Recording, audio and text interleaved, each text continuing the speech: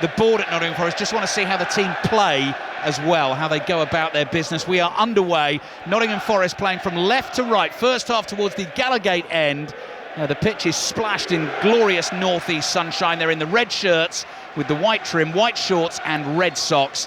And they've won a throw in an attacking position on the left-hand side. Jair Cunha and Nicolo Savona both come into the Nottingham Forest team, making first Premier League starts of the season for the club, in fact, having both joined in the summer. Ryan Yates makes a first Premier League start of the season in central midfield, and Chris Wood returns up front. Forest have given the ball away. Newcastle in the black and white vertical stripes have it just inside their own half. They're unchanged after their 4-0 win in Belgium on Wednesday. First time ball from Guimaraes is intercepted by Nico Williams. He clears, throwing for Newcastle.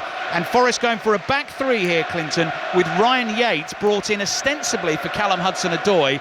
That says to me a more defensive approach. You're 100% spot on, AB. It's definitely, he just come here maybe at the moment to get a draw and see if the game can open up. But yeah, it's down. Good battles on the pitch though. Elanga against Williams, one of his old players there. Williams has been good for Forest last season, so really good battles. And then obviously Elliot Anderson, going back to his old club where he would have probably played quite a lot of football. Yeah, the first Williams-Elanga skirmish has just taken place, and Williams won the battle against his former teammate, made the tackle and took a knock in so doing.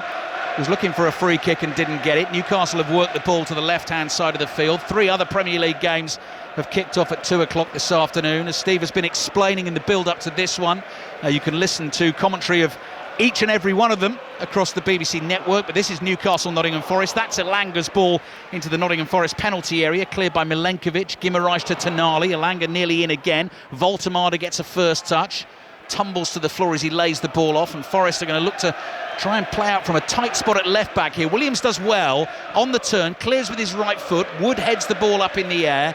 Yates gets his body in the way, goes to ground looking to win a cheap free kick. Referee Peter Banks is not interested in that, and Dan Byrne misplaces a pass. Nottingham Forest intercept. That was the Brazilian Jair Cunha, who was playing at the FIFA Club World Cup for Botafogo this summer, joined Nottingham Forest along with the goalkeeper John Victor and the striker Igor Jesus, who is on the bench for Forest this afternoon. Attacking down the left here, Tonali steps in to intercept for Newcastle. Elanga's given the ball away. Here's Yates, little short pass to his left. Back they come, Nottingham Forest, to the halfway line. We are almost 3 minutes in. It's 0-0, and here's Elliot Anderson.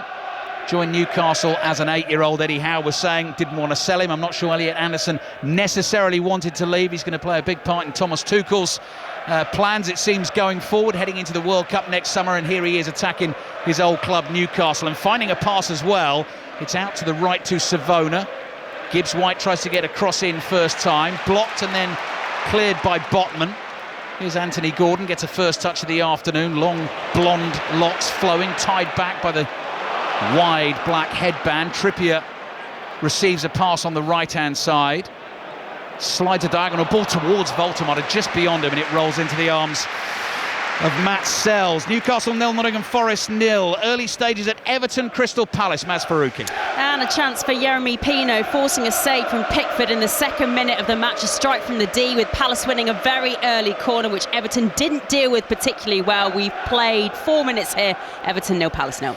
So commentary of that game available on the BBC Sport website and app at the moment. The second half will be in full on Sports Extra, because at the moment on Sports Extra you can listen to the Singapore Grand Prix. This is Nottingham Forest 0-0 at St James's Park. Gibbs White thundering forward, lays it off to the Italian Savona. So Savona is the right wing back here. Williams is the left wing back. The 3 centre backs are Jair Cunha, Milenkovic and Morato. Murillo is on the bench, having played in midweek, but he didn't last too long in the first half. Williams on the dribble for Forest down the left. Cross might have taken a slight deflection, loops in the air. Nick Pope, all in light blue, leaps and claims it quite comfortably. 4.5 minutes in. Early thoughts from Clinton Morrison. Forest has started well. They look comfortable in possession. I always think it's a risk when you're watching Ange's teams, even at Tottenham. I don't really think he played many as a free at the back. That just shows me a manager that's under huge pressure and he don't want to open the game too early out.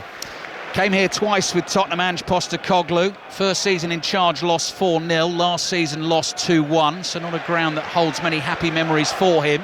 7th game in charge for Nottingham Forest, and so far it has been draws and defeats. 2 draws against Burnley in the Premier League and Real Betis. 4 defeats, looking for that first win today. There's a little pass from Malik Chow for Newcastle, forward to Guimaraes. Elanga's involved. Guimaraes is there in the inside left channel. Elanga wants it back. Morato sticks out a left leg, makes the challenge. He's caught by Elanga, who runs into him. That is a clash of legs. Both are down hurt, and actually Elliot Anderson sees that and decides to pass the ball out of play. And Ange Postecoglou immediately turns here. You can actually probably hear him on our microphones, which aren't too far away. He's in conversation with the fourth official, Rob Jones, and can't believe that hasn't been given as a free kick. It's not a free kick. I don't know what he wants. Elanga's trod on the ball and accidentally run into Morata. It's not a free kick. We're going to hear a lot of him because he's under huge pressure, so we are going to hear. That's a frustrated guy who knows maybe his job's on the line at the moment. What do you make of that, Clinton? Let's get that out of the way right at the start. So he's had 6 games. Yeah. Obviously, you know, Nuno was very popular with the Nottingham Forest fans, did a great job and got them into Europe. There was nothing Ange Postecoglou could do about that. Has come in, he hasn't had Murillo, he hasn't had Aina. Yeah, I agree with you. And you know what? You can't judge someone after 25 games. I think the problem that Ange has is that Forest fans love Nuno, didn't want him to go, and they didn't really want Ange in there. They still wanted Nuno, so he's kind of the fool guy at the moment. So it's up to him now to turn it around, which is going to be really difficult. Yeah, difficult to do as well when some of the supporters, as we heard on Thursday night, are not convinced. Let's see how Forest go this afternoon. Sells, passes from his own goal line across to the right here. Savona plays back to Cunha. His clearance is blocked off Gordon. It goes out for a throw-in to Nottingham Forest. Aston Villa against Burnley. Tom Gale.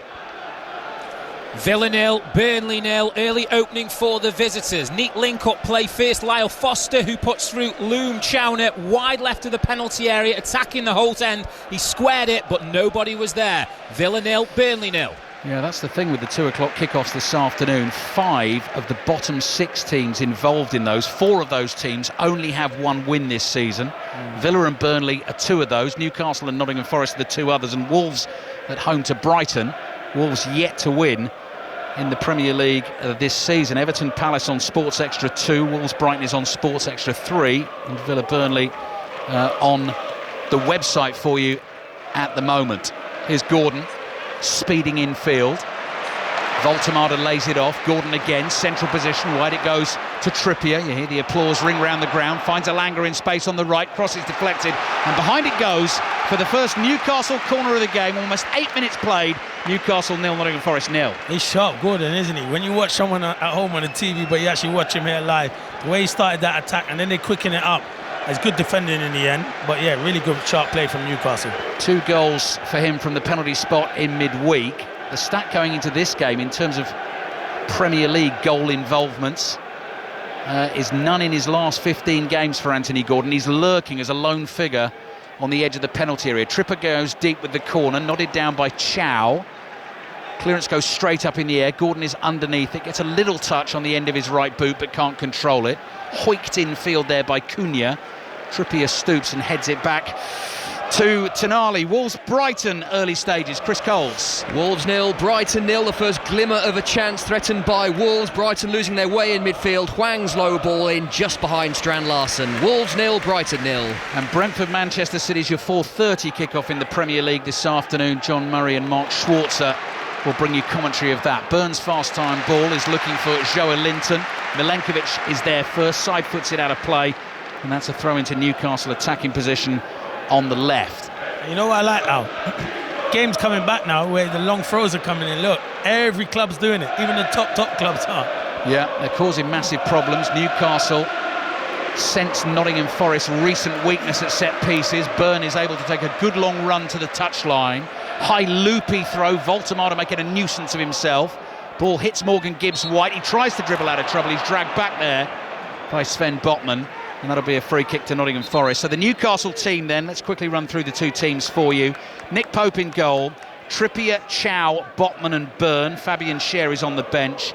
That powerful midfield 3 of Guimaraes, Tonali and Joe Linton, Elanga and Gordon, with Voltemada through the middle, Livramento, Jacob Ramsey and Johan Wissa amongst the notable names injured right now for Newcastle. Ange Postecoglou getting some instructions on the pitch to Chris Wood, former Newcastle player like Elliot Anderson, who scored a hat-trick here actually in a 3-1 Nottingham Forest win, that. Boxing Day 2023 under Nuno. Anderson back to Sells in light yellow, the Forest keeper. Off balance as he clears with his right foot. Gibbs White can't control it. Byrne pounces. Pokes it to his left to Gordon. Good skill from Gordon. Works space. Gets it onto his right foot. Rolls it across here to Trippier. One touch. Low pass. Joe Linton shoots straight at Sells. Sells pats it down and picks it up on the bounce. Clinton Morrison. Yeah, it's a chance for Joe Linton. It's good football. It's Gordon again. He plays it into Trippier. Trippier, good ball into Joe Linton. Third man run, but he doesn't hit it sweet enough and it goes into Sells' arms. But they're growing into this game, Newcastle are. Here's Wood inside his own half, almost a loose ball. Yates chases hard and gets there first for Nottingham Forest. So they've got Sells in goal, Milenkovic, Morato and Cunha as the three centre-backs, Savona and Williams as the wing-backs, Yates and Anderson as the two central midfielders, and Doy, Gibbs White in support of Chris Wood. Here is Savona playing down the touchline closest to our commentary position in this first half. Cunha calmly side-foots a pass into midfield. Gibbs White has to scramble to keep a hold of the ball. Anderson does brilliantly under pressure from Botman and Guimaraes there. They know all about him. Running away from the pair of them. Still going Anderson. Run then made infield from the left by Williams. Anderson decides not to use him. Now he passes it forward to Dan Ndoye, the Swiss international. Williams involved, uses Ndoye again. He's one-on-one against Botman, decides not to take him on, plays it back to Williams, who gets that cross in. Dan Byrne is there, powers his header away, almost hits Voltemada in the face, tried to bring it down on the chest, couldn't do so. And Nottingham Forest very much in this game in the early stages. 12 minutes played. Newcastle 0, Nottingham Forest 0 on 5 Live and BBC Sounds. That was a clever little chest down from Gibbs White looking for the run of Ndoye. Newcastle able to break that up and Trippier's given it away. Anderson can't find Williams with the pass. Tonali holds off Williams and the free kick is given to Nottingham Forest. Newcastle 0, Nottingham Forest 0. Latest on the Singapore Grand Prix comes from Harry Benjamin. Lap 43 of 62 here under the lights. It's George Russell in the Mercedes. Smooth sailing for the British driver, 4.2 seconds clear ahead of Max Verstappen. The Red Bull driver struggling though, with the two McLaren drivers closing in slowly. Norris ahead of Piastri. Thank you, Harry. Commentary continues on Sports Extra. Here's Gibbs White, centre circle. Nicely worked by Nottingham Forest again, playing with a bit of confidence. Savona nutmegs Dan Byrne, speeds down the right, just outside the box. Cross is just headed away, and Doy tried to get that down to hit the shot, couldn't do so. And then Savona very unsubtly barges into Byrne on the edge of the box as they were waiting for the high ball to drop. And so that will be a free kick to Newcastle. Clinton Morrison. Yeah, Savona could cause Byrne problems. I think Byrne's obviously a much better centre-half. I know he can do a job at left-back, but it's hard for a centre-back to go out to left-back when you're that size to be able to move your feet. So if you've got a tricky winger, you'd be looking to play down that side. Premier League games so far, kicking off at 2 o'clock, all 0-0. Villa, Burnley, Everton, Palace, Wolves, Brighton, and here at St James's Park. This one has started well, though, and as you know, on a Sunday afternoon, whenever Clinton does a game, he promises goals. Elanga's cut back into the box. That's awkward there. Kneed away by Morato. Elanga wants to let that go for a corner. Was he able to do so? The assistant referee is looking all the way across the field there. Can't make up his mind. Has to leave it to Peter Banks, our referee. And he decides to give a corner, I think. Surely the linesman, he's looking at him. He's looking right across. He has to help the referee out, Peter Banks. That's what they're there for. That's why people get frustrated with the official. Anthony Elanga yet to score for Newcastle, so Nottingham Forest fans will clearly be fearing the worst on that front. The way football works, you can see them all there dotted around in their red shirts up high behind the goal away to our left. That Newcastle are attacking in this first half towards that giant Lee's stand. We might have They can't even sort out their technology issues. They're always holding up the games. If I was playing in this day and age, the amount of fun and banter I'd have with the referees and the fourth officials, they'd think you're a nightmare, Clinton. Yeah, I wonder if they'd see it as fun and banter. Right, we're sorted here. Linesman has the earpiece in, taking you to Villa shortly. Let's see what Newcastle can do with their corner. Approaching 15 minutes played in the first half. Another one floated deep. First header won by Newcastle, drops at the far post. Joe Linton's header brilliantly saved by Matt Sells, tumbling backwards. Last touch came off a Newcastle player and it's gone behind for the goal kick. So let's take you to Villa Park, Tom Gale. Villa 0, Burnley 0. Burnley's Martin Dubravka with the first save here. Matty Cash corner, outswinger onto the head of Enzri Konza, 8 yards out, palmed away. Villa 0, Burnley 0. So Newcastle causing problems here from the set pieces. 2 deep corners. First header that time won by Dan Burn. That's a good save by Matt Sells, isn't it? It's a brilliant save, to be fair. You think it's in, and he claws it away. Very, very good save. Highlights tonight, match of the day, BBC One at 10:30. That'll be followed by the women's football show at 11:45. As we were hearing earlier on, Tottenham's 1-0 win over Brighton has got them up to 3rd in the WSL table. Chelsea on 13 points, Manchester City 12 and Spurs 11. So Spurs moving just above Manchester United. Liverpool and West Ham yet to win in the WSL this season. Joe Linton's made a tackle here on Elliot Anderson, gives him a little cuddle for good measure as they wait for the ball to be thrown in by Nottingham Forest to get the game back underway. 15 minutes in, it's 0-0, and Doy on the turn. Tonali runs into him. Tonali was already falling. Both players were already falling. There is contact, and this time the free kick goes to Nottingham Forest.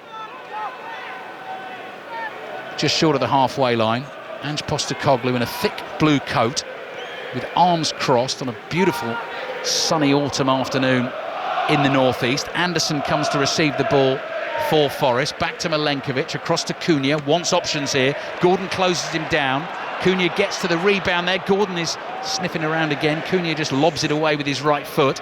And Doy controls the ball inside his own half. Sees Gibbs White in a bit of space on the right. Newcastle start to back off. Savona goes speeding past down that touchline on the right. Eddie Howe claps his hands together, wants a bit more intensity from Newcastle. Joe Linton intercepts, goes for a long ranger from just inside the Forest half, saw Sells off his line, drags it 15 yards wide of goal. Was never going to beat the keeper with that sort of strike. That is going to be a goal kick for Nottingham Forest, 0-0. Yeah, he does well, Joe Linton, because he gets in front of Gibbs White, but he should just keep the ball there and just keep on driving. There's always going to be difficult technique to beat Sells from that distance.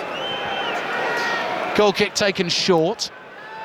Morato plays it to Sells. Sells waits for Guimaraes to approach, then drives the ball forward with his right foot. And Doy tries to win the header, gets a glancing touch, chases that glance. He's the only one up there for Forest, wide on the left. Tonali beats him to it. Forest, though, have won it inside the Newcastle half, and Anderson drops the shoulder and glides past Tonali, still going up to the edge of the area. Was he dragged down? Peter Banks blows the whistle and says yes. Free kick for Nottingham Forest.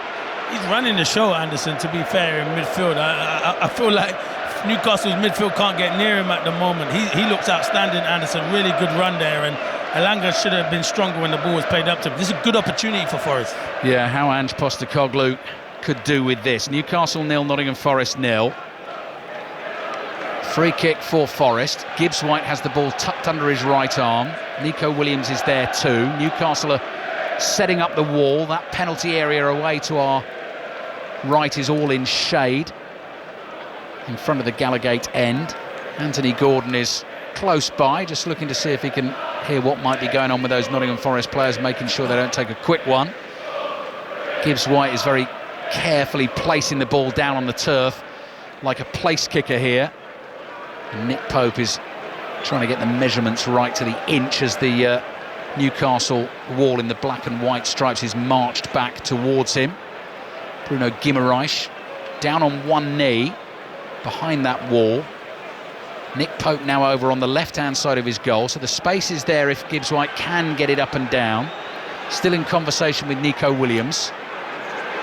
And Peter Banks goes to have another word here with Kieran Trippier and Anthony Gordon. Trippier backs off. I'm not sure what he's unhappy about. I see. He was trying to come in from the angle and was arguing that he was 10 yards away, and Peter Banks again measures out the 10 yards and says, no, you're not, and continues to point at Trippier. The whistle blows. Gibbs White backs off 4 paces. No, referee's still not happy. Yeah, it's Tonali and Yates there. Yates is trying to block Tonali, and Tonali's trying to get in front. He's pushing him, so the referee's having a word with him. I've got my eyes on you, sunshine, says Peter Banks. Right, whistle blows. Free kick. Gibbs White with his right foot over the wall, straight at Pope. Punches it away towards the edge of the penalty area. Can Nottingham Forest get another ball back into the danger zone? Cunha scoops it back towards Milenkovic lofts a diagonal towards the left-hand side, chested down by Williams, falls to Ndoye, and then Ndoye heavily in on Guimaraes. Guimaraes down, wins the free kick, and then he picks himself to his feet and waves his arms at the Newcastle fans, says, come on, we need your help here. Newcastle 0, Nottingham Forest 0. What about Everton Palace first half, Maz Faruqi? Chances for Jack Grealish, very comfortable along the ground for Henderson to gather, and Mykolenko then flashing over the crossbar from distance. And Gahey just now 6 yards out from a long Palace throw-in just for you, Clinton, forcing the save from Pickford. Still waiting for this one to bubble up. 20 minutes, 0-0. Here's the giant German Voltemade to Trippier. Trippier lobs a high ball down the right-hand touchline. Elanga goes chasing after it. Morato heads it out for a Newcastle throw. Wolves-Brighton being watched by Chris Coles. Is still 0-0. We've seen a red card for Vitor Pereira, the Wolves manager, making his way down below me, down the tunnel. He said something to the fourth official. Not too sure what. Not been that contentious, but he's off. It's still Wolves 0, Brighton 0. If that's the earliest sending off for a manager this season, I imagine it probably would be. We're only 20 minutes into the 2 o'clock kickoff, so sent off so early? It's not like a decision's gone against him there, big decision. Managers under pressure, and you need exactly that out, and you need your managers on the touchline when you're under pressure like that. Yeah, well, we saw Enzo Maresca sent off very late on last night. I was listening to that on the train up here. Late winner, second yellow card for the manager, couldn't hold himself back, went charging down the touchline in celebration. Now there's been a goal at Wolves. Chris Coles. Wow, what a few minutes. Wolves, they might not have a manager on the touchline, but they have the lead. And what a volley it is from Marshall Manetzi. Free kick into the area, found its way to Manetzi. He crashed it home off the crossbar, bounced off the keeper, into the net. Wolves 1, Brighton 0. Commentary of that game over on Sports Extra 3. First goal in the 2 o'clock kickoffs in the Premier League. Ali, you know what it shows me? They don't need their manager on the touchline. Oh, that's a good ball from Yates. First time volleyed pass into the path of Gibbs-White. Chased by Botman. Cross comes in. Back heel clearance from Chow. It hits Chris Wood. He couldn't control it. If that had hit him and just stopped dead, he would have had a great chance to score the opening goal here. But Forest have worked some good positions, Clinton. Forest have been the better team. You can see why it's so quiet here at Newcastle at St James's Park. Never usually this quiet. It's a great opportunity. I think Chris Wood sees it late. As you said, if he stings that with his first touch, he scores. But good play from Gibbs-White and Ryan Yates. Nottingham Forest only winning the league this season, came on the opening weekend. Chris Wood scored twice in the 3-1 win against Brentford. There's Voltemade, wins a free kick. Newcastle go quickly. Bit of urgency here from the home team.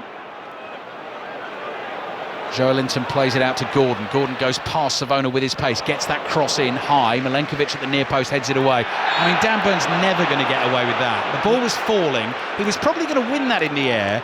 And with Peter Banks, the referee, 3 yards away, Clinton, he takes both hands and shoves Gibbs-White to the floor. Just naive defending. And Dan Burn's been very good this season, but it's proper naive defending. As I said, I don't think he looks comfortable at left fullback. I think his best position centre-half, but Botman and Thiaw have been playing really well recently, and obviously you've got injury to Livramento, and Hall's only just coming back. That's right, yeah, and Fabian Schär back from concussion. He's on the bench this afternoon, but Malik Chow, having signed from AC Milan in the summer, has started well at Newcastle. Voltemade's coming back from an offside position, and the ball goes behind for the Nottingham Forest goal kick. Matt Sells collects that ball, grabs it in both hands. He's in no hurry. Eddie Howe and Jason Tindall beneath us, making exactly the same point to the Newcastle players, both waving their right arms forward. I think they'll be best pleased with the way Newcastle has started this game, because they're looking to build a bit of momentum. Obviously got the big win in the Champions League in midweek. They're closing Matt Sells down here. He gets the ball away. Wood flicks it on. Botman's behind him. Chests it down to intercept. Across it comes to Tonali. Trippier already on the move down the right. Prompts Elanga to make a run ahead of him. Elanga keeps this ball in play. Williams tries to make the sliding tackle. Didn't make contact. Trippier's pass is blocked. Throw in for Newcastle. Quickly to Tonali. Elanga. First time ball to Guimaraes. Round the corner looking for the 1-2 with Elanga. Nottingham Forest intercept, and Chris Wood has lost it here and won a free kick. And again, frustration from Newcastle players and fans. Botman didn't feel there was too much in that. Yeah, I think Peter Banks, he likes to use his whistle. I said it many times, and I'll say it every time I'm doing a commentary. When no one wants to see what the referees are doing. They're all interested in watching a good football match and letting it flow. I don't think that was a foul. Newcastle 0, Nottingham Forest 0. 25 minutes gone almost. And the only time either keeper's been called into action so far is the Nick Pope save, the free kick from Gibbs-White straight at him. which he blocked. Now, Joe Linton's header's gone backwards and Chow's under pressure from Ndoye. Chow gets a first touch on the ball, gets down to his own byline, he's able to clear to Trippier. Trippier sees Tonali infield, passes it 10 yards to find him. Tonali bobbles a ball back to Trippier. He goes out for a Newcastle throw. First goal at Villa Park of the afternoon. Tom Gale. Aston Villa 1, Burnley 0. It's a beautifully threaded pass by Boubacar Kamara. Donyell Marlon's through. He is forced slightly wide by Esteve, but he reverses the shot back across Dubravka. Aston Villa 1, Burnley 0. So commentary of that game on the BBC Sport website and app at the moment. Second half commentary will be on Sports Extra. Villa 1 up on Burnley. Wolves 1 up on Brighton. Everton Palace is still 0-0. Joe Linton tries to find Gordon in a very tight spot there. Gordon couldn't do much with that, and Nottingham Forest have it. Cunha goes back to his goalkeeper Sells. Sells gets underneath that ball, up in the air it goes, drops inside his own half, and Guimaraes just shepherds it out of play, and Dan Burn runs in to take the throw. Good physical battle there between Milenkovic and Voltemade. That really did look like they were trying to swap shirts. Yeah, they did. He's good with his back to goal, Voltemade, but Milenkovic loves the physical contact, and that's what he wants. Don't like when strikers are going on the side of him, but if you're up against him, it'll cause you problems. Yeah, Voltemade, as Julien Laurent was saying before the game as well, actually does like the ball into feet, likes to work with his feet and run at players as well. Newcastle in behind here. Elanga's cross nearly found Gordon at the far post. Savona's diving header miss. Gibbs White gets a chance to clear from right back, pokes it past Burn, chases that touch. Joe Linton comes across, barrels into Gibbs White, knocks him over, throwing his Newcastle's way. High ball, that's a 50-50 between Anderson and Joe Linton, and then Joe Linton is through the back of Anderson, and Nottingham Forest win the free kick, and there's almost a little bit of afters, and Joe Linton, I would say the term is putting himself about there. Yeah, you know why? It's because he's given the ball away a couple of times and he's instantly frustrated. He just wants to go and and he didn't realise it's at Anderson because he's probably his mate, but the tackle was a bit over the top there. Yeah, he is a physical player, Joe Linton, and Morgan Gibbs White, actually I enjoyed that, Clinton. So there was Joe Linton was always going to win that battle because Gibbs White was off balance, but there was no sort of hard feelings from Gibbs White. He just came over and said, good one, mate, I'll try and get you next time. You know, you like to see the battle. And yeah, because he showed him good shoulder strength. He kind of barged him off into the advertising boards. Yeah, disappeared from our view off the side of the pitch, and yes, nearly a confrontation there between Joe Linton and Anderson, and then as you say, I think Joe Linton spotted who it was and calmed it down pretty quickly. First time ball from Anderson, excellent from deep, finds Gibbs White. Gibbs White slides the pass in field, cleared by Now for Chow, back to Gibbs White. Yates made a run beyond him. Gibbs White has held on to it for Nottingham Forest. White to Savona, back to Gibbs White. Black and white shirts surrounding the Nottingham Forest man. Continues his run down to the right, and the pass is just beyond him. Goes behind for the Newcastle goal kick. Newcastle 0, Forest 0. Let's check in on the Singapore Grand Prix again. Harry Benjamin. 10 laps to go here at Marina Bay. George Russell continues to lead by over 4 seconds, but the battle for second is still heating up. Max Verstappen holds it, but Lando Norris is really putting on the pressure here on the Dutchman. The championship leader Oscar Piastri further adrift in fourth, but the battle for second not yet done. Commentary of that continues on Sports Extra. This is Newcastle 0, Nottingham Forest 0 on 5 Live. All of the stations available via the BBC Sounds app. That's where you'll find the Premier League review this evening on the Football Daily feed. The weekend roundup of the Premier League football hosted by Rick Edwards. You can also listen to that live on the radio at 8:30 tonight. 6:06 follows the commentary of Brentford Manchester City. Then it's the Wayne Rooney show from 8 till 8:30.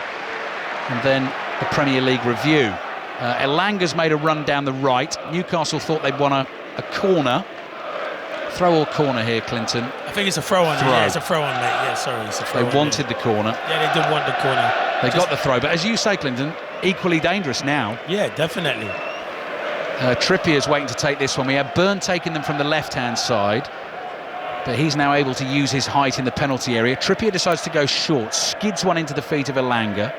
Passes back to Trippier. Guimaraes receives it on the right. Good cross on the half volley into the near post. Important header won by Jair Cunha, making his first Premier League start for Nottingham Forest, the Brazilian. Gordon, curling ball again just beyond Burn, headed away to the edge of the Nottingham Forest penalty area. And Ndoye, touch takes him beyond Elanga. Elanga chases slightly half-heartedly there. Williams flicks a header away. Nottingham Forest win another free kick, and the frustration, you can hear it building inside the stadium. Ange Postecoglou claps with his hands above his head. I think he'll be pretty pleased so far. I was just about to say everything is going to plan. Well, Ange set up his team, and they're frustrating Newcastle. The fans are getting frustrated. They're arguing every decision. Dan Burn is getting caught out a lot of times by Gibbs White down this right-hand side. He's causing him a lot of problems, getting too tight to him, and he hasn't got the recovery pace. So that's where Botman has to help, and Gordon can help him out and do more in defensive duties. But yeah, good start from Forest. The fact doing the rounds at the start of this game was Ange Postecoglou is the first permanent Nottingham Forest manager in charge not to win any of his first 6 games. Actually went back in the record books to see who the last one was. 1925, the start of the 1925-26 season. John Baines went 7 games without a win. Nottingham Forest have had 32 permanent managers since then. So those numbers aren't great, but this performance actually has been pretty decent from Nottingham Forest so far. And Yates has got to be careful. Pressured by Guimaraes, stuck an arm out, sort of panicked a little bit under pressure, has caught Guimaraes in the head. There will be a free kick to Newcastle. Guimaraes is making quite a meal of it. I mean, he definitely got caught in the head. I don't think there's going to be any more than that. No, Vincent. Definitely not. I need to see it again because he does well, and it's a little elbow.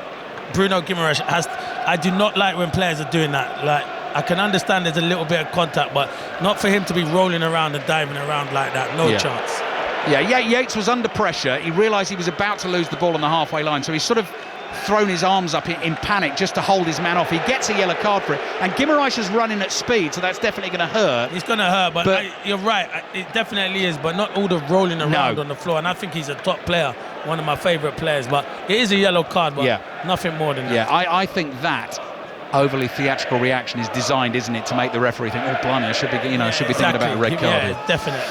But he hasn't done that, and VAR doesn't need to get involved. Villa 1, Burnley 0, Wolves 1, Brighton 0, Everton 0, Palace 0, and here it's Newcastle 0, Nottingham Forest 0.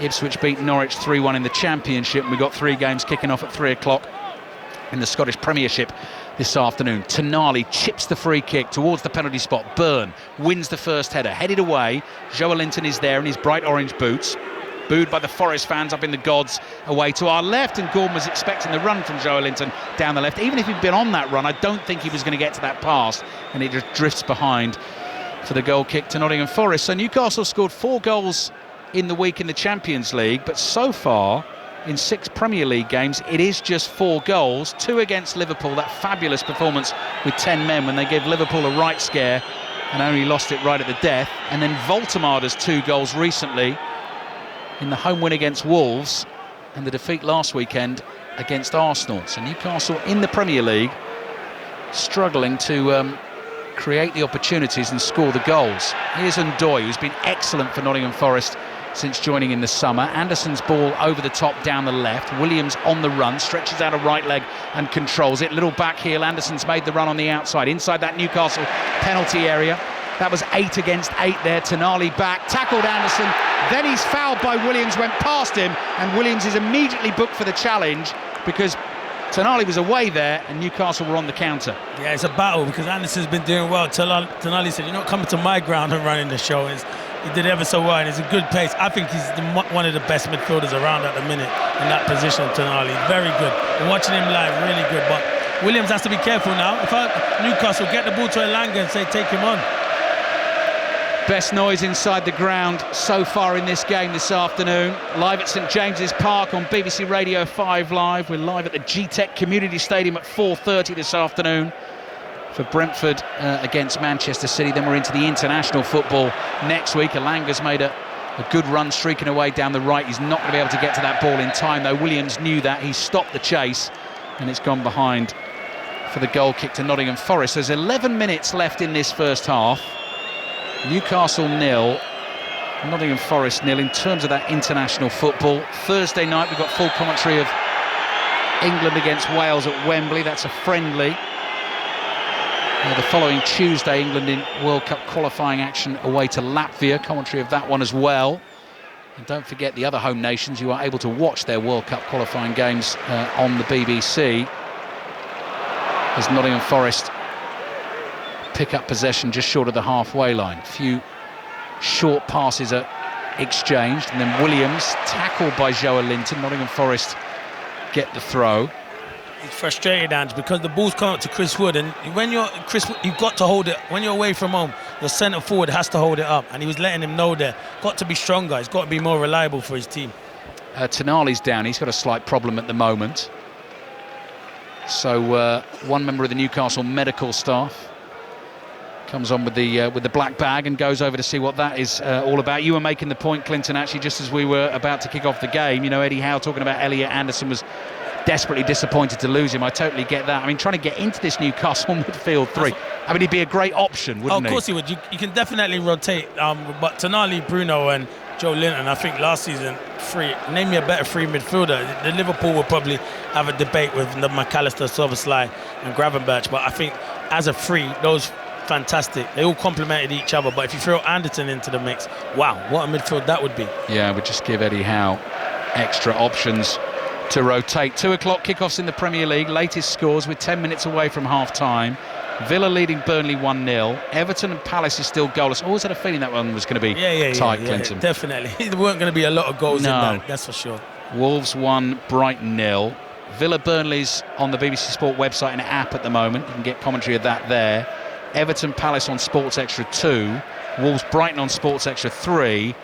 And the Singapore Grand Prix on Sports Extra as we speak. And we're still waiting for Tonali to get to his feet. He's okay.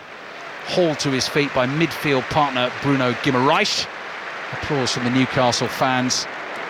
And we'll wait for this game to get back underway. And the fixtures for Ange Postecoglou and Nottingham Forest certainly don't get any easier either after the international break. Home game against Chelsea. Then they play Porto in the Europa League at the City Ground. Porto have gone 7 wins out of 7 games at the start of their domestic season. And then away to Bournemouth, who started so brilliantly in the Premier League. Taking you to Everton Palace in just a second, and we'll do it now because Savona can't keep that long ball in play. It's gone behind for the Newcastle goal kick. Coming, Maz Faruqi. Oh, great chance for Everton for the opener, Ali. Ball looped in from Garner on the left to the far post to Barry, and he couldn't get the touch to get the ball under control, to get it on target. So it's still Everton 0, Palace 0. Newcastle 0, Forest 0. Ball forward from Guimaraes, nodded down by Morato. Milenkovic plays it back to Sells. Voltemada continues the chase. Sells clears with his right foot, nearly turns into an excellent pass to Gibbs White. He tried to let that run across him and then it just got away from him. Possibly could have controlled that and kept that in. Do you know what I've seen with Newcastle?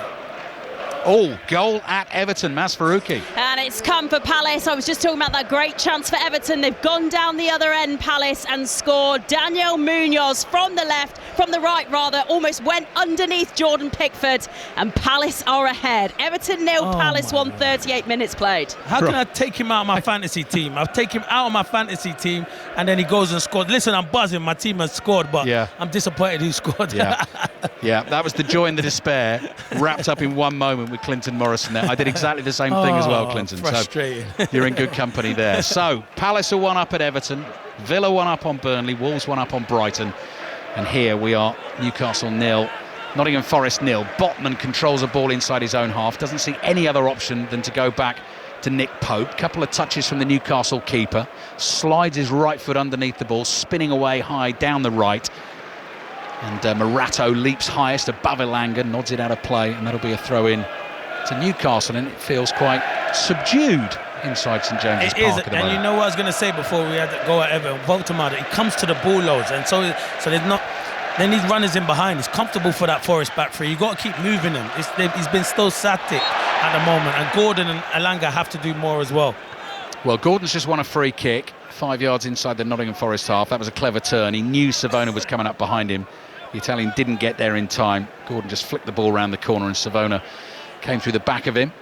Here's Botman. Botman to Tonali. Joelinton passes back to the Dutch defender again. Botman forward here to Guimaraes. Hurried out of possession. Gibbs White keeps it in play on the right. Flicks a little pass back to Savona. 6 minutes remaining in the first half.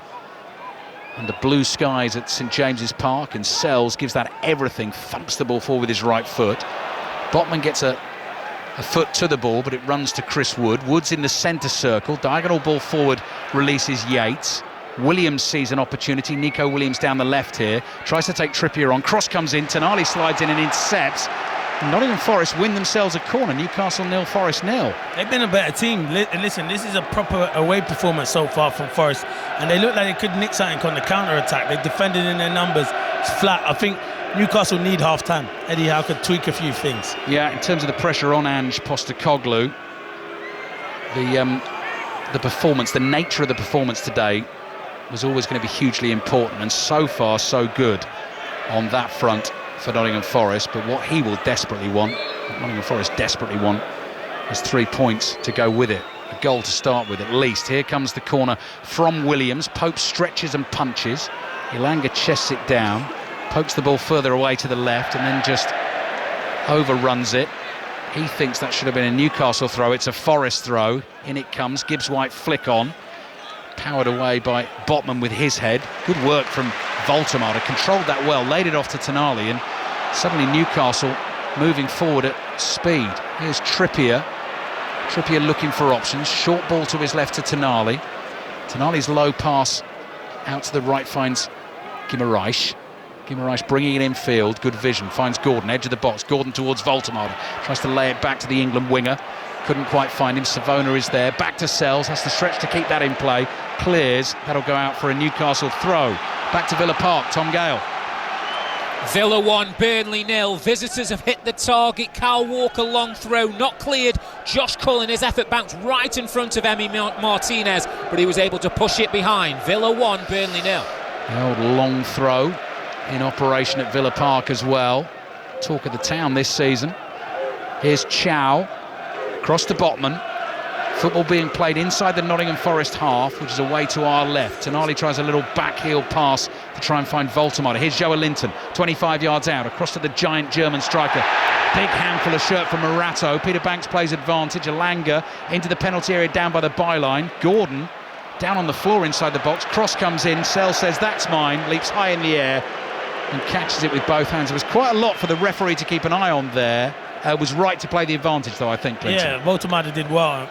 Morata had a whole piece of his shirt, but he should go back and book him after that. Yeah, hasn't done that, actually. No, he hasn't. 2 bookings in the first half for Yates and Williams for Nottingham Forest. Byrne plays back to Pope. 3 minutes left in the first half. Here's Tonali, first time ball. Zips it forward to Trippier. Quickly up to Elanga. There you can hear the Newcastle fans getting excited. Elanga gets up to speed. Williams sticks with him. Crosses block. Still Elanga. Past Williams, but there's Morato. Clears it away with his left foot. Newcastle fans applaud the effort from their former Forest winger. Here's Trippier, wide on the right. 20 yards inside that Nottingham Forest half. Guimaraes gets the ball in a central position. Forward to Voltemade. Voltemade to Elanga. Wide to Trippier. Back to Elanga. Elanga's pass infield finds Guimaraes just outside Nottingham Forest penalty area. Left-footed strike, big deflection on that. Savona heads it away. Wood couldn't control that for Forest. It bounces in front of Gordon. Gordon is moving away from the Nottingham Forest goal, but he's doing that at speed. He turns, finds Guimaraes, and then Guimaraes' pass back to Tonali. Lost the momentum of the move. They've kept it going now. Wide it goes to the right. Here's Guimaraes, corner of the penalty area. Guimaraes, little flick pass down to the right to Elanga. Elanga's cross in, headed away by Morato. Pressure still up for Newcastle here.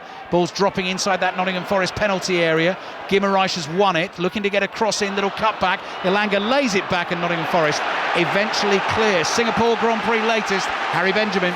Lap 62 of 62. We're on to the final lap. George Russell is looking set for a magnificent win here. He has yet to put a foot wrong with just a couple of corners left to run for George Russell. He will see the checkered flag first round the final corner for Russell, who wins the Singapore Grand Prix. His second win of the season. Max Verstappen holds off the pressure from Norris to take home second. Norris third. Piastri fourth, and with it, McLaren become 10-time world champions. They have won the Constructors' title. It's a magnificent day for McLaren, but a long debrief as to how their drivers have performed in this race. And George Russell, though, will be the happiest of them all. Winner in Singapore. All the reaction, as always, in the Checkered Flag podcast, available on the BBC Sounds app. Voltemada into that Nottingham Forest penalty area. Back to Joelinton, hits the shot, that's blocked. Tonali drives from the edge of the box. Wide it goes, behind for the goal kick. And Peter Banks steps into the penalty area and is just breaking up a confrontation between Guimaraes and Milenkovic, because in that move, Guimaraes went down. I think Milenkovic felt he was looking for a penalty. Both of them furious with each other. That's continuing. Referee split it up, and the players, both sets of players, are also trying to keep them well apart, and Guimaraes sensibly actually has moved away. 2 minutes of added time remaining, still Newcastle 0, Nottingham Forest 0. Those last 2 or 3 minutes, Clinton Morrison, I think that's the best football we've seen Newcastle put together in this first half. Yeah, it's the best football we've seen in the whole half, to be fair, and you don't expect that from Forest because it's a away performance. But for Newcastle at home, you heard the fans have been really quiet. It's one of the best places to come here, St James's Park. You've got to give them something to shout about. They moved it quickly, that's why our 1 and 2 touch, and created a few chances. So goal kick for Nottingham Forest, still 0-0. Ange Postecoglou watches on, hands thrust deep into the pockets of that thigh-length, thick blue coat. Sells goal kick, travels a long way. Byrne heads it forward.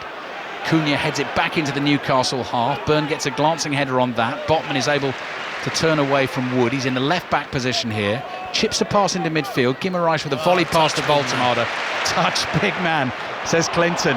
And Newcastle keep coming. Guimaraes down again inside the Nottingham Forest half. No foul there. Cunha is back and clears with his left foot. Trippier's underneath it. That's a good touch from the little fella. Yeah, it is. You expect that from Trippier, but Voltemada, he's good, you know. Yeah. He's got good feet, you know. He's not just good. Maybe if he improves in the air, he's the complete centre forward now. Yeah. He's a very distinctive, unusual looking footballer. Obviously the long legs, socks rolled down, but I think any socks, even pulled up, actually would struggle to get to the knee. And it's the frizzy blonde hair as well, the tash. Gordon forward to Guimaraes. Joelinton sticks out a right leg, hooks the ball forward to the edge of the box. Tonali nods it down. There's only about 20 seconds left in this first half, still 0-0. Trippier gets the cross, handball surely, outside the penalty area. It's gone behind for a corner. Williams slid in. It looked to me like his arm was high. Corner rather than free kick though. I think you're spot on now. I just think the linesman just said, well, basically it's not in the penalty area, so I'm just going to leave it and give it a throw. Yeah, but you're right, it should have been that arm a free kick. I mean, if that's in the box, that's a penalty. 100%. Yeah, VAR having a look at that, 100%. Right, Newcastle get the corner. This is going to be the last action of the first half. Back with Steve Crossman shortly. 5 Live's Premier League Sunday. 0-0 here at St James's Park. Deep corner again. That's been the choice every time. Cunha flicks the header away. And Ange Postecoglou, I think, is going to be pretty happy with that first half performance from Nottingham Forest. Nick Pope made the one save from the Morgan Gibbs-White free kick, but the confidence has been up. The footballers look good. The Newcastle fans have been frustrated, Clinton, and it's only in the last few minutes that we've seen Newcastle really get going. Yeah, I think Andrew will be happy with that first half. It's a proper away performance. I think they've been first class. They defended in their numbers. It's gone to a back 3, but it is a back 5 when they don't have the ball. And Newcastle's wide players in Gordon and Elanga can't get into the game. Voltemada's had his touches, but in the midfield 3 as well, that's where you need to release the likes of Bruno and Joelinton. But yeah, really positive performance. Newcastle can be better in the second half. No goals as yet, but an intriguing watch at St James's Park. Newcastle 0, Nottingham Forest 0. Thanks both. We'll be back, of course, for second half commentary. Half-time at the Hill Dickinson Stadium. Palace on course for 20 unbeaten, Maz Faruqi. Yeah, and a pretty flat first half from an Everton perspective, Steve. Their best chance falling to Barry just before they conceded the goal, that coming to him at the far post after the ball was curled across to him from the left from Garner, and he couldn't make the most of it. And then almost immediately Palace went down the other end and scored. Sarr through the middle of the park, out to Munoz on the right. Pickford very quick to come out, too quick I think, and it was a simple finish past him for Daniel Munoz. I think we'd all like though to be part of the Palace fans' party at the moment. They're enjoying themselves over in that far left corner, despite the football not being the most memorable so far in this match, because at half-time it's it's Everton 0, Palace 1. Wolves the only winless team in the Premier League this season, halfway toward changing that. Chris Coles. And just about merited as well. They lead Brighton by a goal to 0 in what's been a cagey game. Great irony about the Wolves goal in that it came just seconds after their manager Vitor Pereira was sent off for, quote, irresponsible behaviour in the technical area. and as he was trudging down the tunnel, his team scored. Manetzi's stunning volley, brilliantly saved by Bart Verbruggen, who was then very unlucky to see it hit the bar, rebound back off him into his own net. So it will be a Verbruggen own goal. Brighton have been a bit subdued, but they were against Chelsea in the first half last week, and they turned it around to win 3-1. So we're far from done here. Wolves 1, Brighton 0. Which leaves us with half-time at Villa Park. Tom Gale. Aston Villa 1, Burnley 0. Unai Emery's side have a Premier League lead at the break for the first time this season. A fine goal from Donyell Marlin, defence-splitting pass from Kamara, and the Dutchman on the slide, slotting home his first of the campaign. Konza and Watkins unable to convert their efforts from close range. Burnley seen plenty of the ball, but only one attempt on target. Josh Cullen's skipping stone effort from 20 yards through traffic, well saved by Emi Martinez. Half-time, Aston Villa 1, Burnley 0. Right, we're 15 minutes away from the Prix de l'Arc de Triomphe, so we'll be back in Paris shortly. We'll look ahead to our 4:30 commentary on 5 Live as well. We'll be in Brentford for the first time today ahead of their game with Manchester City. We'll get updates from the Cricket World Cup. Also, we'll look ahead to 2 games in the Scottish Premiership, all before second half commentary across the land on 5 Live, Sports Extra 2, 3 and the BBC Sport website. We will do all of that after the news with Dan Maudsley. The voice of the UK. This is BBC Radio 5 Live. Thanks, Steve. The Home Secretary has said that repeated large-scale protests have caused considerable fear for the Jewish community as she announced new plans to give police powers to restrict repeated protests. Shabana Mahmood said the government would allow officers to consider the cumulative impact of frequent demonstrations. But the former Labour MP, Dame Louise Ellman, who's Vice President of the Jewish Leadership Council, says more should have been done in recent months to counter anti-Semitism. It's been building up, and people have seen what's been happening over the last couple of years, particularly over the last few months. I think it's been marches in the streets and cries of globalise the Intifada, which is in fact exactly what we've seen now in Heaton Park Synagogue in Manchester, and a growing concern about hatred. Around 300 people have attended the funeral of Melvin Kravitz, one of the victims of the Manchester synagogue attack on Thursday. Mourners filled the cemetery forecourt to listen to the service over loudspeakers. The Conservative leader, Kemi Badenoch, is addressing her party conference in Manchester. She's revealing details about plans to set up a new agency that would deport 150,000 illegal migrants every year if the party wins the next election. The conference opened with a minute's silence to remember those killed in the synagogue attack. Israel says 900,000 people have been displaced from Gaza City as its military continues to launch strikes on the territory. Talks on President Trump's peace deal will take place in Egypt tomorrow. Sanam Vakil is an expert on the Middle East at Chatham House. She believes Hamas will try to keep some form of control in Gaza. While they probably see the light at the end of the tunnel where they're not part of the picture, they're going to hold on for as long as possible and find all ways to be relevant politically and maybe even militarily if things don't go the way we all hope they do. And Bitcoin has reached a new high, rising above $125,000. Gains in US shares have boosted the cryptocurrency's value, as has more sympathetic regulation under the Trump administration. Hello, welcome to 5 Live Breakfast with Rachel and Rick. Let's talk about cricket now. The Women's World Cup well underway. England spinner Sarah Glenn. It's been amazing watching the Lionesses and the Roses this year. Hopefully we can take a leaf out of their book and bring it here. 5 Live Breakfast with Rachel Burden and Rick Edwards. Lots of people getting in touch, and this one, I completely accept this. I love how competitive Rick gets, but up or down. You can actually sense Rick's blood pressure rising on each question. So glad our listeners can see through to the true Rick.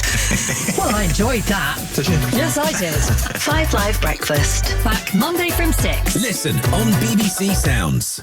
This is 5 Live Sports with Steve Crossman. Listen on BBC Sounds. Half-times in the Premier League. Newcastle 0, Nottingham Forest 0. Second half coming up on 5 Live. Everton trail Crystal Palace by a goal to 0. You'll get that on Sports Extra 2. It is Villa 1, Burnley 0. That's on 5 Sports Extra. And Wolves lead Brighton by a goal to 0. Second half commentary of that one on Sports Extra 3. Full time in the early kickoff in the Championship was Ipswich 3, Norwich 1. So Ipswich up to 9th with the international break to come in the Women's Super League. Tottenham third in the table after a 1-0 win over Brighton. other scores: Leicester 1, Everton 1, London City Lionesses 1, Liverpool 0, West Ham 0, Aston Villa 2. We are 10 minutes away from the Prix de l'Arc de Triomphe, John Hunt. Some stony faces here, such is the importance of this race. The jockeys just preparing to get mounted. 17 runners going to post, including the favourite Mini Hawk. It's funny, Steve, Aidan O'Brien has just tried to break the tension, sharing a joke with two of his jockeys here, Christophe Soumillon, who rides Mini Hawk, and Wayne Lorden aboard Los Angeles. Japan have 3 very interesting runners. The Japanese racing industry have never won the Arc de Triomphe. Byzantine Dream, ridden by Oisin Murphy, looks to be their main hope. But perhaps the man they all have to beat this afternoon is the magnificent French trainer André Fabre, who has won this race for a record 8 times, bidding for a 9th here. He's got Sosi and Qualificar in the race, and also last year's runner-up is back again. That, of course, is Aventure, ridden by Maxime Guillon. A wonderful lineup. We're now just 10 minutes away from one of the world's great races. And we'll be back with John for live commentary of the Prix de l'Arc de Triomphe. Let's check in on India-Pakistan at the Women's ODI Cricket World Cup. Atif Nawaz. Well, India have been bowled out by Pakistan for the very first time in a one-day international. They've been bowled out for 247 at exactly the 50-over mark. In the conditions, we think that will be plenty of runs for India to close out this game, but Pakistan put in a very impressive performance off the back of their original loss to Bangladesh. It'll be an intriguing second half to the game in about 20 minutes or so. Let's check in on the World Para Athletics. Aled Sean Davis has won shot put gold for the 7th World Championships in a row in his event for athletes with lower limb impairments. His victory on the final day in Delhi gives Great Britain their 7th gold medal, and Ed Harry can tell us what all that means. Davis has owned this event now, Steve, since 2013. He's also won Paralympic gold twice in Rio and Tokyo, and a silver in Paris last summer. That's a throw for athletes with lower limb impairments. Davis very much one of the veterans of this squad, but one of the new additions, Victoria Levitt, in her 200 metres, capturing a silver medal today after 100 gold earlier in the week. And Nathan Maguire in the last few moments, a bronze medal for him, his 2nd bronze of the week. This one coming for the wheelchair racer in the 800 metres. That 26 medals overall, 7 of them, as you say, gold. 3 games in the Scottish Premiership about to get underway. Celtic in kind of uncharted territory. They're 2nd in the league. Hearts are top, but can they close the gap today? They have got Motherwell. Gavin Wallace. Yeah, providing they don't, Steve, have a European hangover, they could. 4 changes from the team that lost to Braga. Donovan Tierney, Negrin and Bernardo drop out. Motherwell, though, unbeaten, and they're playing a swashbuckling, take it to their opponent type of football, which they will not, says Johnny Curtumbras, abandon today. They make 0 changes. It's the same team that beat Aberdeen last week. Rangers are 8th in the league, but they did finally get their first win of the campaign last week. Today they're at Falkirk. Kenny Crawford. Yeah, Steve, both these clubs with just 1 victory from 6 Premiership matches so far. Falkirk in 11th, and as Rangers, as you say, Rangers in 8th. The Ibrox side 12 points behind current league leaders Hearts. On loan centre-back Lewis Nielsen, and on loan Swansea forward Kyrell Wilson come into the Bairns starting 11. As for under pressure, Russell Martin's Rangers, on loan Wolves defender Nasser Giga, midfielder Joe Rothwell, on loan Spurs winger Mikey Moore, and striker Bojan Majowski all start. And we will also keep you up to date with the other game getting underway in the next 2 minutes in the Scottish Premiership, which is Aberdeen versus Dundee. Second half commentaries on the way in the Premier League of Newcastle Forest, Everton Palace and Aston Villa Burnley, with Wolves versus Brighton also available on Sports Extra 3. When they're done, we'll all be back together on 5 Live for Brentford versus Manchester City. John Murray. Yes, and there's plenty to go at here, Steve, on what is a bright and breezy autumn afternoon, because we know that Manchester City come here on a 6-match unbeaten run now in all competitions, and if they are able to win against Brentford, they'll be just 3 points off the top of the Premier League. However, we know that Manchester United came here last weekend, Brentford beat them, and I think it's a very presentable start now that they've made under Keith Andrews, when there were plenty of doommongers, weren't there, about what his prospects might be. It's 7 points from their opening 6 matches, and remember, Manchester City have been to Monaco and back this week. Brentford have had a clear week to prepare for this. You think, John, that City will be looking at sort of events of the last 24 hours around Liverpool and thinking, all right, Arsenal have had a great start, but Liverpool are fallible. Maybe our expectations could be higher than some people thought. Yeah, well, I think their expectations, Pep Guardiola's expectations, will always be first target, win the Premier League. And I doubt that has changed at all with the events of the opening weeks of the season.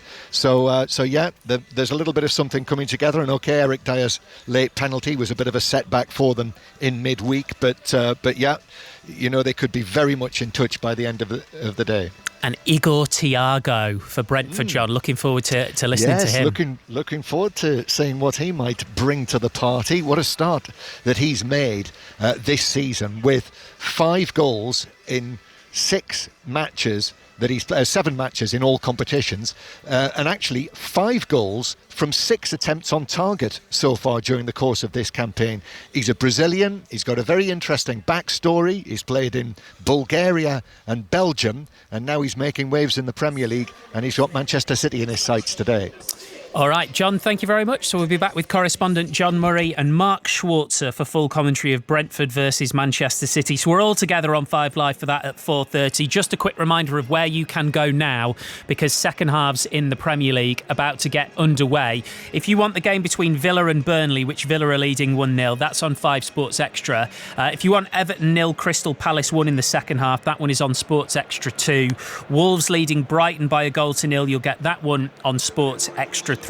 Here on 5 Live. Well, we've got the only goalless game so far, Newcastle versus Nottingham Forest. Forest playing pretty well so far, though, almost ready for second half commentary. Do you know what, Ali Bruceball and Clinton Morrison? I was all ready to throw back to you, but it looks like we've got a few seconds here. So yeah, because nobody's there yet. I mean, no players out yet. It's very much time, though, Ali, isn't it? So it's quite interesting. Come on, lads. Yeah. Gives us time to talk about Forest performance, though, Clinton. As we said beforehand, the noises from within the corridors of power that Postecoglou needs a good performance. Halfway there to that? Yeah, definitely. Listen, it's not vintage out of Forest fans, and probably the owner wants, but when you're not winning football matches, you need to stay in the games across here, and that's what they've done. Solid defensively, and they've been a threat on the counter-attack, and that's the biggest thing. You don't want to open the game and come and play against a Newcastle team and be 2-0 down now. That's Nuno-esque, though, isn't it? Yeah, that's the Nuno blueprint, isn't it? Is soak up the pressure, hit on the counter. And look how successful he was. Yeah. Yep. Right, I can see some black and white shirts, Ali, so all yours. Yeah, thank you, Steve. Just a reminder to our listeners as well, second half is about to get underway in all of these Premier League 2 o'clock kickoffs. Commentary here on 5 Live of Newcastle Forest, which is 0-0. Shortly, we will be taking you to Longchamp. John Hunt is going to bring us commentary of the big race of the afternoon in Paris, the Prix de l'Arc de Triomphe. So as soon as the time comes, we will be handing you over there. But you will not miss a thing this afternoon, wherever you're listening. So as Steve was saying, Villa Burnley now on Sports Extra. Villa lead Burnley 1-0. Palace 1 up at Everton. That's on Sports Extra 2. Wolves Brighton. Wolves lead Brighton 1-0 is on Sports Extra 3. And if you're an NFL fan, tonight at 9 o'clock, your commentary game this evening is the Commanders at the Chargers. There's NFL going on in London this afternoon, actually. Vikings-Browns is at the Tottenham Hotspur Stadium. But we're about ready to go. We need the game to liven up a little. Ange Postecoglou certainly won't want it from that point of view in terms of what Newcastle have to offer. Neither manager has made a change at half-time, but it did feel a bit flat and a bit quiet, Clinton. And we don't often get here, and it's not whenever you're listening to your radio and you think, blimey, St James's Park sounds amazing. It does, and it's down to these players now. It feels like there's a little bit of a hangover from the Champions League game.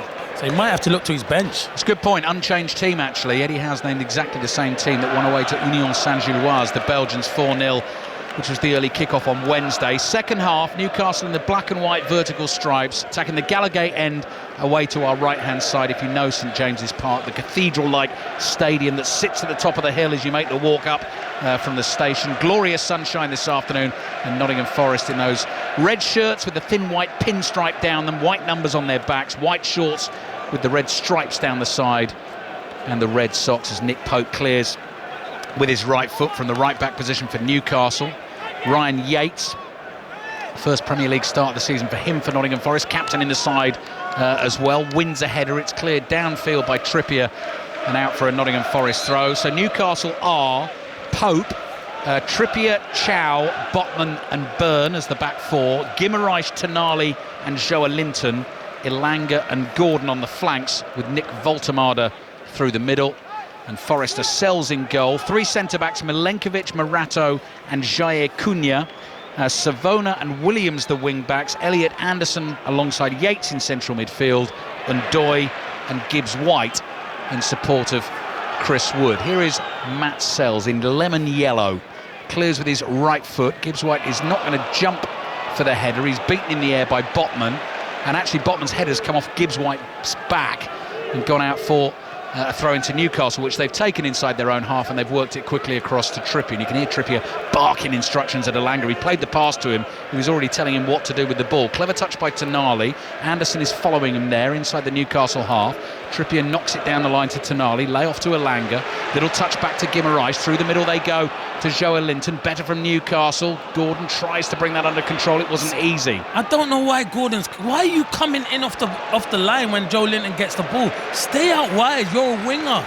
You're not in the number 10 role. Stay out wide. Frustrating, because if he's playing for England, he's going to hug the touchline. If Tuchel says he needs to hug the touchline. Yeah, in that England squad, from Newcastle's point of view, Dan Burn and Anthony Gordon, Elliot Anderson and Morgan Gibbs-White for Nottingham Forest. England play Wales on Thursday night. We've got full commentary of the game live from Wembley.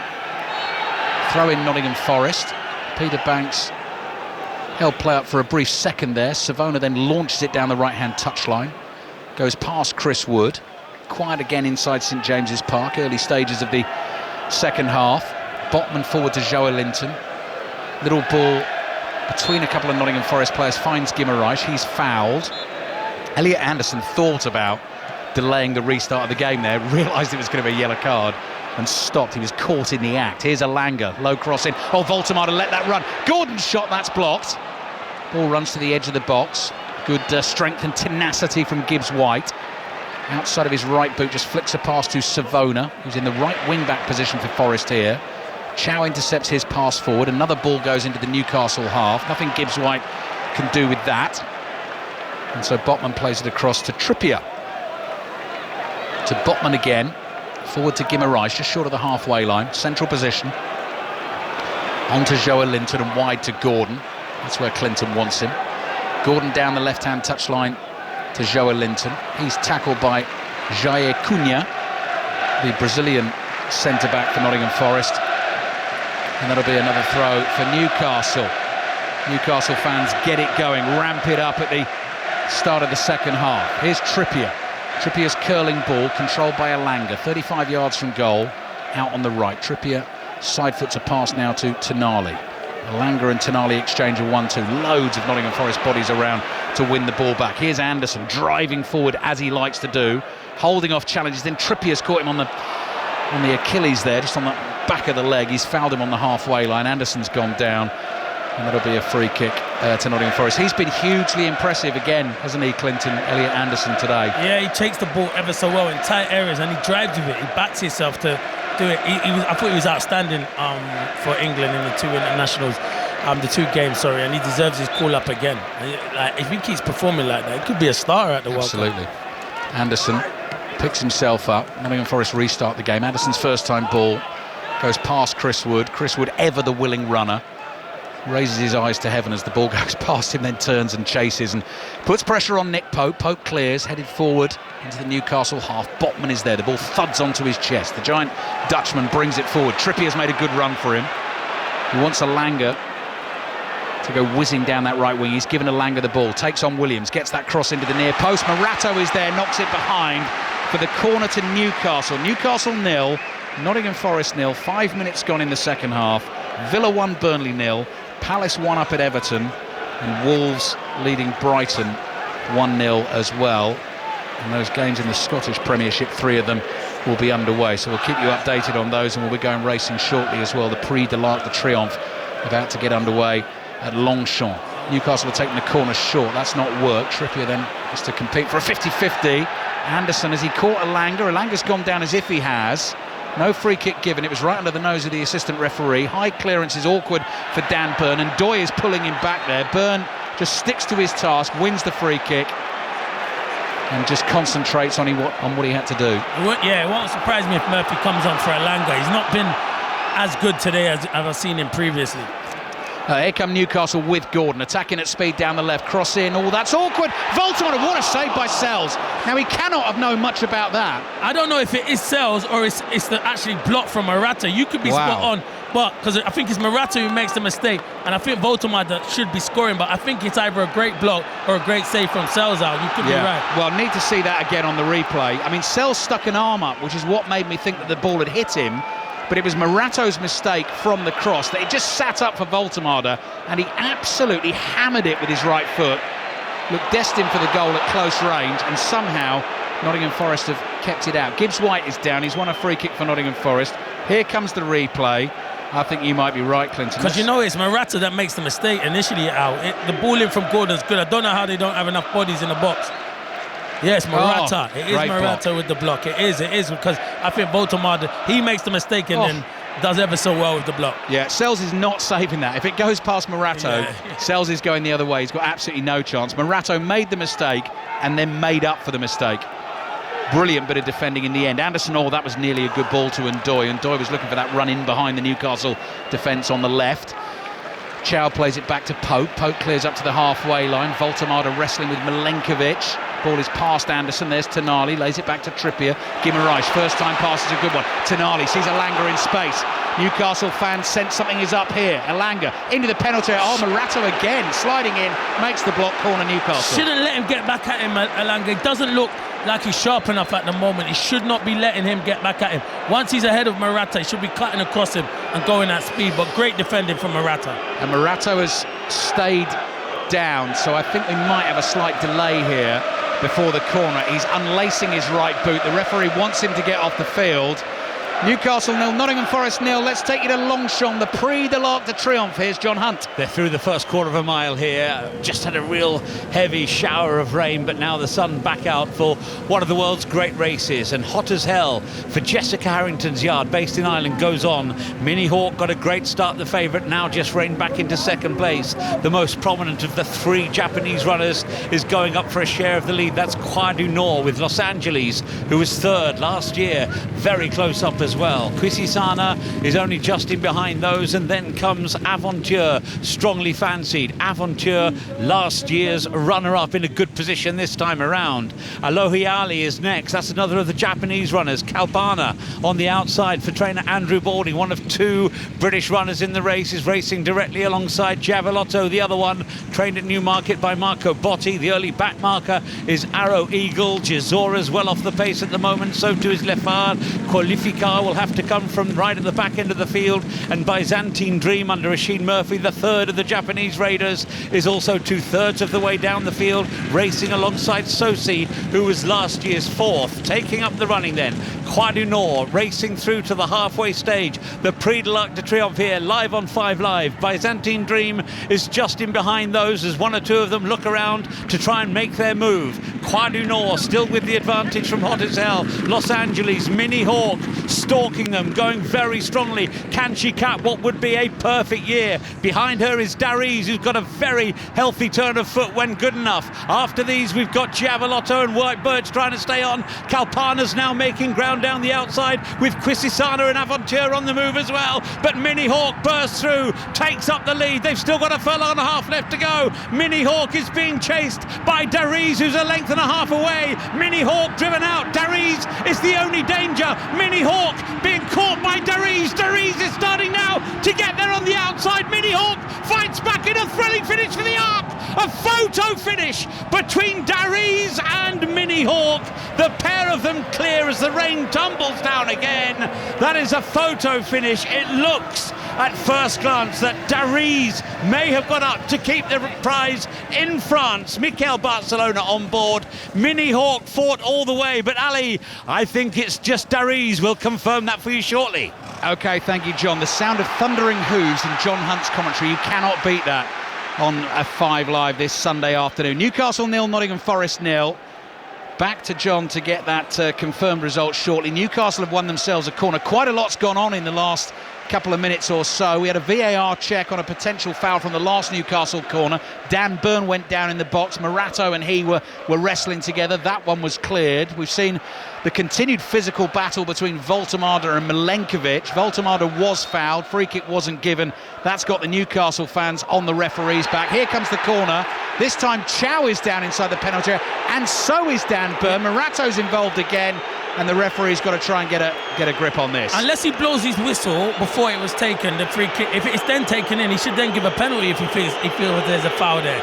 But if he had blown it before it was taken, then he's made the right decision. But you're right, Peter Banks has to get hold of this now. Yeah, I mean, this is one of the things they said they were going to be particularly hot on, the officials this season, is the holding, the shirt pulling, the grappling. It's a nightmare, really, for the referee with the naked eye to try and keep an eye on the whole thing. VAR are there to help. Referee is speaking to both sets of players at the moment. We're waiting for this corner to be retaken. John Hunt, what news? The Arc de Triomphe stays in France. Dariz is the winner, trained by Francis Graffard, ridden by Mikel Barcelona. Just and only just too strong for Aidan O'Brien's superstar Mini Hawk. Third place went to Sosi and fourth was Javelotto. Thank you, John. Newcastle corner cleared by Nottingham Forest. Still Newcastle 0, Nottingham Forest 0 on 5 Live and BBC Sounds. Tonali pushes a pass down the line. That's better from Elanga. Beats Anderson. Gets the cross in. Morato's there. Heads it away. Falls to Anderson in the left-back position. Chips it up in the air. Gibbs White tries to get it under control. Joe Linton moves in and makes the tackle.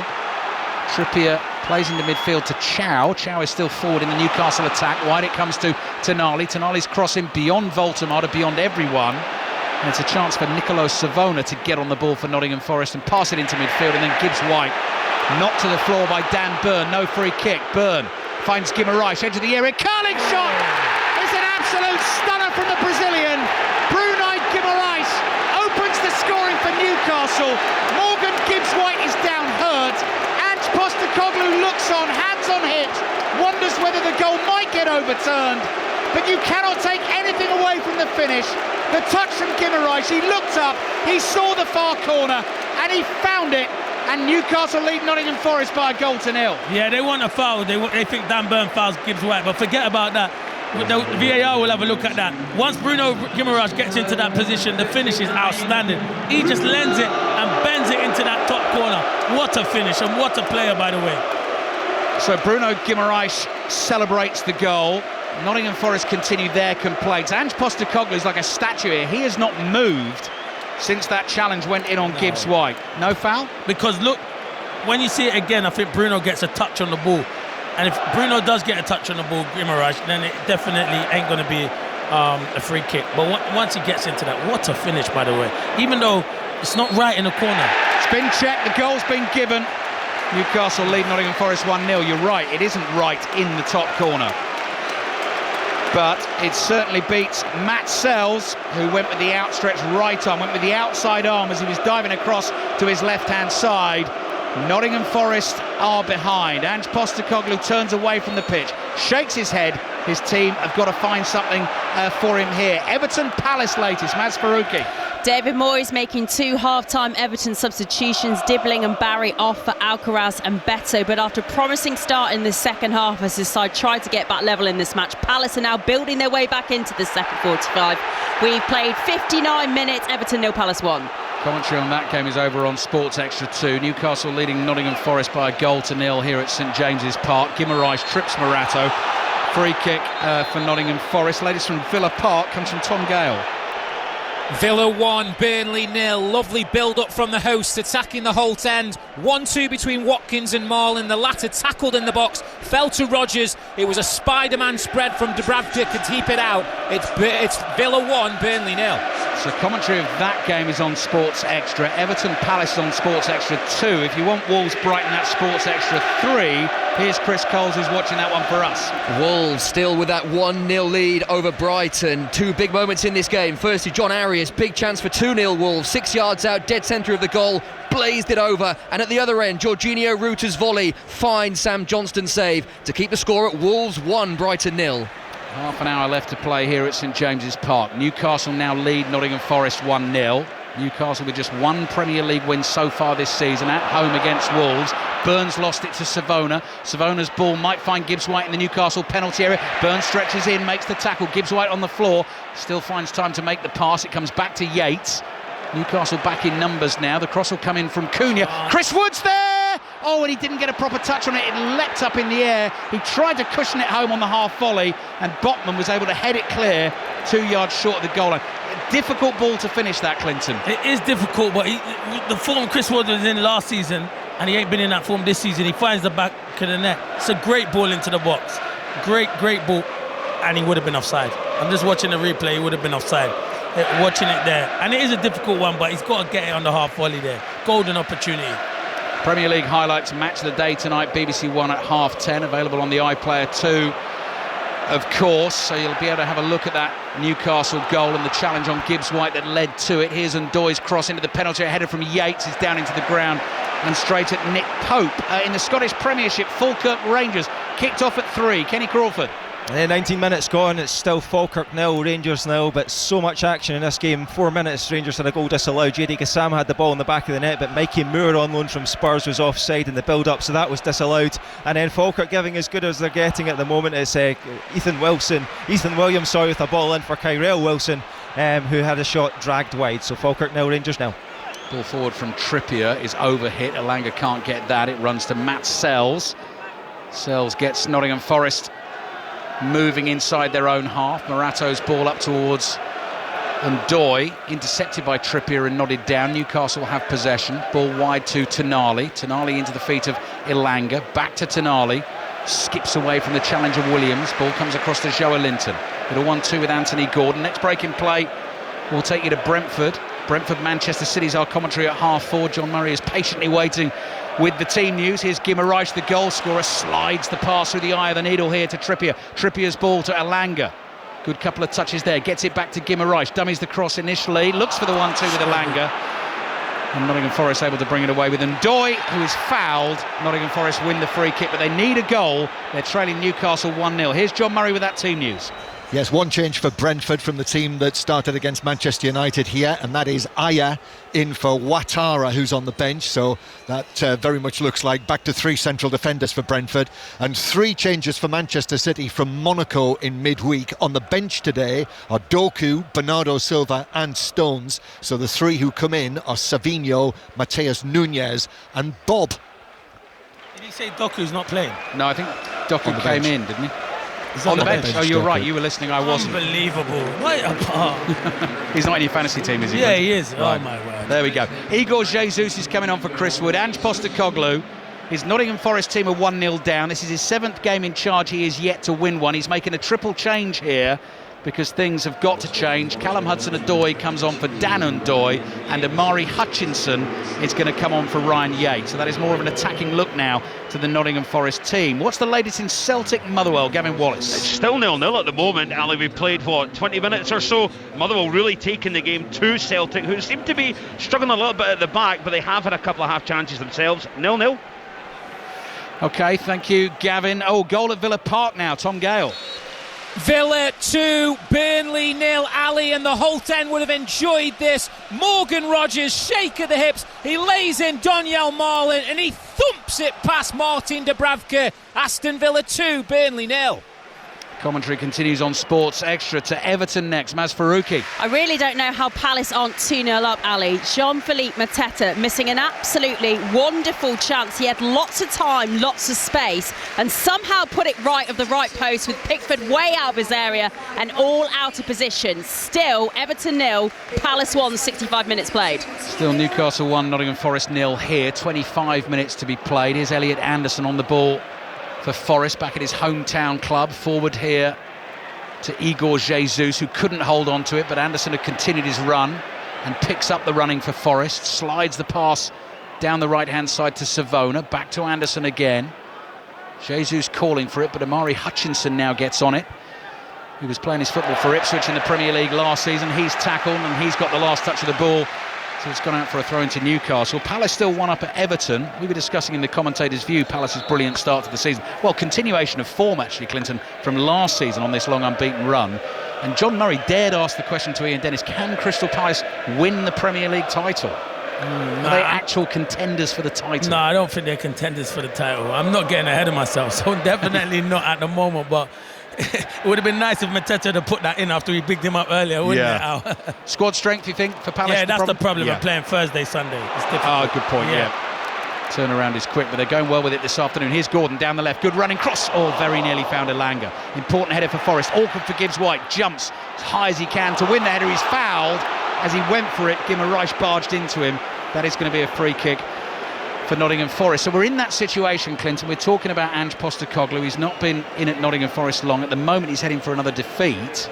But the performance today was going to be all important. The performance, I think, has been okay. It's been pretty good, actually. Yeah, to come to St James's Park, it has been pretty good. It's been solid. They haven't been threatening, but now he's just brought on the 3 substitutions that will give them a different attacking threat. So they're going to try and get back into it. So I don't think it's been as bad as previous games that we've seen. Yeah, front three is totally different now. Igor Jesus is the centre forward, Hudson-Odoi on the left, Hutchinson on the right. Chow wins a header for Newcastle. Trippier thumps it forward on the volley. Again, a wrestling match between Voltemada and Milenkovic, and the decision goes against Voltemada. Milenkovic ended up on the floor. Oh, that's awful, the free kick given away by Morato. Chance for Newcastle maybe to try and kill the game. Elanga's going past Morato there. He fouls him. He's had a terrible 30 seconds there. Gave it away from the free kick. Felt he had to make the foul because Elanga had beaten him all ends up. And Newcastle get a free kick just outside the penalty area over on the right wing. Everton Palace, back we go to Everton. Maz Faruqi. Really good chance for the equaliser for Alcaraz, the Everton sub, running onto the ball on the left, hitting it with pace, the fingertips of Henderson tipping it over the crossbar. This match is really opening up now with 68 minutes on the clock. Everton 0, Palace 1. So Everton 0, Palace 1, Villa 2, Burnley 0, Wolves 1, Brighton 0, and Brentford Manchester City commentary to come at 4:30. Aberdeen 1, Dundee 0. Latest scoreline in the Scottish Premiership. Aberdeen sitting bottom of the table without a win to their name, but lead at home at Pittodrie against Dundee. That game kicked off at 3 o'clock. Clinton Morrison is here, St James's Park. We're watching Newcastle 1, Nottingham Forest 0. We've got a quarter of the game left to go. We've got a Newcastle free kick to come. Tonali and Trippier have been deep in discussions there. Elanga has wandered over and he's lurking wide out to the right. But all the players really clustered in the middle of the penalty area on the edge of the 6-yard box. Tonali whips that ball in, it's headed away. Gordon is waiting. Gordon dummies, clever dummy, little step over, fooled Hutchinson. But then he's tackled here by Jesus. So Nottingham Forest could launch something from deep here. Hutchinson's on his own chasing that down the right. Gordon makes the block.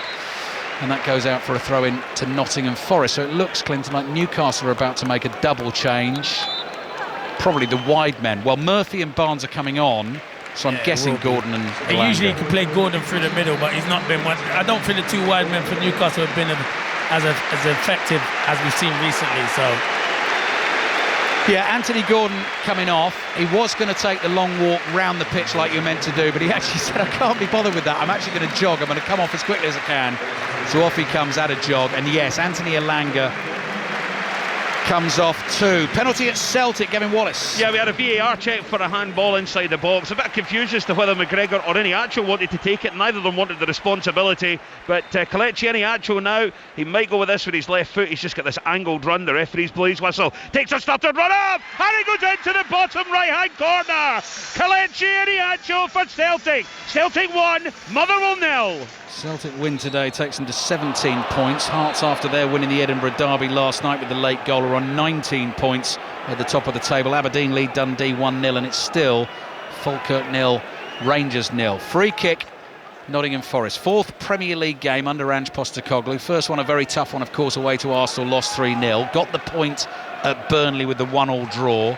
Lost at home to Sunderland last weekend, losing here against Newcastle, and the next 2 games, as we were saying in the first half, at home to Chelsea and away to Bournemouth. Chelsea have just beaten Liverpool, of course, and Bournemouth, who are having a fine start to this season. So it doesn't get any easier for Nottingham Forest Australian manager. Trippier and Tonali exchange a couple of 1-2s on the right.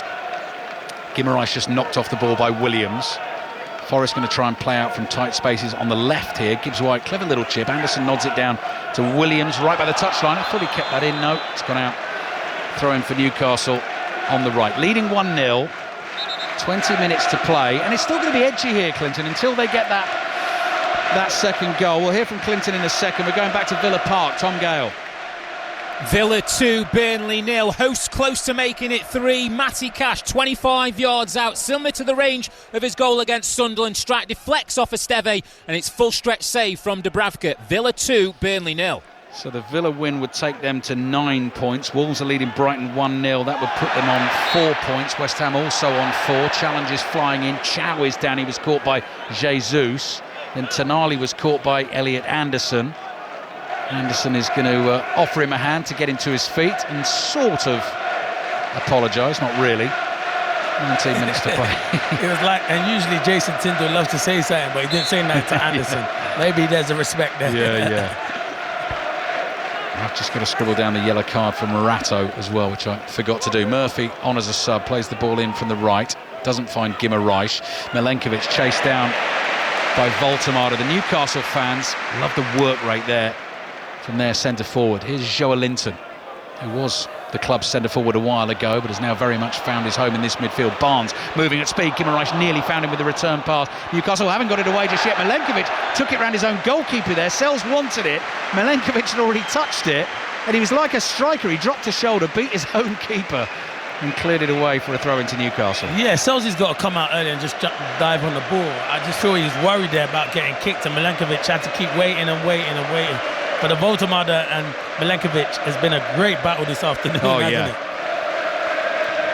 He's only young, Voltemada. I think he's only 21, 22 years of age. He's a real talent here. Yeah, 23. Yeah, 23, but was playing for the under-21s this summer. Yes, he was. Yeah, no, you're right. Newcastle has spent a heck of a lot of money on him, but he's started well. Tonali's corner comes in deep, headed away by Igor Jesus. Murphy first to the ball for Newcastle. Back to Trippier. All the Newcastle players have stayed forward. Trippier's diagonal finds Tonali. Lobbed effort with the left foot. Sell stretching, tips it over the bar, and it goes behind for another corner to Newcastle. We see it's this season where Tonali scored a goal where it was like where he said it was kind of a cross. That was a cross. He was trying to put that back into the middle. But you know what? If it had gone in top corner, I would have said, I was trying to go for that. Because he can get away with that because he's technically very good. 5 Live and BBC Sounds. Live at St James's Park. Commentary on Brentford, Manchester City to come. Newcastle 1, Nottingham Forest 0. Everton Palace on Sports Extra 2. Wolves Brighton on Sports Extra 3. The only place you can find those stations is via the BBC Sounds app. Here's Tonali with the corner. Again it goes deep. Nodded down into the 6-yard box. Voltemada's hit the bar. Joelinton's down on the floor. Sells has come way off his line to make a block, and Nottingham Forest somehow survived there. Should really have been 2-0. Hutchinson's on the ball for them. Anderson's under pressure. Guimaraes clatters into him. He just couldn't stop.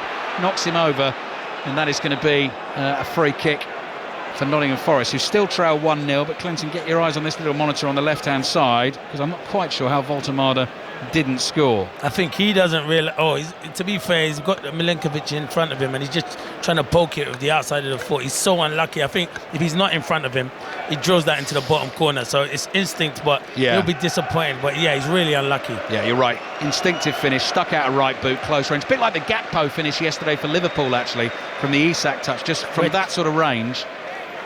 VAR checking something.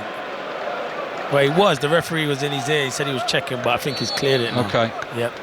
No action to be taken. We'll check on what that was. Just over 15 minutes to play. Here come Forest down the right with Savona. Savona's low cross could be a chance. Great challenge by Chow. Then another Forest player goes down inside the penalty area. That's Hutchinson. Referee's looking and thinking. He was offside. The initial cross, he was offside. It's offside. Yeah. Igor Jesus. Because you know what? I might thought that was a penalty on Hutchinson. Yeah. But I think he's offside. It goes too early, and he's looking as well. Just seen Mile Jedinak appear on the Nottingham Forest bench. And that was another thing we were discussing in the Commentator's View. So the Commentator's View is Commentators in Conversation. It's a podcast that comes out every Friday. Best beards in football.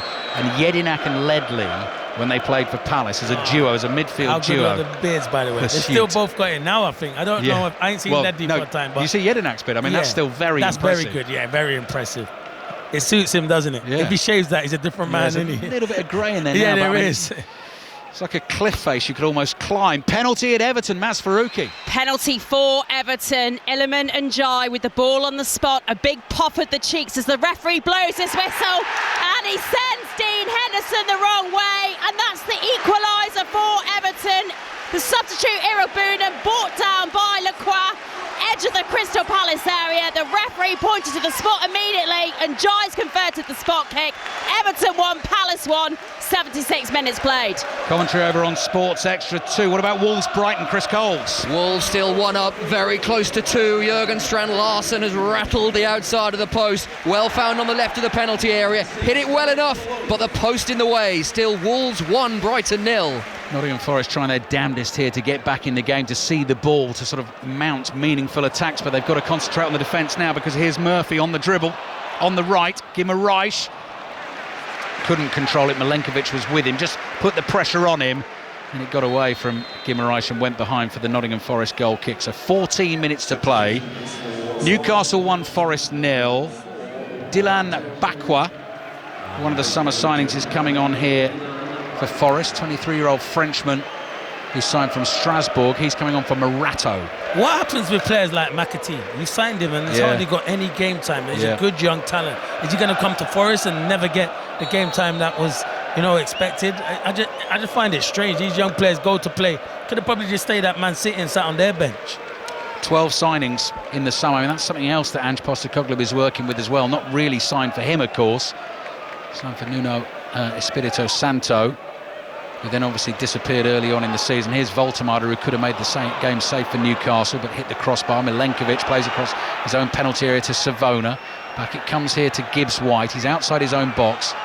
Forest have to find a way to get meaningful possession further up the field and create chances. Tonali being urged by the Newcastle fans to shoot. Plays it to Murphy. He does shoot. Straight into the body of Williams, who took the blow. Half-winded there. Gets himself to his feet. Gets back in a defensive position. Murphy adding a bit of zip down the right-hand side. Wonderful feet from Hudson-Odoi. He's absolutely skinned Trippier there. No chance Trippier's going to catch him now. Streaking away down the left-hand side. Can he find the bit of quality that Forest need? Left foot shot straight at Pope. Rebound comes out. Hacked away by Botman. Joe Linton leaps, heads it sideways and out for a throw-in to Forest. Attacking position on the right. 12 minutes to play plus added time. Newcastle 1, Forest 0. Villa 2, Burnley 0. Everton 1, Palace 1. Wolves 1, Brighton 0, and Celtic 1 up on Motherwell in the Scottish Premiership, with Aberdeen leading Dundee 1-0. Ipswich beating Norwich 3-1 earlier on in the Championship. Here's Anderson to Gibbs-White. Lots of attacking players out on the field for Nottingham Forest, which is kind of the way Postecoglou wants it to be. That wasn't the plan from the start of the day. Needs must now. Gibbs-White, diagonal pass out to the right-hand side. This is Bakwa, latest substitute to arrive. Back it comes to Gibbs-White, whips his shot over the bar. Attempted curler for the far corner. It goes behind for the goal kick. Clinton Morrison. Nice better from Forest, though, and you were right. We were right near that Hudson-Odoi skew. It was brilliant. He went past Trippier, and you know what he wanted to do? Come onto his favoured right foot and try to bend it, but Newcastle sent him down the line, and it should have been a comfortable save from Pope, but it's a bit better from Forest. At least they're now starting to work the goalkeeper. Newcastle win takes them to 9 points. Villa win takes them to 9. Forest would still be on 5. Burnley losing would be on 4. Wolves would have put them on 4, so just squeezing up a little bit at the bottom. Another goal at Villa Park. Tom Gale. The visitors have one back, Ali. It's Villa 2, Burnley 1. Direct from the corner, Harmon with the outswinger, and the substitute, Leslie Ugachukwu, maybe one of his first few touches with the header to get this very nervy in the closing stages. Villa 2, Burnley 1. Just over 10 minutes to play here at St James's Park. 4 2:00 kickoffs this afternoon. Newcastle 1, Nottingham Forest 0. Brentford, Manchester City on the way. After that, it's 6:06 tonight with Robbie Savage and Chris Sutton taking the calls. And then we're into the international break. Monday Night Club there as usual for you tomorrow night, and 5 Live and BBC Sounds. Wrexham's Connor Cody the guest as Murphy's cross comes in towards the far post. Chow's effort brilliantly saved by Sells on the line. Again, I don't think he knew too much about it. Chow thought he'd scored his first goal for the club. Forest kept it out. It's a great save from Sells. Tiao, it's a great ball in from Murphy. Oh, there's another ball into... Who's that shooting? Barnes got into space. Flag stayed down as well. Hits Sells with a shot from the angle. Newcastle appeal for a corner. Referee blows his whistle, stops the game because Sells is hurt. That was Murphy's ball into Barnes. And I tell you what, if Newcastle don't win this game, 3 chances there, Clinton, they've had to win it. They've not been able to take them. Yeah, the Tiao one is a brilliant save from Sells. The one from Harvey Barnes, he's got too much time to think about it. He should be scoring, but another good save from Sells. And you're right, if they don't go on and win this game and Forest get a point, They missed 3 golden opportunities. Yeah, brilliant save by Sells, you're right, because that was a deliberate stick out of the left leg to block it. Barnes' shot has just thumped Sells in the chest, and that's why we stopped the game. It was a bit like Nico Williams, he was winded. The drop ball goes to Nottingham Forest. They still trail 1-0, but they're still in this game. Voltemada's hit the bar, and Sells has made the 2 saves. Joe Linton nods the ball down here to Harvey Barnes, and the arrival of Barnes and Murphy has definitely added something to this Newcastle attack. Gordon and Lang are both busy in the Champions League in midweek and didn't quite have that zip about them this afternoon. Anderson has fouled Guimaraes' penalty. Anderson was past the ball inside his own penalty area. He lost control. Guimaraes made the tackle. Anderson lunged in, and the referee had no hesitation, immediately pointed to the spot. Nick Voltemada has the ball under his arm for Newcastle. Gordon took the penalties in midweek, but it might be a chance for the German to score for the 3rd home league game in a row. Or does it? We never usually see the penalty taker grab the ball, though. That's a good point. So it could be. Listen, I hope he does take it, because for a striker who's been scoring goals, keep on scoring goals. But it might be Bruno that probably might take it. But yeah, kind of gutted Gordon's gone off, because he was in my team as well, and he's a penalty taker anyhow. I'm not having the best of afternoons. Right, well, Voltemada's got the ball. I hope he does take it out, though. I hope he does. I think centre forward should take it. Jacob Murphy came over to have a word. Guimaraes is hobbling. I mean, he doesn't look able to take a penalty at the moment, but he's going to come and have the conversation. Strikers who scored in their first 3 home games for Newcastle. Voltemada's on 2 of the very best in the Premier League, Celeste Ferdinand and Alan Shearer. Well, it does look like he's taking it, to be fair, because it don't look like it. So if Voltemada scores this, if he takes this, and I think he's going to, he will join the list and will probably wrap up the points for Newcastle and make it another difficult afternoon for Ange Postecoglou and Nottingham Forest. Sells is taking an age to get back to his goal here. I don't even know where he's been, actually. You know what, though? Sometimes you can't play in them areas. Anderson's a very good footballer, but he does take big risks in them areas. Sometimes in there you're going to get pressed there, just hook it around the corner. Right, so this to score in his first 3 home games for Newcastle. He just flexes his neck muscles here. He's a confident lad, Nick Voltemada. Matt Sells waits on the goal line. Voltemada's looking at him with his right foot. Oh, top corner! What a penalty that is. What a striker Newcastle have got on their hands here. Home fans love him. Newcastle wrap up the win. Newcastle 2, Nottingham Forest 0. Oh, that's a great penalty. I thought maybe he's playing over the bar, but he's so confident. And fair play to him. 23 years of age, and people are saying, oh, they pay too much money for him. Nah, come and speak to me in a year or 2 years' time. It will be a snip. He's a very good striker. Not just the goals he gets, Ali. It's his all-round game. Brilliant penalty, though. Les Ferdinand, Alan Shearer, Nick Voltemada. There you go. That is a great list to join. Falkirk Rangers, there's been a goal. Kenny Crawford. Yeah, and the visitors are happy now. It's Falkirk 0, Rangers 1. 42 minutes gone. Brilliant work down the left-hand side by on loan Marseille defender Derek Cornelius. He poked it across to the far post, and there was Bojan Majovski, the North Macedonian international, to poke in his 2nd of the season. Falkirk 0, Rangers 1. And just like that, a goal at Celtic as well, Gavin Wallace. There was a lengthy check, but it's a goal for the visitors. Stampadopoulos has just scored for Motherwell over that far side. It evaded everybody, and underneath Schmeichel had game back on. Celtic 1, Motherwell 1. Right, Newcastle 2, Nottingham Forest 0. Villa leading Burnley 2-1. Everton Palace is 1-1. Wolves lead Brighton 1-0. 6 minutes left, plus added time in this game. And here's Nico Williams. Let's get you updated with the other games as well. First to Molineux, Chris Coles. Wolves are 5 minutes away from their first Premier League win of the season. It is very much attack versus defence as Brighton throw everything at this Wolves back line. They're in a back 5 again, and they're holding firm for now. Wolves 1, Brighton 0. Hill Dickinson Stadium next. Maz Faruqi. 1-1 here. Everton, though, feel like the side more likely to go on and win this now if there is another goal. Grealish has really got an injection of pace now and some buzz about him down the left-hand side with an effort straight at Henderson a couple of minutes ago. 85 minutes on the clock here, 1-1. Everton Palace on Sports Extra 2. Wolves Brighton on Sports Extra 3. On Sports Extra at the moment, Villa Burnley. Tom Gale. Villa 2, Burnley 1. No hat-trick for Donyell Marlin and the hosts. He's been substituted. Unai Emery looking to shore things up. Victor Lindelof is on. Villa 2, Burnley 1. And back to Molineux, there's been a goal. Which way, Chris Coles? To Brighton. They have finally broken this resilient Wolves defence. Jan-Paul van Hecke from a corner, powered into the far corner, and Wolves, who had been so close to their first Premier League win, have been denied at the death. Wolves 1, Brighton 1. Commentary on Brentford, Manchester City to follow on 5 Live's Premier League Sunday. Newcastle with 2 second-half goals here. Lead Nottingham Forest 2-0, and the problems deepen for their manager Ange Postecoglou, who's got the coat off in this second half, but it's the familiar position, hands deep in pockets, manager deep in thought. Ball is nodded back here to Matt Sells. I don't think he should lose his job though, Al. No. I literally don't think it. I still feel, listen, it's early and he's got a lot of new players, and Nuno would have the same problem of trying to embed all these new players into his system, so it's going to take time.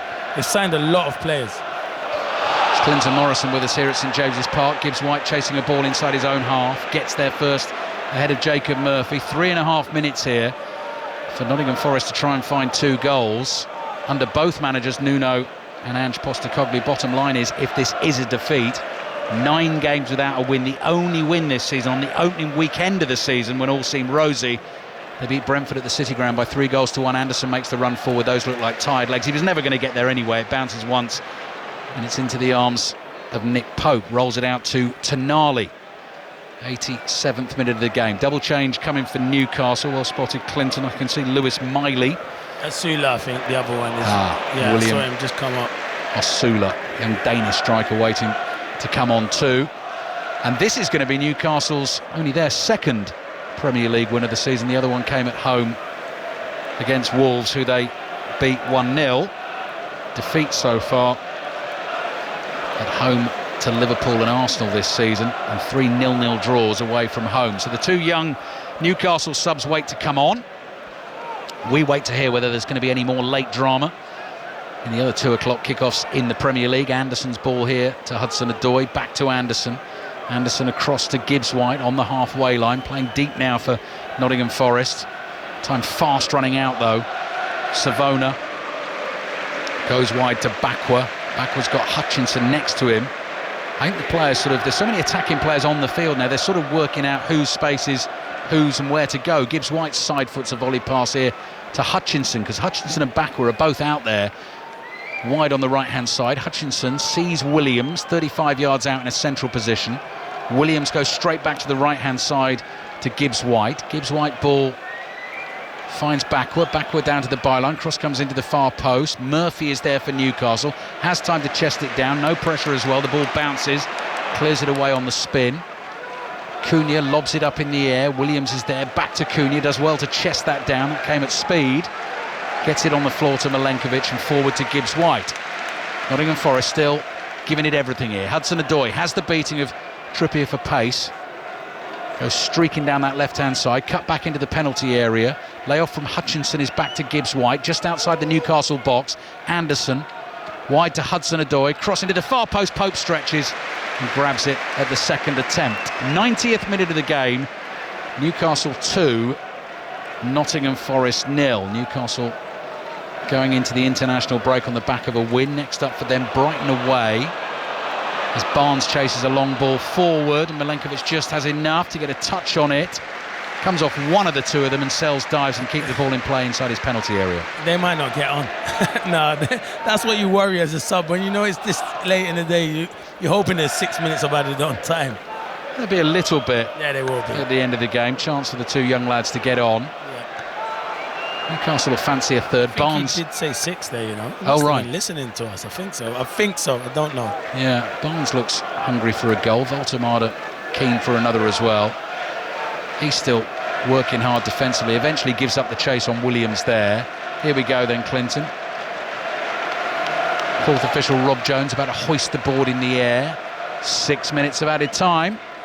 Clinton Morrison bang on, so slim hope for Nottingham Forest. Cross comes in from deep from Williams. Anderson leaps. Trippier takes a blow on the head. Yeah, it's a clash of heads between Anderson and Trippier. Trippier's down, going to have to stop the game here. And so as we move into added time, a chance for Newcastle to make the double change, a chance for Kieran Trippier to receive some treatment. What about Newcastle today, Clinton? What do you think? Yeah, they came alive in the second half, but I just think that now they'll start going on a run. I think they might have Visser back after the international break, so there'll be more competition for places. And then you've got Ramsey to come back as well, their big money signing from Villa. He's close, I think, to Yeah, return. so when they got these players back, their squad's very good. Yeah, Brighton away, first Premier League game when they come back. Then Benfica at home in the Champions League. Then Fulham at home, and then Tottenham in the League Cup last 16. Voltemada's coming off, standing ovation, has scored again. Fabulous penalty. And he's scored in his first 3 home games for Newcastle. Lewis Miley's coming on to replace him. Half-time at Celtic, Gavin Wallace. 1-1 at half-time. Any actual penalty on 28, cancelled out by Stamatelopoulos, diving header with 5 minutes to go at half-time. Not looking good for Celtic, who have been poor. Celtic 1, Motherwell 1. It is looking good for Aberdeen for once this season in the Scottish Premiership, leading Dundee by 3 goals to 0. Falkirk Rangers half-time coming in just a second. Nottingham Forest have taken their throw. Hutchinson trying to keep the ball in play down by the dead ball line. Trippier is able to clear deep into the Forest half. Cunha is going to chase, and it goes out for a throw. So Falkirk Rangers being watched by Kenny Crawford. Yeah, half-time Falkirk 0, Rangers 1. What a difference a goal can make. Up until the 41st minute, it was all looking rather disjointed for Rangers, but then Bojan Majowski popped up from close range to give the visitors a lead. Good set-up play by Derek Cornelius. Half-time Falkirk 0, Rangers 1. 4 minutes of added time remaining at St James's Park. This is where we stand in the 2 o'clock kickoffs in the Premier League. Villa 2, Burnley 1, Everton 1, Palace 1, Wolves 1, Brighton 1, Newcastle 2, Nottingham Forest 0. Gibbs White inside the Newcastle half. Cross to Anderson. Anderson back to Gibbs White. Newcastle now sitting deep. They've got Miley and Asula on. On the right is backward. Cross comes in. Jesus leaps, couldn't quite get ahead on it. Trippier lost that for a second between his legs. Eventually manages to scramble it away. And out for a throw into Nottingham Forest. Hudson-Odoi comes sprinting back. 3.5 minutes to play. They need 2 goals. Don't think that's going to happen. And Ange Postecoglou is going to have some more questions to answer at the end of the game. But as Clinton's been saying, 25 days in the job with very little time within those days to get some serious work done on the training ground with their involvement in the Europa League as well. Oh, late goal at Everton, Mas Faruqi. And you can hear from the noise inside here, Ali, that it's a late winner in the 93rd minute for Everton. Jack Grealish, a scramble in the Palace area. They couldn't get it clear. Grealish quickest in the end to get it into the back of the net past Dean Henderson. They've come from behind to win this one in stoppage time. Everton 2, Palace 1. You know what, Ali? I like Maz so much, but that was the one time I didn't want to hear from Maz. And in actual fact, I went to hear from her and say it was a Palace winner. But you know what? Oh, no, I can't even say it. No, I don't want to. I'm angry. I'm upset. I would have took the point at Everton. It was always going to be a tough game, though. It was going to be a tough game. Long unbeaten run. Looks like it might be coming to an end. Closing stages commentary over on Sports Extra 2. Heartbreak for former Palace striker Clinton Morrison. Anderson's ball forward for Nottingham Forest. Trippier chests it down. Newcastle fans, some of them now heading for the exits. The points are in the bag. Job done. International break on the way. Couple of weeks' time until the Premier League is back. Nick Pope comes sliding out to the edge of the penalty area and falls on the ball for Newcastle. So into the last couple of minutes. Here's Botman, edge of his own penalty area. Tonali comes trotting towards him, so does Guimaraes. Guimaraes takes it away from Anderson. Passes off target, can't find Harvey Barnes. Goes out for the throw-in to Nottingham Forest. So it's going to be 1 point from Ange Postecoglou's first 4 games in charge in the Premier League and 7 games without a win. And going back to that stat about the 100-year thing, John Baines, the last man to go without a win as the Nottingham Forest manager in his first 6 games. Well, his run stretched to 7, and that is what Ange Postecoglou is about to do this afternoon. Here's Williams to Anderson. Anderson back to Cunha. Ange Postecoglou may well point at the challenge on Morgan Gibbs-White that led to Newcastle's first goal. Nottingham Forest certainly appealing for the foul there. Igor Jesus held up by Murphy, lays the ball back to Hutchinson. It all seems in vain. Last minute of the game, Nottingham Forest trailing 2-0. Hudson-Odoi, ball at his feet on the left. Fancies taking on Guimaraes, manages to somehow muddle his way past him. Half stop by Trippier, still has it though. Back it comes here to Anderson. Anderson's swinging, curling ball towards the far post. Backward nods it back into the penalty area. Botman powers a header away for Newcastle. We've got about 30 seconds to play. It's going to be another defeat, Clinton, for Nottingham Forest. Yeah, it has been a bad start for them at the start of the season. So, yeah, they'll be really disappointed. Well, Gibbs White's ball forward is looking for Nico Williams, furthest forward in the attack. Guimaraes again, with what energy he has left, holding on to it, surrounded by red shirts, stumbles into a challenge.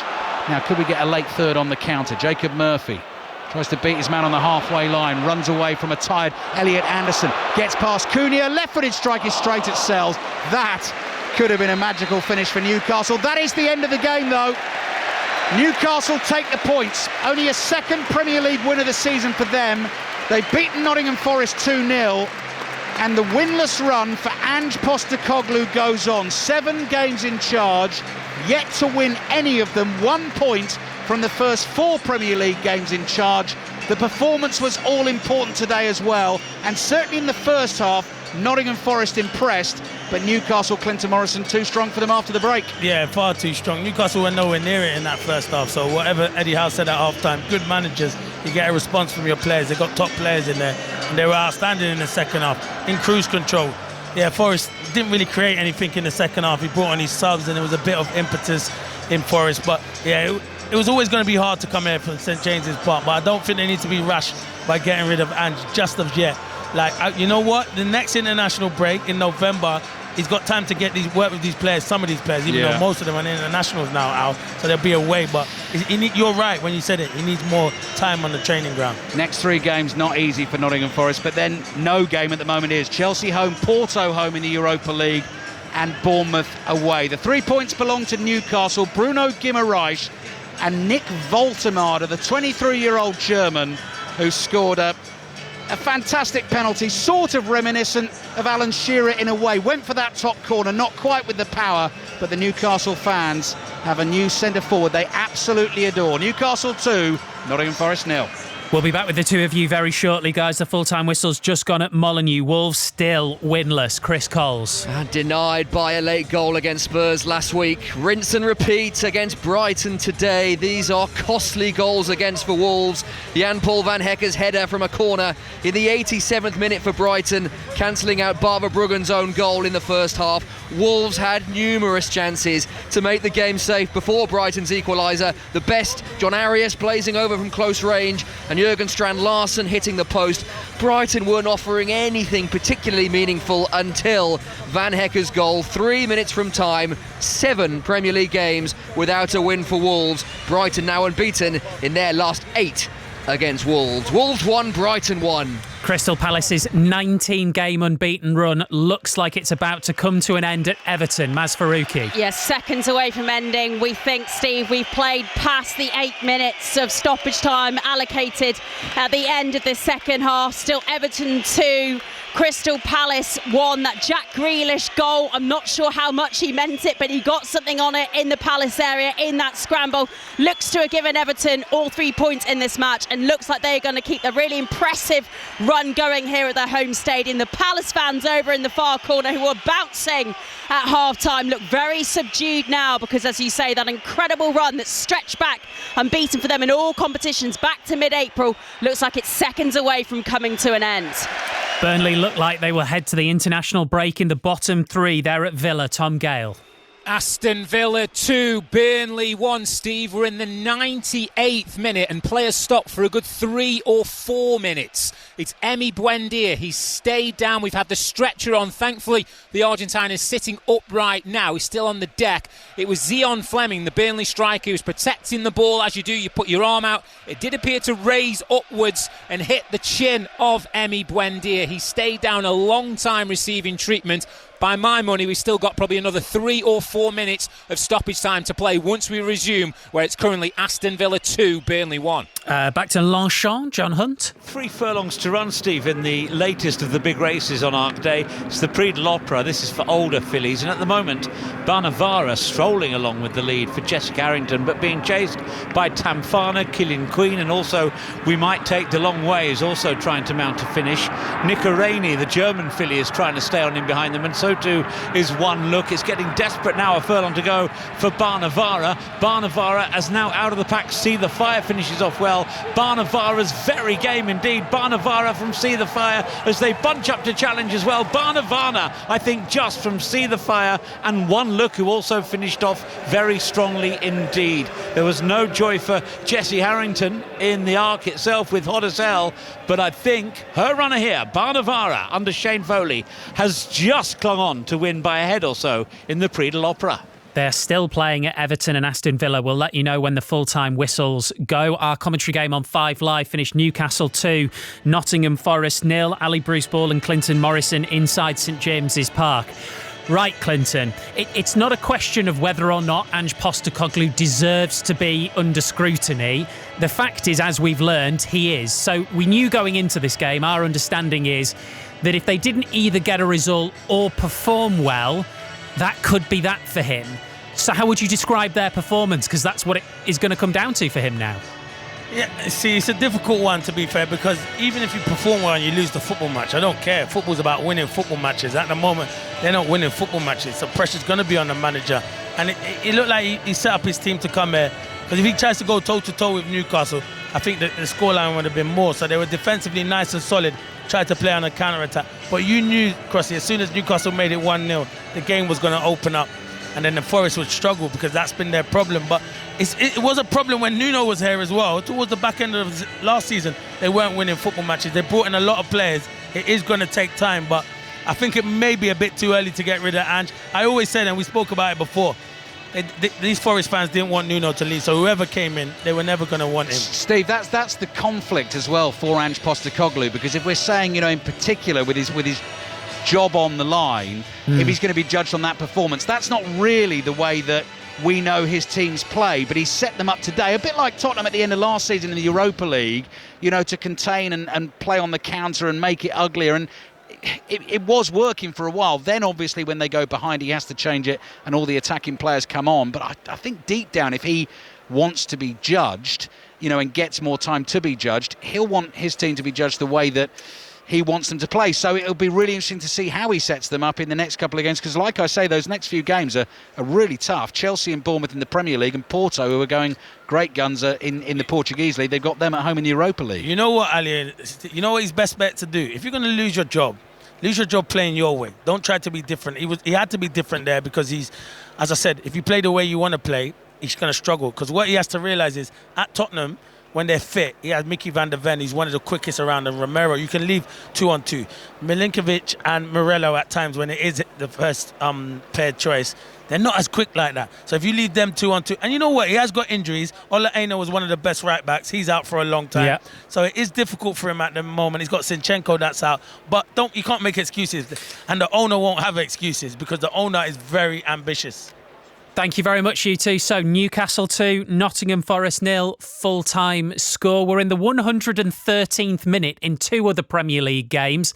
They are just coming to an end. Let's go to Everton Crystal Palace. Is that it for the long unbeaten run, Maz? It is. The full-time whistle's just gone, Steve. The 19-game unbeaten run in all competitions for Palace has ended dramatically here. Jack Grealish winning it right at the end for Everton. They had trailed to a Daniel Munoz goal, scored late in the first half. Palace should have been 2-0 up, but Mateta somehow put it wide, and then Everton drew level, an Njai penalty, and then Jack Grealish towing in the winner in second half stoppage time. Another game with Palace in the Premier League involved is decided in stoppage time with a winner, but this week it ends with them on the losing side. It's finished here, Everton 2, Palace 1. So Everton 7th in the Premier League and Palace 5th. They will both drop one place if Manchester City win at Brentford in our 4:30 commentary. Nottingham Forest, after that defeat at Newcastle, are only just out of the bottom 3 because it's finished in that game between Villa and Burnley. Tom Gale. Aston Villa 2, Burnley 1. Balancing Thursday, Sunday football, a 4th consecutive win for Unai Emery in 10 days. Clinical strikes from Donyell Marlin in each half, ending his 15-game wait for a goal across all competitions in Villa colours. The host defence is never really troubled until Leslie Ugachukwu headed home his first Burnley goal from a corner to make it a tense final 10 minutes or so plus stoppage time. Villa up to 13th, 4 defeats in the last 5 now for Scott Parker. Burnley remain in the bottom 3, a point below the dotted line. Full time, Aston Villa 2, Burnley 1. Let's check in on the Women's Cricket World Cup, India and Pakistan. Melissa Story. Well, it's been a tough start for Pakistan. They're 26 for 3 after 12, chasing 248. Maniba Ali, the first to go. In controversial circumstances, she was deemed not to have grounded her bat, but then wandered from the crease and then was sent off by the umpires. Kranti Goud with the other 2 wickets for India, with Sadaf Shamas going for just 6 caught and bowled, and Alia Rias now just edging 2 slips for 2. This game has had it all. A bit of controversy, some pretty fiery moments, and a whole team of insect control in Colombo. Pakistan need 222 more from 38. Right, let's bring you fully up to date then. The Singapore Grand Prix won by George Russell ahead of Max Verstappen and Lando Norris, whose championship rival Oscar Piastri finished in 4th. Football scores from earlier in the Women's Super League. Leicester won, Everton won, London City Lionesses won, Liverpool 0, Spurs won, Brighton 0, West Ham 0, Villa 2. The only game in the Championship, big one earlier on, finished Ipswich 3, Norwich 1. In the Scottish Premiership, half-times, Aberdeen 3, Dundee 0, Celtic 1, Motherwell 1, Falkirk 0, Rangers 1. We will bring you the best reaction to those 2 o'clock results in the Premier League, and then it'll be all eyes on Brentford Manchester City in full in 25 minutes time. We'll do all of that after the news with Dan Maudsley. It's 1 o'clock, and with your BBC News, I'm Harry Roy. The government says police will be given greater powers to restrict protests by allowing officers to consider the cumulative impact of repeated demonstrations. The Home Secretary, Shabana Mahmood, says she's creating crystal clear guidance for officers. The move follows frequent pro-Palestine marches in central London. The Tory leader, Kemi Badenoch, says she'll back tougher powers, but that not enough has been done to address the safety concerns of Jewish people. They don't trust this Labour government because they've seen all of them make many anti-Israeli remarks, support anti-Israeli, anti-Jewish action. They are very concerned. We believe in free speech, but that has to be within the bounds of the law. If people are using protest to intimidate, if they are using protest to incite violence, then no, it's not protest. Meanwhile, the Home Secretary also says she's very worried about community relations in the UK following an attack on a synagogue in Manchester which killed 2 people. Israel has continued to hit Gaza with airstrikes overnight despite growing optimism that a peace deal can be reached.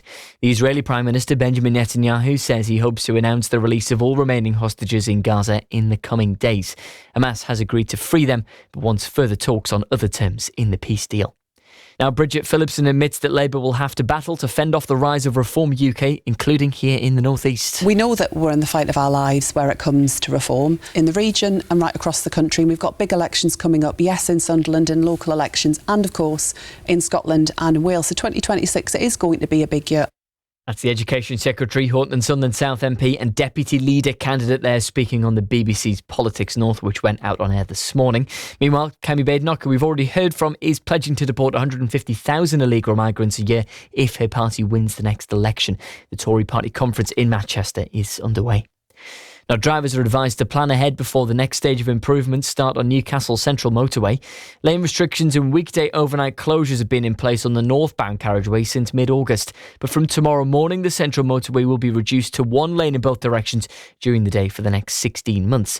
It's on the stretch between the Great North Road to the New Bridge Street roundabout.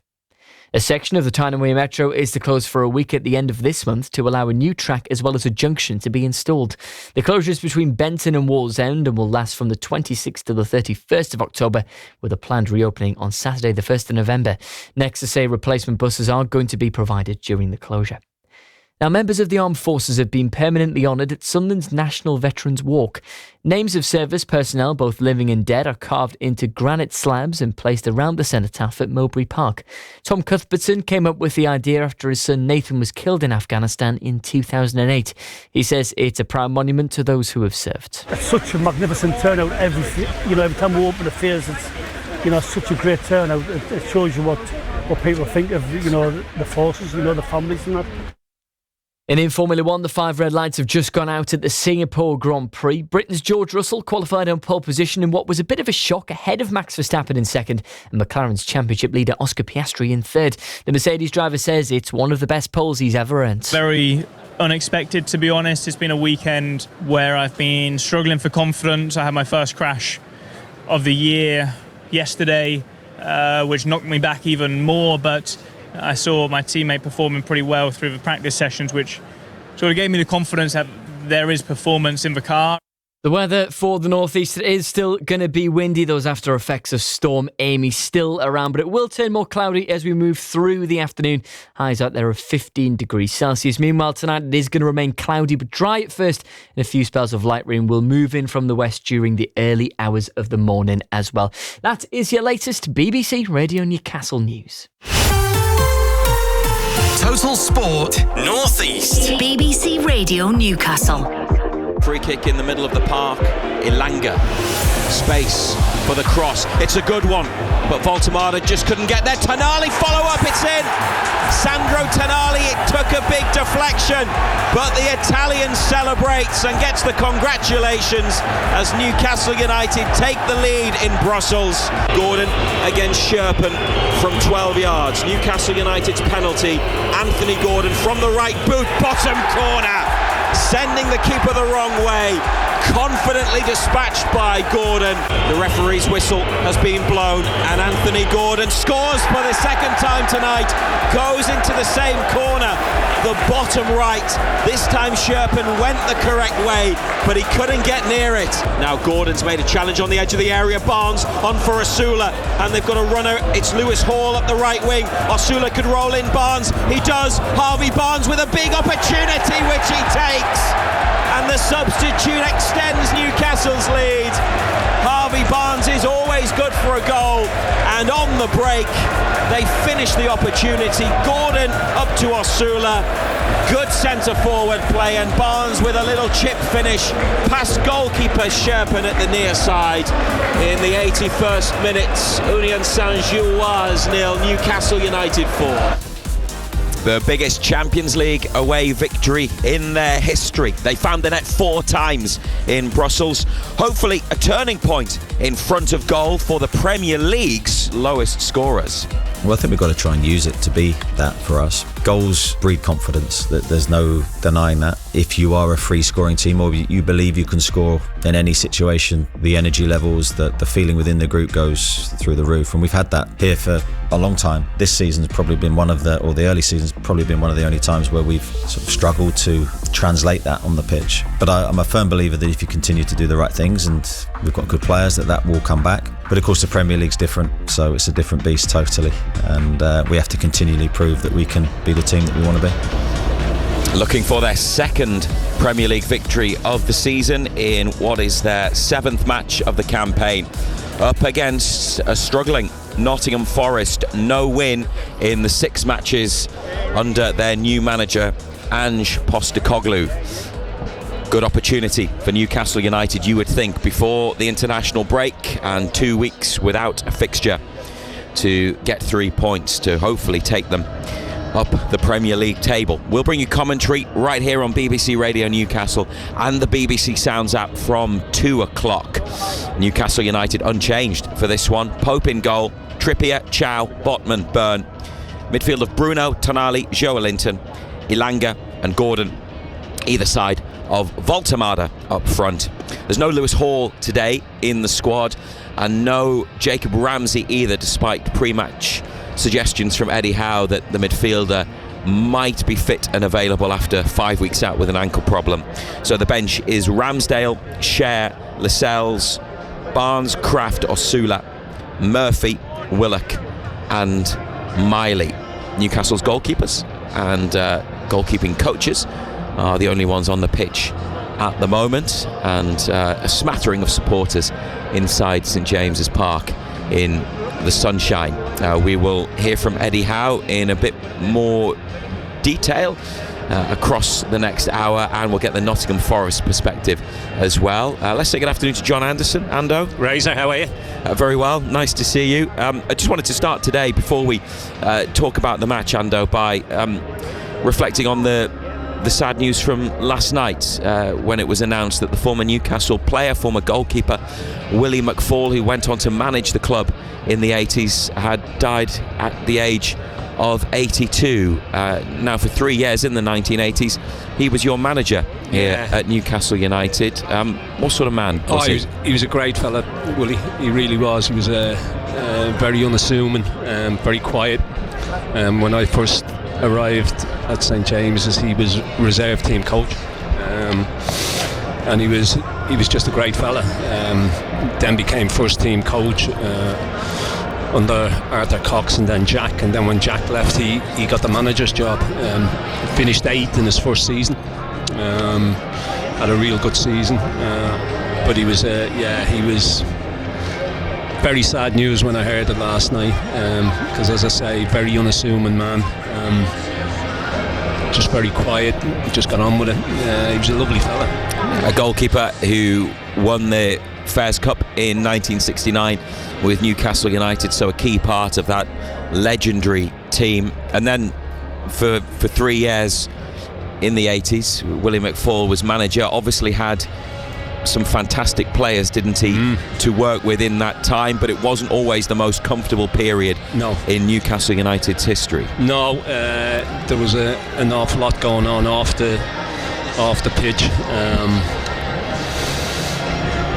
Directors being people wanting directors out and chairman out, and it wasn't a great time, but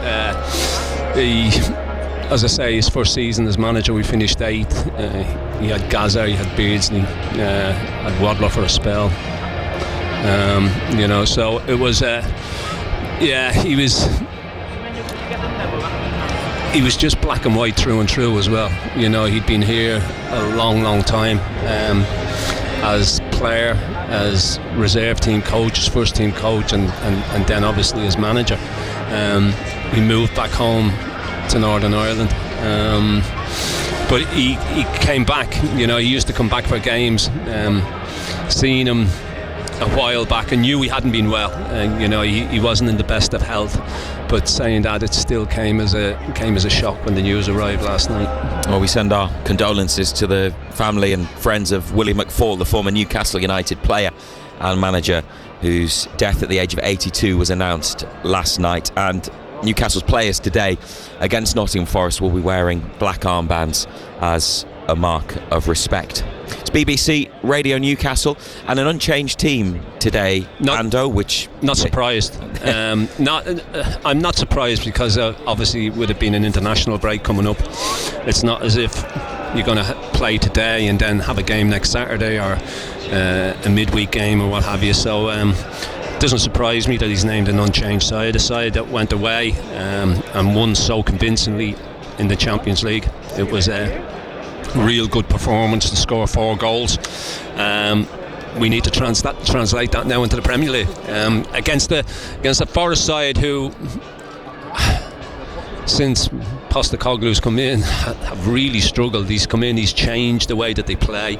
They've gone from being a side that sit in and break on you to playing a high line, to be more offensive, and it hasn't clicked into place yet. So I mean, there's rumours abound that if they were to lose today and lose badly today, that he could be sacked after 7 games. I mean, but that's Premier League football for you. It comes with the job. But yeah, things haven't gone well from there at all. Could be the ideal opponent. Could be, yeah, absolutely. You would think they got beaten on Thursday night in Europe, at home as well. So you would think their confidence is low. They know it can be hostile here, and when the crowd get going, it can be a tough place for opponents to come and play, especially a side that's low on confidence, low on belief.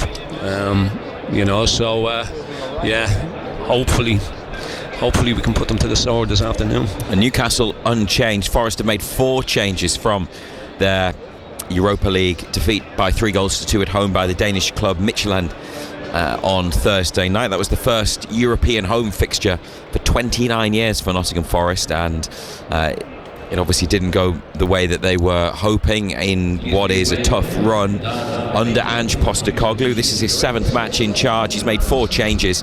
They line up like this. Matt Sells is the goalkeeper, named in the Premier League team of the season last year. Sells and Forest undisputed number 1. They now play, or seem to be moving to a 3-4-3 formation. The back three is Nikola Milenkovic, the giant Serbian international. Jair Cunha, 20-year-old Brazilian, hasn't played in the Premier League before, summer signing. He is in one of the changes at the back, and Morato, another Brazilian, continues as a left-sided centre half for Nottingham Forest.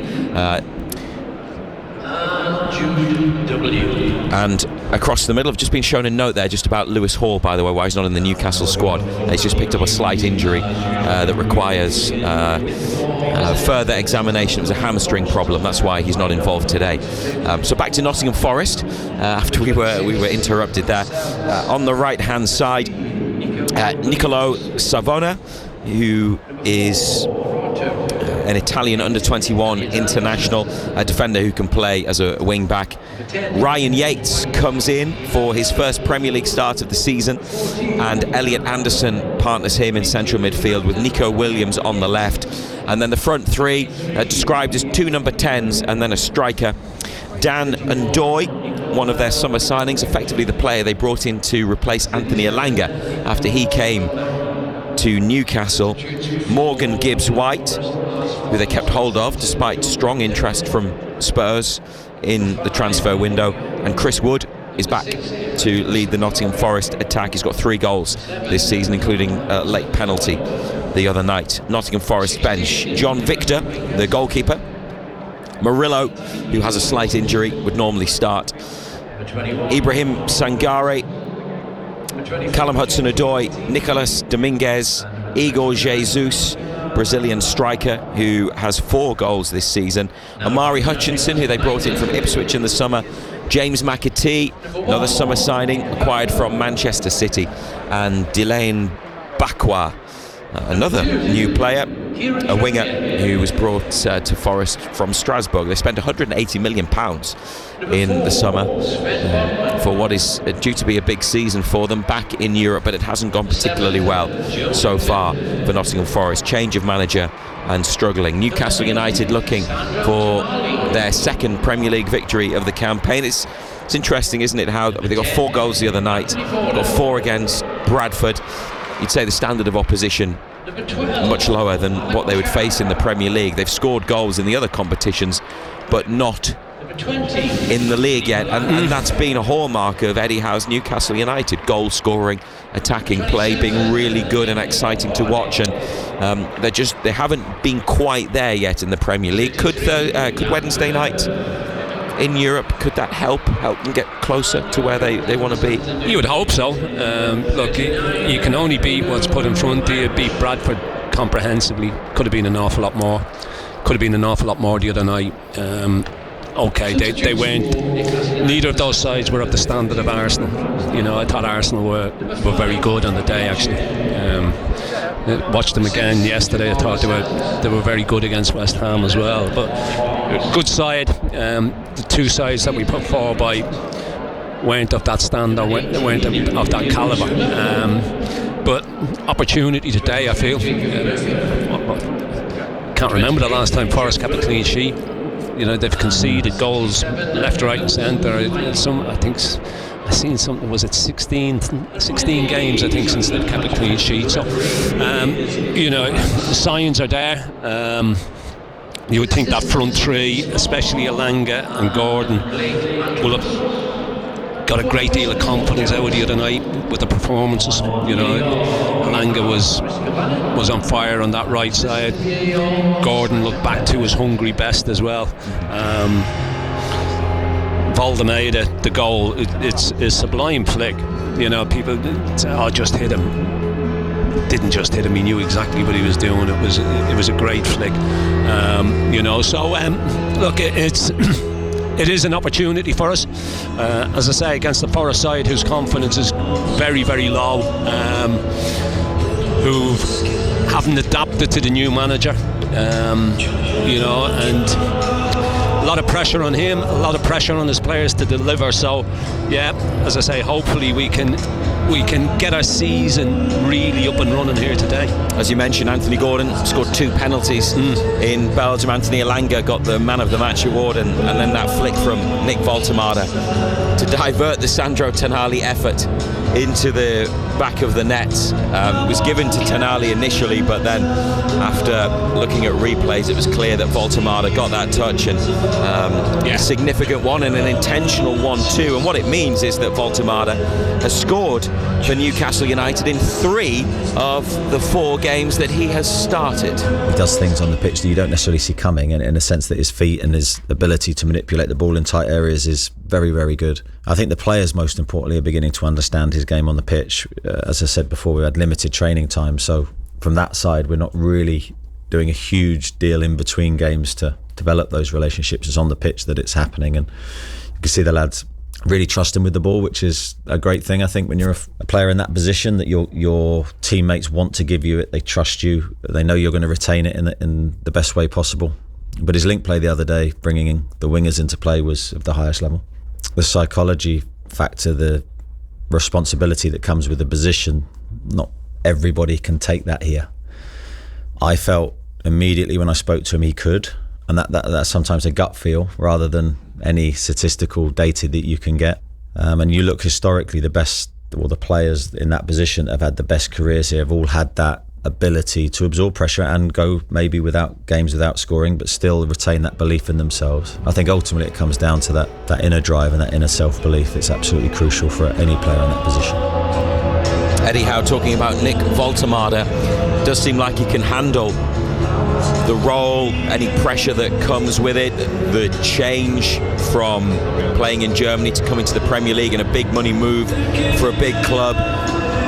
Seems unflustered, and also, although he's a different type of striker to what they've had recently, John Anderson, we like what we've seen so far, don't we? The link play and then the towering headers. Yeah, he's adapted really well. Sometimes you come from a different country, different league, different type of football. It can take time for you to adapt, but he's adapted well. He likes to come deep, he likes to pick the ball up, he likes getting on the ball. He's got really good feet, and as we heard Eddie Howe saying there, he retains the ball really well, brings people into the game and then moves away again, and and the fact that he's got 3 goals will only do his confidence the world of good as well. You think on what we've seen, you think he can just get better and better, and I think that's great for everybody involved. It's great for supporters as well, because weren't too sure what to expect. He's a tall, really tall, gangly individual, but he's got great feet. He's not embarrassed to have the ball. He'll have it in tight areas. Manoeuvres the ball really, really well. So as I say, on the evidence of what we've seen, you would think that he can only get better and better. And Nick Voltemade's up front for Newcastle United in an unchanged 11 from the match against Union Saint-Gilloise in the Champions League in midweek. Pope in goal, Trippier, Chow, Botman, Byrne, Bruno, Tonali, Joelinton, Elanga, Gordon, Voltemade. On the bench, Ramsdale, Cher, Lascelles, Barnes, Kraft, Osula, Murphy, Willock and Miley. Ramsey didn't make the matchday squad, still not fit after his ankle injury, and Hall has a hamstring problem that is being assessed, so that's why he is not part of things for Newcastle United today against Nottingham Forest here at St James's Park, live as always on BBC Radio Newcastle. And today you can also listen to our coverage from the Newcastle United angle through the BBC Sounds app, and if you have a smart speaker, ask it to play BBC Radio Newcastle. Let's get the opposition perspective now. Ange Postecoglou subjected to chance of you getting sacked in the morning by his own supporters on Thursday after Forest lost to the Danish club Midtjylland in the Europa League. Postecoglou without a win in his 6 games in charge since his appointment to replace Nuno Espirito Santo, who is now at West Ham.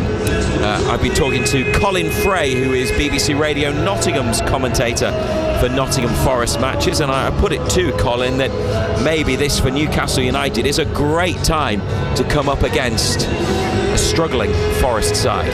Yeah, there were, which is very early, obviously, in a manager's tenure. 6 games in, but no wins in those 6 games. At times, during those 6 games, they've produced some wonderful football. They were great in Seville against Real Betis, particularly in the first half. They were very good against Burnley, and both of those games they drew. They had enough chances to win 2 games against Swansea in the League Cup and then conceded twice in added time to go out from a 2-1 lead. So there's been some high points without getting any results. And of course, what the fans want and what the fans have been used to over the last 4 years on a remarkable rise has been getting some results. And even in the down times when they weren't getting results, when they were really scrapping against relegation, they were really scrapping.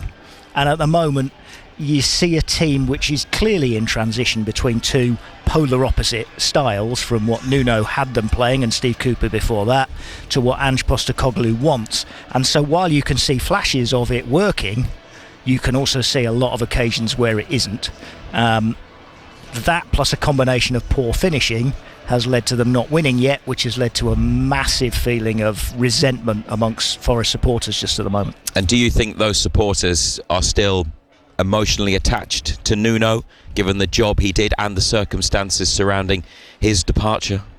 That's a mixture because of the way in which he left. But what I would say is that what kind of unites, whether or not you're in the I still want Nuno camp, obviously it can never happen, he's now at a different club already. They snatched him up, West Ham, very quickly. But in the I still want Nuno to be Forest manager camp, or yeah, he engineered his own exit camp, what unites them is that what they can see is the problems that Forest now have on the pitch at the start of what should have been a real celebratory season with the return to Europe for the first time in 30 years. Everybody was excited about the start of the season, and for non-footballing reasons, that appears to have imploded. And that, I think, is the issue that's really frustrating Forest fans at the moment.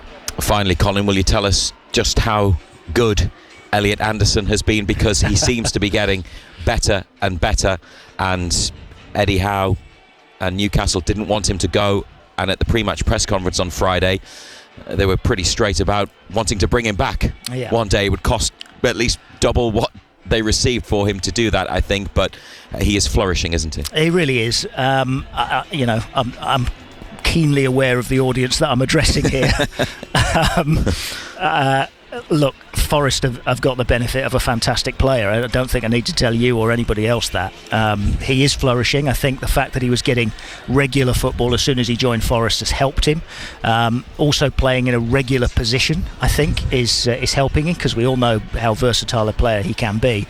But I think as a measure of the way he is maturing as a footballer, you just need to look at what he did in the England camp last time, and to come in and play his first 2 England games and win man of the match in both of those performances, I think spoke volumes about him.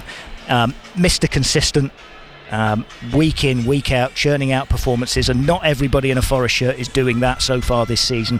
He is. Nico Williams is perhaps another, but Elliot Anderson certainly is. And the other thing with him is he can, yes, he's in that defensive midfield position, but you can see him waltz around a player, you'll see him nutmeg a player, you'll see him produce that pass, you'll see him run into a space, you'll see him get into good positions. He's got a little bit of everything. And again, I know I'm not telling you anything that you don't know, but what I would say is that regular football in a regular position, I think, is really benefiting him, and he keeps improving, and long may that continue. Total Sport North East. Live from St James's Park. BBC Radio Newcastle. And that's the Nottingham Forest angle from Colin Fray, who commentates on the club for BBC Radio Nottingham. Doesn't sound too confident, Ando, does he, about the match today? No. We'll go for them. It sounded a little bit similar to when we spoke to somebody from Wolves. they had a similar outlook. Look, I hope they're right. I think Forest, they've got a good history, Forest. They've won European Cups, but for whatever reason, the previous manager, whether he orchestrated is a removal or whatever, new managers come in and he hasn't hit the ground running. Things haven't gone to plan, and the longer you go losing football matches as well, the more difficult it becomes, because all of a sudden the confidence goes from your players.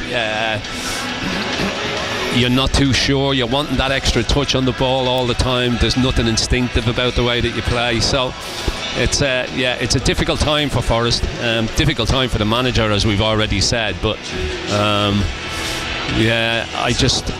I hope he gets it right, I really do, but obviously after today. Big opportunity for Newcastle United to get their second Premier League win of the season. You can listen to the commentary here on BBC Radio Newcastle and BBC Sounds. It's a 2 o'clock kickoff. We'll have more from Eddie Howe before the match gets started. United are unchanged for this one. Right now, 1:30. Let's take a look at the rest of the day's sporting action and reflect a little bit on what happened yesterday as well. With all the details, here's Colin White. Matthew Racebeck, thank you very much indeed. And to Ando, 5 minutes and we will be back with Razor and Ando for the rest of the build-up and full commentary. This Newcastle game is one of 4 2 o'clock kickoffs in the Premier League today. Aston Villa against Burnley, Everton against Crystal Palace and Wolves against Brighton, all kicking off at the same time. And then Brentford against Manchester City is the 4:30 kickoff in the Premier League. There's one game in the Championship today. It's already 70 minutes through. It's the South East Derby, and Ipswich are 2-1 up on Norwich. All the goals coming in the first half actually, but Ipswich 2, Norwich 1 with about 20 minutes to go there. That one kicked off at 12 o'clock. So too did all 4 games being played today in the Women's Super League. So Everton are 1-0 up at Leicester City. London City Lionesses, who've had a tough start to the season in terms of who they've been playing against, still looking for the first win. Drawing 0-0 at home to Liverpool though with about 15 minutes to go there. Spurs, who've had a great start to the season, 1-0 up on Brighton. And Aston Villa leading 2-0 at West Ham. That after Manchester City beat Arsenal 3-2 yesterday. All 3 of our teams are involved in WSL2 action and they all kick off at 2 o'clock today as well. Durham are away at Bristol City, Newcastle United are away at Crystal Palace, and Sunderland host Charlton at the Stadium of Light. The one game that kicked off at 1 o'clock in WSL2 has Sheffield United 1-0 up on Ipswich, but they are only about half an hour into that one. Yesterday in the Premier League there were just 4 games on the in the entire Saturday, just 2 that kicked off at 3 o'clock, one of which was Sunderland's 2-0 defeat at Manchester United. Mason Mount and Benjamin Šeško scoring the 2 goals for Ruben Amorim's side. Arsenal beat West Ham 2-0, that was the other 3 o'clock game. Spurs were 2-1 winners at Leeds, and Chelsea through Estevao in the 95th minute beat Liverpool by 2-1 in the evening kickoff. Non-league wise yesterday, a mixed bag. Gateshead were beaten 3-1 at home by Boston United. That was the lunchtime kickoff yesterday. They were already missing defenders Joe Grayson, Kenton Richardson and Ben Williams, and attacker Kane Adom through injury. Those were new injuries from the midweek result. And then Connor Pani was stretched off in the first half, and then Curtis Edwards limped off early in the second half as well, and it looked like a serious one for Connor Pani in particular. Not a good afternoon all round for Gateshead. Here is their manager Alan Armstrong. I'm gutted for the lads, to be honest with you, and that's what I've said to them. Really proud of them, because there's a lot of good young players in there that are learning, and they've just had to deal with setback after setback due to injuries. Then I'm looking at the centre-back pairing during the game with Frank and Flinty, and I just had to have a chuckle at myself and just think what on earth is going on, but they just kept going, the lads kept going. Talking of keeping going, South Shields now 10 unbeaten at the top of National League North. They beat Chorley by 2-0 yesterday. Dan Ward in the first half, Paul Blackett with a penalty towards the end of the second. It's been a brilliant start to the season. Here is their manager Ian Watson on conceding just 4 goals in their first 10 league games. Yeah, we spoke about that when Carl and myself took the job. We spoke about how we wanted to be really sort of hard to score goals against, and Carl does a lot of work with the boys out of possession, so he deserves a lot of credit for that, and the boys really buy into what he wants them to do, and they run a lot for him. And we're aggressive without the ball, and we've got a real pride in not conceding goals, and that gives us the foundation and the base to go and be really good with the ball and try and dominate games with the ball as well. You hear more from Alan Armstrong and from Ian Watson at half-time. Two of our teams through in the third qualifying round of the FA Trophy as well. Hebburn won 2-1 at Whitby, and Dunstan were 2-1 winners. A really good win against the team from the division above in Warrington Rylands. Couple of less good results in the NPL East Division. Blythetown drawing 0-0 at home to North Ferriby. Actually, given where both teams are on the table, it's not a bad point, that. Blythe Spartans, though, beaten at Grimsby Borough. To rugby union, Newcastle Red Bulls were at Exeter in the Prem yesterday, the first away match of the new era, but it ended in a 38-15 defeat. Alan Dickens is the new head coach, technically, after the midweek departure of Steve Diamond. I am disappointed. I think at the end, George McGuigan spoke to the players, you've spoken on the TV as well, just about the frustration that we let them in through our errors. Obviously that was a couple of the line-outs where we got the opportunity to put them under pressure, and we just allowed Exeter to win the ball and clear their line. So that was one of the frustrations, but no taking away anything from Exeter. I thought they were pretty clinical today. They're away to Sale on Friday night in what is as close to a derby as they get in the Prem, Newcastle Red Bulls. To Rugby League, couple of big games today as well. It's the men's championship final, York Knights up against Toulouse at 2 o'clock. It's the women's Super League final as well, Wigan against St Helens. Kicks off at 5:30. The eyes of the horse racing world are on Paris today. More than £2.3 million awaiting the winner of the Prix de l'Arc de Triomphe. It's the richest race in Europe. It gets underway at 3:05. Minnie Hawk, the pre-race favourite, trained by Aidan O'Brien. Andrew Balding's trained Kalpana is the main English hope. And in cricket, no handshake between the India captain Harmanpreet Kaur and Pakistan captain Fatima Sana ahead of their Women's World Cup clash that is currently in play in Colombo. They have just restarted after a long delay because of flying insects. It looked quite extraordinary, but as it stands, India still in their innings, 161 for 5. Pakistan yet to bat, so that one will take a little bit longer than expected. Right then, we are 25 minutes give or take, away from kick-off here at St James's Park. Newcastle United at home to Nottingham Forest in the Premier League. The rest of the build-up, and then full commentary will come from John Anderson and Matthew Racebeck. Matt Bailey at breakfast. Every day on the show we play a game called the Canny Cryptic Clue, and this morning, Pete in Blaydon, you've got the right answer. What is it? Kielder Marathon. Yeah, it did end with thong, actually. Slight poetic licence this morning. Am I right in saying you're doing the Kielder Marathon this weekend? I'm doing it, and I'm doing it in short, not a thong. Right, okay. Because no one needs to see that. That is good news. I mean, that's probably in the Running 101 guide. Don't wear a thong to do endurance events, I'd imagine, is it? Oh, don't even imagine. Even just thinking about it is making my bum chafe, to be honest. Matt Bailey at breakfast. Weekdays from 6. Just ask your smart speaker to play BBC Radio Newcastle.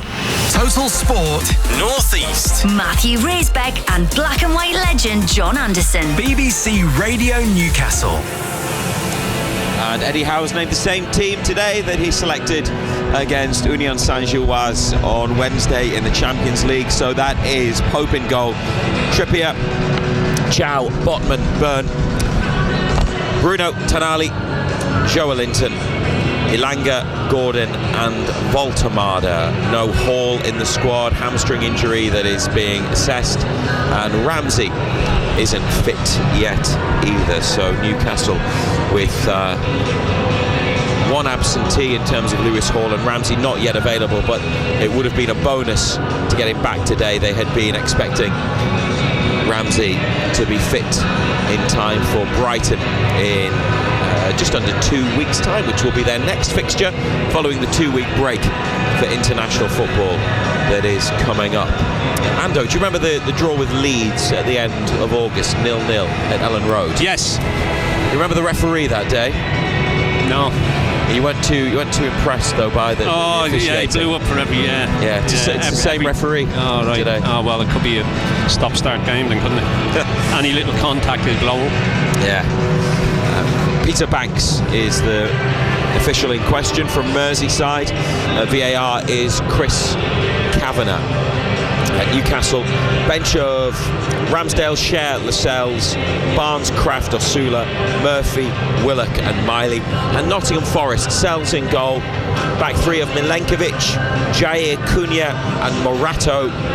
across the middle, Sabona, Anderson, Yates and Williams. And the front three, Ndoye, Gibbs-White and Wood. 20 goals last season for Chris Wood, another Nottingham Forest player. The two ex-Newcastle boys, or two of them, Sells and Wood, earning a place in the team of the season for their efforts, as Nottingham Forest had a terrific campaign, finishing 7th in the end. They qualified for the Conference League but ended up going into the Europa League because of the situation with Crystal Palace. They switched European competitions. Palace were demoted for breaching UEFA's multi-club ownership rules, so they're now in the Conference League, Forest in the Europa League. And last season, just thinking back to the game here, it was a crucial one. It was about 3 weeks before Wembley. They scored 4 goals in 11 minutes in the first half. It was a great turnaround, having gone behind early, wasn't it? They were a devastating spell where they produced those goals. Yeah. But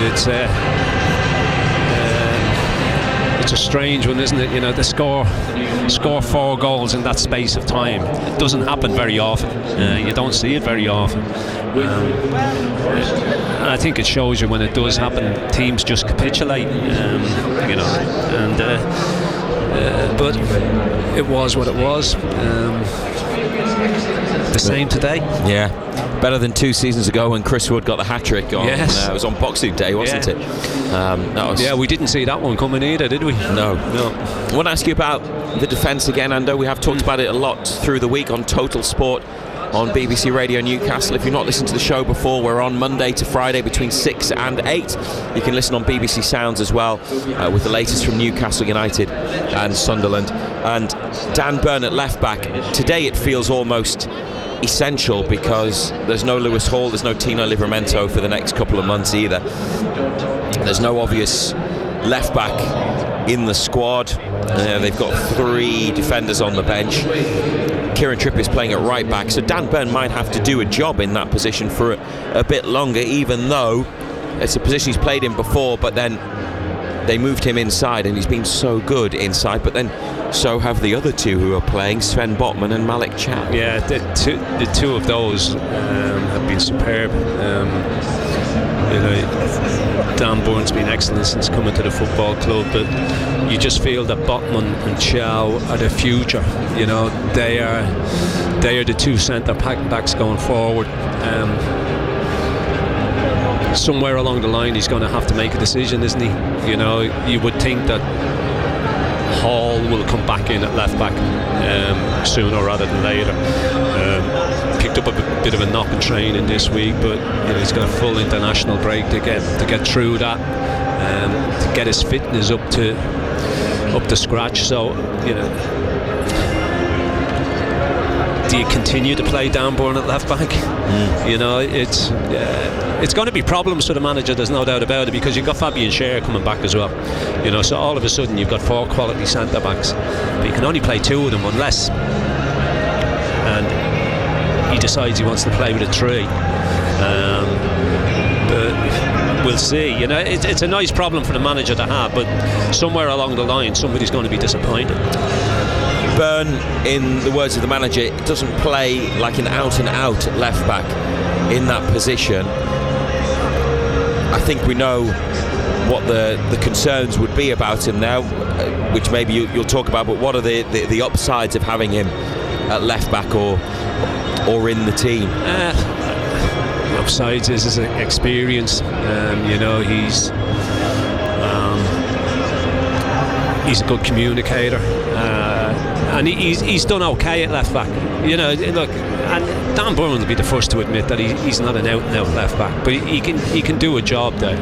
But is it the answer going forward? You would say no. You know, Hall most definitely is the answer going forward, because we've seen what he's capable of last season, before he got his injury. You know, you would say that boy's got a big future, but you know, Dan Burn will go in there and he'll do a job. He'll do what's asked of him. Defends well. The only slight you would say is if he comes up against wingers who've got genuine pace, that could cause him a problem. But Eddie Howe wants him in the side, and to be quite honest, he has to play left back because there's nobody else there at the moment that can go and do that. Warm-ups continue here at St James's Park with the outfield players finishing with some shooting drills. Nick Voltemada's just stuck one into the top corner. Well, we're used to seeing him head it in or flick it in. That was a good finish. And the substitutes are in a circle with a ball and then a couple of players in the middle trying to win it back. We've got 20 minutes or so until kick-off here on BBC Radio Newcastle, bringing you the match as always from the Newcastle United perspective, and you can listen to us today on the BBC Sounds app. Just scroll along the top, look for BBC Radio Newcastle, or if you want to listen to us on your smart speaker, if you have one, then ask it to play BBC Radio Newcastle. Now in the Nottingham Forest team, there are once again 3 former Newcastle players. Matt Sells in goal, who very experienced now, 33, had a tough time here, didn't play that many games in the Championship season under Rafa Benitez. Chris Wood, who did an important job for Newcastle, didn't score the goals that he has for Nottingham Forest though. He is back in to lead their attack this afternoon, to play as the central striker. And then in midfield, Elliot Anderson. Eddie Howe didn't want to sell him and would quite like to bring him back to St James's Park. Anderson is in the centre alongside Ryan Yates for Nottingham Forest in a 3-4-3 formation. He's now an England international as well, the Whitley Bay born midfielder. 2 caps won in the last set of England games, and he's in the squad for next week's fixtures for Thomas Tuchel's team as well. He's played as a holding midfielder. We've seen him as an attacking midfielder, and also at times at Newcastle out on the wing. Eddie Howe is no longer his manager, but knows his game very well. What does Eddie Howe see as Elliot Anderson's strongest position? Sims, all of those things really.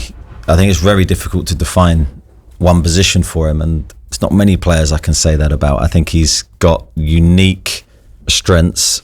So he's very good deeper, which we didn't really utilise him in that role because we played with one player deeper, but with Nottingham Forest he's played with 2, and with England he's played with 2, and he's done that really, really well. Definitely can see him playing higher up the pitch as well, as an 8 or a 10. He's very good in central areas, but also very good wide. He was really good for us playing wide left. So yeah, very, very talented player technically. I mean, can do anything he wants with the ball, and those players are very precious. The minute it was going to happen, or likely to happen, that we were massively selling him at a big discount, but the position we were in, we weren't in a very strong negotiating position at all, and it was that or a points deduction. So as I said many times, we had no choice but to make the sale, but it was not one we wanted to do. And a sale for less than they thought he was worth. A pretty stark situation there, the way Eddie Howe put it. Sell Elliot Anderson or be deducted points. That was where they were last summer. The moves really benefited him because he's playing regularly, but that versatility is one of the many things that Newcastle liked about him, because most of their players have performed more than one role in the team, Anderson being that. There'll definitely be some that would like to see him come back to Newcastle at some point, but his game has moved up several levels through playing regularly at Nottingham Forest, hasn't it?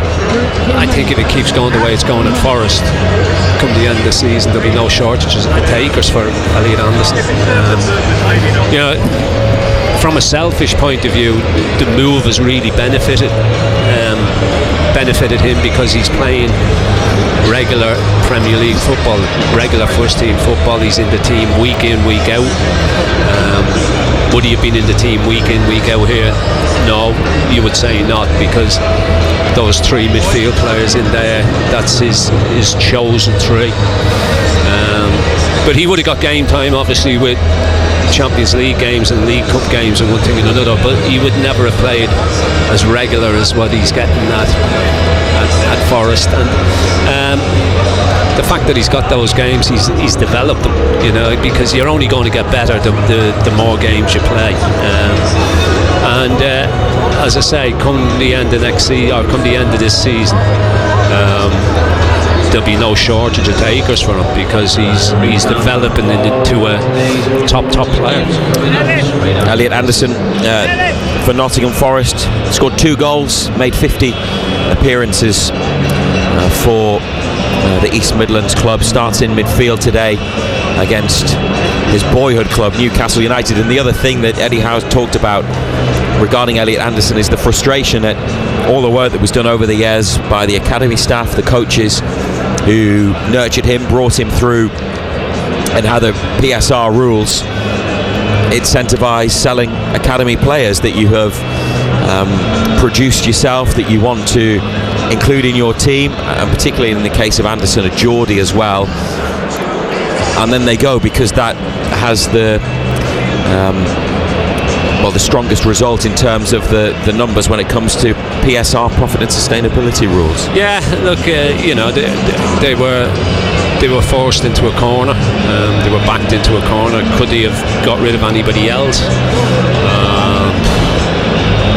Well, we don't honestly know, do we? But you would say that Forest most definitely got the best of the deal.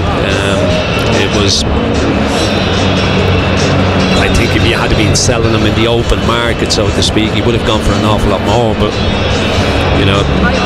Forest have most definitely benefited from it. And as I say, he's another one, who can just get better and better. He's still a young boy. He's already got into an England squad, played 2 internationals, got man of the match in both of them. So he can just go from strength to strength. Moving in the other direction, albeit 12 months later, Anthony Elanga, now yet to score for Newcastle United in a competitive match since that move from Forest this summer, but he won the first penalty in the Champions League against Union Saint-Gilloise, and then Elanga was at full time picking up the Man of the Match award on Wednesday night. Whenever he's played this season, I think he's had a number of big contributions. I think if you look back through all the games, he's had a number of moments that could have dictated the game. Very good crosser of the ball, whether that's early or whether that's working towards the byline. I think he's a productive player, certainly playing with good confidence and good rhythm. And like I've said many times with other players, it's about getting to know your teammates around you. It's so important with how we play, the relationship side. And I think with each game, he'll get better in that respect. And Nottingham Forest themselves are playing in Europe. They've had a difficult set of results under the new manager. What do you make of them when you watch them? I don't know whether they're in transition with one manager out, a new one in, quite a few new players as well this summer. Yeah, a very strong group of players. I mean, I think a slight change in style, which is interesting always to see from the outside. I think definitely more possession based, quite free in their movements, a lot of rotations in the attacking areas. I think, as always with any football match, you look at the games and you think that could have gone either way. So I think they're very strong, and I think they've got a good balance to their squad. Ange is an outstanding manager with a really good track record. So we know this game's a pivotal one for us going into the international break. We know that our Premier League form is crucial to us. Yeah, it's a big match for us. On BBC iPlayer, I'm going to fight till the death. 19 celebrities are about to enter the traitor's castle. But this game doesn't care who you are. I'm here to win. This is life or death, isn't it? In here, their glamorous lives count for nothing. National treasures. Gone. I want to win, I'm not going to lie. I want to win. It is a game at the end of the day. The Celebrity Traitors. May the worst person win. Starts Wednesday night on BBC iPlayer. Total Sport North East. Live from St James's Park. BBC Radio Newcastle. About 10 minutes to go until kick-off, and as always with a 2 o'clock start, Ando, it's not quite the same, quite as bad as a lunchtime 12:30 game, but slow, quiet, almost sleepy build-up. Not your favourite time slot, this, is it? No, it feels a little bit flat, doesn't it? I think that's down to the kick-off time, because they haven't been able to get in and get their loosen their throat, so to speak, wet their whistles. But look, you would hope as soon as the game kicks off that they will come to life again. Yeah, moved to Sunday because of Forest's involvement in the Europa League on Thursday. They could do with turning that down a little bit, couldn't they? The public address system, it's come in at full blast and then some. It's ridiculous, isn't it? Obviously they played last Sunday as well, and the previous Sunday too, because Barcelona was on a Thursday night. I mean, the Thursday-Sunday thing doesn't always work for clubs. Newcastle shouldn't experience Thursday-Sunday too much, but Nottingham Forest are. And again, that could be another thing that you might have to factor into this. They made 4 changes, but it's not going well, and a lot of clubs just don't like that routine, that schedule of Thursday night, Sunday afternoon. Yeah, you would think that it would be similar to Wednesday, Saturday, but that doesn't seem to be the case. Sides that play on a Thursday, for whatever reason, seem to struggle when they have to play Sunday games. Newcastle United, Nick Pope in goal, Kieran Trippier, Malik Chow, Sven Botman, Dan Burn, Bruno Guimaraes, Sandro Tonali, Joe Linton, Anthony Elanga, who had 2 years at Nottingham Forest before his move to the northeast this summer, scored 6 goals for them last season. Anthony Gordon, who is Newcastle's joint top scorer this season on 3 goals. Also with 3 goals, Nick Vontamada, who leads the line. And William Osula also has 3. He's on the bench, along with Aaron Ramsdale, Fabian Schär, Jamal Lascelles, Harvey Barnes, Emil Kraft, Jacob Murphy, Joe Willock and Lewis Miley. BBC Radio Newcastle and the BBC Sounds app, live from St James's Park on a sunny and fairly mild Sunday afternoon at the start of October, start of autumn. Black and white flags are out, and at the Gallagher end, war flags have produced a giant surfer banner which is being passed up to the top of the stand, and there's one that is being passed down the Leazes end to our left hand side. It's the We Are United one at the Gallagher end, with all 4 of Newcastle United's club crests on, and at the Leazes end, black and white stripes, magpies and the blue star in the middle. Newcastle United, St James's Park, it says in white lettering on the black stripes. So the pre-match flag displays all about black and white today. Newcastle up against Forest, who have Sells in goal, Milenkovic, Jair Cunha, Morato at the back. Across the middle, Savona, Anderson, Yates and Williams, Ndoye, Gibbs-White and Wood are the forward players, and on the bench for the visitors, Jean-Victor the goalkeeper, Murillo, Sangare, Hudson-Odoi, Dominguez, Igor Jesus, Hutchinson, McAtee and Bakwa. Well, after returning from suspension, he played against Barcelona and then had to miss the Bournemouth match.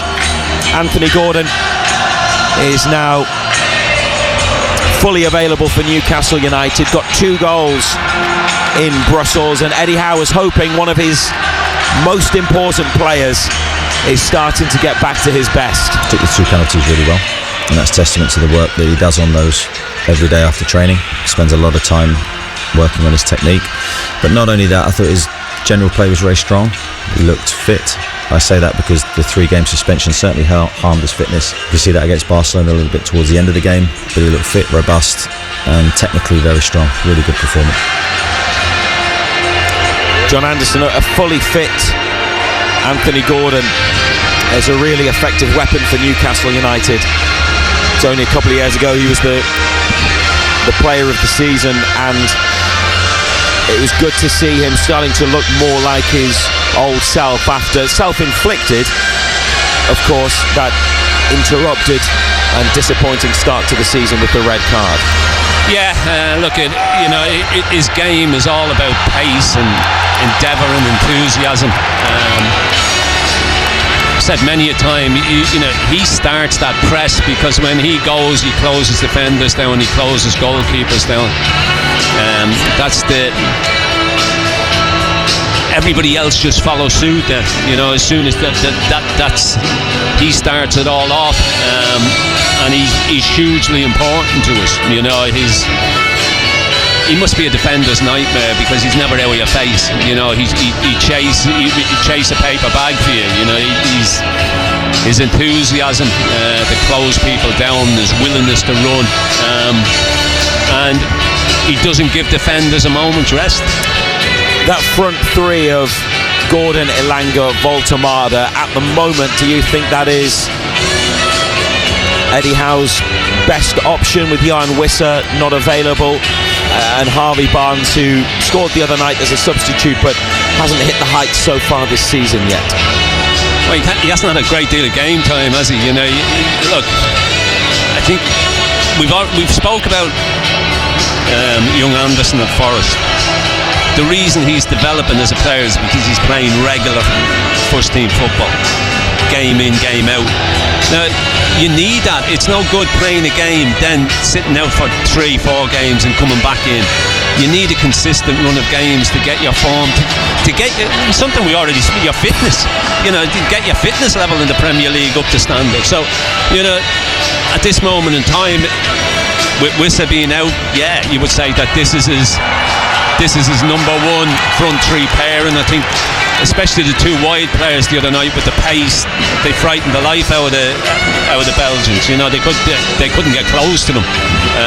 So pace frightens the life out of defenders, Razor. It's as simple as that. It's the one thing that they hate playing against.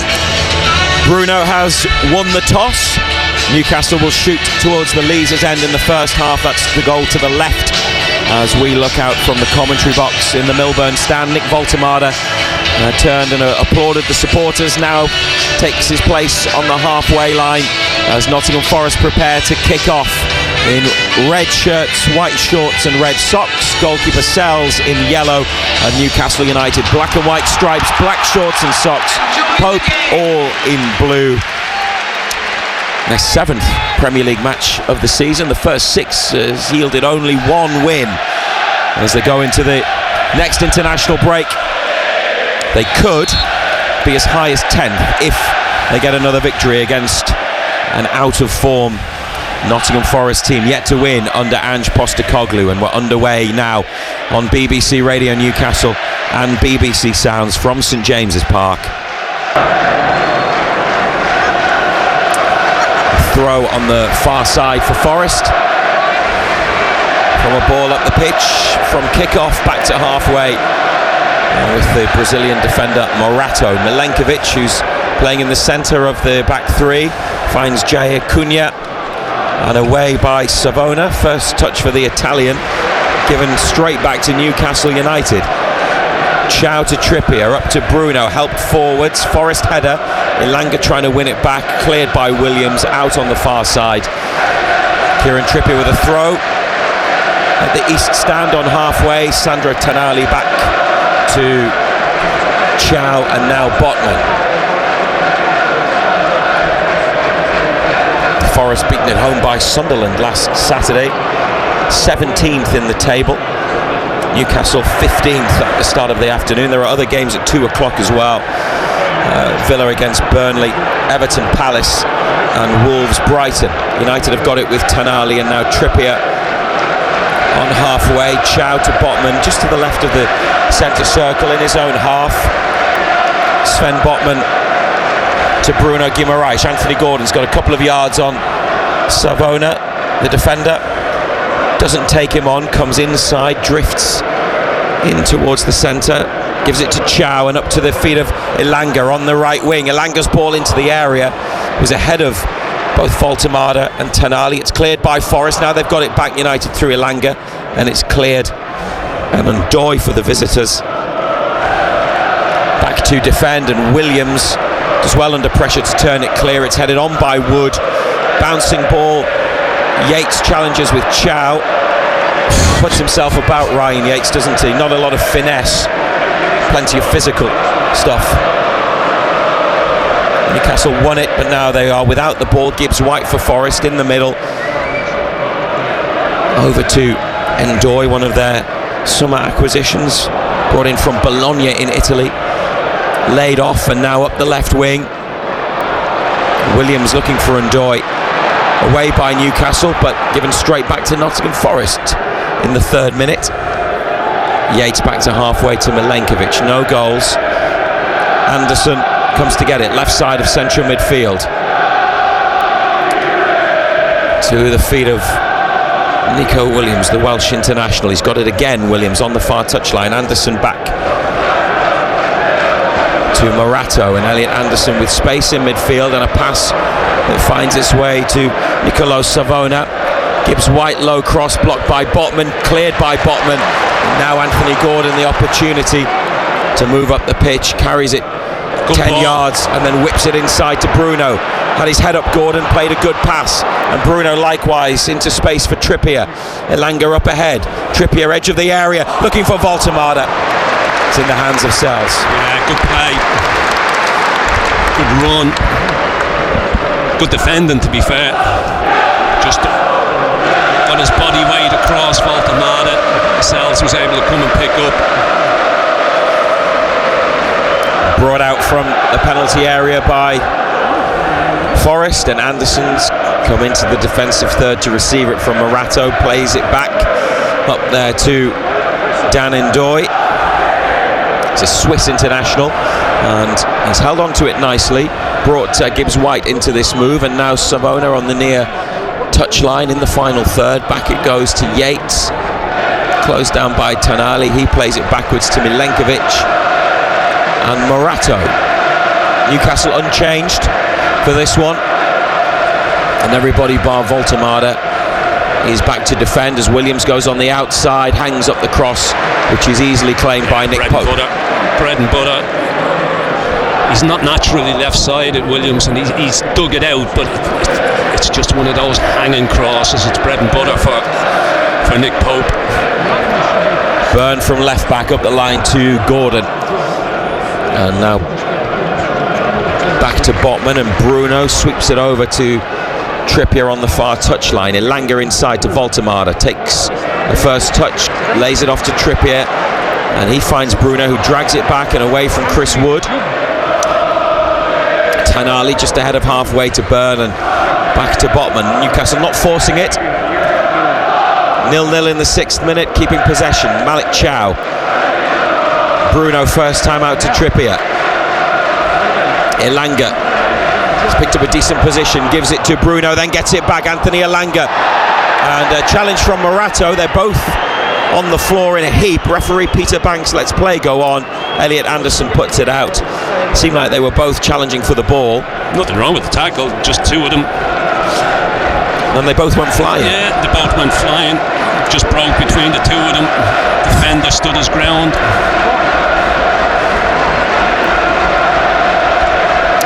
Well, Elanga's back up, and Morato, his knee could be. It's a big lad, Morato, 6'4". Obviously had to get down to challenge Elanga. Twisted his knee. They've got Murillo, who would normally play, another Brazilian, particularly good on the ball and bringing it out from the back, on the bench after sustaining a back injury. Landed awkwardly in the Europa League the other night.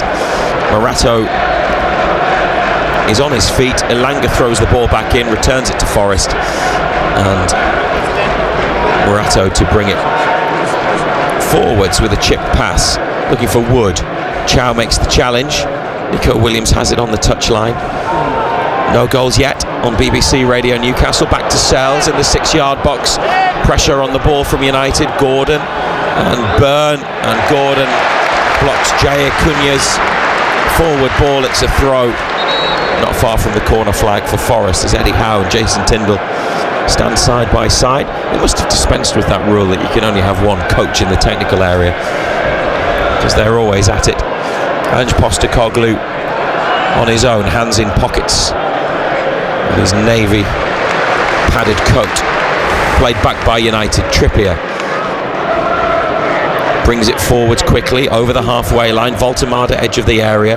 Elanga 30 yards out on the touchline. Tonali exchanging passes with Trippier. Now Chow on halfway for Newcastle United. Botman. Byrne, short ball to Gordon, brought inside for Joelinton, back to Gordon. They've quickened the play here, and Voltemada to Tonali, and now Gordon again. That's nicely worked. Trippier up the line for Elanga. Now the chance to deliver the cross, and they get a corner kick out of this. Elanga's ball in, deflected behind at the near post. Yeah, big boys will go forward. Watch Forest the other night. Didn't defend set pieces at all well.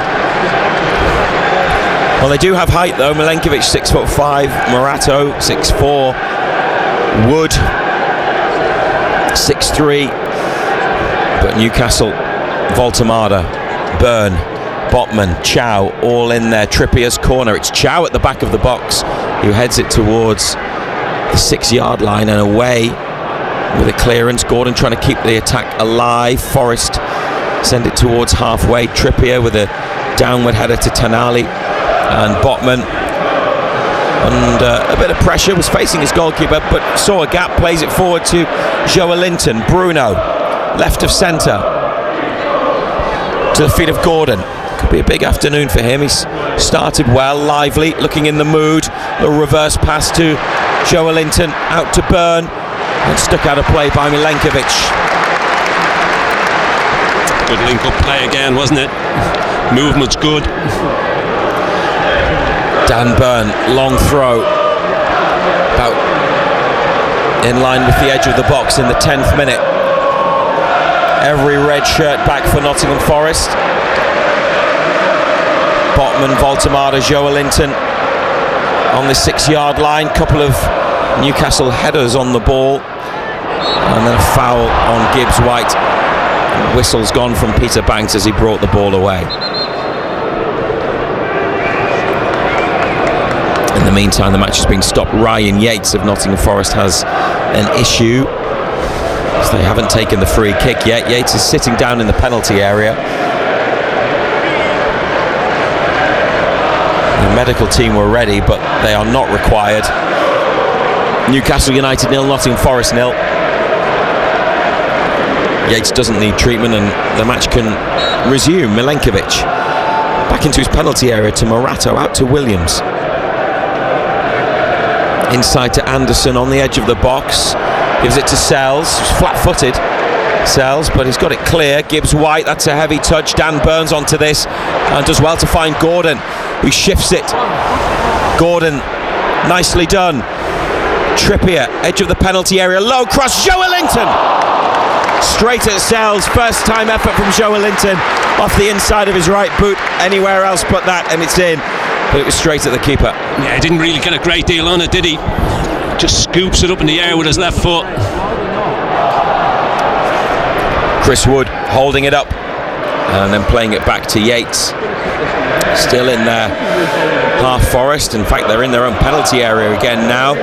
Sells gets another pass, takes a touch, chips it towards the halfway line. Botman's got the better of Gibbs White in the air. It's on to Byrne, then Joelinton. They look for Gordon, but Newcastle have lost it. Anderson with Bruno at his back plays a short ball to Jair Cunha. Gibbs White took it in a tight area, then Anderson gets away. Approaching the halfway line, no goals yet. Elliot Anderson still carrying it. He's brought the ball a long way. Tonali goes to challenge, stops him making any further progress. He plays it back and then gets it again from Morato.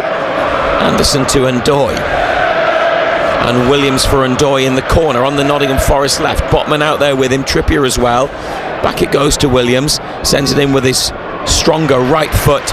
Byrne, big header away. Voltemada, it hit him on the chest rather than it being controlled, and Nottingham Forest win it back in the 12th minute. Morato, dink into the box to Gibbs White, chested down. Botman intercepts. Tonali takes it away out wide, gives it to Trippier. He's played it against Anderson. Tonali here with 2 red shirts on him is able to see it out for a Newcastle United throw, and they've given it straight back to Forest from the throw. hasn't necessarily been the best start without it being terrible either.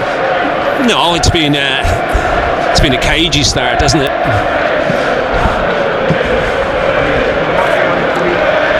Bruno trying to win the ball from Anderson.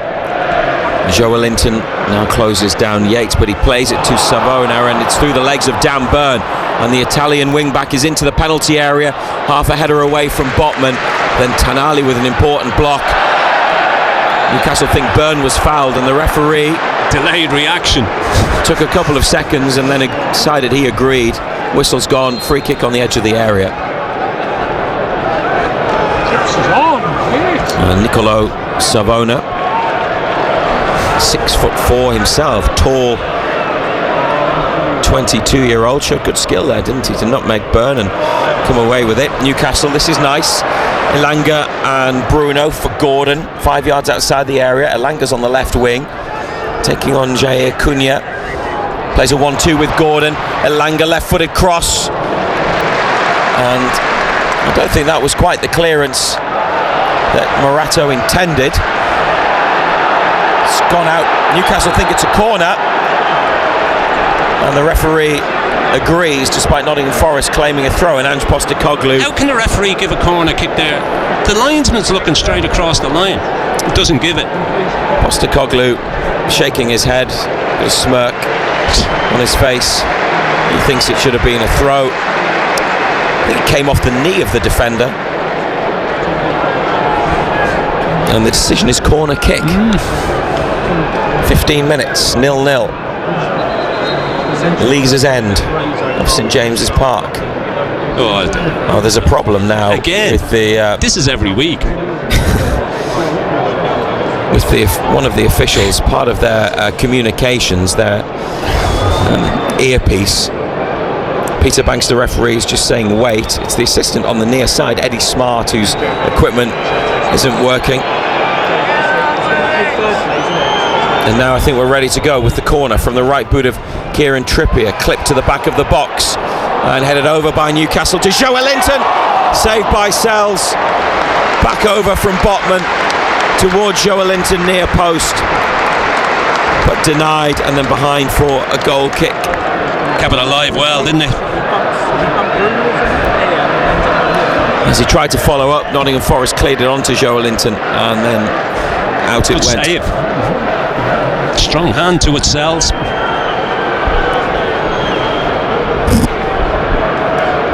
Williams inside, Anderson edge of the area.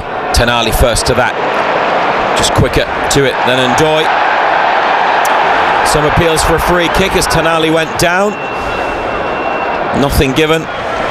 Newcastle trying to win it back on the far side. Williams through a gap to Anderson. Inside to Yates.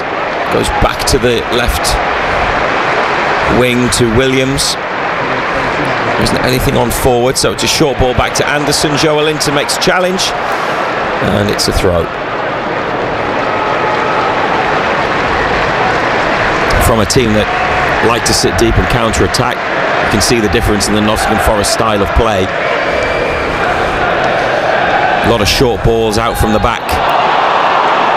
Now a free kick awarded to the away side next to the halfway line on the left. Tonali, the guilty party.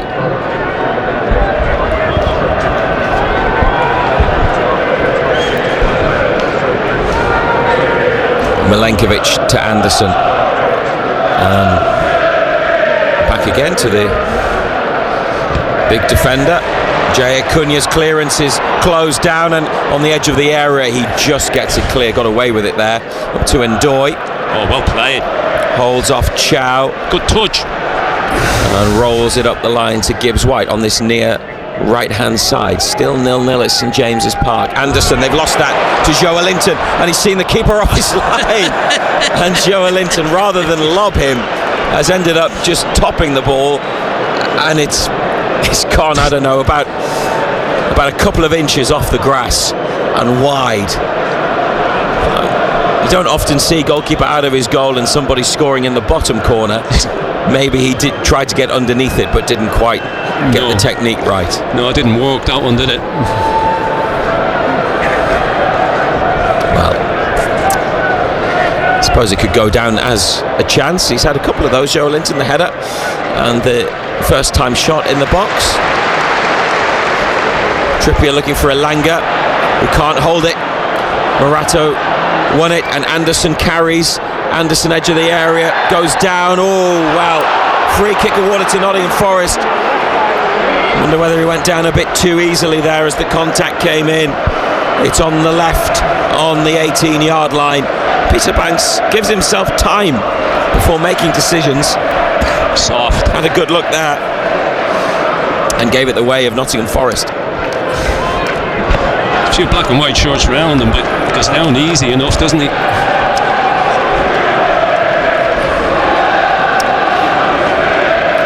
He started well, Elliot Anderson.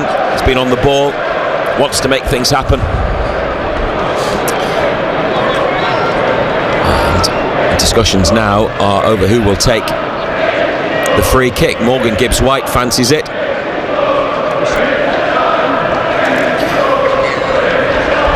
Also have Nico Williams there. Anderson is in the D. Newcastle have got every black and white shirt in the box, and a wall comprising Byrne, Voltemada and Botman. It's a big one. Pope's by his left-hand post. BBC Radio Newcastle and the BBC Sounds app. Nottingham Forest will be happy with the way things have started. Newcastle have to defend this. Don't want to be giving them any further encouragement or opportunities. Referee's not happy about something. Goes to the wall. Now retreats. He's pointing at somebody. There's pushing in the box. Tonali and Yates. It's always Yates when it's Nottingham Forest. Pushing Tonali, who pushes him back. Referee's gone to speak to them.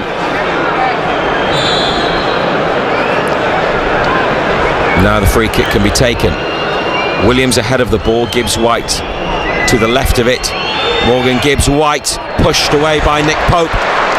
Was an effort that lacked power right into the centre of Pope's goal, and he was able to repel it. Cleared as far as the halfway line. Diagonal ball forwards. That'll be a Newcastle free kick this time.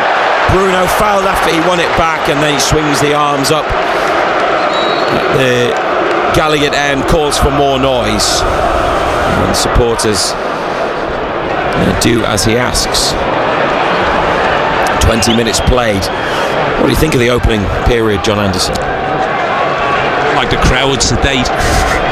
It's been no real pace to it, has it? Some decent football being played, mate. Well played. Botman up to Voltemada, held it well, used it well. Trippier lifted up the right wing. Morato is there with Elanga. Morato's header goes out. They can take a quick one here. Elanga does to Bruno. Back again. They get another throw. 25 yards or so from the Nottingham Forest net. Ball is with Kieran Trippier, and it goes back to Malik Chow. Botman in the centre circle. Gordon pulls out to the near touchline. Byrne up to Joe Linton inside to Tonali. They almost lost it, Newcastle, but Tonali found a pass back to Botman. And now Sven Botman rolls it forwards to Sandro Tonali, who knocks it away from one. Tried to drive on, but Jair Cunha has won it and then played it straight to Sven Botman. Anthony Gordon back to Dan Byrne. They are close to their own penalty box, Newcastle, and indeed Byrne gives it to Nick Pope. That's a firm kick away from Pope. Milenkovic is struggling with the ball under the challenge of Voltemada, but Forest have been able to bring it under control, and now Anderson back to Milenkovic in the centre of the back three. Sells at the edge of the area towards Gibbs-White. On his chest on the touchline, inside to Yates and back again to Gibbs-White. Brilliant from Nottingham Forest. Gibbs-White in the area. Chow makes the... Chris wasn't Wood, quite a block from Chow. It was a horrible flick away. touch. And then it hit Chris Wood, and Kieran Trippier got back to clear. Oh, his touch is awful. Probably wasn't expecting it to come his way. It's a great ball played in as well. They walk it well down this right side. Bruno up to Voltemada. Elanga starts to make the run. Voltemada is tripped. Bruno takes a quick free kick square to Joe Linton, and now he's on his way. Gordon taking on Savona on the outside.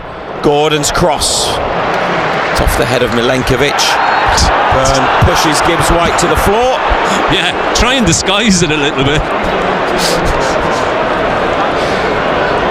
And some frustration setting in. 0-0.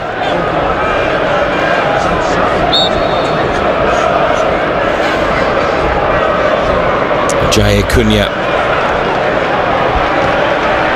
rolls it back to Milenkovic, and now to Sells. And that ball from the Forest keeper is straight to Dan Byrne, but forwards it goes. Voltemada was offside, and it'll be a goal kick. Newcastle United 0, Nottingham Forest 0 on BBC Radio Newcastle and the BBC Sounds app. If you wanted to listen to us through your smart speaker, if you have one, then just ask it to play BBC Radio Newcastle. Unchanged today, United. Pope, Trippier, Chow, Botman, Byrne, Bruno, Tonali, Joe Linton, Elanga, Gordon, Voltemada. And a goal elsewhere in the Premier League, one of the other 2 o'clocks. Wolves 1, Brighton 0. Trippier, the line for Elanga, right on the touchline, back to Trippier. Played against the shins of Yates, and a throw which is taken immediately. Tonali to Elanga for Bruno, back through for Elanga, but cut out by Williams, and now Wood. Referee again delays the whistle, gives the free kick. Eddie Howe puts his hands on his head. This is exactly what he was Tyndall like at Leeds. Goes to the 4th official, Rob Jones, to complain about that decision. This is exactly what he was like at Leeds. Every contact he blew up for.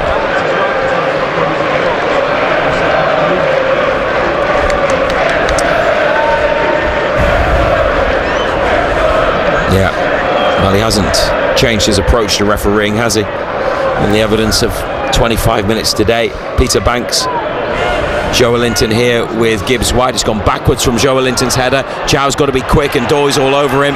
Chow back into the penalty area, and then from the corner up the line to Trippier. Defended it well in the end after being put under pressure. Trippier against Williams. Hit his hand, but it's throw in. Have they given the free kick? They have given a free kick. But it was throw in only. Chow to Botman and Byrne. Gordon wants it to feet, gets it. Savona at his back, following him infield. Gordon turns and comes back out on this near side. Strong running from Gordon, looking sharp. Not a lot of movement around him though. Short ball back to Joe Linton, on to Gordon. Did him no favours with the pass. And Forest with it. And start again with Sells. 0-0. Sliced that, Matt Sells. And Bruno Guimaraes has seen it out for a throw. What do they need to do better, Newcastle? Need to quicken it up. Definitely need to quicken it up. It's too slow. Another goal in the 2 o'clock kickoffs. Aston Villa 1, Burnley 0. Goalless here. Chow for Trippier. Elanga back to Trippier, and inside for Bruno. Elanga makes the run and they get him in. Anthony Elanga's cross. Oh, the defender went for a diving header, missed it, and then on the edge of the box, Byrne challenges for it, and Joe Linton onto Gibbs White. Shoulder to shoulder, Newcastle throw taken immediately. Joe Linton inside, given away to Anderson, and then they say it's handball off Elliot Anderson, and Joe Linton fouls him. And Nottingham Forest are going to get a free kick, and Peter Banks would like a word with Joe Linton. He seems to have hurt himself in the process of making the challenge. Was it challenge, was it? He rather jumped into it.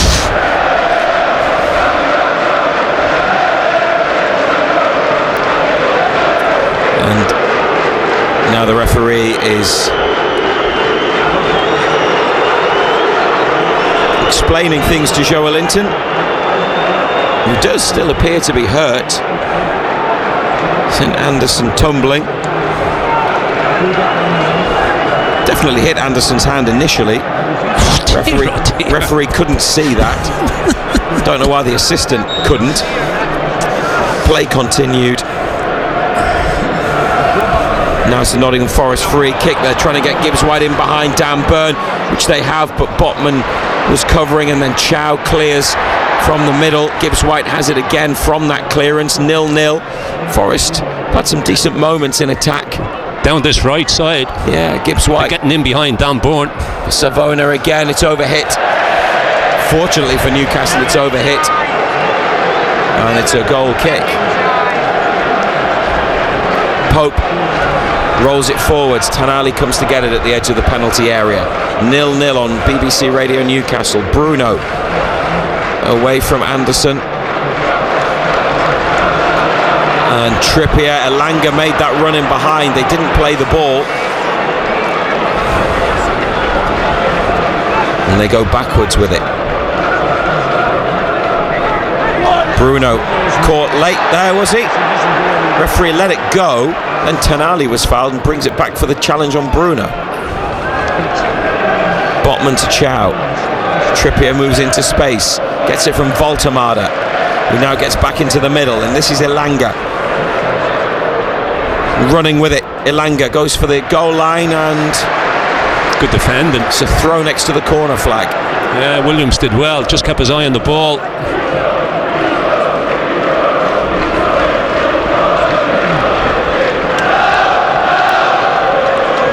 Kieran Trippier is going to send it in. Chow and Voltemada on the edge of the box looking interested. And there are players at the front of the 6-yard box as well. It doesn't go into the middle, it goes back to Elanga. Then Trippier. Now a chipped pass for Bruno, who sends over a good ball into the 6-yard box. It's away by Forest. Joelinton brings it down nicely.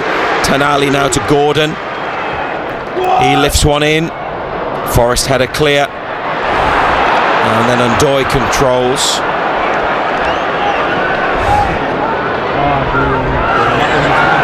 It's won back by Tanali, but then once again the referee, after a couple of seconds has elapsed, brings it back for an earlier infringement, and it's a Nottingham Forest free kick. It was exactly the same at Leeds. Well, it was Joelinton, an aerial challenge on Williams. Half an hour played. He said they need to increase the pace and the tempo, Newcastle. It's too slow. Everything has that slow feel to it, doesn't it? It is a thing. It seems to be a thing on Sunday 2 o'clock kickoffs. Tanali. Anderson not giving him a second. Back to Chow. Botman looking for Voltemada. Couldn't hold it that time. Now Jair Cunha. Yates challenged by Bruno, down holding his face and rolling around. Free kick Newcastle United.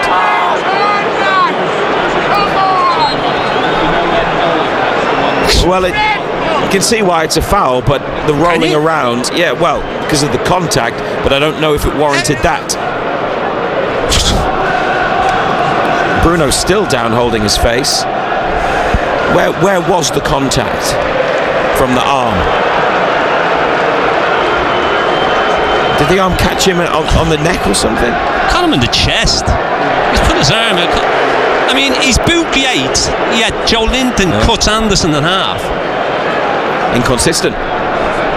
Well, he was inconsistent at Leeds. He was awful at Leeds. Peter Banks is the referee. Newcastle United 0-0 with Nottingham Forest. Forest chanting about the Premier League, and they don't like it. You can see why the away support, good away support as well, pretty much full section in level 7, why they don't agree with that decision. Tanali lifts the free kick in. Byrne tries to head it on. and it's half cleared. Joelinton to Gordon, 3 red shirts there though. Gordon, he rolled it up the line for Joelinton, who held his position, and that move has broken down, hasn't come together yet at St James's Park for Newcastle United. Goalless. Played 33 minutes, and trying to think of chances that they've had. The Joelinton shot, first time, comfortably saved by Sells, then the header that the goalkeeper was able to stop. That's about it. Yeah, there hasn't been many. Not seen much of Voltemade. He's had no service either. Langa's been quiet as well at the right hand side. Not been able to get him in behind. Here are Forest now with Nico Williams, and a back heel for Anderson, who carries it on but is tackled by Tonali. And then Tonali is fouled by Williams as he brought it away, and he's been yellow carded, and he is furious with the referee. This referee's awful. He's absolutely abysmal.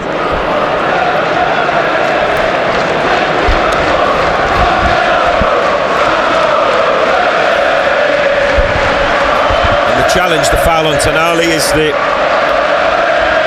cue for a loud rendition of his chant. Sandro ole ole ole. It needs to be more volume, but then there hasn't been a lot to get excited about yet. Maybe this.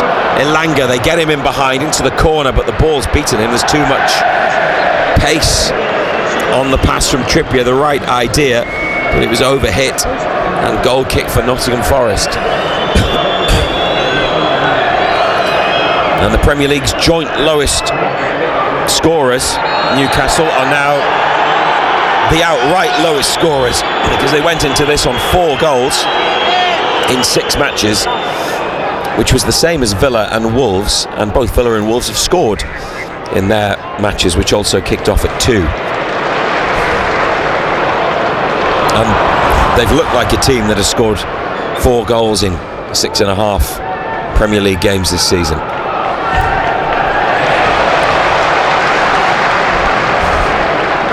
Yeah, there hasn't been many chances, has there? Tonali's down. And Newcastle's medical team are called onto the pitch. Sandro Tonali is holding left leg. Left knee, is it? The ball was out for a Nottingham Forest throw following a Joelinton challenge. Lewis Miley warming up. You listen to BBC Radio Newcastle and the BBC Sounds app, where we bring you every Newcastle United match exclusively live.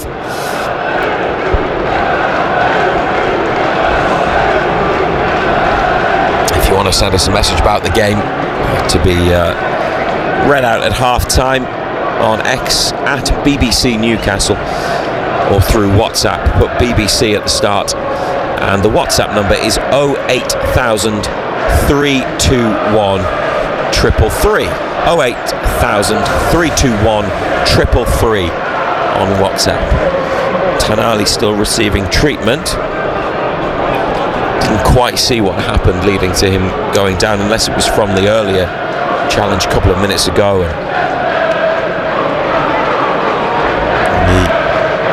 He was unable to keep playing. They're still looking at the knee or possibly thigh on his left leg. He's pulled up to his feet, walks over to the far touchline at the east stand. Hopefully he'll be okay to continue. Bit of a limp. Lewis Miley and Joe Willock now doing some exercises in the corner. That's why they make sure Tonali's okay. Newcastle have 10 players. It's 0-0, and they try and get the ball in behind Byrne, and it's Savona, but he can't keep it in. Right in the corner.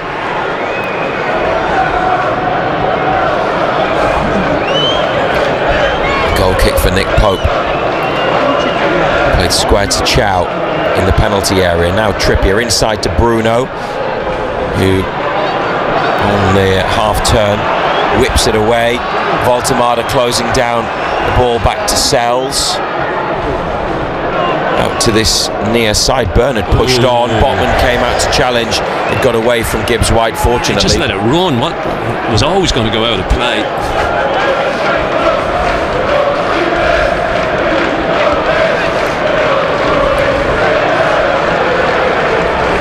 Chow on the diagonal, but not quite enough of an angle on it for Gordon to sort of pass Fabian Schär often plays. He's on the bench today.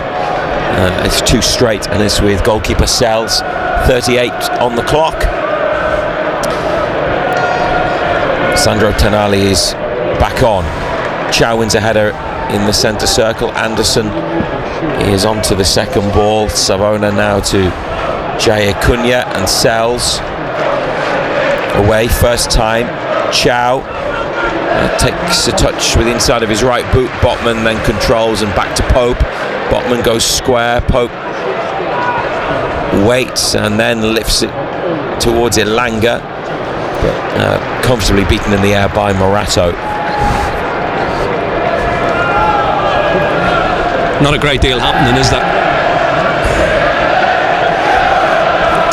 And all the other games that started at 2 o'clock have a goal in them. Everton 0, Crystal Palace 1. Gordon, a flick and a spin away from Savona, who trips him. Free kick on the left, close to halfway. No further punishment.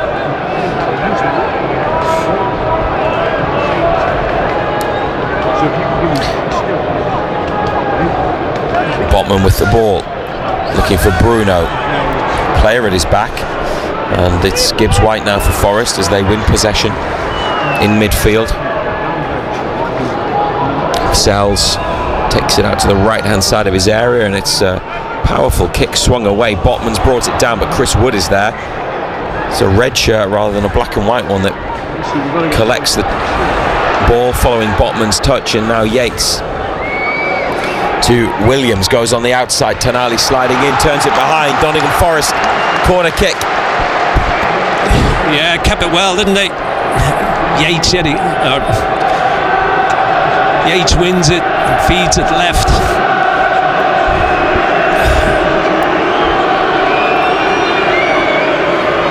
First corner, is it the first corner kick of the afternoon for Forest? Nobody on either post. No. Milenkovic around the back. Get hands on Dan Byrne.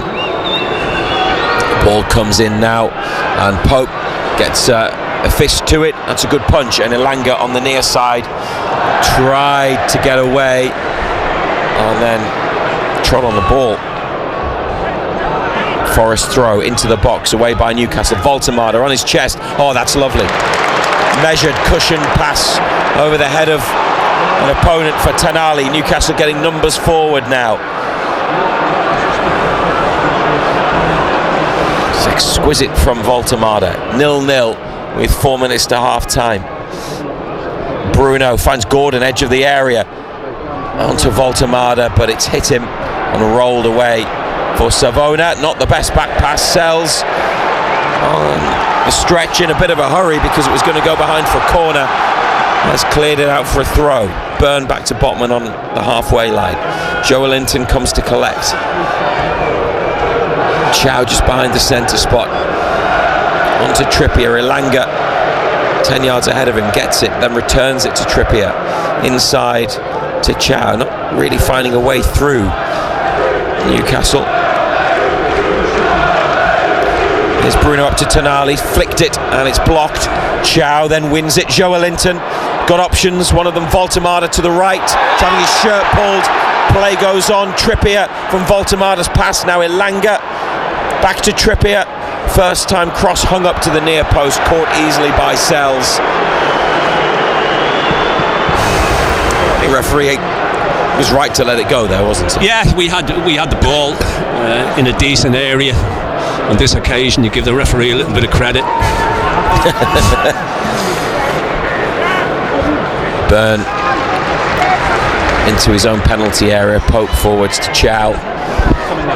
Still goalless at St James's. Trippier to the feet of Elanga. Opportunity to run at Williams. Knocks it. Elanga and keeps going. Turns. Comes inside. Never really in full control after the first touch when he knocked it and ran. Caused problems. Still though, however, Forest get it clear. And Bruno, Voltemada comes deep, gets it. Gives it to Elanga, 25 yards out. Wide to Trippier, back inside to Elanga. And now Bruno. Voltemada goes into the middle. Bruno goes for the shot, which is deflected and then headed away. And it's found its way to Gordon. He comes into the centre. That's a good ball from Gordon to Bruno. Back to Tonali, but it's away from him. Forward ball from Tonali to Trippier on the right wing. Now Bruno, just inside the area. Rolls in Elanga. His cross is headed clear from the near post. Tonali slides at the edge of the box. Bruno has it. The skipper in the penalty box trying to deliver. Elanga put out by Yates. It's laboured, but they are finishing the half on the attack, Newcastle. Bruno's ball to Tonali, back down the line to Trippier, inside to Bruno. This is better, Voltemada for Gordon. And the first touch allowed Morato to clear, puts it into the stands. Elanga takes the throw. Trippier for Tonali. Now up the line to Elanga. What's happened? Two balls on the pitch.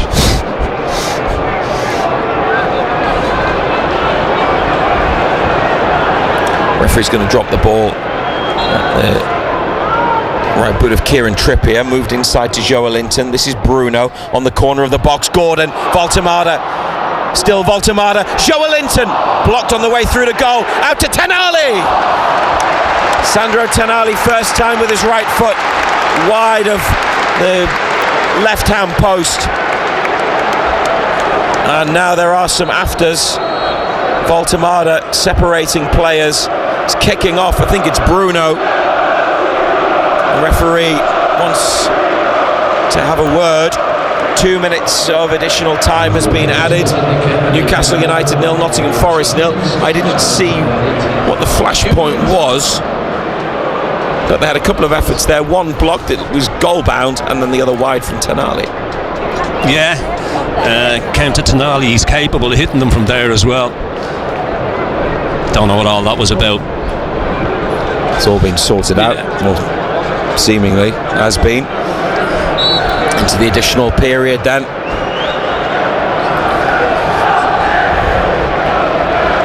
Not a classic. Sells onto the head of Dan Burn. Jay Cunha away. Burns flicked it back. Botman does well against Wood. And now chipping it into the middle for Bruno to Voltemada. Oh, what a pass that is on the volley to Trippier. Brilliantly done. Now Elanga leaves it for Bruno. And he can't get away. He was in the Forest half, facing the goal with 2 on him. And the visitors get it back and then clear. 0-0. Dan Burn makes his way forwards. Gordon drops in. Chow now to Trippier, inside for Bruno.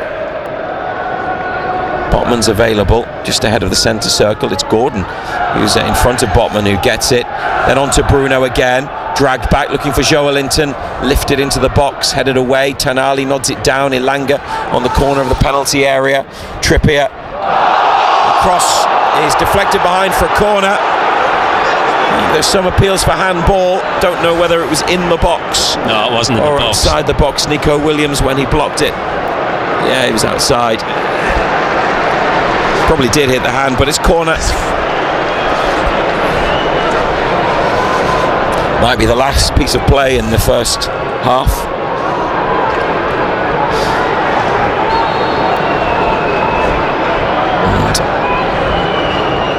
from the right. Sandro Tonali, Dan Burn trying to get there. Forrest flick it away, and there is the half-time whistle from Peter Banks. It's goalless at St James's Park, and it hasn't been a particularly great game, John Anderson. No, it hasn't been a classic. Hasn't been too many chances. I think we've been pedestrian in what we've been doing. Need to up the tempo. It's too easy for Forest. Seeing the ball in front of them all the time, we need to get in behind them. They're getting a little bit of joy down their right, getting in behind Dan Bourne, but neither side have done enough, have they?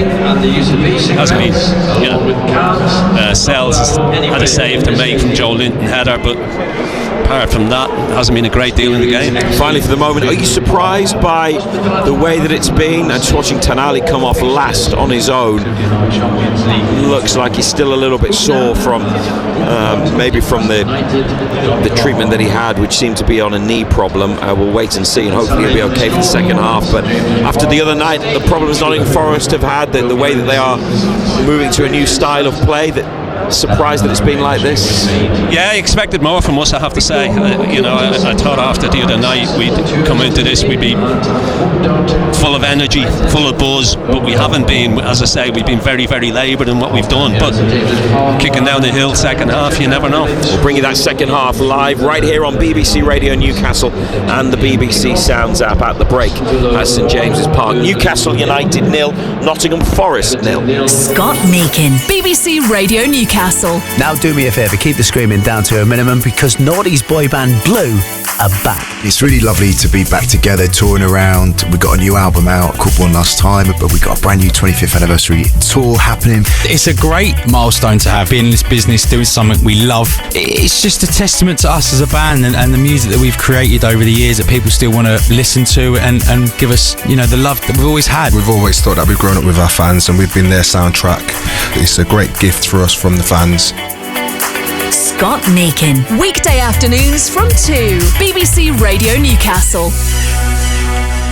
Goalless then at St James's Park at half-time. Matthew Raisbeck and John Anderson back with full commentary of the second half in about 10 minutes' time, and we're hoping for a little bit more entertainment in the second half. Newcastle with the better of the chances. Nick Pope hasn't had a single save to make, but Forest perhaps looking a little bit more dangerous going forward than Newcastle have. But goalless at the break, as Matthew Raisbeck told you during that game, of the 4 games in the Premier League that kicked off at 2 o'clock, it is the only one that is goalless. So Aston Villa lead Burnley by a 0-0. Malen, after 25 minutes, giving them the lead. Daniel Munoz has given Crystal Palace a 1-0 lead away at Everton, that coming just 8 minutes before half-time. And an own goal from the Brighton goalkeeper, Bart Verbruggen, gives Wolves a 1-0 lead over Brighton at half-time. The final game in the Premier League today at 4:30 is Brentford against Manchester City. The East Anglia derby took place in the Championship earlier on today. Jack Clarke, formerly of Sunderland, scored the winner for Ipswich as they beat Norwich by 3-1. It had been 2-1 at half-time. Jack Clarke getting what turned out to be the winner with about 13 minutes left. 4 games in the Women's Super League today. They have all finished already. They all kicked off at 12 o'clock.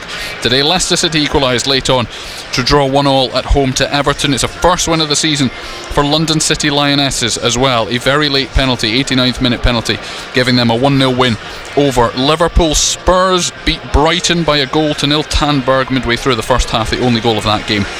And Aston Villa scored twice in the second half to beat West Ham United by 2-0. Games in the not the Championship anymore, the WSL 2, involving our 3 teams, all kicked off at 2 o'clock. The early game finished Sheffield United 3, Ipswich 2. In fact, I haven't quite finished yet. That's a 1 o'clock kickoff. They are into injury time. Ipswich are down to 10 players. Amy Andrews, former Durham and Newcastle striker, has scored twice for Sheffield United, who lead Ipswich 3-2 in the final minute or so. But the half times in the games involving our teams, Durham losing 1-0 away at Bristol City. Sophie Ingle with that goal. Newcastle United drawing 0-0 away at Crystal Palace. Palace did have a goal disallowed in that first half as well. And Sunderland playing at the Stadium of Light for the first time this season at home to Charlton Athletic. But Charlton it is who lead by 1-0 at half-time. In the other games, Portsmouth 1-0 up away at Nottingham Forest, and Southampton, a little bit of a surprise, 1-0 up away at Birmingham City. We will bring you all the reaction to those, and of course to the Newcastle United and Sunderland men's matches on breakfast tomorrow morning with Matt Bailey. Non-league wise yesterday, plenty happened. Gateshead, it was not a good afternoon for them at the International Stadium. It was the early kick-off yesterday. When we got the team news, we realised that 3 defenders and a striker were missing. Joe Grayson, Kenton Richardson and Ben Williams, the 3 centre-halves, all injured. Kane Adom also injured. None of them took part, despite all playing against Morecambe in the previous game. Connor Pani, one of the makeshift centre-halves, was then stretchered off with an injury in the first half, and Curtis Edwards, so crucial to them in the middle of midfield, limped off early on in the second half as well. It was not a good afternoon all round. Here is their manager, Alan Armstrong. I'm gutted for the lads, to be honest with you, and that's what I've said to them. Really proud of them, because there's a lot of good young players in there that are learning, and they've just had to deal with setback after setback due to injuries. We rock up on Thursday, loads more injuries, no fit centre halves whatsoever. We try to get a couple in, no joy, because it doesn't help that we haven't got the money to bring anyone in. So you work with what you've got. You ask Fenton John to play right back, Flinty centre half, Panny centre half, and to be honest, I thought they were brilliant. I thought they were really good. Were good value for our lead. We should have been 2-0 up. We should have had a clear penalty.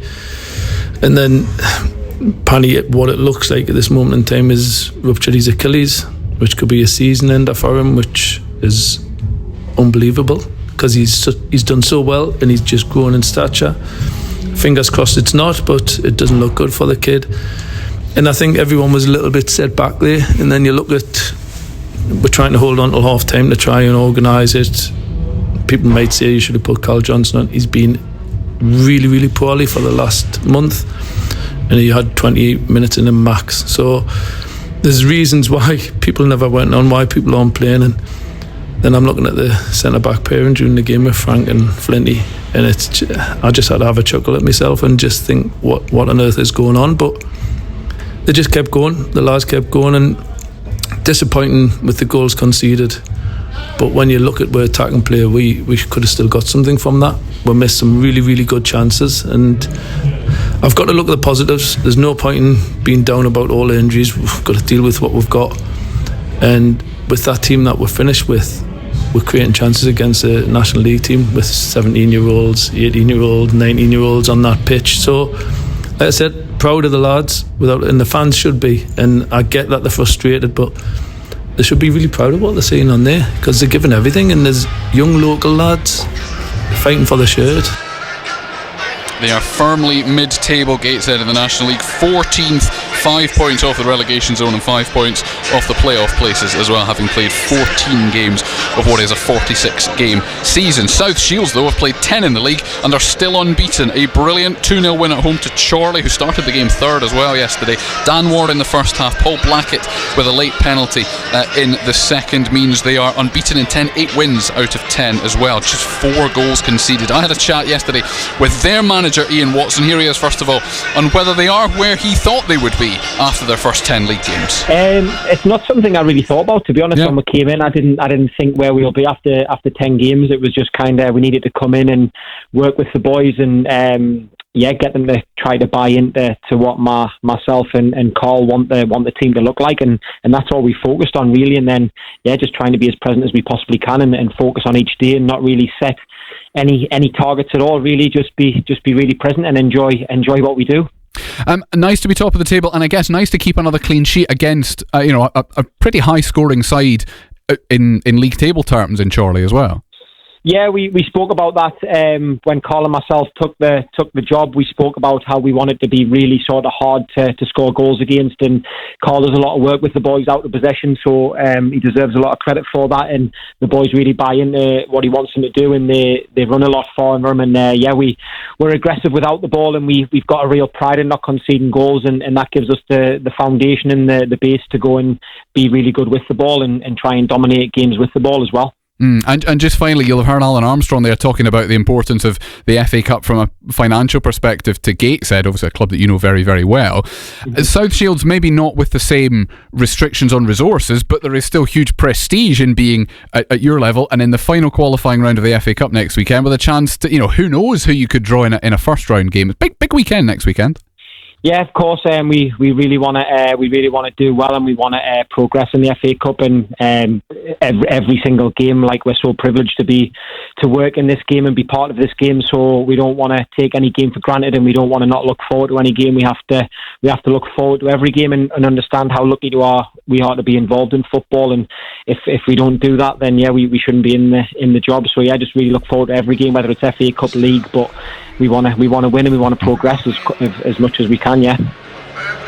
So FA Cup yesterday, well done to Gateshead on their league victory. FA Trophy yesterday as well. Hebburn 2-1 winners at Whitby and Dunstan 2-1 winners at home to Warrington Rylands in the third qualifying round. So they're both in the first round proper, the draw for which is made tomorrow. Newcastle Red Bulls were at Exeter in the Prem yesterday afternoon. The first away match of the new era, the first match since Steve Diamond departed as well. They ended though in a 38-15 defeat for the Red Bulls. Alan Dickens is the new head coach, or he's kind of been doing that job anyway, after, like I say, the midweek departure of Director of Rugby Steve Diamond. I am disappointed. I think at the end, George McGuigan spoke to the players, you've spoken on the TV as well, just about the frustration that we let them in through our errors. Obviously that was a couple of the line-outs where we got the opportunity to put them under pressure, and we just allowed Exeter to win a ball and clear their line. So that was one of the frustrations. But as you said there's no taking away anything from Exeter. I thought they were pretty clinical today. And psychologically, what effect did the news about Steve Diamond moving on have on the players? Oh, there was certainly one of mixed emotions, but once that happened, they're professional, and in terms of psychological, we don't really know in terms of speaking to every single one of the players. But look, they're a professional group. We need to move on to the next game after today. And the next game after today, obviously, is Sale. Yeah. A good side, as we well known, and they're going to offer a physical, abrasive sort of challenge, aren't they? No, certainly, and I think if we watched that game against Bath last night, that was exactly what that was, and obviously the weather probably dictated that, and you know what you're getting from Sale. They want to come hard and want to be physical. And there's a lot of players still on the not available list, so who are you going to get back for next week? Not quite sure there. When you say not available list, obviously we've got players to come in who have been signed, and they'll add to the squad, no doubt. How important, last question, Alan, is it to get something from this block of 5 games? Because it's 5 Premiership games or Prem games now, back to back, and it'd be pretty easy to fall away from the pack unless Newcastle start to pick up points. Hey, look, it's obvious. We enter every game, we want to win it. We want to be competitive. And getting something out of the next 3 games is what we'll work hard to do. Alan Dickens there, the Newcastle Red Bulls head coach. Just one more thing to tell you about before we hand back to Matthew Raisbeck. The Formula 1, the Singapore Grand Prix finishing in the last few minutes. George Russell taking victory from Max Verstappen, but a 3rd place finish for Lando Norris and a 4th place finish for Oscar Piastri. Enough for 2 things to happen. One, McLaren have sealed the Constructors' Championship title, and the other is that the gap between those two at the top of the Drivers' title race has now been narrowed to 22 points. There is nothing between Newcastle United and Nottingham Forest as we get ready for the second half here at St James's Park. To take you through that second half in just a moment, Matthew Raisbeck and John Anderson. Total Sport North East. Matthew Raisbeck and black and white legend John Anderson. BBC Radio Newcastle. Thank you very much. Right, and now we are ready for the second half, where we will be when the players emerge, because Newcastle and Nottingham Forest remain inside the changing room, 0-0 after 45 minutes. Hopefully the second half will be better, will be more enjoyable. We will see. Here come United. Doesn't look like there are going to be any changes at half-time. Tonali is back out there, which is good. And Nottingham Forest make their way back onto the pitch as well. Red shirts, white shorts, red socks. Newcastle black and white shirts, black shorts, black socks. Referee Peter Banks is wearing blue, and black shorts and socks is making his way towards the centre spot with the ball under his arm. He gives it to Bruno.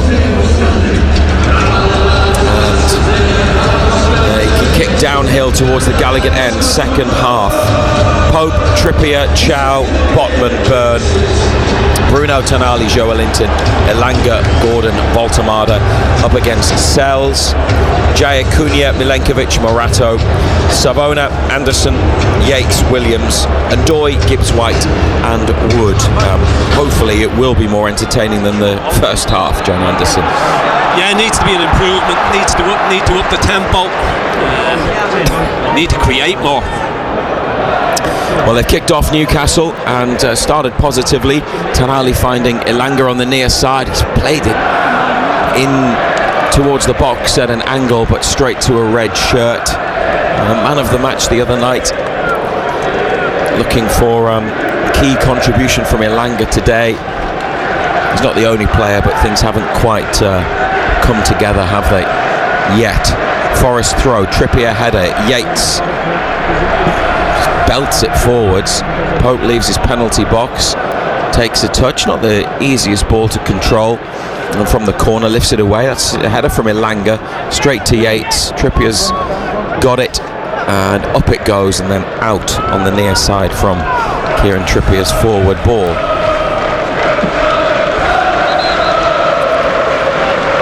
On the bench for United, Ramsdale, Share, Lascelles, Barnes, Kraft, Osula, Murphy, Willock, Miley, Forrest, Jean-Victor the goalkeeper, Murillo, Sangare, Hudson-Odoi, Dominguez, Igor Jesus, Hutchinson, McAtee and Bakwa. Sells outside the penalty area, Gordon closing down the defender Jaya Cunha, challenged by Byrne, away it goes, then back to Sells.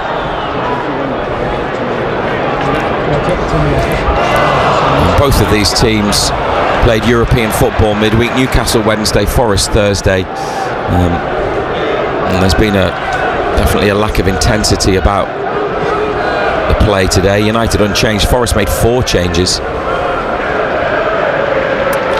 Tonali, Anderson on his shoulder, gets it back from Trippier, then Tonali looking for Elanga, little flick back to Bruno, now Joelinton in space, and his pass towards Gordon, who's managed to bring it down. Voltemada edge of the area, challenge there from Morato, they get it clear, and Bruno with a ball out to the left wing that goes away from Joelinton and out. No, it still hasn't been that spark, is it, so far?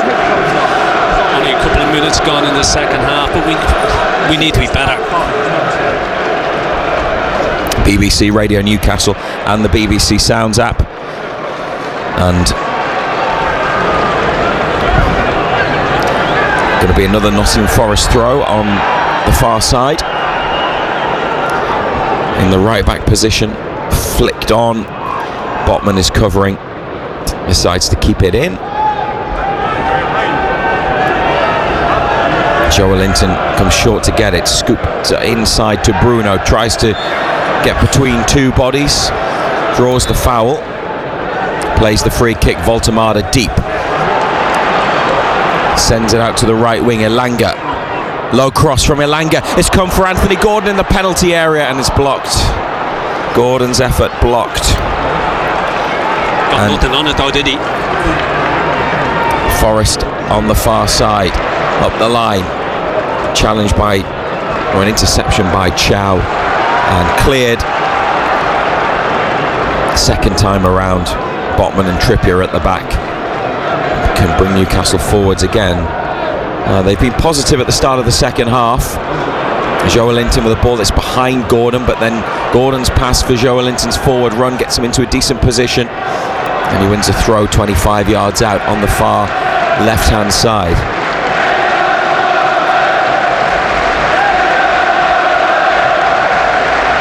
Malik Chow, centre circle. Kieran Trippier gets it up to Elanga, back down the line to Trippier, inside to Tonali, Wood on his shoulder. Here's Elanga to Tonali, then Elanga again. Ball gets away from him. Elanga chasing back. Anderson caught by Trippier on the halfway line, and free kick is the decision. Sometimes Elanga's technique and control can feel a bit loose. He hasn't got the space that he got the other night. He was afforded so much space the other night that Forest just aren't giving them that today. So if you're not doing it, you've got to do something else. Williams to Anderson in between two Newcastle defenders, but it's now back to Pope, and they go long towards Gordon, headed away and then chested down by Sven Botman. That's a good ball for Trippier, and Elanga gets on his bike. Trippier rolls him in the corner. Elanga on the outside of Williams, and the cross turned behind by Morato.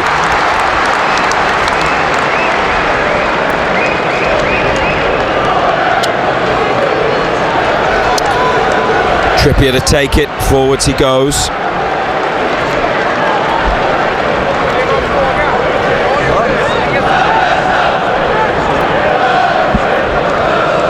Fifth minute of the second half. Trippier to Elanga and back again. The ball back to Trippier. Favoured the defender. And Elanga's now trying to claim a foul, having challenged for it. It's sloppy play. Byrne being held by Ndoye, and the referee finally blows his whistle at the other end of the pitch. And Newcastle take the free kick, rolling it into midfield, and Joe Linton for Gordon gets his head down and goes, and is still going, Anthony Gordon, and it's a cross into the 6-yard box. Voltemada! Oh, what a block that is! They'd hit the defender and fell nicely for Nick Voltemada, and following up, right-footed, smashed it towards goal, and it's blocked. Maybe he should have scored, but great defending, big defending from Nottingham Forest, and it remains 0-0. Huge chance. Wasn't the greatest defending in the world, but free kick for Nottingham Forest. Challenge on the far side. Yeah, Dan Burns just gone straight through the back of Gibbs White.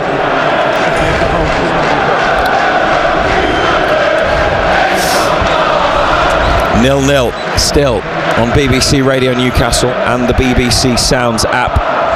It was Morato who gave it away, but he made up for it with the block. Anderson with a good ball, good technique to find Williams on the near side. Then Anderson looking to play it in behind Chow, but he read that situation, and Ndoye is with him. Chow back to Pope and away from the goalkeeper, long to Voltemada. Milenkovic has won it, then Tonali gets it back. Trippier to Bruno, onto Tonali, well played. Tonali for Elanga, two in the middle. This is a big moment. Anthony Elanga. He's got to be quicker. He's got to whip it. He's got away, and he waits and he gives the defender the opportunity to get back and get a block in. He's got to do better there. It will be a corner kick to Newcastle United, but it could have been more. And Elanga once again in a good position, but just not quite the right decision. Barnes and Murphy warm up along with Miley, and Newcastle think that Morato is just wasting time. Jason Tyndall is straight to fourth official Rob Jones. Morato seemed to require treatment, but then didn't, and then decided to tie his bootlace while he was down. 54th minute, Tonali out-swinging corner kick. Byrne goes down in the middle, Forrest head away, Gordon back in, Yates with a clearance, then Gordon again. Chow can't take it under control. But it's a goal kick. It's all rushed. There's nothing. There's nothing being created. It's just... Referee saying wait. Was there a possible foul on Dan Burn? Newcastle felt there might be. Referee telling Forest to wait. VAR are having a look. We don't have the graphics yet for a full VAR check, and now the match is going to resume while they had a quick look at that. Challenge on Burn in the box, 0-0. Tonali header, Voltemada, Milenkovic all over him. Well, 52,000 and Eddie Howe can't believe it. Howe with his arms outstretched, wondering why no decision was given there. It's gone for a Newcastle throw on the left wing. Now back to Botman on halfway. Diagonal ball towards Trippier, but beaten in the air by Nico Williams, and Dan Ndoye for Nottingham Forest on his way towards Newcastle's goal. Here's Ndoye to Williams, and it's a comfortable save for Nick Pope. Williams started that attack, got up in support, but his tame effort, left-footed, just inside the box, easily saved. 0-0. Bruno to Trippier for Joelinton in the attack, and Elanga here heads for the line, wins another corner. Well, that's a bit better from Elanga, a bit more direct in terms of making a decision and better control. They needed to do more, and they have done more in the opening 10 minutes of the second half. And that Voltemada, a bit more intent about it. And that Voltemada chance, the block, so crucial for Nottingham Forest. Looked like he was going to score again for Newcastle United, Nick Voltemada, and break the deadlock. Tonali's corner now. Chow's down in the box, and Burn as well, edge of the area. And well, there is real fury in the stands at the way that Nottingham Forest are being physical with Newcastle United. The ball was played in, the referee stopped it. But if the challenge happens before the ball's in play, then there's nothing that can be done. Referee wants to talk to a couple of players, Dan Burn included. Now Newcastle turn on the referee just as the Forest fans did in the first half. As twice Dan Burn's been dragged to the floor.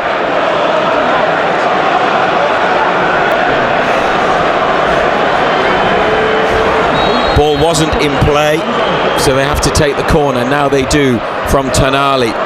Too high for Bruno in the middle. Trippier back out towards Tonali on his thigh. Nice first touch. Up to Elanga. Elanga has got away from Anderson and delivered the cross, but it's headed back out to the near side by the Forest defence, and Gibbs-White's lost it to Joelinton. Trippier here into Chow, who's in midfield. Gets it back from Joelinton. Played nice football there, Chow. Tonali chips it in, too high for Voltemada. Not one of Tonali's better deliveries. Bruno then gets it back from Gibbs-White, who stays down, but no foul. Dan Burn for Bruno. Bruno! What a finish! Bruno Guimaraes with a big moment and a big goal for Newcastle United at the Gallagher end. Curled it away from Sells and into the far corner. Gibbs-White was challenged in the build-up and stayed down. Forest appealed for a foul. Nothing was given. Burn carried Newcastle forwards and Bruno finished. And the captain in the 59th minute makes it Newcastle United 1, Nottingham Forest 0. That's the first real bit of quality, isn't it? Gibbs-White went looking for the free kick, didn't get it. Play goes on to quality finish.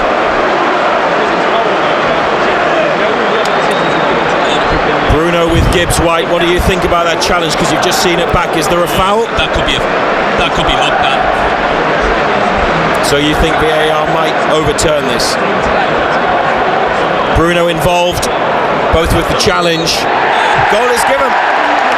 Goal awarded by Referee Peter Banks on field, and Chris Cavan of the VAR decides that it doesn't need a review. So, the original decision stands. Newcastle lead 1-0. And they needed that. Yeah, as I said, it's the first real bit of quality that's been in the game. Tonali now for Voltemada, who drags it back and is being pulled by Milinkovic. Now Voltemada takes the quick free kick out to captain Bruno, who's got it under control here, dragged it back and then lost out to Morato. He plays a quick one, referee's not ready. Ball was moving, he says.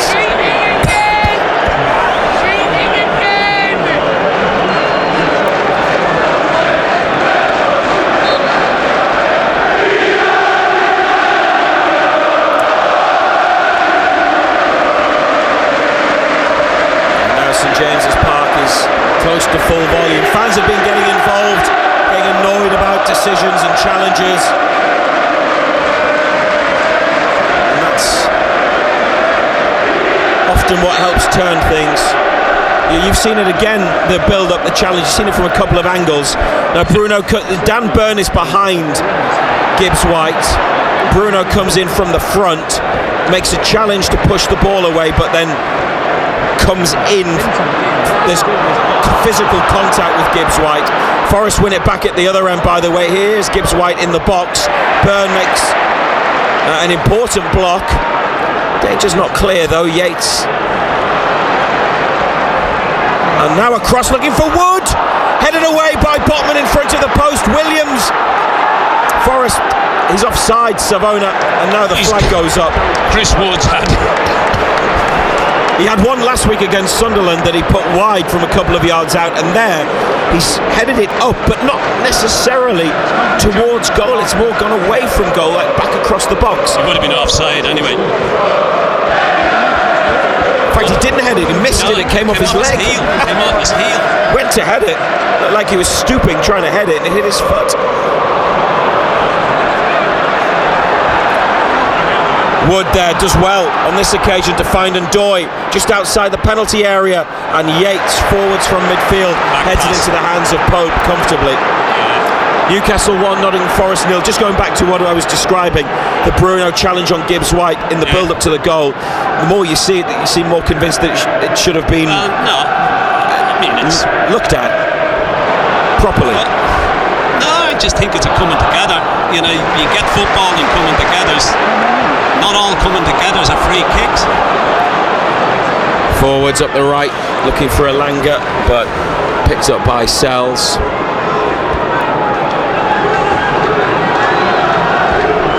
Morato straight to Trippier, headed to Bruno,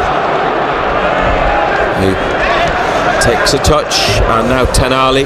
Elanga here, got a man at his back, finds Tonali again, sidesteps one Forest defender, plays it to Joelinton, who gets a return ball from Gordon. Now Bruno on to Trippier. Newcastle United in a good position. Elanga in the penalty area. Back out to Bruno. Voltemada wants it back stick. Bruno to Elanga. Oh, Elanga has hit his shin as he tried to play the 1-2. Now Ndoye gets a free kick. It's Tonali who blocked him off, although there was a bit of help there from Elanga.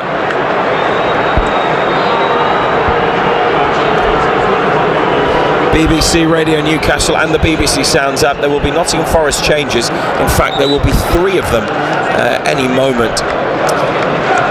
64th minute.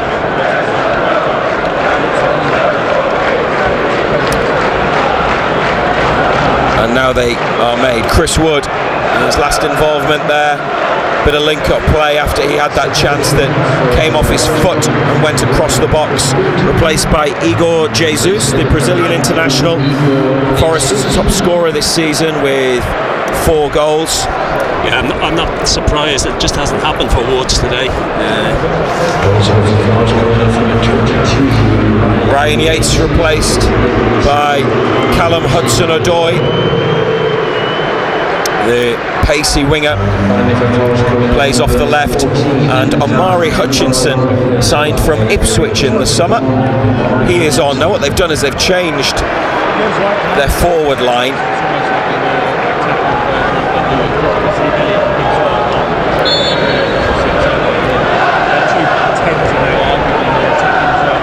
Nottingham Forest, and they're looking for Igor Jesus immediately behind Chow. Nick Pope is there. This is Tanali. Got it in an area where he was surrounded by red shirts, but back to Trippier, and now Botman over to Byrne. Played against a Forest attacker, and away by Botman and out of play on the far side. Newcastle have a 1-0 lead.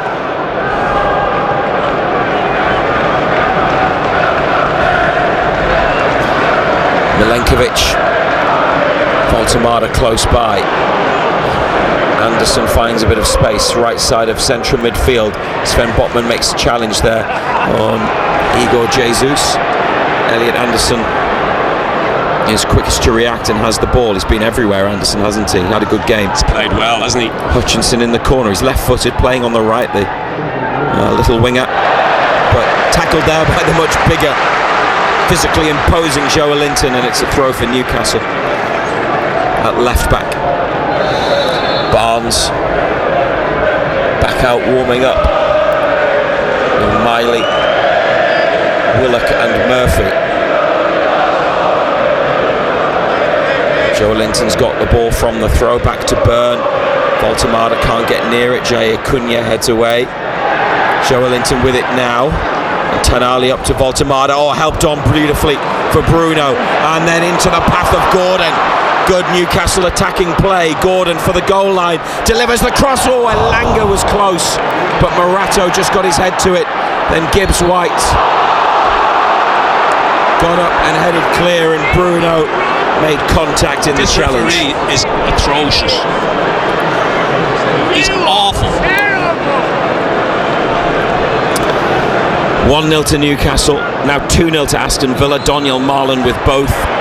Villa 2, Burnley 0.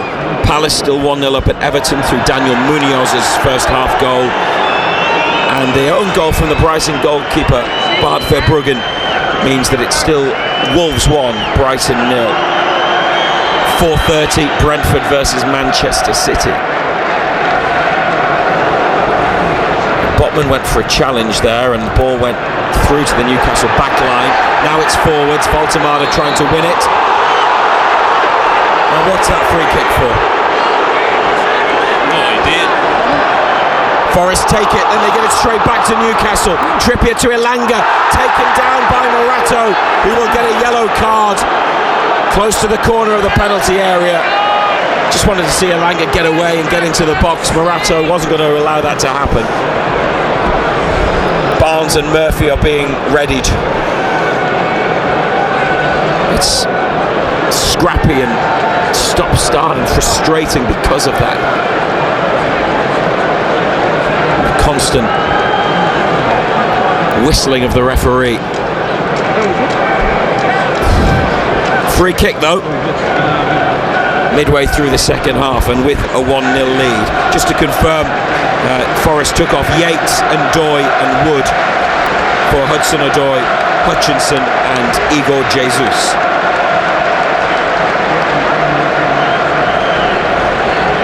And Gibbs White's dropped into the midfield. Ange Postecoglou watching with his arms folded. Never looks happy, no matter what the situation is, but you can understand why. 7th match in charge, and Newcastle are in front. Tanali takes the free kick. It's flicked away. Gordon's the player to get there, just outside the box. A couple of step overs. Oh, then tackled. They've got to get black and white shirts back here. Gordon lost it in a bad area. To be fair to him, he's made a block, and the ball's gone out. And it gives Eddie Howe the opportunity to make 2 changes. And Anthony Gordon is going off in one of them, replaced by Harvey Barnes.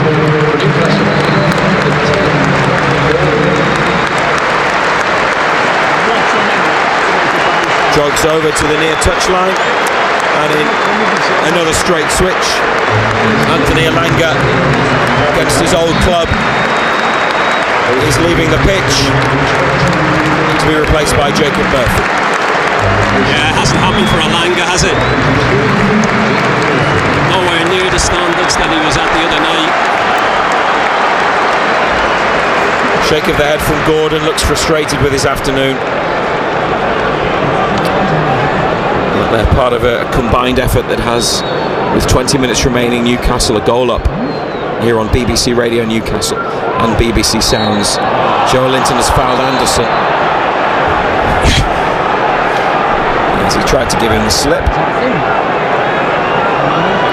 3 Forest players in the boot. No yellow cards for Newcastle yet. Joe Linton's had a few challenges that maybe in their own right would have warranted a yellow. Exactly.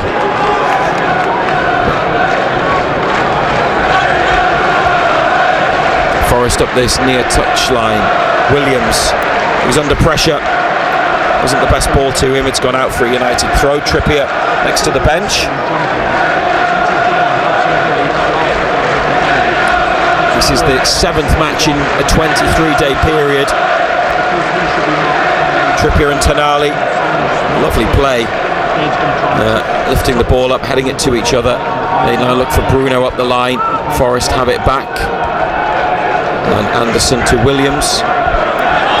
It's gone out, and it's a throw for Newcastle United, middle of the Forest half. They return in 13 days' time away at Brighton, and then it's 7 matches in another 23-day period.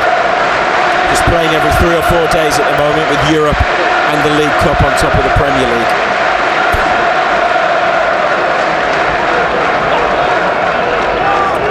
Trippier to Voltemada, then back again. Can't hold it this time. And Gibbs White away, but chested by Chow. Uses his size to keep the ball.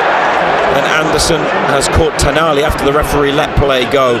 It's one of these where, because this referee lets it go for 2 or 3 seconds, a bit like with the delayed offside flag, that you let it go and someone will get injured because the whistle isn't blown immediately. Yeah. He's just a poor referee.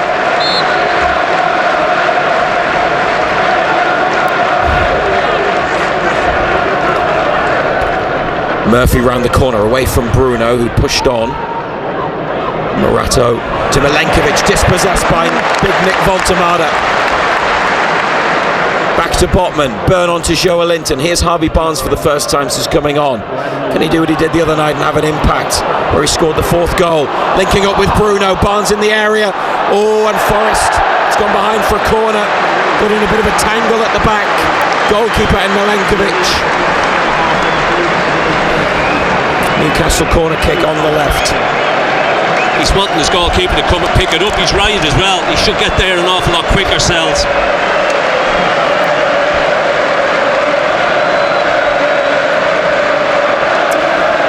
'73rd minute. Dan Burn and Nick Voltemada standing in front of the goalkeeper. Bruno round the back. Joe Linton makes his move to the front post. Tonali's corner, header by Igor Jesus, the substitute striker. Murphy to Trippier, the furthest player back, centre circle, diagonal ball, looking for Sandro Tonali. Oh, Tonali! Oh my goodness!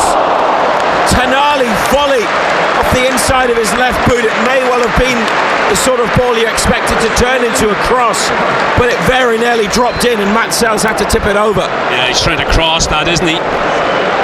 He nearly catches Sells out, gets in behind. Good ball, Trippier. And he's trying to play that across goal, gets it all wrong.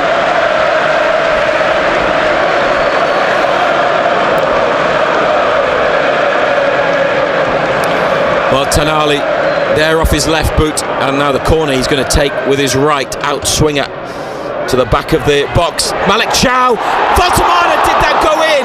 No, it's hit the underside of the bar and come out, and the goal line technology says no goal. It remains 1-0 to Newcastle. Couple of opportunities in there, and now a free kick for Forest in midfield.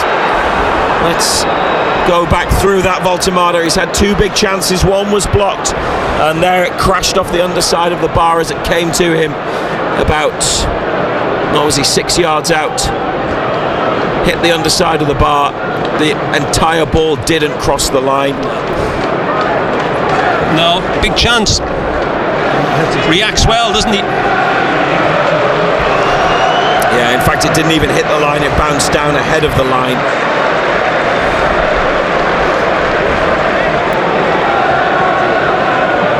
Free kick for Nottingham Forest. 75 minutes played on BBC Radio Newcastle. You'll be able to discuss the match with us tomorrow night on Total Sport between 6 and 8. Forest, good cross from the right.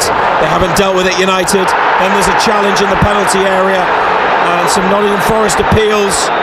And it's offside. It's brought back for offside against Igor Jesus. Amari Hutchinson was challenged. But offside goes back to an earlier call rather than the tackle. So whether he thought it was a penalty or not, doesn't matter. Yeah, he is offside. Hutchinson was offside actually ahead of Igor Jesus. Correct decision. Yeah. Again. Yeah.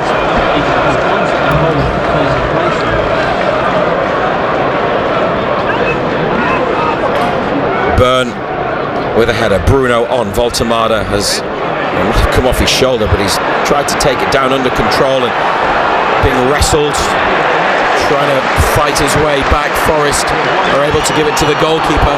Sells. It took a long time over that, and then lifted it onto the head of Malik Chow. Tenali here for Jacob Murphy on the near touchline. Newcastle lead 1-0.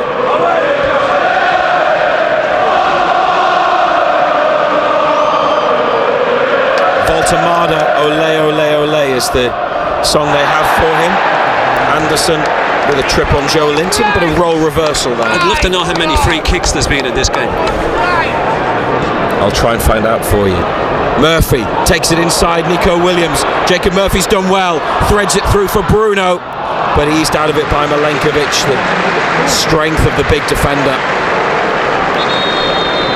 was what Nottingham Forest needed there, and they're making another change now. Dylan Bakwa, who is a forward they signed for 30 million from Strasbourg on transfer deadline day.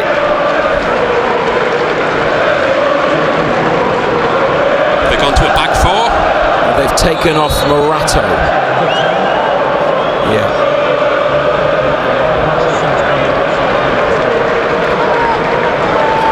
And played out short. Back to Milenkovic, swung away. Tenali header. Williams with a header. Then Tenali gets his boot to the ball. It finds Voltemada. And Murphy couldn't take it forwards under control. Forest have it back edge of the penalty area. Gibbs White. Tenali intercepts. Joe Linton looking for Tenali. Here's an opportunity. Sandro Tenali. Jacob Murphy. He could hit it. He does. It's blocked. Williams might have hit him just in the chest there. Jacob Murphy on the near side, given away, looking for Trippier. Hudson-Odoi with good feet to get away. Newcastle have to defend carefully here. Callum Hudson-Odoi into the penalty area on the outside. Hudson-Odoi, Pope spilled it, and Botman tries to clear. It's gone across the penalty box. Joe Linton's header and a throw near the corner flag. Unbelievable feat. Back in play, but they've gone back towards midfield and now halfway with it. Forest. 12 minutes remaining. There's one goal in it last season, but it was 4-3 this fixture. Now it's 1-0 in Newcastle's favour. Bruno Guimaraes the scorer. Elliot Anderson finds Callum Hudson-Odoi. I was just thinking I hadn't really mentioned Hudson-Odoi, and then he goes and does that. Here's Gibbs White. The substitute Bakwa, and over the top from Gibbs White from just inside the area. 28 fouls committed in the match in total. Seemed an awful lot more than that.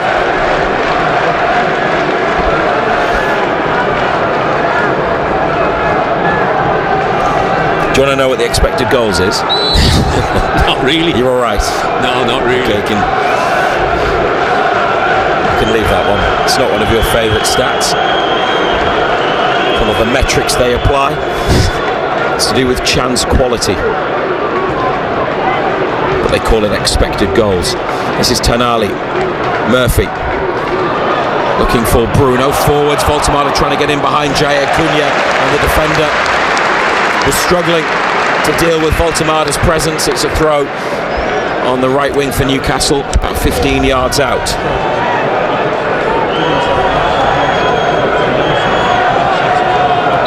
Burnley have pulled a goal back. It's Aston Villa 2, Burnley 1, and Everton have equalised against Crystal Palace 1-1 in that game. Kieran Trippier with Newcastle's throw, short to Joelinton. Nice control, back to Murphy. Great ball in!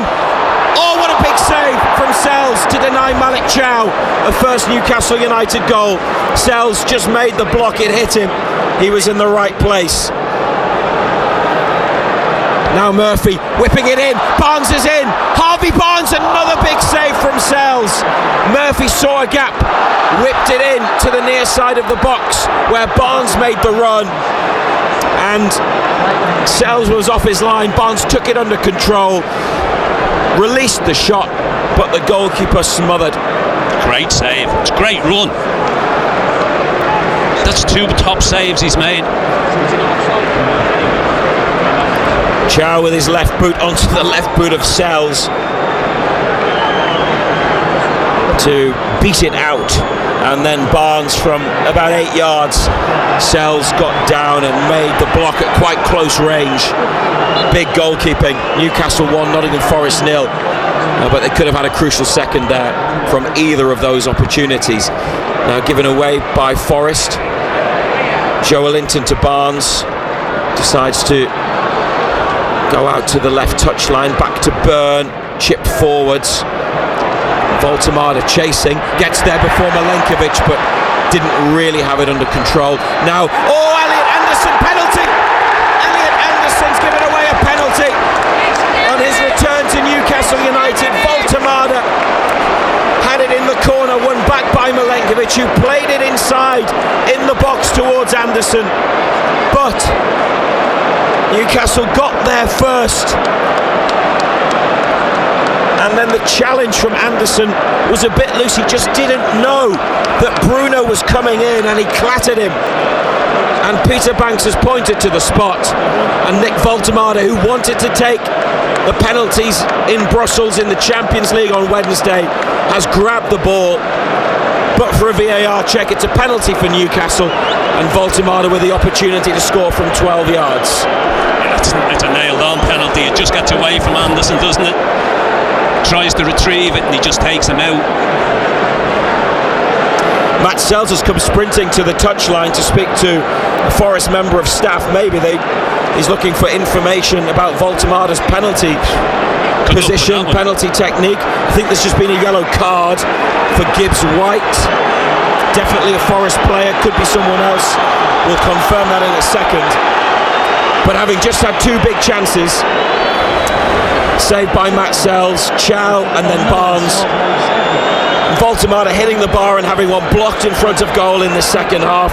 They could have been further ahead already.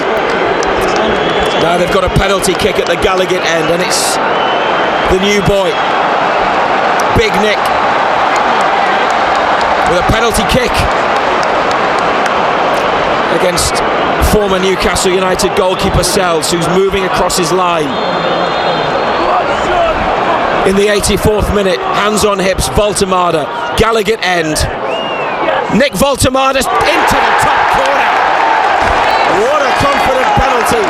Sells didn't even move, and Nick Voltemada has scored in his first 3 Premier League appearances at St James's Park, emulating Alan Shearer and Les Ferdinand. They are the only 3 players to do that in esteemed company. Their record signing, who has made an impressive start in black and white, and it might be the goal that delivers 3 points. It's Newcastle United 2, Nottingham Forest 0. Oh, it's a quality penalty. sticks it in that top right hand corner. Sells never moves. Boom. Brilliant. The game here last season, do you remember Isak took a penalty and he almost Penenki'd it, and Sells didn't move either, and he was in the middle of the goal and it went over the top of it. Yeah. It was a curious approach in terms of the goalkeeping, because it was almost beyond him before he moved, and there he didn't move either, but it was in the corner. He was never getting that. 2-0.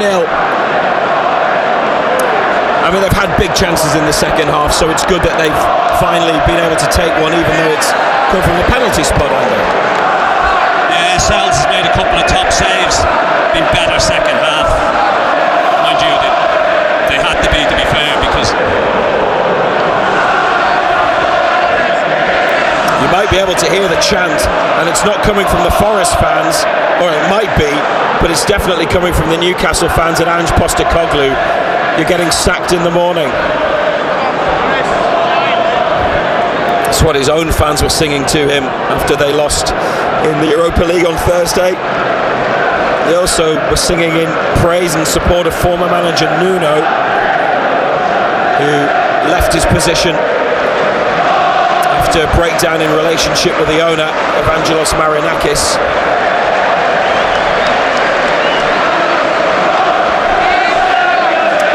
Newcastle United 2, Nottingham Forest 0. 4 minutes of the 90 to play. Bruno and a Voltemada penalty.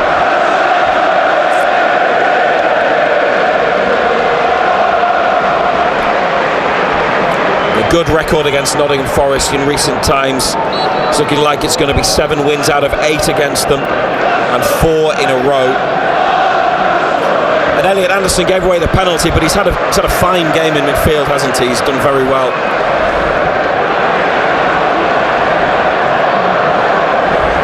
So unfortunate for him, but he's played to a high standard again. The penalty, it's just got away from him. Little ball played into him, his touch was heavy, got away from him. Tried to retrieve the situation, just dived in. Byrne with a header, Tonali a clearance, which takes a deflection off a Forest player on the far side, now into the middle.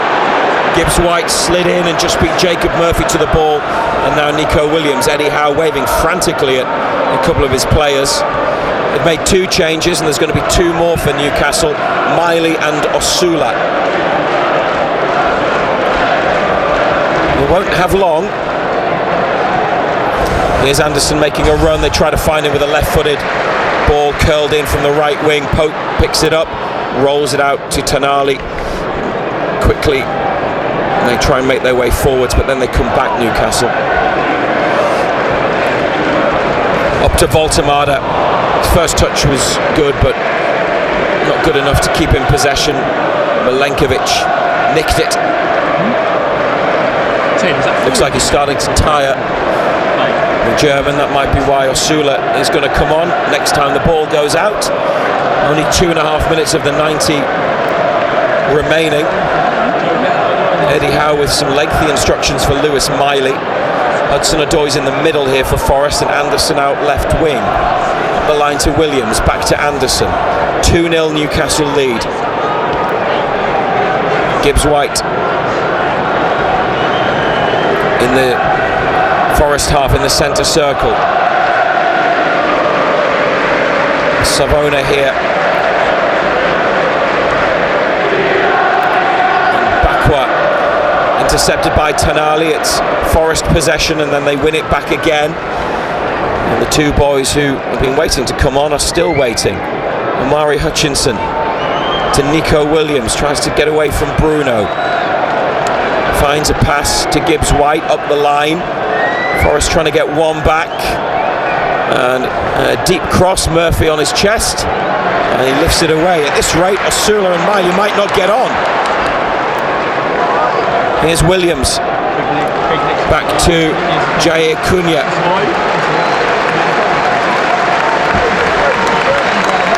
Milenkovic out to Hudson-Odoi, away into the corner, and away from Trippier. Hudson-Odoi into the penalty box, Hutchinson laid off for Gibbs White and Anderson, and wide to Hudson-Odoi again. Deep cross caught by Pope, patted down by Pope, and then gathered at the second time of asking. And he rolls it out square. Osula looks up at the sky. They've been waiting there for a couple of minutes. Here's Harvey Barnes on a run. Milenkovic with him. Barnes takes control, and Matt Sells keeps it in. 30 seconds now to play. Eddie Howe's gone to William Osula with some instructions. He needs to get on the pitch to carry them out. Gibbs White back to Sells. Tanali closes down. It's on the far side in the corner for Forest. Played into Milenkovic. William Osula asks how long is being added. Gonna have to get the numbers board up before those two can come on. Williams into the centre. Equaliser for Brighton at Molineux. Wolves 1, Brighton 1. Late goal there. Newcastle 2-0 up here on BBC Radio Newcastle. A minimum of 6 additional minutes. Williams deep cross looking for Anderson.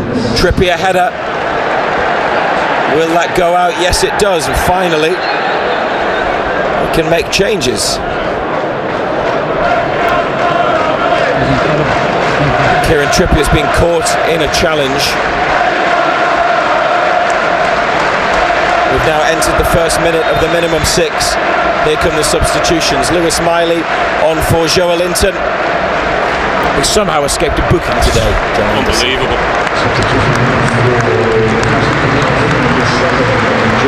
And Nick Voltemada, 4 goals. He's their outright top scorer.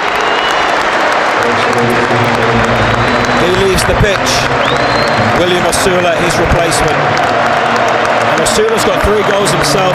Did well for Barnes' goal in Belgium, didn't he, Osula, in the Champions League? Yeah, he'll only get better and better, won't he? His penalty is a quality finish.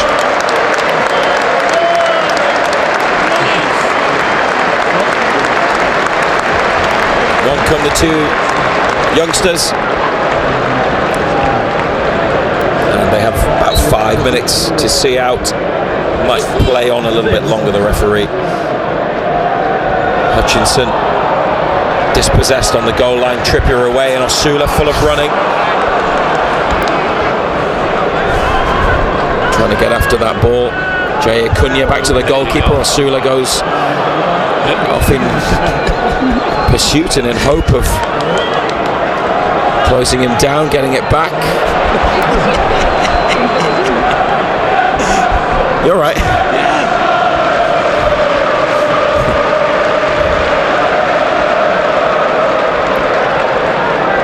Dylan Bakwa on the right wing for Nottingham Forest. And Gibbs White. Miley in front of him, goes square to Anderson. All black and white shirts behind the ball. Don't want to concede one now. Here's Bakwa. It's a good looking cross. Trippier, it's hit him, and he's been able to scoop the ball clear out for a throw. Could have been a worrying moment, but Kieran Trippier reacted. Gibbs White now to Milenkovic. Savona up the line, and Bakwa taking on 2 black and white shirts. 93rd minute on BBC Radio Newcastle, and they are close to their 2nd Premier League win of the season. Gibbs White, edge of the area. Hutchinson, fair challenge. Miley for Bruno. Are they able to get away? On for Tanali, looking for Osula. Murphy has made the forward run. Osula plays it into the feet of Murphy. He's done well, wants it back. Oh, it's just missed him. And Gibbs White sliding in has helped his team out there, even though the clearance after Gibbs White's interception wasn't very good. And Chow is penalised for a challenge in midfield. How many times, man?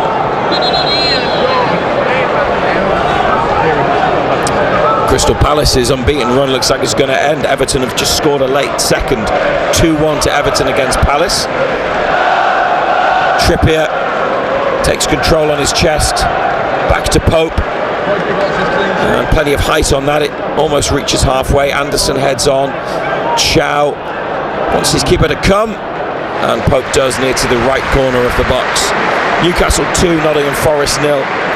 Remember, Total Sport back tomorrow on BBC Radio Newcastle and BBC Sounds from 6, with plenty of reaction, and you can phone in to have your say on the match. And if you can't listen to the show live or want to catch up, search for Total Sport North East on BBC Sounds.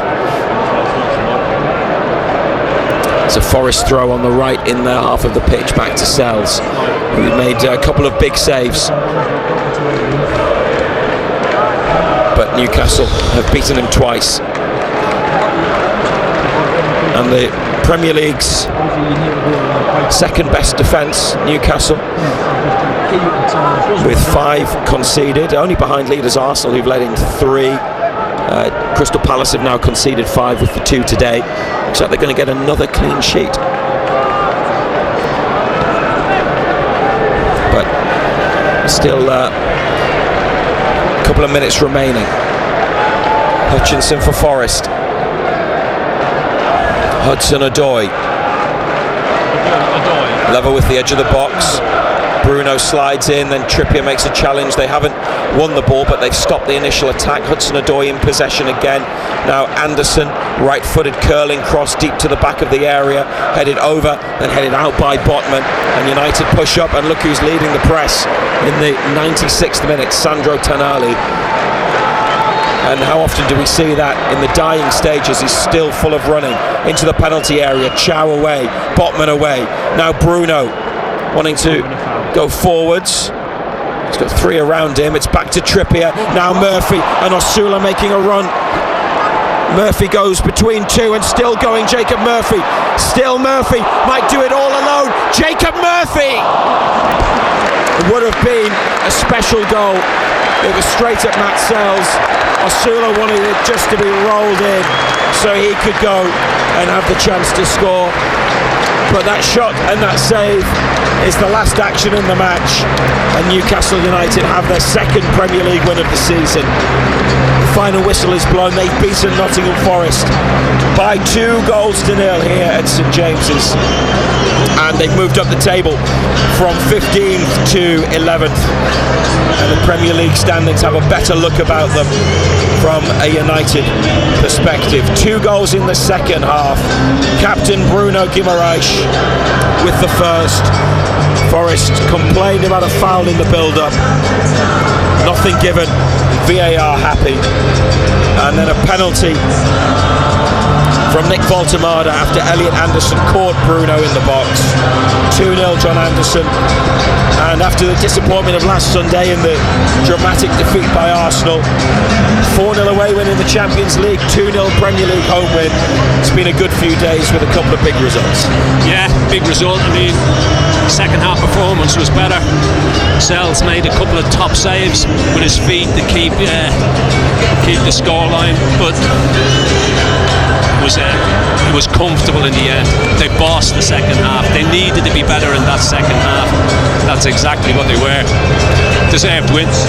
Yeah, the first goal, we did talk about it at the time. I think you understood why there was some Forest appeals, but VAR, who will have seen it more clearly than we have and more often, we're happy that there was no foul by Bruno on Gibbs White. And are you of that view now as well? I thought it was just a coming together.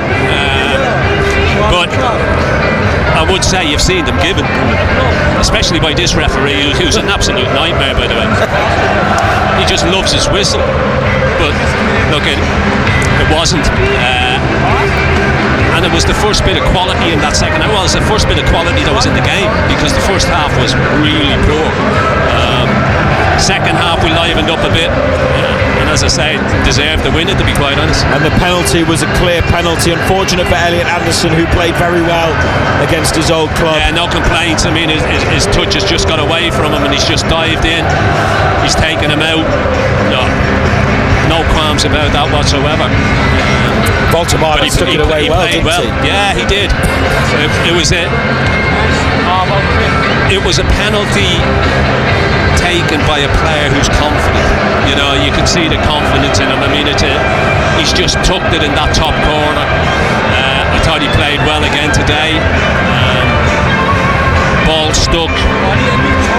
They got close to him. He's getting more and more used to the physicality of the Premier League as well. And as we said beforehand, Razor, he's one of these that can only get better and better. He did have a couple of chances, hit one off the underside of the bar after a corner was headed into his path, had one blocked in front of goal. They had other chances as well, Newcastle. Matt Sells with a couple of big saves. Nottingham Forest, I don't think they played badly. In the first half especially, they got in behind Dan Burn a couple of times. Didn't make the most of their opportunities. We're here to talk about Newcastle, but a quick word on Forest. I wonder whether Big Ange Postecoglou will still be their manager. Their next games are against Chelsea and Porto at home before they go to Bournemouth. Oh, good luck with that. At the moments in that first half, especially down their right, they got in behind Dan Burn, but as you say, didn't make the most of those opportunities. Second half, they struggled. Couldn't keep the ball second half. They were penned in, couldn't get out. And we'll have to wait and see if he's still going to be in charge come Monday morning. You could very easily get cut adrift, can't you, in the Premier League? So to get a win to take them into mid-table feels significant. And like I said, everything has a better look about it now. Now in terms of goal difference, that's positive.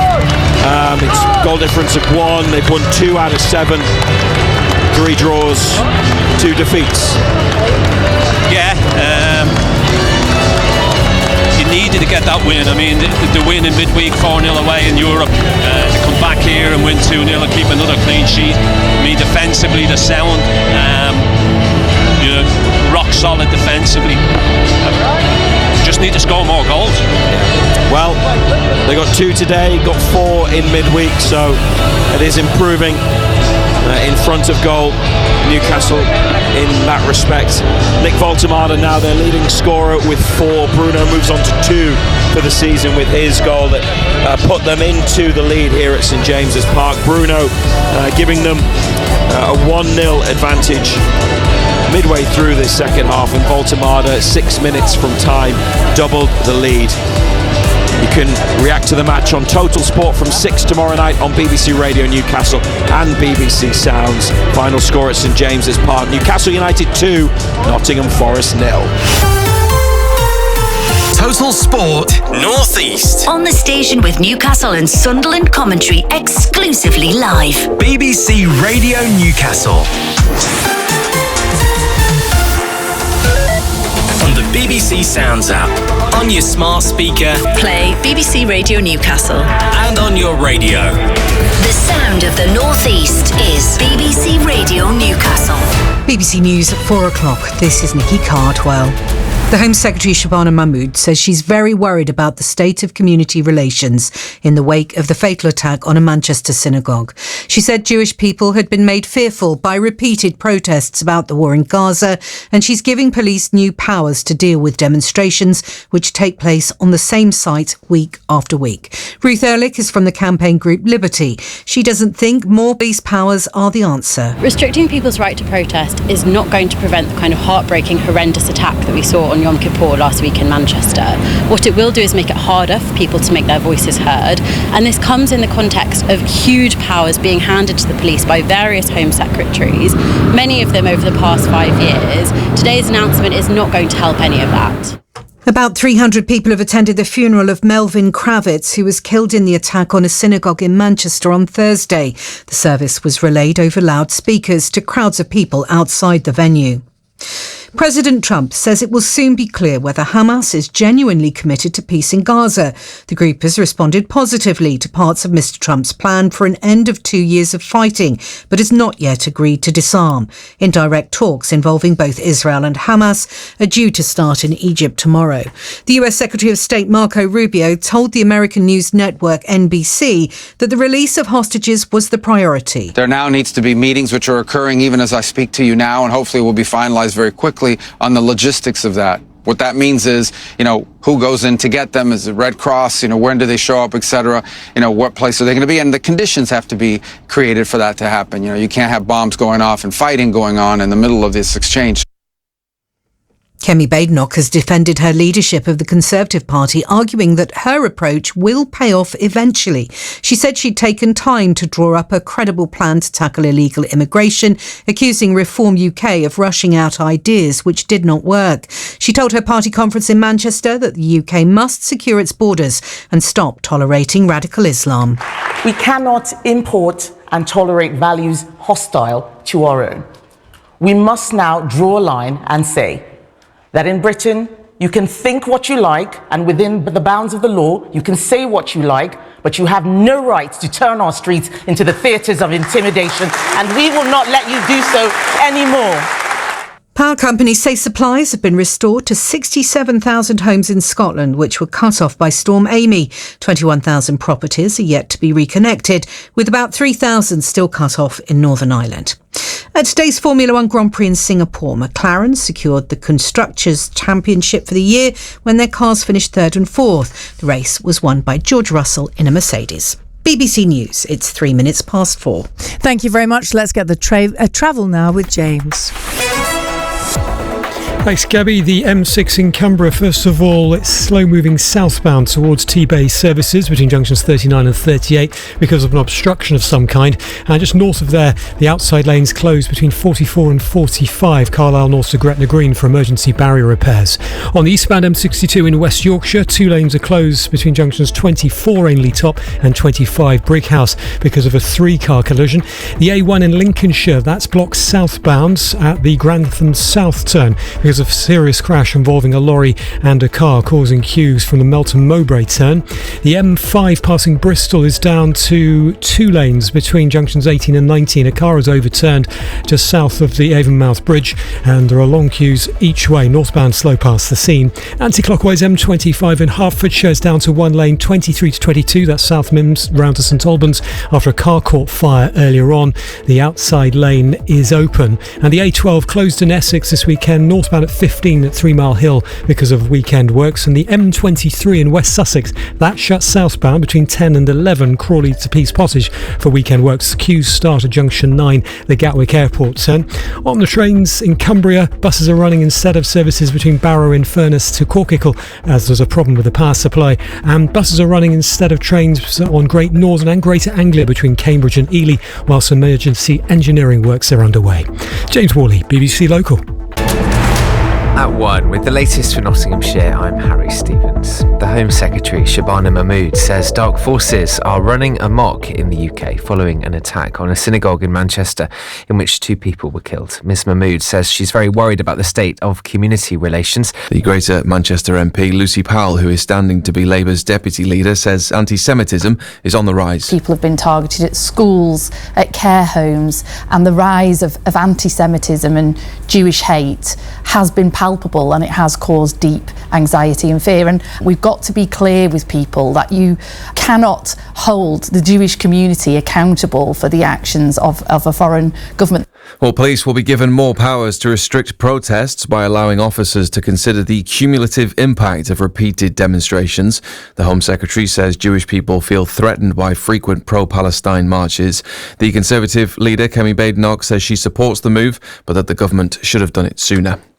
At least 5 people have been killed in Russian missile and drone strikes on Ukraine. Poland scrambled fighter jets to protect its airspace during attacks on the city of Lviv in western Ukraine, close to their border. Our correspondent Gary O'Donoghue is in Kyiv. What Russia is doing, apart from these civilian targets, is also particularly targeting Ukraine's energy infrastructure. Of course, it's now autumn, we're heading towards winter. That could be a key strategic decision. And in return, Ukraine is also targeting Russian oil refineries. Israel says 900,000 people have been displaced from Gaza City as its military continues to launch strikes on the territory. Hamas says it's eager to reach an agreement to end the war, but that it wants further discussions on a deal proposed by the US. The Israeli Prime Minister says he hopes to announce the release of all remaining hostages in Gaza in the coming days. Motorists heading into Derby tomorrow morning are being reminded the roadworks at Five Lamps are entering their second phase. A one-way system will be introduced as the outbound leg of Duffield Road and the inbound leg of Kettleston Road will be closed for the next 9 weeks. The chairman of an Amber Valley football club is asking for donations of outgrown football boots. AFC Mackworth and the Mackworth Estate Community Association have come up with the Boot Exchange, where it's hoped younger players will be able to swap their too small boots or trainers for some that fit free of charge. Dan Willis is chair of the club and says families with more than one aspiring player are really struggling with the cost of kit. We hate the idea that children are priced out of football with the cost of living and the rising prices of football boots. You know, all of these top brands, they're not looking out for the children and keeping the costs low. They're just thinking of their margins, really. So for us, it's making sure that there is a platform for everybody to play. Weather-wise, wind continuing, cloudy this afternoon, but it should stay dry for most of us. Highs of 15 Celsius, 59 Fahrenheit. And that, for now, is the latest.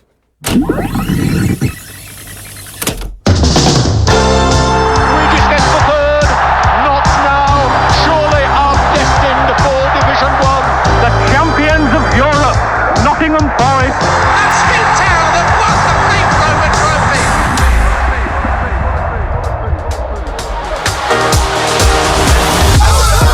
It's a goal! Andre Adams has got the wicket and Nottinghamshire are county champions. And Carl Froch has retained the world title. The Nottingham Panthers are Elite League playoff champions. Town are promoted. Notts County are back in the Football League. Forest in Europe. The home of live Nottinghamshire sport. BBC Radio Nottingham. Good afternoon from the sunny northeast. This is Match Day with David Jackson on BBC Radio Nottingham from St James's Park as Nottingham Forest look again for a first win under Ange Postecoglou, this time against a Newcastle side which has only won once in the Premier League this season but did score 4 in the Champions League this week. With the team news, Colin Fray. 4 changes from the team that was beaten by Midtjylland in midweek. There are also 4 changes, incidentally, from the team that played last week against Sunderland and also lost. So in come, perhaps surprisingly, the headline news: Jair Cunha for a first Premier League start. In fact, for his first Premier League minutes, the young Brazilian comes in on the right side, we would imagine, of what looks like a 3-man back 3, with Nicolo Savona also coming into the side, and we'd expect him to play as a right wing-back. Ryan Yates is recalled to the starting lineup and gets the captain's armband, and Chris Wood comes in up front in place of Igor Jesus. So Matt Sells is in goal. The back 3, Jair Cunha, Nikola Milenkovic and Morato. So no Murillo, although he is on the bench. Nicolo Savona at right wing-back with Nico Williams on the left-hand side. In between them, Elliot Anderson and Ryan Yates. Yates coming in for Ibrahim Sangare, who's on the bench. Savona, incidentally, effectively for Callum Hudson-Odoi, who's also on the bench. And then the front 3 are Dan Ndoye, Morgan Gibbs-White and Chris Wood, who, as I say, comes in for Igor Jesus. Plenty of familiar names amongst the substitutes then. Murillo, Sangare and Hudson-Odoi, as I've mentioned. Nico Dominguez, Igor Jesus, Amari Hutchinson, James McAtee, Dylan Bakwa, and the goalkeeping sub is John. Now, Newcastle won on Wednesday night in the Champions League 4-0 away at Union Saint-Gilloise in Brussels. They're unchanged. Nick Pope in goal, Kieran Trippier, Malik Chow, Sven Botman and Dan Burn the back 4, Bruno Guimaraes, Sandro Tonali and Joe Linton in midfield, and Nick Voltemada through the middle up front with Anthony Gordon on one side and Anthony Elanga on the other. Commentary today, as always, on digital radio. You can hear it on 103.8 and 95.5 FM as well, and also you'll be able to hear it on your smart speaker today because it's on BBC Sound, so you can listen through your phone or however you want to listen today. Also this afternoon, it's Aston Villa against Burnley, Everton take on Crystal Palace, and it's winless Wolves against Brighton, all before Brentford v Manchester City at 4:30. And in the Championship, Ipswich are 2-1 up over Norwich at half-time. Before kick-off here, we'll assess what's going wrong for Forest at the moment, and Ange Postecoglou will tell you why he continues to be optimistic about the long term.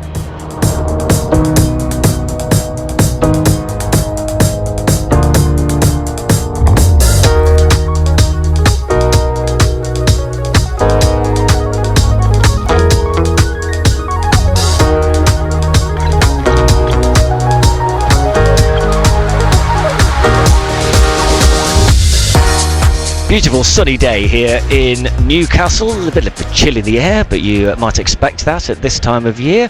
And a great view out onto a lovely looking pitch. No sign of any of the Forest players out there just yet. Brian Laws is alongside us for commentary on BBC Radio Nottingham today.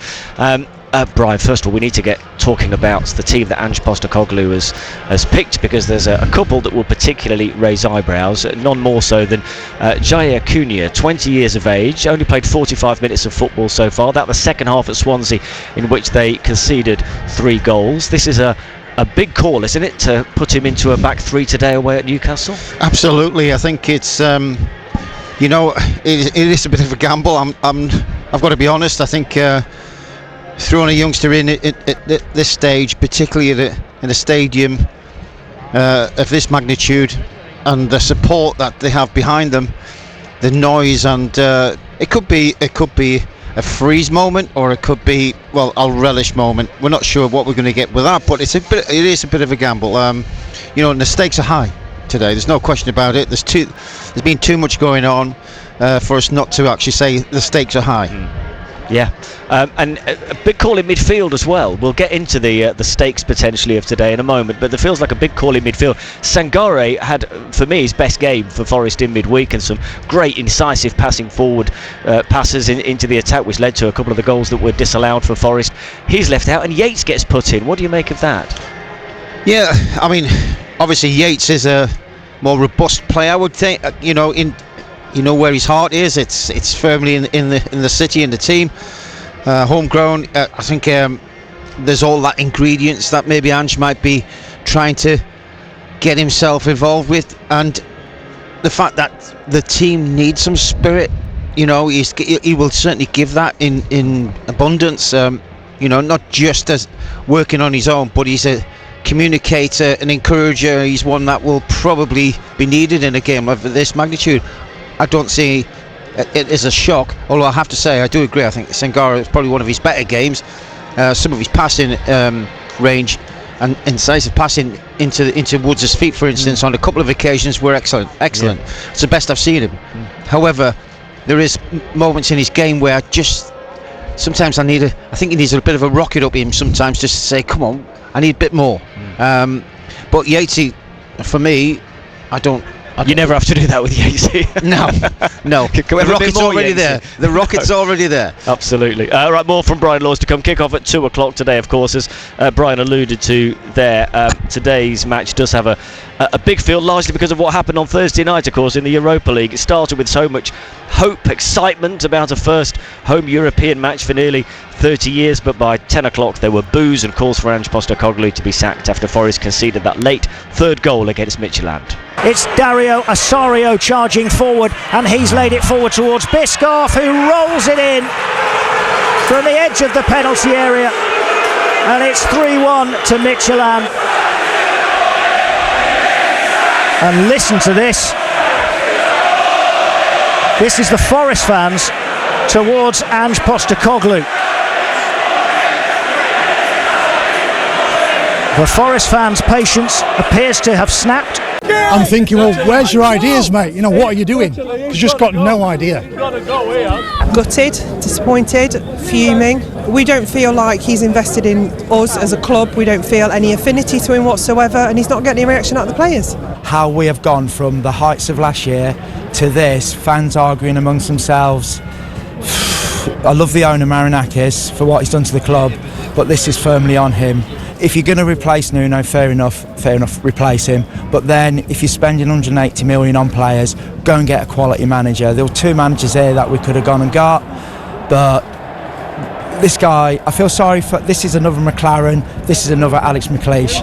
I'll be amazed if he sees the Chelsea game. The fans have just had enough, already. There's elements of football there, and I think there's some really attacking play that we've not been used to before. So, but I don't know. Let's bring back Nuno. Angel. Sack him in the morning. Sack him in the morning. Rubbish stuff. That wasn't very good, was it? Obviously, players don't want to play for him. The system just don't seem to be working. They don't look like they've got a clue what they're doing. It was embarrassing, and it's heartbreaking. I think it just takes a little bit of time. I think the squad is fairly new in many ways. Get him out! Get that Aussie out! And I think we just gotta keep with him personally. Get him out! And just do the right things. That's the worst I've seen them play this season. I think the worst defensively. And now we're blunted in attack as well. I don't understand the tactics. Nobody wanted Postecoglou in the first place. Nuno, in my opinion, created his exit by publicly criticising twice the owner, so he knew how that was going to end. In the morning. But Postecoglou isn't the answer. Who thought that the man that nearly got Tottenham relegated last season, only because the 3 promoted clubs were so bad, who thought that he was the right answer for Forest is not.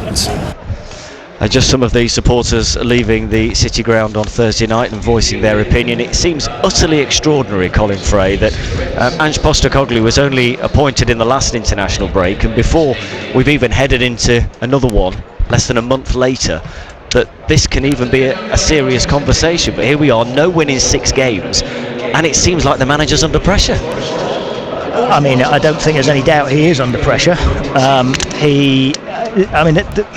The problem is, for Ange Postecoglou, or for anybody who was going to come into this Forest side, they needed to hit the ground running. They needed wins quickly, because they needed to persuade supporters largely, but players as well, that their way is the right way.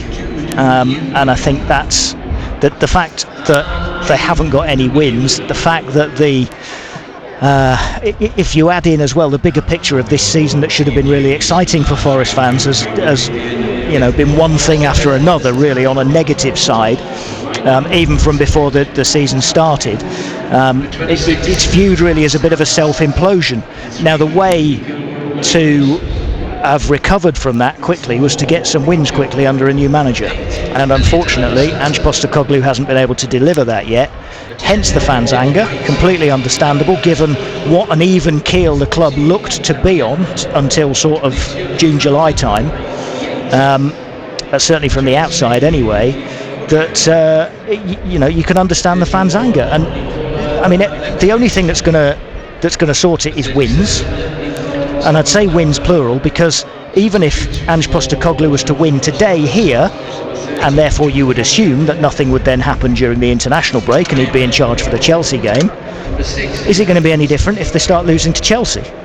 I think he needs wins plural to start to be able to win those supporters around. And seeing Evangelos Marinakis in the crowd that night and thinking that he was looking around and seeing the fans not only calling for Ange Postecoglou's head, which a few games in, and hearing it so vocally, you're getting sacked in the morning at your own manager, is extraordinary in itself. Hearing them then chant for Nuno's name, you wonder what kind of impact that could have on him and any decision he might want to make. Well, he's not one that will like to lose face, I'm sure, and it will be seen as a little bit of losing face. It will have to be an admission that it was the wrong decision if there is to be an early move against Ange Postecoglou. But on the other side of the coin, Evangelos Marinakis doesn't like to be seen as the bad guy. He likes to have been right in the eyes of the supporters, and so therefore, if the supporters are kind of blaming him for the decisions to A, sack Nuno, and B, appoint Ange Postecoglou, then I think that will be the overriding emotion, the avoidance of trying to look like the bad guy in their eyes, rather than the loss of face with perhaps making a wrong decision. And for many people at this stage, who knows what might happen this afternoon. But for many people at this stage, I think that the quick, clean break is probably seen as the best way forward. But Ange Postecoglou and the players may prove that wrong by turning up this afternoon, playing well, and going on from there. I do have a bit of sympathy for Ange Postecoglou, given the way he came into the job, given the fact he had 4 away games first up, and given the fact that in 2 or 3 of the games that he's played so far, they've done enough to win. I wouldn't say that in the last couple. I mean, against Sunderland, probably with that Chris Wood chance at the end, should have got a draw. But they created bagfuls of chances against Swansea and should have won. They created bagfuls of chances against Burnley and should have won. And they created bagfuls of chances against Real Betis and should have won. And even if they win 1 or 2 of those, I think it's a different feeling around the place and it's a different conversation. So there's a bit of sympathy with him there, because he can't put the ball in the net and his team are getting into the positions to score the goals and just not scoring the goals. Obviously defensively there's issues, because they're so far off looking like they can keep a clean sheet at the moment. That needs a lot of work. But in terms of the forward play, they're creating chances to win games, they're not taking them. So a little bit of sympathy on that front. But he needs a win. Forest need a win. All right, we'll speak to Brian Laws about it in just a moment. First of all, let's hear from Ange Postecoglou. Colin went to see him this week and asked him how he'll now go about trying to turn Forest's dismal run of results around.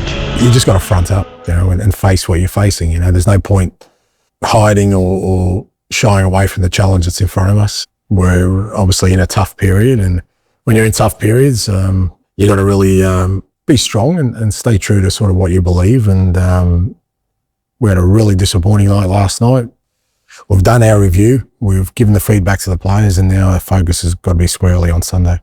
Has it surprised you how hard it's been? I mean, there's obviously the mitigating circumstances of coming into a new squad, loads of games. I mean, to put it into context, I think your first full training session ahead of Arsenal was 3 weeks ago today. So much seems to have happened. With those mitigating factors and no pre-season and all that sort of stuff. But has it still been a bit more difficult than you expected? Difficult in terms of results, not in terms of the way the players have adapted to sort of what we're trying to do. I thought, if anything, it would be the opposite, that maybe got a couple of results, but there wouldn't be as much evidence of us sort of changing the way we're playing. So obviously that, the positive result is what's eluded us up until this point, and ultimately that's the side of the ledger you don't want to be on. If probably in terms of the mood around the place, if we'd won a couple of games and probably hadn't played as well as we did, then maybe the mood would be different, but the football challenge would be greater. I just feel we're really close to changing that. So that's where my sort of focus lies. Is it fair to say that for any head coach or manager going in, the sooner they get a win, the better in terms of having the players believe in the system, if you like? Sometimes, but I also think that it's what you do in the difficult times that counts more, because when things are going well, everyone's sort of, it's rainbows and sunshine, but it's when the going gets tough that your beliefs get tested, your unity gets tested. What's more strong and more compelling is if you can get through that period, that's what gives you then the kind of real belief for long-term stuff. Winning just to ease pressure or change perceptions that doesn't last. Eventually you get caught up in that. So for me, it's how you deal with the inevitable tough period that will come, whether it's at the start, in the middle, at some point a tough period will come. How you deal with that is much more important than sort of trying to alleviate any sort of pressure. And you were mentioning in the press conference that you've had tough spells like this before and been able to come through them. So I guess those experiences are useful in these kind of times. Absolutely, yeah. And, that's what I sort of fall back on to, like I said, to walk into the training ground today and show everyone that it's tough, but it's not permanent. We're very close, like everything else. You've just got to chip away till you get to the point where things turn. So, it's really important. I can draw on my experiences, and because of my experiences, I I want to transmit that to the players, the staff, anyone else who maybe in this moment is kind of looking for a way out. There certainly is one, and I've done it often enough to know that, which way we need to go. What would you say to those who are saying that you need a win? There's already talk. I mean, like I say, with 3 weeks away, 3 weeks after your first training session, there's already talk potentially about your future even here. What would you say to those who say you've got to go to Newcastle and win on Sunday, for instance? Well, I mean, I think you need to win every week. I don't, if people think, a win is going to change me or who I am or the way I feel, then, I've never wedded myself to that. I think at every club I've been, I've gone through really tough times. I enjoy those tough times bizarrely because I know that once we get out the other side, there's good things that happen, but you need to go. It's necessary. We need to win on Sunday, not because it eases any pressure on me, but because hopefully it turns our fortunes around that we get to become the team that we want to. Because as I said, every tough time I've been through, the story's ended pretty well. That's what I want to do here. Ange Postecoglou talking to Colin Fray this week. Brian Lawsey said the other night after the game on BBC Radio Nottingham, I'm a big boy, I can take it, I've been through these sort of times before, but I mean, it's so early on in a spell when he's trying to win over supporters, when he's trying to convince players that the changes he's making will have a long-term benefit, but they're not seeing any short-term benefits and getting any wins. That's got to be a hard sell, hasn't it? Oh, it's a massive. I mean, it's the selling point of anything going forward is a winning formula, and players buy into it.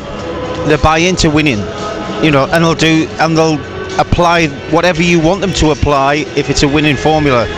If it week in, week out doesn't gain you a win, this becomes less belief, and then they'll start thinking about, well, and I'm sure everybody in Nottingham have been saying the same. Look, the wheel wasn't broken. Yeah. Let's not go away from that.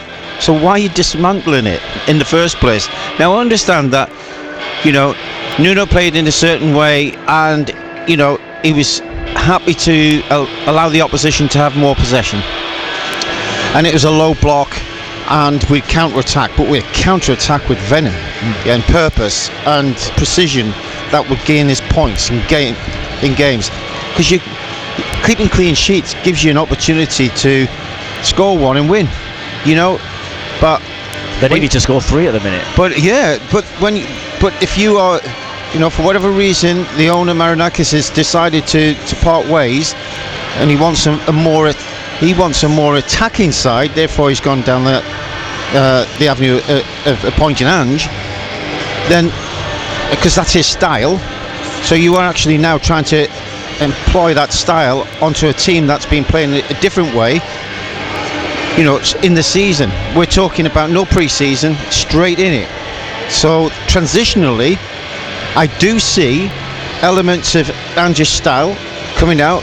I actually think we have created more chances, and you're right, we haven't finished them, but in creating the chances, we've left ourselves wide open.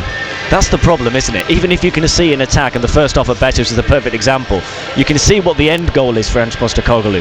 But if in the short term, they conceded 13 goals in 6 games, there's more than 2 a game, and they're soft goals. Yeah, I've got to say that half of the goals that we've conceded so far this season have been avoidable. Yeah. And avoidable by what I mean by is organisation, the basics. We aren't doing the basics right. From set plays, we're not doing the basics right. We're not defending it well. And I look at some of the goals that, they're not manufactured out of some brilliantness from the opposition where you've gone, wow, that's a great set play. The basics, that we've been dealing with week in, week out previously, and yet somehow, for instance, the Sunderland, okay, they give a free kick against it shouldn't have been a free kick in any way, but it was just a simple lob over the far side, and when you're defending that, Sunderland players trying to block one of your players, you don't get blocked. You don't accept that. You move them, you shift them, and allowing a player just the freedom to run around the back. That is schoolboy stuff from my point of view. And the same with we concede early from a free kick out wide, and a simple ball going in. First header was contact was made, but generally the first contact that's made is not normally a goal. It's the second phase. Switch on, be ready. And I didn't think we were ready. We looked flat, and they're the bits that concern me. And we're playing against a Newcastle side that they thrive on set plays. Let me tell you. Eddie Howe, I've known Eddie for a long time and matched up with him many times, whether from Bournemouth all the way through his career. And we used to do so much homework on his teams, because he had so many varieties of set plays that his teams were so well organised at set plays, particularly attacking. And it was a little change here, there, that would catch you out. And we had to almost cover 20 of his set plays to make sure, be aware of that. Because he is, he's very determined in thinking this is an opportunity for him to score goals. And you've got two players in their team, 6'6". What are you going to do with them? Yeah, get balls in to Baltimore and Dan Burn if we can get up. All right, Brian Laws, thank you for the moment. 1:27. Well, another man to watch out for Forest today is Newcastle winger Anthony Elanga, formerly of Forest, of course. Here's his boss now at Newcastle, Eddie Howe. Whenever he's played this season, I think he's had a number of big contributions. I think if you look back through all the games, he's had a number of moments that could have dictated the game. Very good crosser of the ball, whether that's early or whether that's working towards the byline. I think he's a productive player, certainly playing with good confidence and good rhythm. And like I've said many times with other players, it's about getting to know your teammates around you. It's so important with how we play the relationship side, and I think with each game he'll get better in that respect.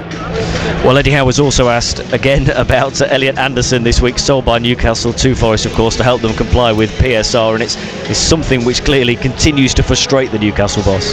Yeah, I wouldn't say it's on my mind every day, but there's certain reminders and certain moments that still didn't sit right with me then, doesn't sit right with me today, that we as a football club were forced to make a decision that we didn't want to make. And a player that had given everything to rise through the ranks here and to try and play for Newcastle, that was sort of ended by financial restrictions. So, but it's happened, and as I said, we wish Elliot nothing but success. It's nothing at all to do with him. It's to do with the restrictions we were under. That's Eddie Howe on Match Day from BBC Radio Nottingham. Matthew Racebeck's here from BBC Radio Newcastle. It's interesting, isn't it? Eddie Howe, every time they're about to play Forest, he gets asked numerous questions about Elliot Anderson and seems very happy to talk about them. But I do wonder if his form, not just for Forest, but for England particularly in the last window as well, has been a big talking point up here. It has, and it probably just reminds the Newcastle fans of what they lost last summer, and it was a really difficult deal for the club to do. But as Eddie Howe has explained, it was sell Elliot Anderson for probably less than he was worth then, and that value has increased significantly since, or be hit with a points deduction. And if they'd had a points deduction last season, then they may well not be playing Champions League football now. They also had to sell Yankuba Minte to Brighton last summer, and they got through by the skin of their teeth when it came to PSR and complying with the regulations. From a football point of view, they wanted Elliot Anderson here, but what he's had at Nottingham Forest that he didn't get at Newcastle really, and that was largely because of having other good players in midfield, but also he had an injury for 4 or 5 months of his final season here, his regular football in one position. So he's got that at Nottingham Forest. Newcastle couldn't offer him that, and even right now with Bruno Tonali and Joe Linton in midfield, they probably still couldn't offer it to him. Maybe that will change in the future if they try to go back in for him. What about a man who's gone in the opposite direction then? Anthony Elanga played very well in Belgium in midweek in the Champions League, but generally, how's he fitting in? Well, he's electric, extreme pace. Sometimes the end ball isn't quite there. Newcastle in attack are in transition in terms of individuals and personnel, with Alexander Isak now at Liverpool eventually. Very controversial and still a bit of a sore subject here. Callum Wilson left as well and went to West Ham. They haven't seen Johan Wissa because of injury, so Nick Voltemada's playing. We think Elanga could be perfect for him because if he can get out to use the pace and deliver, Voltemada at 6'6", 6'7", gets on the end of it. What we've seen from Elanga is definitely a willingness and a good attitude. He seems to have a smile on his face all the time. The fans have taken to him. the numbers aren't quite there in terms of goals and assists, but he won a penalty in Belgium in the Champions League and got man of the match. So he is improving, and I think Eddie Howe and his staff will want to work with him because they see that there's room for more development. It's interesting you talk about that transition, and obviously the Isak saga over the summer is going to be a big reason for that, but only one league win so far this season, and that a narrow victory over Wolves here. It feels like that might not tell the whole story. You've had some incredibly difficult fixtures in the early part of this season, so are they better than that would suggest? Yes, I think in the first month, if Alexander Isak hadn't been on strike and had been playing, they would have won the first 3 games. That was what was missing, a centre forward. They were playing Anthony Gordon out of position, and it just wasn't right, it wasn't working. Now they've got Voltemada in, they're waiting for Wissa to get fit, so they're learning about new players. I think the incoming transfer business they did was good, but obviously the summer was dominated by the Isak saga, which affected them on the pitch and also the club generally off it. Anthony Gordon's been suspended as well, but is now playing, scored a couple of penalties the other night. Him coming back is key. The back four is good, it's pretty settled. They've got Malik Chow playing at centre-back, a new player. Nick Pope's been in excellent form. This midfield 3 complement each other brilliantly. They are excellent. It's that front 3 where the change has been, and they've struggled to score goals. They're the lowest Premier League scorers, and that's not like Eddie Howe's Newcastle. They're normally really good to watch, really attacking, loads of goals. But 4 in Belgium the other night. Hopefully they can take that into the Premier League. And finally, Voltemada up front. Look, he's big, but he's very good on the floor. But if they get it into goal-scoring areas, we've seen already twice against Wolves and against Arsenal that, yeah, he's pretty good at towering headers as well. They like what they've seen from him. Their record signing at £69 million, and on the early evidence, it's going to be a good investment. Matthew Racebeck from BBC Radio Newcastle, thank you very much indeed. We'll recap the team news next. Uniform from 7-2 requesting backup immediately. On BBC iPlayer. Smashy, smashy, breaky, breaky. I think it's called forced entry. Eat, sleep, police, repeat. The Guineas are a cancer. When they take over a town, they get everywhere. We have an imminent, incredible threat. The BAFTA award-winning drama returns. You need to get in and you need to get them out. What? Extract. Go, go, go! What was that? It's illegal. You're very sexy when you're angry. Just gorgeous altogether. The new series, Off Blue Lights. How's life? I have a feeling it's about to get a lot more complicated. Watch on BBC iPlayer. 1:33 match day with David Jackson here. Newcastle Forest on the way from 2 o'clock with the team news. Here's Colin Fray. 4 changes from the team that was beaten by Midtjylland on Thursday night for Forest. They include a Premier League debut for Jair Cunha. The 20-year-old Brazilian comes in for Murillo at the back. Murillo, though, is fit enough to at least be amongst the substitutes. So Jair Cunha is in for Murillo. Nicolo Savona will play as one of the wing-backs with Nico Williams on the other side. He's effectively into the side for Callum Hudson-Odoi. Ryan Yates comes in for Ibrahim Sangare in midfield, and up front Chris Wood in for Igor Jesus. Those 4 who miss out from the starting lineup all on the bench. So Matt Sells is in goal. It's a back 3 of Jair Cunha, Nikola Milenkovic and Morato, with Nicolo Savona and Nico Williams the wing backs. Then in between them, Elliot Anderson returning to St James's Park, and Ryan Yates, who's the captain. And then in the forward positions, Morgan Gibbs-White and Dan Undoy supporting another former Newcastle man, Chris Wood. The bench in full: Murillo, Sangare, Hudson-Odoi and Jesus, joined by Nico Dominguez, Omari Hutchinson, James McAtee, Dylan Bakwa and the goalkeeper John. Newcastle unchanged from the team that won 4-0 away in the Champions League in Belgium in midweek. Commentary on the way then from 2 o'clock, 103.8, 95.5 FM, digital radio and on BBC Sound. So you will be able to hear this on your smart speaker. You'll hear Morgan Gibbs-White's views on the rotation policy before kick-off, and more from Ange Postecoglou as well. Forest have scored 3 goals in each of their last 2 visits here to St James's Park. We'll look at last year's unsuccessful trip in a moment, but first, the somewhat happier Boxing Day match here in 2023, which was all about Chris Wood. Almiron, as he tries to square it, gives it away to Montiel, and now Forest try and break with Sangare finding Gibbs-White. Trippier tried to trip Gibbs-White. Gibbs-White still goes on towards the edge of the box, rolls it into Elanga, tight to the 6-yard box, squares it back, and Chris Wood taps in. Wood scores for Forest. What a break that was! Superb break. One end of the field to the other, and Forest are level just before half-time. Elanga up to halfway, helps it on towards Wood. He's caught late, but Wood, left edge of the penalty area, gets on the end of it, beats one, chips it. Yes! Oh, what a finish! Yes! What a goal from Chris Wood! That's brilliant! Forest striker. The former Newcastle man gets his second of the afternoon and puts Forest in front. Great run from Elanga, fantastic ball from Elanga in behind the defenders, and Wood with an awful lot to do. Tight angle, left edge of the penalty area, beat his man, and then had to look up and chip it beyond Dubravka, who was trying to close down the angle at his near post. But Wood found the far post.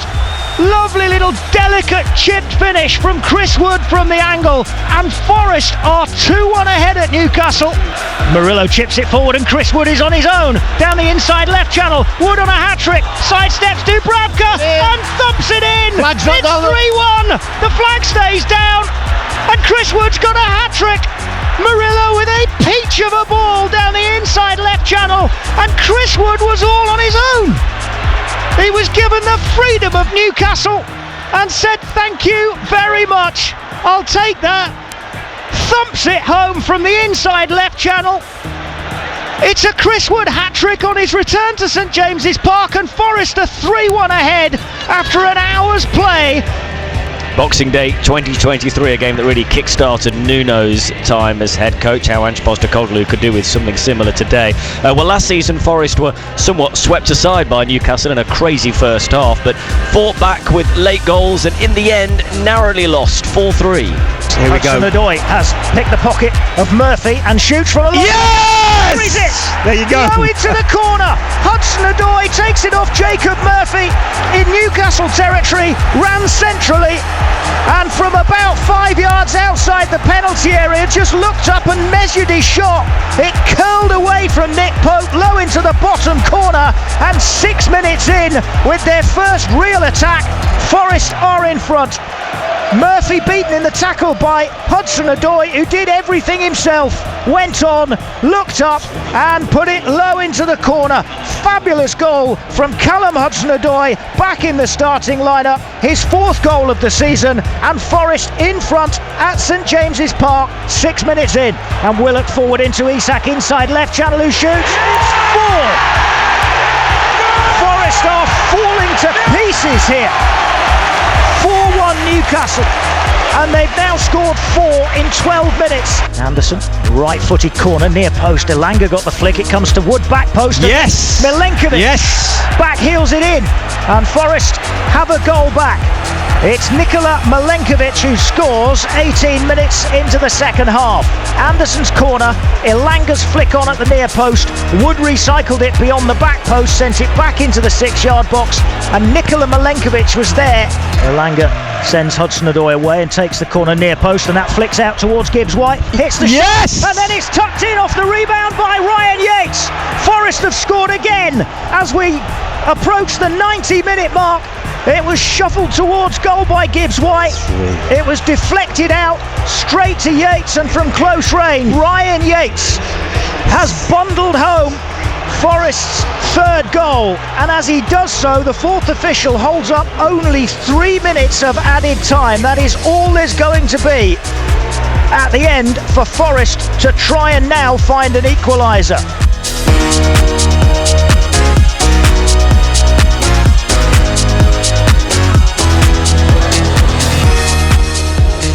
Match day on BBC Radio Nottingham. David Jackson here. More from Brian Laws and Colin Fray before kick-off. You'll hear from Ange Postecoglou, as well as Ange Postecoglou makes changes again for the game here today. 4 of them this time. Speaking before the midweek game against Midtjylland, Morgan Gibbs-White had this to say about the Reds boss's rotation policy. We were going to be playing Thursday, Sunday and enough every single week, and obviously depending on how far we get into the competition, but we could be playing that throughout the whole season, which is what as a team we want to do. And I feel like you have to accept that there's going to be rotation. We're going to need every single player in the team, whether that's starting or whether that's coming off the bench, because the gaffer's made a real clear point that the people that are coming on off the bench need to make an impact and they have to try and win us games. And I think it's just basically down to how many games are coming up, and it's going to be difficult, but it's something that we've asked for, it's something that we want, and like I said, we can't let this opportunity get ahead of us.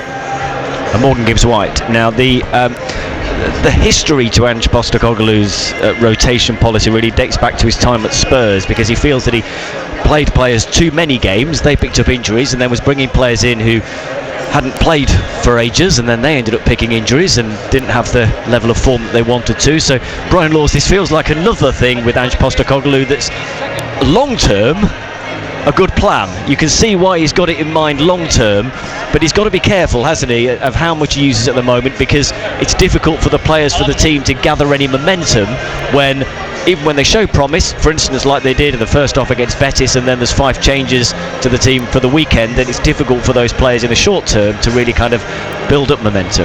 Yeah, I mean, listen, we're used to, I suppose, from last season's point of view, it was a settled side, wasn't it? That's why you got results week in, week out, and players prefer that. You know, when if your team's winning, you're staying in the team, you know what's happening, and it's quite easy to pick it, and I'm sure we found it very easy to name the team before we even seen the squad, and we'll be very rarely that will be out by 1 or 2. But now we've gone into Europe, it does add a different layer. And we've seen many times where new teams formed that they've gone into Europe for the first time in a long time. They have found it very difficult because it's that rotational thing that they've all thought that the only way forward is to do that, to use the whole squad.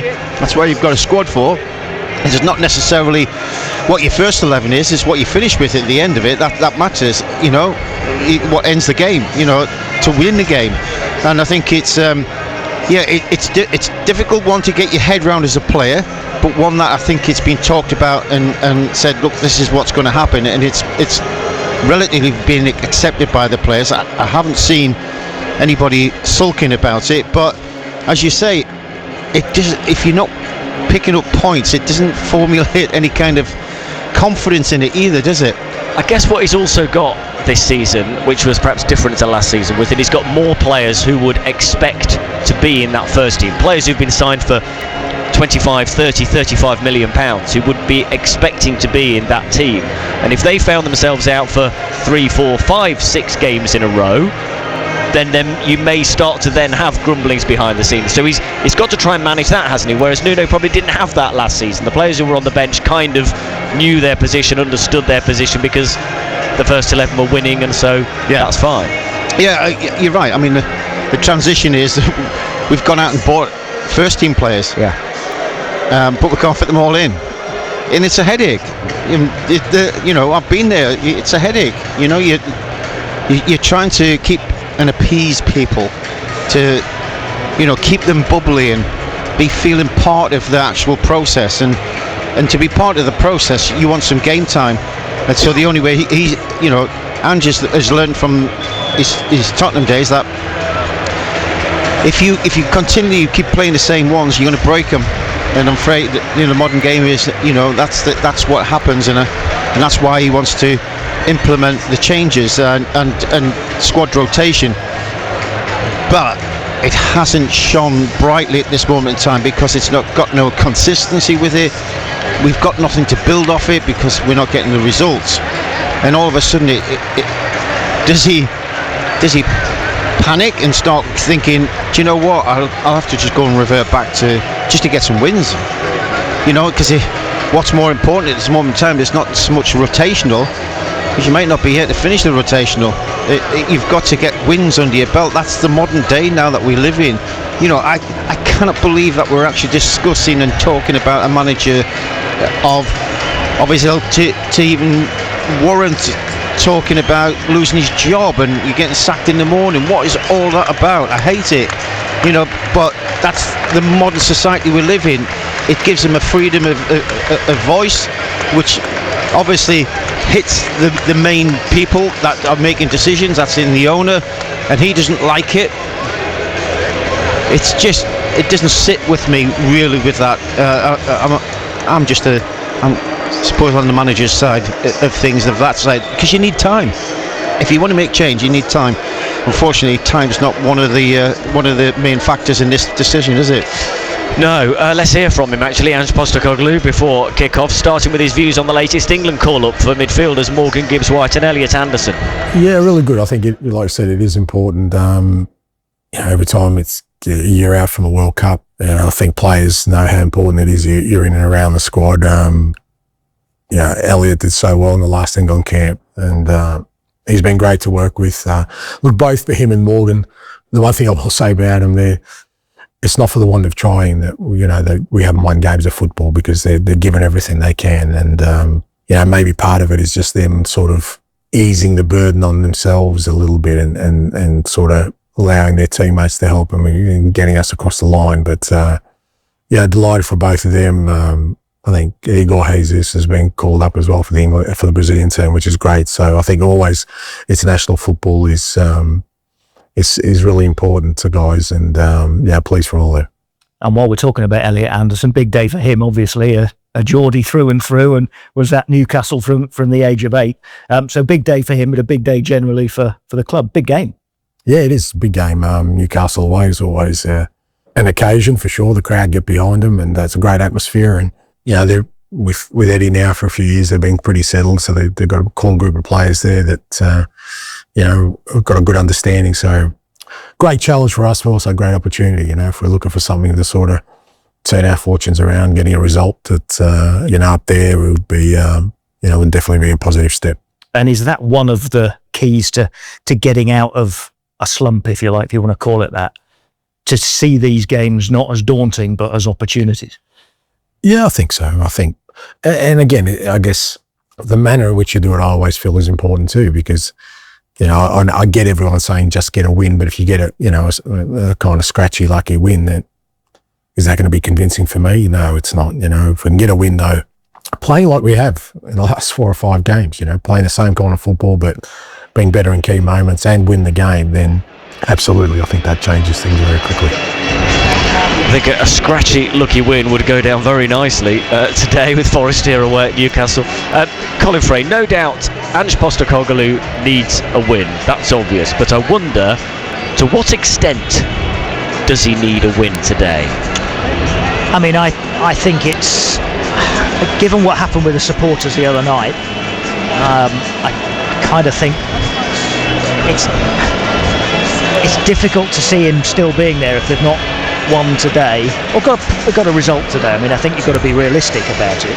I don't think you can suddenly say we expect you to go to win at Newcastle. I think a reasonable expectation today would be to play well, defend tightly, and come away with a point. I think if you'd done that under normal circumstances, if none of it had happened and Nuno was still here and Forest did that today, I think you'd say, okay, that's a good result. And I think you've got to judge what happens today on that basis. I think you've got to be fair. You can't just expect to say, well, unless you go there and win 3-0, you're going to lose your job. You've got to be realistic, I think. But I just think the veracity of the fans the other night, I mean, that was raw anger towards Ange Postecoglou, and that's difficult for him, even on a personal level, I think. And I know he fronts it out very well and says I'm a big boy, I can handle it. I know that, but it must do on the inside. And I go back to what I said a little bit earlier in the programme. If they whatever happens here today, if they start to lose against Chelsea, is there anything to say it's not going to happen again? Will Forest fans be happy with a win here? I think, as I asked that question, I meant it hypothetically, but I think actually some of them would be, because I think there are some that are still with Ange. They can see signs. So if Forest were to improve here and still produce some of that attacking football, but be a little bit more sound defensively and improve, then maybe he can start to win people over without winning a game. Whether he can win a hierarchy over, I think that's probably a different question. There wouldn't be so much speculation about his future, would there, if there wasn't an international break coming up? It feels like this is almost like a point where they've got this game and then you think, well, there's 2 weeks there. It feels almost like a break, and this was when it changed last time. It's become a thing, hasn't it, in football, and the fact that there are 3 of them early every season is not a good thing for managers. I think it's not good for the longevity of managers, because I think and you can understand why it happens, because obviously it gives hierarchies of football clubs, talking generally now, not just about Forest, but it gives them a time to make that change, to give a new manager a couple of days to sort of get himself settled, if you like, probably with half the squad still away, and so you can understand why it happens. But from a manager's point of view, anywhere across the top 2 divisions, probably anywhere across Europe, it must be an absolute nightmare to have these 2-week breaks coming up once a month for the first 3 months of the season, when if you're not going well, there's always going to be speculation. So I agree with you. I think it might not be happening. You know, if they were at another Europa League game away from home on Thursday night, for instance, I would imagine it wouldn't quite be quite as intense, the speculation. But this is what we're faced with. It is a 2-week break, and therefore there will be speculation. Brian Laws, I wonder what it's like from a manager's point of view, because Ange Postecoglou keeps saying about, fans are entitled to an opinion, but I can take it, it's fine, and not really thinking about that, and his mind is on a higher plane, if you like. He's thinking about the long term and how the players are taking on his style and all that kind of thing. But when he's surely got to try and also balance that with the need for a short-term result, hasn't he? Yeah, he has. Listen, we can, as managers, and we're all we can wear a mask, and we do call it a mask. For whatever you feel inside, you're always you're not going to show that feeling to the outside, because that shows that it's affecting you. So and just saying all the right things, but let me tell you, it's affecting it. Of course it is. He's human, and his feelings will be hurt. There's no question about it. When you hear that from your own fans, that hurts. No question about it. So, how do you stop all this nonsense? Because, like I said, it's the society we live in now. How can you actually do that to a manager within, 5 games? How can you do that in his first part of his tenure when he's trying to implement? You've got to look deeper at this now. I think you've got to look deeper and say, hang on a minute. If your owner has done the due diligence that he should have done, and which he will have done, then he believes in all his might that he believes Ange is the right person to take the club forward. Then it should be. It's a bit like the transfer window. I actually think that once you've got your manager in place, there's a window of opportunity that you've got for transfers with sales.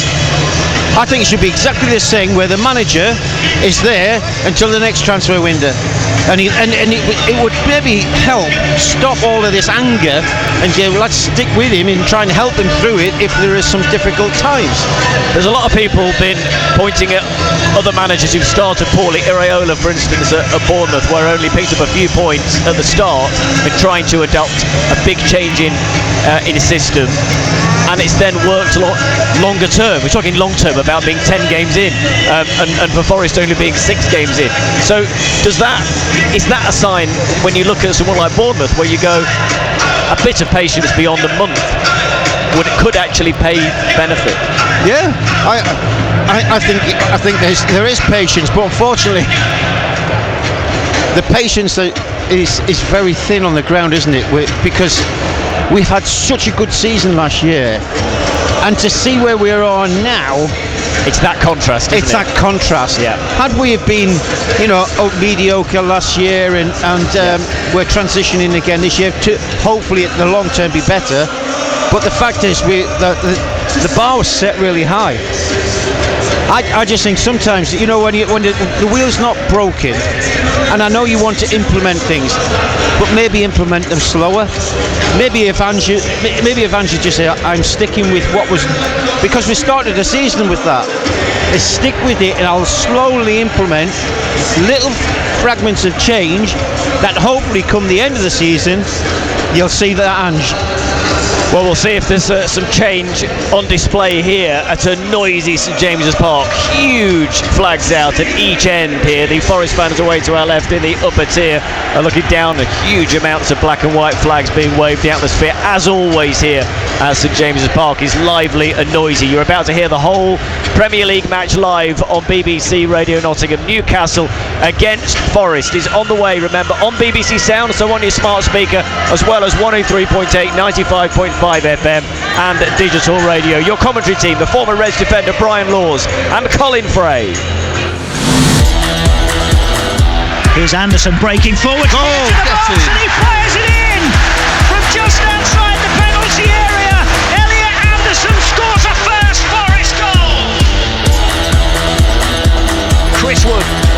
end. Runs up now, right foot, low into the corner. Another hat-trick for Chris Wood. Into the bottom corner from the edge of the penalty area. Wouldn't you just know it? It's the Forest captain, Ryan Yates. In it comes, and header by Milenkovic is in. Nikola Milenkovic scores his first Forest goal. Hudson-Odoi cutting in onto his right foot. Yes! It's in from Callum Hudson-Odoi. It's a wonderful, wonderful break. Nottingham Forest on BBC Radio Nottingham, the home of live Nottinghamshire sport. Well, as always, fabulous atmosphere at St James's Park. That's one thing that's never in doubt.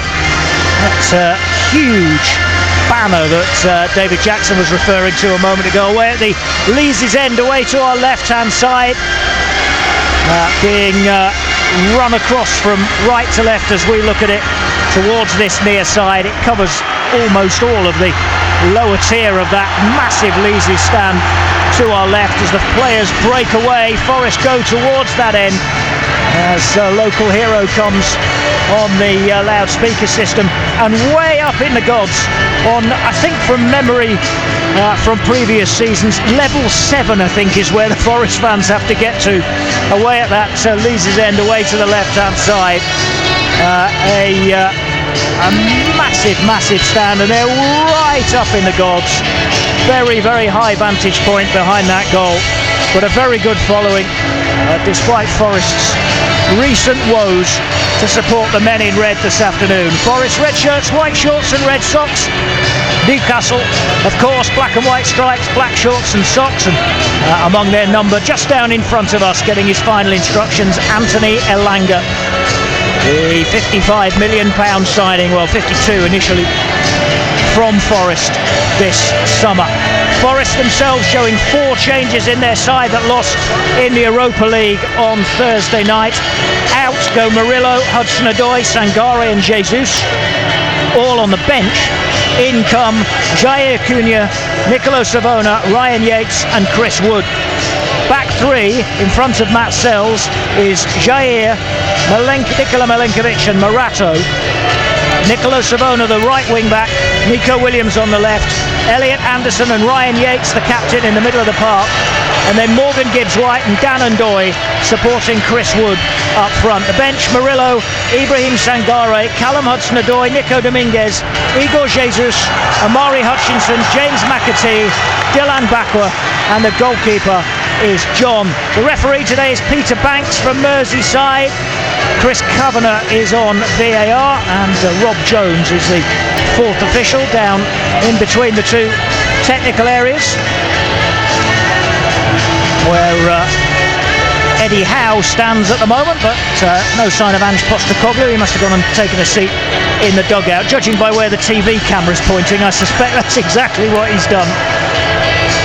As Forest are about to get us underway. Ryan Yates is going to kick us off. Forest playing towards the Gallagher end in the first half, away to our right hand side.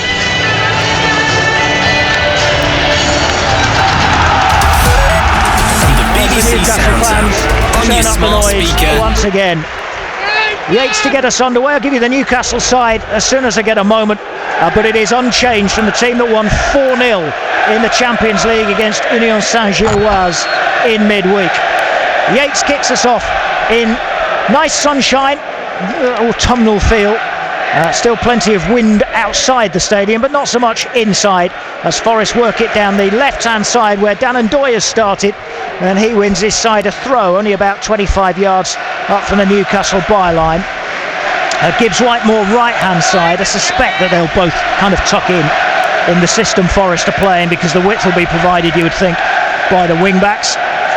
And the ball is played back into Forest's own half. Newcastle on a high press, closing down Jair Cunha, and then Savona, who clears to halfway, and it's collected by Botman for Newcastle, and then Malik Chow into the feet early of Bruno, tried to help it on first time. Bruno Guimaraes cleared by Nico Williams and out for a throw. Newcastle have Nick Pope in goal. Back 4 from right to left of Kieran Trippier, Malik Chow, Sven Botman and Dan Burn. Midfield three of Bruno Guimaraes, the captain, Sandro Tonali and Joe Linton. And then Nick Voltemade through the middle, the 6'6" German. And he's flanked by two Anthonys, Gordon and Elanga. So like Nico Williams felt he was clipped as he tried to play a 1-2 on the far side. There's Ange Postecoglou out towards the edge of the technical area now. A little shake of the head because I think he thought that Nico Williams was clipped as well. And the ball is with Bruno Guimaraes finding Anthony. Some people, because even in the final stage, if all the stages goes on 15%. To halfway for Chow. And he gives it to Anthony Elanga. Elanga's ball across the edge of the penalty area is cleared by Milenkovic, but straight to Trippier. Bruno Guimaraes for Tonali, for Elanga again. Milenkovic wins the next challenge too. Then Dan Ndoye gets a foot in. He's going back towards his own corner flag as he gives it to Nico Williams. Under pressure from Voltemade, but turns nicely and clears onto the head of Wood. Wood gets up and wins the header, and then Yates goes down. Again, Forest and Ange Postecoglou thinking that he was fouled. I'm not sure he was this time. As Jair gets a good challenge in on Joe Linton. And now Gibbs White turns away from Anthony Gordon and feeds it to Dan Ndoye just inside his own half. Drops it back for Morata. Morata with the early ball down the left-hand side, looking for Nico Williams, who brings it down. Elanga's backtracked. Williams tries to roll it infield to Ndoye, who then challenges Elanga as he won the ball. Anderson swaps passes with Yates. And then Yates rolls it back to halfway for Milenkovic. Now Anderson again. Number 8 on his back, same as the age at which he joined Newcastle United. And he rolls it back to Morata. Then Yates on the turn, gives it Anderson again. Anderson driving through the Newcastle half and turns it wide right for Savona. Down the line, he plays it to Gibbs White, tries the early cross on the turn. Botman is in the way. And now Forest have to work back as Anthony Gordon threatens to go on the counter. He's rolled it out into the middle of the Newcastle half for Bruno Guimaraes, who gives it to Trippier. Trippier down the right-hand side, already halfway inside the Forest half. Cuts infield slightly, ball into the penalty area looking for Voltemade, but can't find him. And it's collected by Matt Sells. 3.5 minutes gone. Let's get a word from Brian Laws. It's been quite the start. Not heard from you yet, Brian? Well, I'm just taking in. Trying to get a word in edgeways. Yeah, I couldn't get a word in edgeways from you, Colin. Anyway, but yes, it's been a reasonably good start. Although I can understand Andrew's disappointed with a couple of decisions already that Peter Banks has not really given. I think there's a couple of strong challenges that really should have got a free kick for. But maybe is that an opening from the referee to say he's going to not let the game just be stop-start all the time? Here's Savona down the right-hand side after some strong work from Ndoye. Rolled backwards now to Yates. But Yates just tucks it back to halfway again for Milenkovic. And now Morata, 12 yards or so inside the Newcastle half. Now Williams out in the bright sunshine, now into the shade from the Gallagher end away down the left wing. Fires over the cross, looks too close to Nick Pope, and it is. And Pope makes a comfortable catch. Yeah, but a positive start from Forest. I think it's been a really positive one. You know, the crowd are feverish, as you well know here, and Newcastle they sort of started the game really in a half a gear at the moment. They're just trying to sort of match up with Forest really. There's not been a lot going on either end of the halves, but I think it's important that Forest try and just get their footing in the game as quickly as possible. There's Dan Burn for Newcastle, left-hand side on the halfway line. And now into Tonali, who lays it off for the German, Malik Chow. Now Elanga, 10 yards inside the Forest half, infield to Bruno Guimaraes, gives it back to Elanga. Good tackle by Morata, but that's going to hurt. That's hurt both of them. It might have been a bit knee to knee. I'm surprised again. I think Ange Postecoglou's furious that a free kick wasn't given against Elanga. I think it's a foul. I actually think it's a foul. Elanga's pushed the ball too far, and he's clashed right in. I think it's Milenkovic who's gone down. No, it's Morata who's gone down, and I think it's one of them where it's just clashed into his knee. And normally he would get a free kick, but that's 3 now. That Pierre Banks is not actually given. does that suggest that he's going to let the game flow, or try to let the game flow? But he's got to remember, if that's not a booking, or if that's not a free kick, he's got to let a lot go. It's not in the 70th minute either. No. It's going to be a Newcastle throw, and the referee is just telling Anthony Elanga that he needs to throw it back to Forest, which he has done. Morato's okay, decides to not let it run for a goal kick and instead turn and chip it forward towards Wood. He's managed to find Nico Williams despite being under pressure from Chow. Ball is back now with Sells, tight to his goal line, under pressure from Voltemada. Laid it off for Jair Cunha. Now Savona for Cunha again, who sees his clearance blocked by Anthony Gordon, and it goes out for a throw. Newcastle almost furiously quick in closing Forest down deep inside their own half. Forest managing to do enough to get a throw. Savona down the line towards Gibbs-White, gives it back to the Italian, who clips it up to halfway, asking a lot of Dan and Doy to get there though ahead of Chow. And now here's Trippier down the Newcastle right. Forward into Forest territory he goes. 0-0 the score, 7 minutes played. No scares at either end so far. Tonali for Newcastle. Infield. And then back to Chow. Now Botman, the other centre half, for Dan Burn, playing at left back today. Anthony Gordon flicks it infield towards Joel Linton. They played a neat 1-2. And now here's Gordon again, out to the right-hand side for Trippier. Trippier down the line for Elanga, who's got away from Nico Williams and crosses deep off a deflection for a corner as he was closed down by Morato. Yeah, that's what you get from Elanga, don't you? You get the pace that you can get round the back of your defence. On that occasion he's got around it, but Milinkovic was out there very quickly to block it, but he obviously given a corner. This is the area that we've been concerned with in terms of how the defended set plays.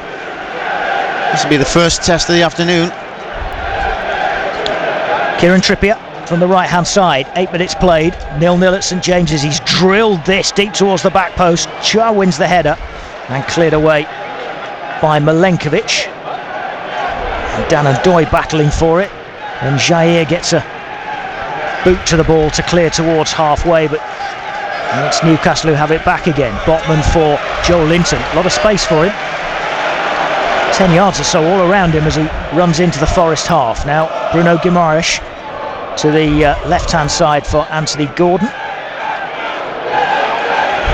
Gordon tracked by Savona for Joel Linton, who finds Byrne, who tries to give it back to Joel Linton, and across gets Milenkovic to turn it away for a throw to Newcastle, which is about level with the edge of the Forest penalty area.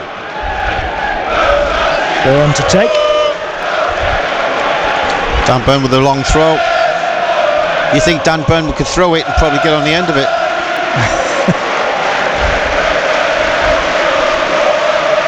Hurls it in from the left hand side. Dan Burn almost reaches the penalty spot, and off a couple of ricochets it falls for Gibbs-White, who, as he's trying to turn, was fouled by Sven Botman. And now Yates has gone down inside the penalty area. I wonder if it was one of those ricochets that I mentioned. I wonder if it was close range into I think he's face caught, or neck area. Yeah, I think he's caught. Again, Dan Burn, really high looping long throw that landed right in the centre of the 6-yard box.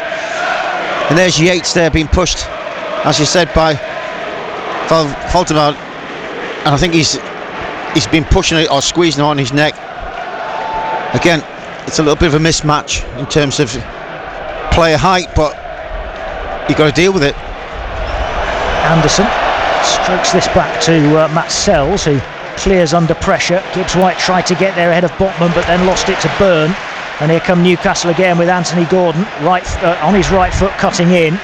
Lays it across to the right now for Trippier. Low ball, and Joel Linton, first time side foot hit, is straight at the goalkeeper, and Sells is able to make the save. It's the first effort on goal for either side. It comes 10 minutes in, it remains 0-0. Yeah, it was a nice little square pass from Trippier, and Joel Linton's hit it first time with his left foot, but straight at Sells. Thankfully, Sells handled it well, but it's the first shot in anger. Here is Sells clearing again under pressure from Voltemada. Botman nods it down and away from Gibbs-White on halfway. Joel Linton turns it round the corner Well won by Jair Cunha. Gets it back again now from Savona, the 20-year-old Brazilian. Jair Cunha, first Premier League minutes today. Plays this into Gibbs White in the middle of his own half. He gets help from Elliot Anderson, who's away from a couple, with a lovely little sway of the shoulders and the hips, and still going into Newcastle territory.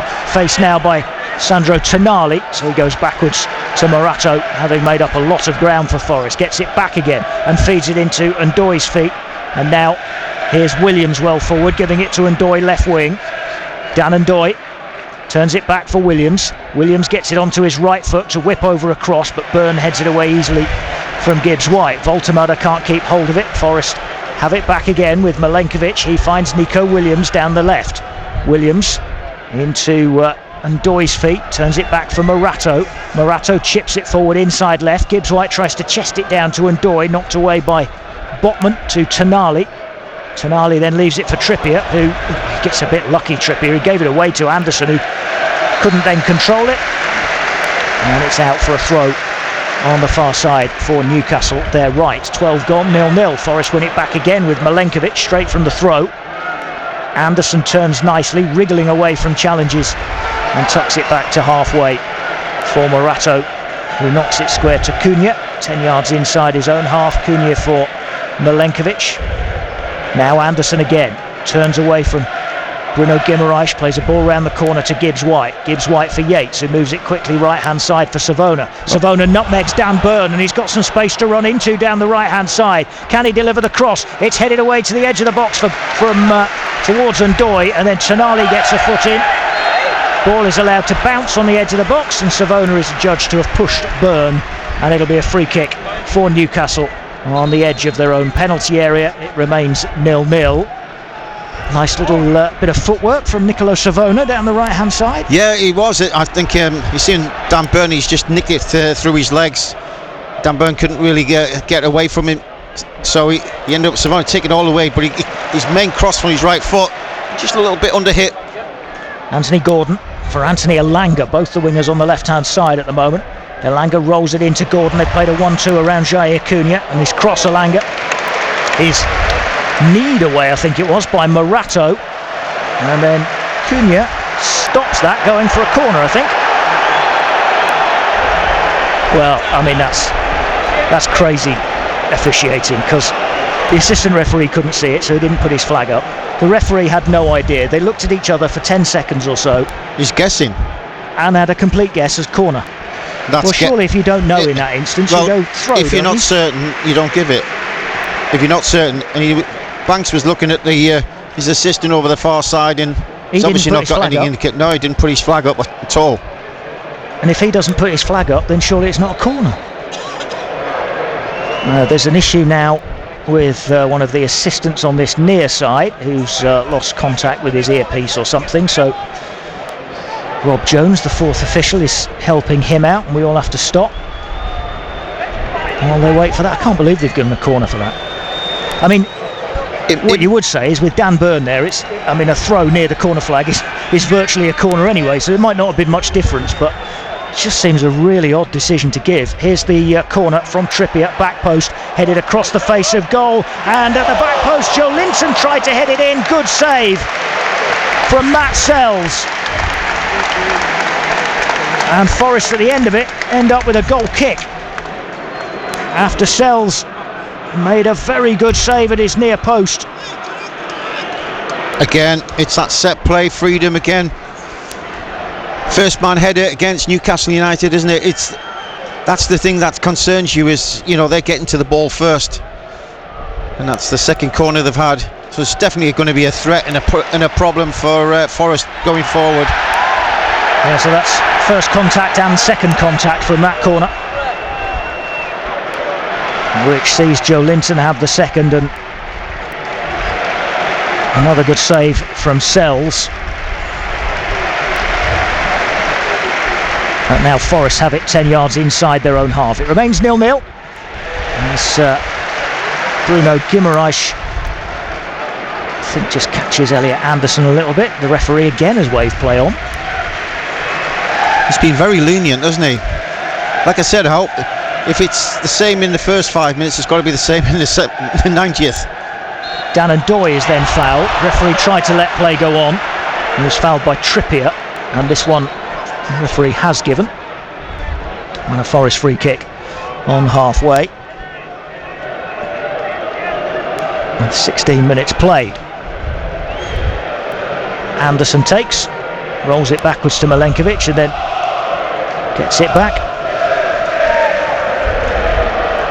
And now it's with Jair Cunha, who's put under pressure, and the ball spins off Anthony Gordon back towards the edge of the penalty area. Good turn though from Jair Cunha away from Voltemada, and a clearance which is well picked up under pressure by Dan Doy. Good control, rolls it to his right for Gibbs-White, 10 yards inside the Newcastle half, holds things up and plays a 1-2 with Anderson, but it's a bit short, and Joel Linton nips in and then for some reason tries to shoot from 10 yards inside the Forest penalty area. Yeah, I think Joe Linton, he got his head up and seeing Sells was off his line. I think he was trying to do that, trying to get over his head, but he just hit it all along the floor. Yeah, he obviously misjudged that and mishit it as well. But again, it's that just little sloppy bit of passing there between Gibbs-White and Anderson. Anderson's played him a little 1-2, but Gibbs-White really didn't want the ball, and that's where Joe Linton nicked it.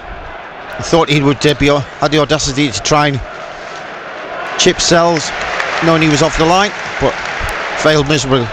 Milenkovic, Morato wins it well, and now Anderson strides forward, and he's still going towards the edge of the penalty area, and he's clipped, and that is a free kick.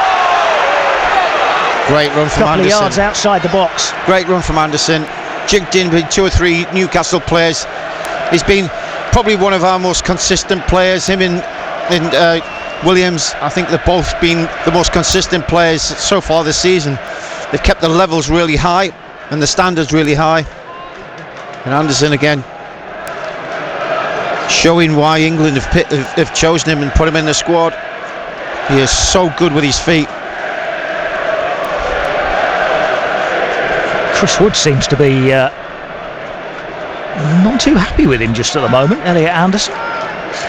Maybe he was I'd need to see the move again, but maybe Chris Wood was in a more open position perhaps, and he wanted a pass from Elliot Anderson. But as it is, Anderson continued his run towards the edge of the box, and it's a free kick, which is only a couple of yards outside the penalty area. It might only be 1 yard outside, and it's just 2 or 3 to the left of the D. But when you look, Colin, when you look where Gibbs-White's taken, if he's going to take let's say a right footer over the wall, he has got 3 players there over 6'4". Yeah, that's a hell of a big wall. Yeah. Botman, Byrne, Voltemada, and to get it up and over that distance when you're on the edge of the box, that's near impossible. It can happen, but it has to be some skill set. 19 minutes played. Free kick then for Forest just outside the Newcastle penalty area. Now what's happening here? Bruno Guimaraes has gone down on one knee at the moment. He's in behind his 3 massive man central wall, but just on one knee. And Morgan Gibbs-White stands over the free kick, and Morgan Gibbs-White chips it, and Nick Pope has to punch it away. It's on target from Gibbs-White.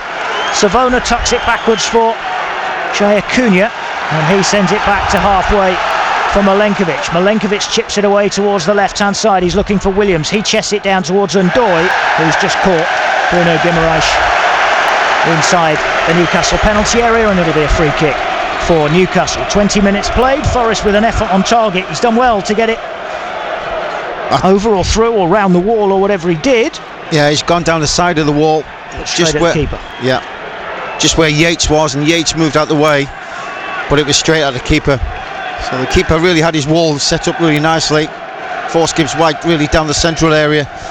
But again, you've got to try and get to the wide areas to give any chance of scoring a goal against Pope. 0-0 it remains. 20 minutes played in the sunshine at St James's. And a throw to Newcastle on the far side there, right, as they play right to left in this first half. Elanga challenged, and it goes out for another Newcastle throw. Kieran Trippier preparing to take. Throws it backwards towards Malik Chow, German international. signed this summer, nearly 35 million from AC Milan. And he's alongside the £32 million man Sven Botman, who's been here at Newcastle for 3 years or so now, and plays this into the feet of Tonali. Tonali on the turn, but lost control of it, and now Jair Cunha has it. He's in a right wing position at the moment, and he's played a poor pass in towards Chris Wood. And Newcastle able to collect, but they go back towards their goalkeeper Nick Pope, enabling Jair Cunha to get back into position. Milenkovic gets his head to it, goes backwards. Morato then gets his head to it and heads it coolly to his left for Nico Williams, who finds Anderson, sends it back for Milenkovic, and Milenkovic all the way back to Sells. Again under pressure from Voltemade. Sells has clipped it away right hand side. Gibbs White controls on his chest, and brilliant. Then plays a lovely 1-2 with Ryan Yates and gets Gibbs White away into the penalty area. Early ball in, back post, and Chris Wood couldn't control it, and Newcastle able to clear. Wonderful football, lovely 1-2 between Gibbs White and Yates. Gibbs White controlling the clearance from Matt Sells on his chest, and then before it had hit the ground he just stabbed it infield to Yates, who first time sent it back into the path of Gibbs White down the right hand side. Early ball in, picked out Wood, but just behind a defender, and I think probably Wood didn't have much sight of it and therefore couldn't control it. But here's Joe Linton coming the other way for Newcastle, gives it to Anthony Gordon. Gordon taking on Nicolo Savona down the left hand side and fires over the cross, and it's headed away at the near post by Milenkovic. Byrne then pushes Gibbs White, and Forest get a free kick, which is halfway inside their own half. Some promising moments here for Forest last 2 or 3 minutes. Yes, it was. Gibbs White played a lovely little 1-2 round the corner, down the side, and then he's nipped into the box. I wasn't sure whether he was going to run into the box and maybe get a shot away, but he chose to play it across the 6-yard box early. It's went past it or through the legs of a Newcastle defender, and I think Chris Woods just was not ready for that, and he ended up really ricocheting off his knees. I think Trippier had just made the run in front of Wood, hadn't he? Yeah. And then I think that just took all of Wood's vision away, and so when it came to him it was really quick. Didn't have much time to react. But they're getting the numbers in the box as well. I think that's what's been impressive so far. Whenever Forest have got forward or got into the last third, I've seen at least 3 to 4 shirts going into the 18-yard box. It's the voice of Brian Laws on BBC Radio Nottingham, as this is headed on by Wood towards Gibbs White, but blocked by Botman, and so Newcastle have it again halfway inside the Forest half. Right hand side it's played for Elanga up against Williams. Elanga rolls it back along the line, and then Yates is in the way of Trippier, but it goes out for a throw which Trippier takes quickly. Elanga trying to get a 1-2 going with Bruno Guimaraes, but well read by Williams, and then Wood holds on to it strongly and is fouled by Botman. Now it's Newcastle's turn to be angry. And Peter Banks has gone from not giving free kicks to giving everything. What's going on here? You know, I don't mind if you're going to stick with it all the way through, but if you are saying that's a foul, we've had 6 other fouls in front of that. Yeah, lasted about 10 minutes, didn't it? The not giving fouls idea. And back it goes for Matt Sells, all in yellow. Away to our left. Long clearance. Joe Linton's headed this backwards, and Dan and Doy trying to get ahead of Malik Chow. Chow just knocks it away from him towards the corner flag, and then completes the clearance down the line to Trippier, who has to stretch to get that back from Tonali, and was that handled by Williams? I think it was, and it's a free kick for Newcastle halfway inside their own half. Yeah, it's a clear handball. That if he was in goal it would have been a decent one. Unfortunately he wasn't in goal. Byrne towards Anthony Gordon, who's being tracked by Savona deep into his own half, but then turns and gets back up to halfway. Forest had plenty back. It's a good wall of red, and then a foot in from Gibbs White, nicks it away from Gordon, and Savona backwards for Jair Cunha, sends it all the way back to Sells, and Sells has rather sliced this clearance, gone right up in the air. Savona underneath it, so too Bruno Guimaraes, and it is allowed to bounce out of play. Byrne takes the throw quickly in towards Voltemada. Right on wrestling match going on between Voltemada and Milenkovic. It's been a good contest so far, and I have to say Milenkovic has been the better of the two. It's been a good contest. Voltemada. Newcastle have worked it out the other way this time, down the right. Elanga for Trippier, midway inside Forest territory, infield to Bruno, who gives it now to Elanga on the overlap. Elanga's cross rips through the Forest penalty area and comes all the way out the other side, and Gibbs White gets it under control and then nutmegs Dan Byrne, and cross gets Joe Linton and just cleans him out. He's cleaned him out. He's nowhere near the ball, Joe Linton. And then Anderson does well to win it back. Oh, and then Joe Linton's had a hack at him as well. That's got to be a yellow card. That's reckless. That's two from Joel Linton in the space of a few seconds, and he's really lucky to get away with the first one. And now it's absolutely clattered into Elliot Anderson. That's got to be a yellow card. Any day of the week, that's a yellow card. I'll bet, except on a Sunday is the phrase that comes in here. Yeah. There you go. And you wonder why fans get annoyed, managers get annoyed, players get annoyed. If you lack consistency, we're okay from the referee's point of view if you are consistent from start to finish, and if you want to let the game flow and you're going to the niggly fouls, fine. But when it goes beyond that, there's got to be a reprimand, there's got to be a yellow card. Oh, what a ball that is from Anderson to Gibbs White down the right hand side. Early ball in then from Gibbs White is knocked away by Chow. Well won back by Yates. Gives it back to Gibbs White just outside the Newcastle penalty area. Right hand side now for Savona. Savona holds it up, gives it back to Gibbs White. Gordon comes from the blind side to try and win it back, but they've played a 1-2 down the right hand side again, and it's just over hit for Gibbs White. And it's out for a goal kick, which Newcastle have got on with quickly. They're getting some success, Forest, last few minutes. Especially down this right-hand side where, no disrespect, Dan Byrne's not a left-back. And he can get exposed from that little quick movement. And the Newcastle fans are starting to get a little bit restless. 28 minutes in, it's 0-0 on BBC Radio Nottingham's match day. As down goes, well, first Bruno Guimaraes and then Sandro Tonali. It was Guimaraes who was fouled by Anderson. And they've worked the free kick short. Voltemada turns it right hand side now for Trippier and then Elanga. Elanga down the right with Trippier in support. Nico Williams gets the challenge in, and that's out for a throw, which is only a couple of yards from the corner flag.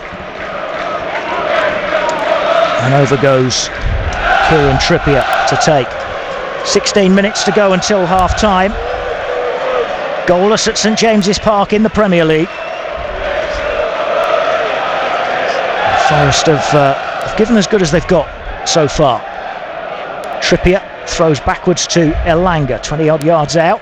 Back wide right for Trippier, and down the line now for Bruno Guimaraes to whip over a cross, headed away well by Jair Cunha. And now here's Sandro Tonali picking it up and gives it to Anthony Gordon, who floats over a cross which is headed away by Morato this time, and Doy gets a touch to it ahead of Elanga and then clears. Elanga got a little piece of that, then Nico Williams headed it on and looked like he was fouled, and he was. And guess who from? Aerial challenge, and that is a free kick. How many more? Joe Linton again. That's 3 or 4 incidences where sometimes what accumulate to give a player a yellow card. I'm not suggesting for 1 minute that we should be handing them out like confetti, but well, he was lucky to get away with the last one. Yeah. Any next infringement surely has got to be thought. It's a serious thought process here. He was also lucky to get away with the one just before that, as not even given as a foul. It was a shoulder-to-shoulder thing on Gibbs White, yeah. But the ball was nowhere near. So you can't just go around pushing people over with any part of your body on the football pitch if the ball's not near. Forest have it with Elliot Anderson in the middle of the park. just on the edge of the centre circle. And the ball is worked backwards to Cunha, then Yates. Down goes Bruno Guimaraes. I think Yates saw him coming. And he turned into him. Well, there might have been a suggestion here that he's put his arm out. He's put his arm out. He sort of stepped into Bruno Guimaraes. He saw him coming. He was trying to turn to protect the ball, but he put his arm up into Bruno's sort of neck area, if you like. It may be a yellow card. I think it's forearm rather than elbow, but it was certainly a little bit high, and Ryan Yates is booked for that. Yeah, I can see where that's coming from. I think Yates was really he knew he was coming, and he's put his arm out to stop him from moving into his space, but his arm was a bit high. It's caught him across the ear. I don't think the Forest fans too impressed with Yates' booking, just on the basis that there hasn't been a Newcastle one for, particularly, I guess you'd say, Joe Linton so far in the game. Free kick Newcastle on halfway, just into Forest territory. Tonali takes into the penalty area, up gets Milenkovic, wins the header, and then Jai Cunha heads it out. Not too far though. Joe Linton's getting booed by the Forest fans. Here's Anthony Gordon, and he's just knocked that straight out of play, thinking Joe Linton had gone on the overlap when he hadn't. Goal kick remains 0-0 here, 32.5 minutes played. Elsewhere, Aston Villa are in front against Burnley. Daniel Marlon has the goal for Aston Villa, and Wolves are leading Brighton, which has gone down as an own goal by Bart Verbruggen, the Brighton goalkeeper. Vitor Pereira, the Wolves manager, has already been sent off in that game, but his side leads 1-0. Here, Forest drawing 0-0 with Newcastle, as Dan Ndoye holds off the challenge of Trippier, and Anderson floats this forward down the left, looking for Nico Williams, who's onside, controls it and turns nicely, then back heels to Anderson, into the inside left channel he goes, and Tonali makes the challenge as Anderson was turning. Tonali's then caught by Nico Williams, and immediately protests his innocence, does Nico Williams. It won't help him. He's followed Yates into the notebook very quickly. It looked like Tonali run into him. Tonali's running into him. Oh. Just looking at the replay here. I mean, I have to say, at full pace. Well, actually, Nico Williams has pulled out of the challenge, but Tonali has left his leg dangling, so it catches him. That would explain Nico Williams' reaction. Yeah. Because he definitely withdrew his leg. Yeah. So there was no contact from his point of view. Just clipped forward by Trippier, looking to get Elanga away in behind Forest, but even with his pace, he's not going to keep that in play, and it's out for a goal kick. And 34 minutes have been played. It's interesting, isn't it? There seems to be a little bit of a little bit of talk around football at the moment about some of the bookings that are being given, because of course you can never appeal a booking, but they come with suspensions. And Nico Williams has now got 4 already this season in the Premier League, so one more and he is suspended, but he really shouldn't have got that one. No, I don't think so, but unfortunately Peter Banks was not in a great position. He couldn't really see. He just sees Tonali, who looks like he's been taken out, cleanly out. And well, again, actually, that was. And you accept that, Kidology. You know, that's going to happen sometimes, but I just wonder if they need to, I don't know, have some sort of, maybe there'd be too many, but some sort of appeals process against a yellow, I don't know. Anyway, we've got a little stoppage here because Sandro Tonali has gone down. Forest are going to have a throw when we resume, which is about 10-12 yards inside their own half. I've got to say, other than a couple of little moments within the game, I think they've handled it quite well, Forest. You know, there doesn't seem to be a nervousness on the team.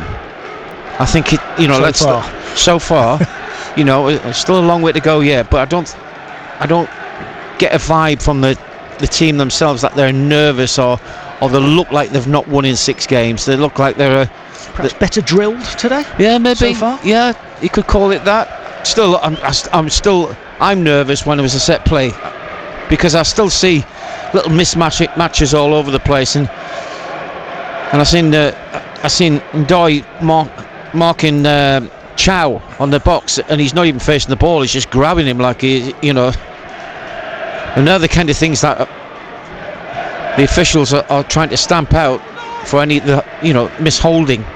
Especially if you're not facing the ball, they tend to give penalties for them. So you've got to be very, very careful. Ryan Yates in long conversation over on this near side with Rob Jones, the fourth official, and pointing towards the area of the pitch where Joel Linton committed those fouls a few minutes ago. He's probably saying, have a word with you, mate. Yeah.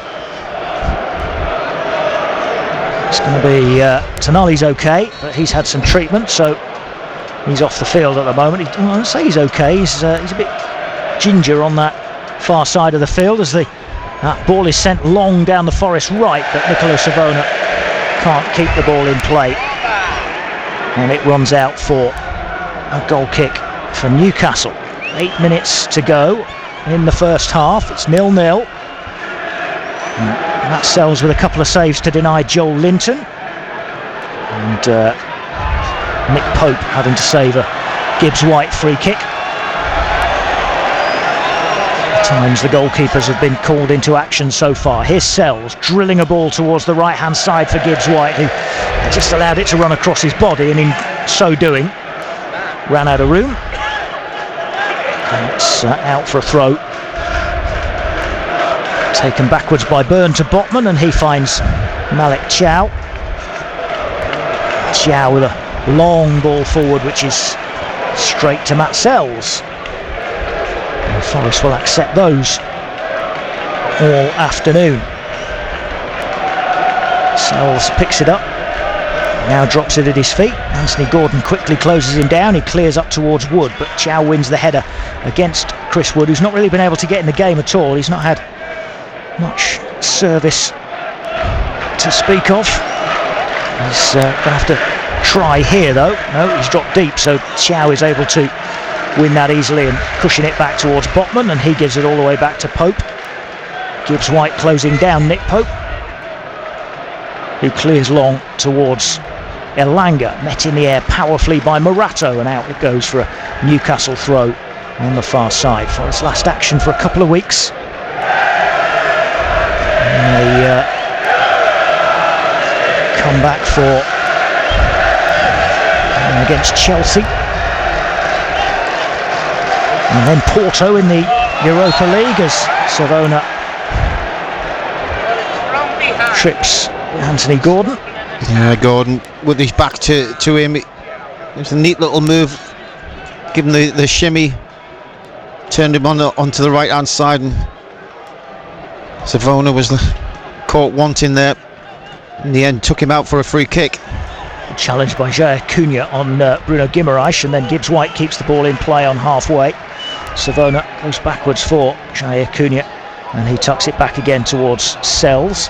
Sells clears down the middle of the pitch. Botman gets a touch to it, but that only presents it to Chris Wood, just about on the centre spot. Wood turns, lays it slightly to his left and ahead of him for Yates, who keeps it moving left hand side. This is Williams well forward on the overlap. Williams with a low ball in near post, and Tonali slides in to stop it from getting it to Dan and Ndoye, and Forest get themselves a corner. Neat football again. Yeah, it's been good again. They've been composed. They've been neat with the passing as well. Woods has regained possession in that mid-third, and then just played a nice little ball out wide to Nico Williams, who's trying to get a cross in. First corner of the game,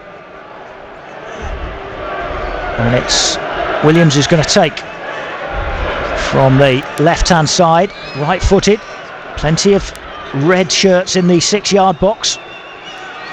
In it comes from Nico Williams, punched away by Pope towards Elanga, and Elanga was trying to get away from Nicolo Savona, but just clipped it from one foot onto the other, so it's a Forest throw. Savona takes in towards Gibbs-White, tries to lift it over Botman with his head, can't do so, and then Voltemada finds Tonali cleverly by lofting it over the head of Yates, and now Newcastle get moving as Forest hurtle back into their own half.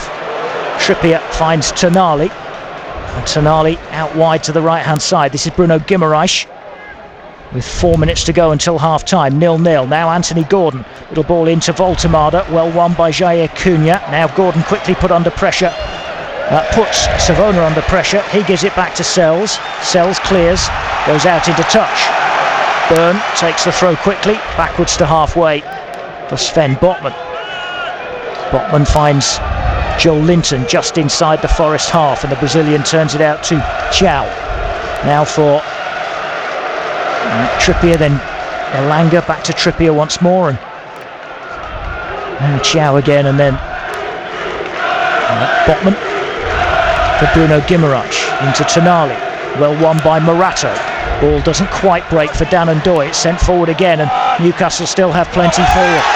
Morato tugging the shirt of Voltemada, but the referee waves play on, and it's forward towards Elanga. Elanga lays it off for Trippier to cross from the right hand side. Sells comes near post and claims,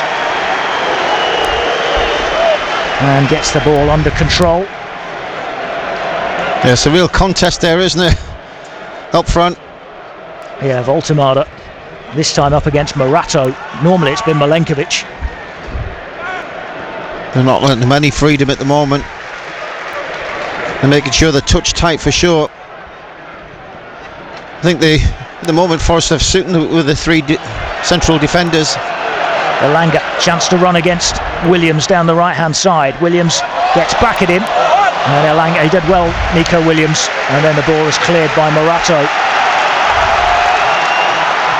Postecoglou looks a little bit forlorn at that clearance though from Morato, because it's just presented Newcastle with the ball back, and after a good spell from Forest, Newcastle just regaining the impetus, albeit 0-0 with a couple of minutes to go until half time. Here's Elanga, 25 yards out, rolls it infield to Bruno Guimaraes. He's turning and shooting, and that's deflected and then headed away by Savona.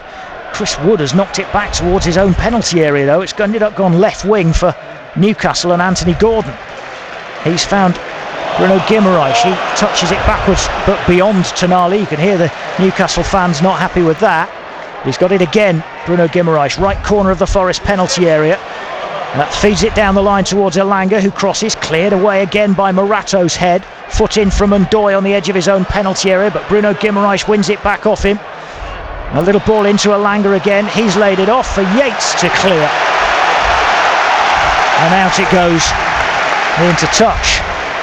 Forest just a little bit, not quite desperate, but getting towards that stage at the end of this first half. Is Bruno Guimaraes again, right hand side.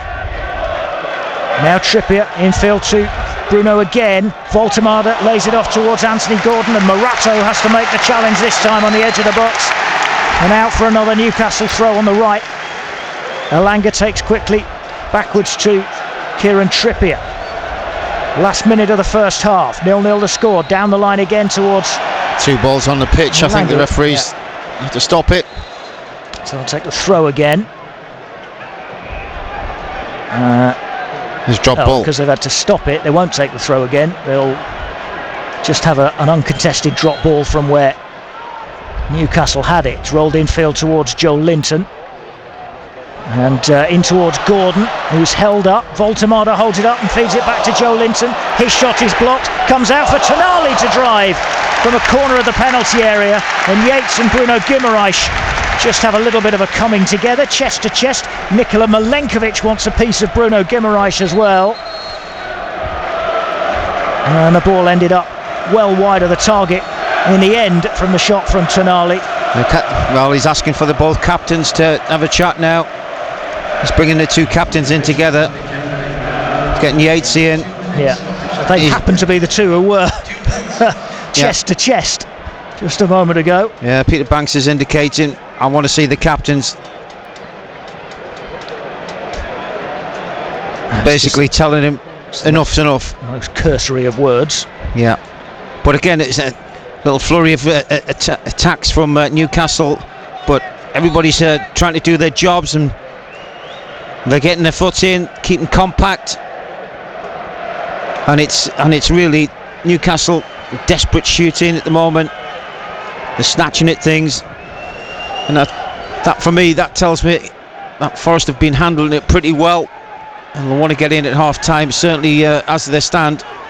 Good header forward from Cunha. Wood goes chasing after it, but Botman is there first to chip it into the middle of his own half, and then Bruno Guimaraes and then Voltemara with nice touches, and forward towards Bruno Guimaraes again, but he's well challenged. And then Jair Cunha whacks it away from the edge of his D. Kieran Trippier goes to retrieve. We're playing 2 minutes of added time, and we are 1 minute into that.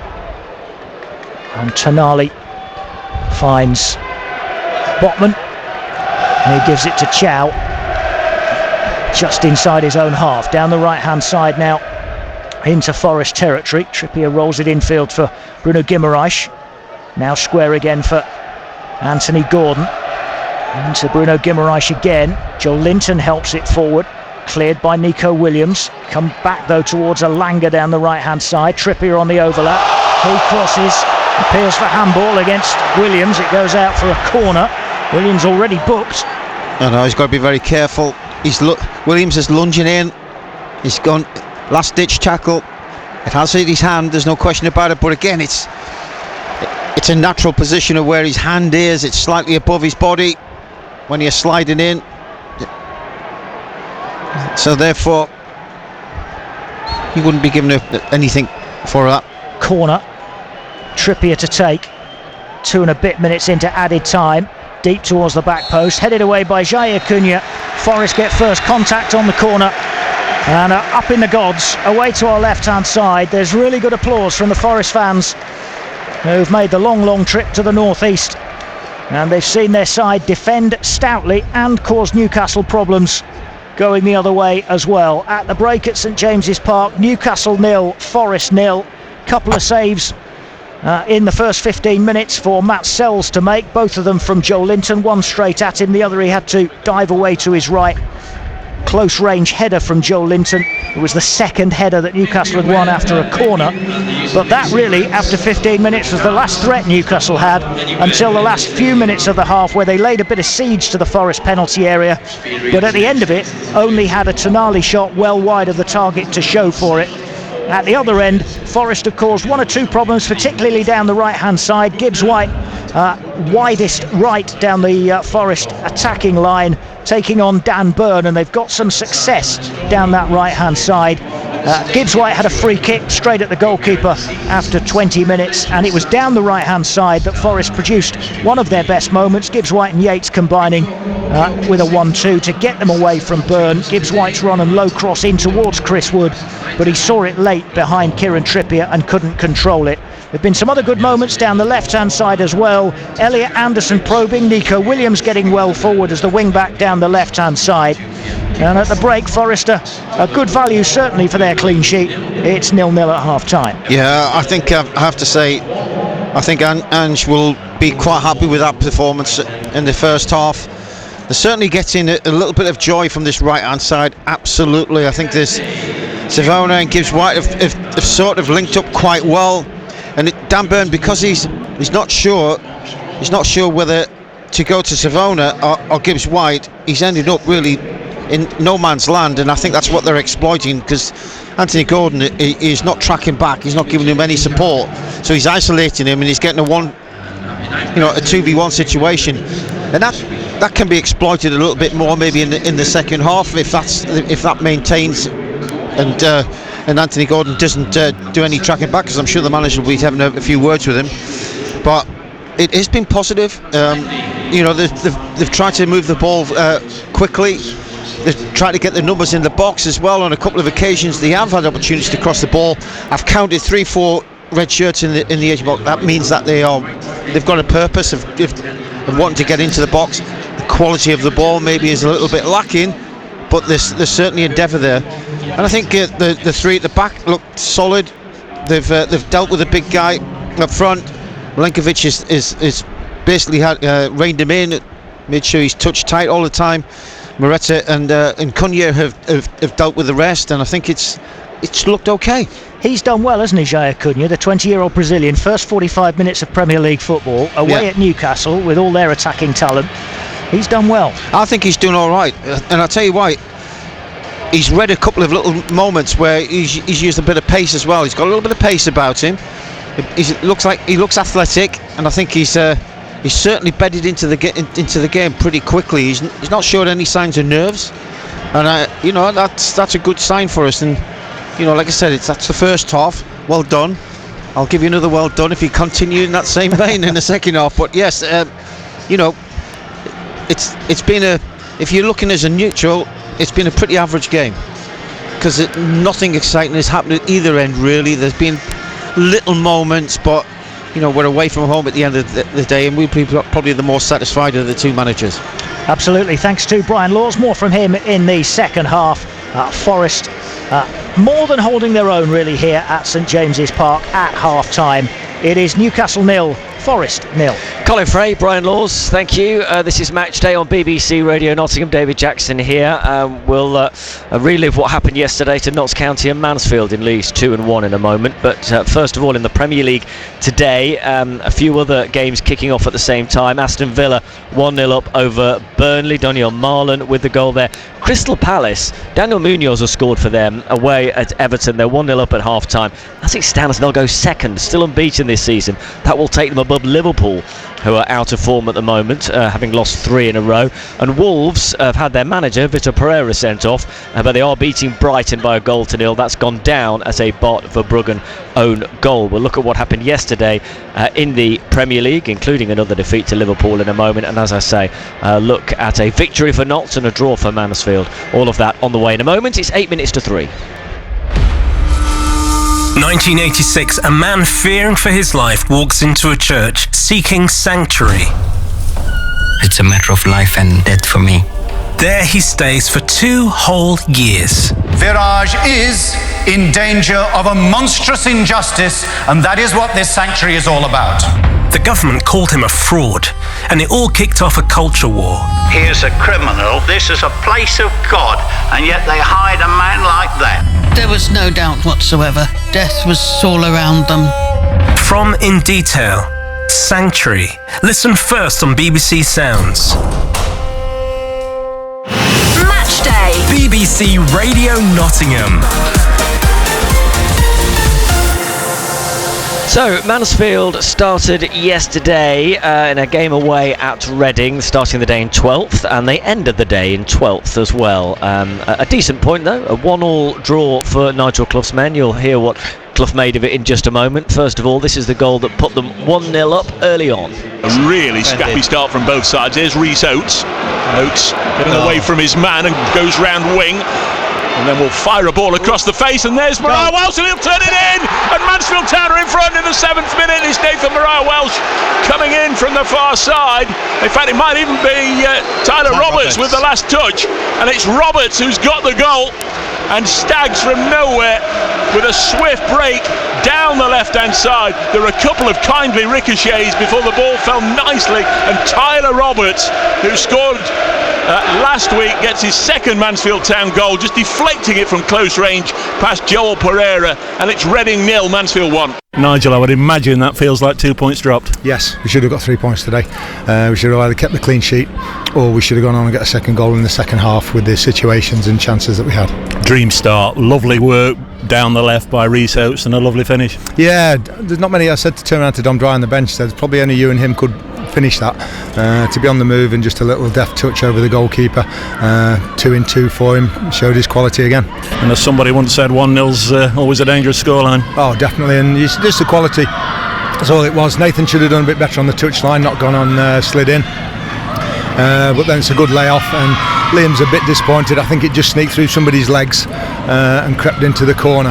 But I thought we were pretty comfortable up to that point. And even then, you looked to be the side. I mean, Dickov added something down the left. Yeah, and then all of a sudden you get the fresh legs on with Joe and Max, and we looked a real threat again. And then if you can just get some quality into the box for Dom, you know he can finish. Nigel Clough, Mansfield manager, after a 1-1 draw at Reading. As for Notts County, 6 unbeaten now at home, and they've won 5 of those yesterday. A convincing 3-1 win over Oldham at Meadow Lane. And actually, Martin Patterson's men were 3-0 up in that game. Jones takes the throw in quickly. Jatta crosses towards the back post. It's in! Yes. and Notts lead. Alassane Jatta will claim it. It took a deflection, took it up over the goalkeeper and in. After 7 minutes, Notts lead by a goal to nil. Sutton and Jatta tangling with each other. Jatta coming out on top. Oh, lovely footwork. Jatta still going. He goes to ground, but it's a good tackle. Now Hall will try a shot. Yeah. That one's in. And Tyrese Hall's got 4 in 4. And Notts double the lead. The ball's up in the air, taken down by Kai Payne. Hall is very quick on him, and he sets Jatta away. He's in behind. He's through Jatta, a tight angle, left-footed.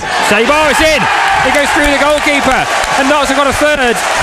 And Jatta, with his trademark celebration, goes and sits on the advertising boards with his back to the Kop. Martin must be happy with that. Another win at home. Yeah, I think it's a fantastic response from the group after Crewe. Dare I say the pain that we felt after playing ever so well but getting nothing out of it, which is football. You know, I didn't sleep that night, got up early and thought, right, 2 home games, let's win them. And that doesn't necessarily mean you are, but it's important that the mentality of the group coming Monday morning, we attack these 2 games. I don't care about what cup it is. It's a game at Meadow Lane with a Notts County shirt on, so I'm delighted that we've got 2 home wins. Yeah, impressive stuff for Notts and Martin Patterson, the Magpies head coach. So in the Premier League yesterday, I mentioned Palace winning today could put them second. That would take them above Liverpool because they lost again yesterday. 3 defeats in a row, starting with a defeat to Palace, of course, away from home. Then they lost at Galatasaray in the Champions League. And then yesterday, a 2-1 defeat at Chelsea. Moses Caicedo putting Chelsea ahead. Cody Gakpo equalised, and then young Esteval scoring 5 minutes into stoppage time. That's normally Liverpool's trick, scoring that late on, but Chelsea winning 2-1. Here's their assistant head coach Willy Caballero. We are so happy about the result, about the goal in the last second. We've been doing everything inside the changing room because we deserve. The effort that all the players put inside the pitch today was incredible. So Arsenal are top at the moment. They won 2-0 yesterday against West Ham. Goals from Declan Rice and then a penalty after half-time from Bukayo Saka. Here's their head coach Mikel Arteta. Today was the day to capitalize in what we've done the last 2 months because we had some very difficult fixtures, some big injuries. On top of that, a lot of players that have managed because they were coming from long-term surgeries as well. And overall, I think with today's win, we are in a really good position. A 2-0 win as well for Manchester United yesterday. Mason Mount scoring early, Benjamin Sesko just turning a neat cross in to make it 2-0 before half-time, and that was how it finished at Old Trafford. Here's Ruben Amorim. When we are not playing well, we are defending well. We are being competitive. We are focused on the game. Today was not a perfect performance. We had our moments, but we were competitive and really focused during the game. And we need to win these kind of games with clean sheets. So Manchester United winning 2-0, victory for Ange Postecoglou's old side Spurs away at Leeds. Matthijs Tel and Mohamed Kudus getting the Spurs goals for Thomas Frank's side. We needed a win. I think the last 3 games definitely a draw, so that feeling to get over the line to get 3 points I thought was big, but also in the respect for Leeds and Ellen Road, who haven't lost here more than a year. That is Thomas Frank now in charge of Spurs, of course. This is match day on BBC Radio Nottingham. Goalless here at St James's Park between Newcastle and Forest. The second half on the way with Colin Fray and Brian Laws shortly. It's approaching 3 o'clock. On BBC iPlayer. Your bathroom is bigger than my entire flat. Someone has to live in a house like this, why not you? From the producer of Fool Me Once. You've got money, power. I don't trust you. I think you're getting a little carried away. The Guest. It's scary. Stop lying! Watch all episodes on BBC iPlayer. Match day. BBC Radio Nottingham. David Jackson here. A reminder, no football next weekend, by the way. Not only Forest missing out because of an international break, but Notts County and Mansfield both having their games called off. Notts were due to play Swindon, but have had a few international call-ups, so have called that game off, and Mansfield's match against Plymouth also postponed that because Plymouth had 4 players called up for international duty, and so both of them miss out. So there'll be no match day next weekend. There'll be a long match day the week after that, though, because Forest playing Chelsea in a lunchtime kick-off, and Nottingham Mansfield then both kicking off at 3 o'clock. So no match day next weekend. There is sport every night on BBC Radio Nottingham, though, within the game from 6 till 7, and you can get Forest news whenever you want on the BBC Sport website. If you just search for Nottingham Forest, there is a page dedicated to Forest to which you can subscribe and get all the latest news, and you can do similar on BBC Sounds as well to get all of the Nottingham Forest content, whether that be interviews pre-match and post-match, or our Shut Up and Show More Football podcast. If you just search for Nottingham Forest on BBC Sounds and subscribe to that, you'll get notifications as soon as there's anything new for you there. Here at St James's Park, the Forest subs are out there warming up in their blue bibs. No signs that there's going to be any changes as yet, and now Dan Burn leads Newcastle out with Anthony Elanga and Joel Linton just behind him as we get set for the second half here. Goalless at half time. Here we go for the second half on match day from BBC Radio Nottingham with Brian Laws and first Colin Frey. Yes, I think you'd say from a Forest perspective encouragingly goalless at half time. They looked a more solid unit, shall we say, than perhaps they have in some games that have gone past up to now. And they'll need to continue to be that in the second half, because you know there'll be an onslaught coming from Newcastle at some point, at least during this second 45 minutes. No changes. So Matt Sells in goal, back three of Jair Cunha, Nikola Milenkovic and Morato. Nicolo Savona, the right wing back, Nico Williams on the left, Elliot Anderson and Ryan Yates in between them, holding in midfield. Morgan Gibbs-White on the right, Dan and Doy on the left, and Chris Wood through the middle in the attacking positions. Newcastle ready to get us underway in the second half. They're attacking towards the Gallowgate end in the second period, away to our right hand side, and referee Peter Banks blows his whistle. Forest subs, by the way: Murillo, Sangare, Hudson-Odoi, Dominguez, Jesus, Hutchinson, McAtee, Bakwa and the goalkeeper John, as the Forest fans belt out Mullif Kintyre from the gods away to the left hand side,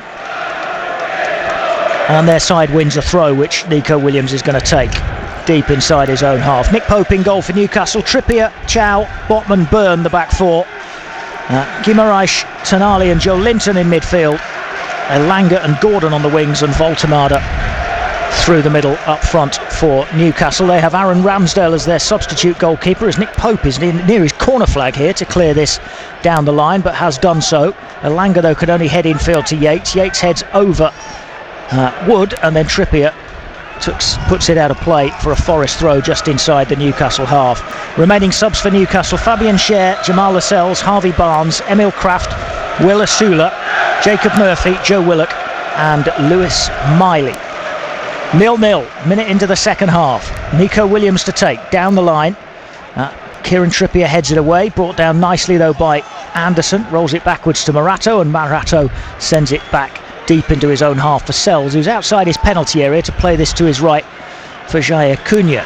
He gives it to Savona, who was quickly closed down by Dan Byrne, who's very high up the pitch in the early stages of this second half.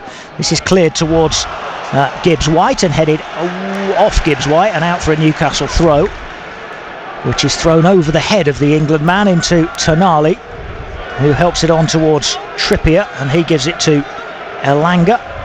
Socks up above his knees.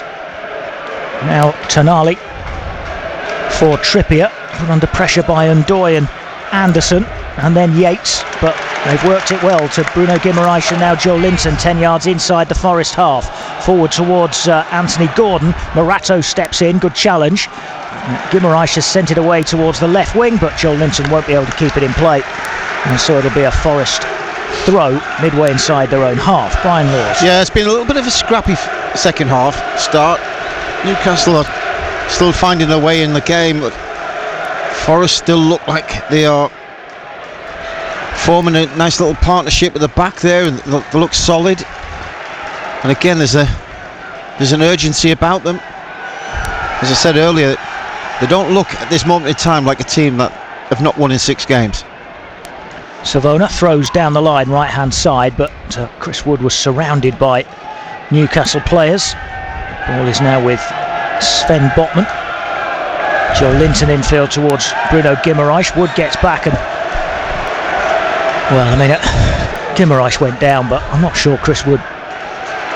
It's nowhere near much at all. It's nowhere near the kind of fouls that were given in the first bit. Elanga, low ball across the penalty area for Anthony Gordon to dig a shot out, but that's blocked by Cunha, and then Gibbs White turns the ball nicely towards Savona down the right hand side, looks for the return ball. That comes back to Savona off Malik Chow's challenge. He sent this long towards halfway, but it'll be collected by Botman. Forest not able to keep the ball very much in the opening 3.5 minutes of the second half. Newcastle seeing a lot of it, particularly this man, Bruno Guimaraes, to Joe Linton. And now Anthony Gordon down the left hand side, further left wing now for Joe Linton, who's made the run ahead of him, held up by Jair Cunha. Gets the challenge in on his fellow countryman, and it's out for a throw, and Dan Burn turns it back to halfway. Botman for Chow for Trippier down the right flank for Elanga, tucks it back for Trippier again. Little ball infield towards Tonali for Elanga, neat 1-2, but then Anderson takes it away from Anthony Elanga and drives forward. Elanga trying to get back to him, and Anderson was just fouled. Took the referee a long time to give the decision, but he did. Yeah, it's caught him right on the ankle right on as the well. Ankle. Yeah, Anderson's done so well. He picked the ball up and he's starting to run through, penetrate the midfield, but then he's just done a quick check back, and then he's caught a Newcastle boot flying into the back of his Achilles there, which caught him. I think it was Trippier rather than Elanga that caught him. Certainly felt it. Here he is turning the ball forward, but it's in between Ndoye and Wood, and Chow sends it back to Nick Pope. Wood goes chasing him down, but Pope clears comfortably away from him onto the head of Cunha, who heads it back into the Newcastle half, brought down by Botman on his chest. Pings the ball out to the right hand side for Trippier, who tells Elanga to get running ahead of him. Feeds it into Elanga's path now. Nico Williams to close him down, but he's got the crossover. Well, he got it past Nico Williams. He didn't get it over because Morato was the next man to knock it away for a Newcastle corner 5 minutes into the second half. Danger as always from set pieces. I think this is where Newcastle are the biggest threat at this moment in time, is the set plays. Voltemada and Byrne are 6'6", Botman and Chow are 6'4".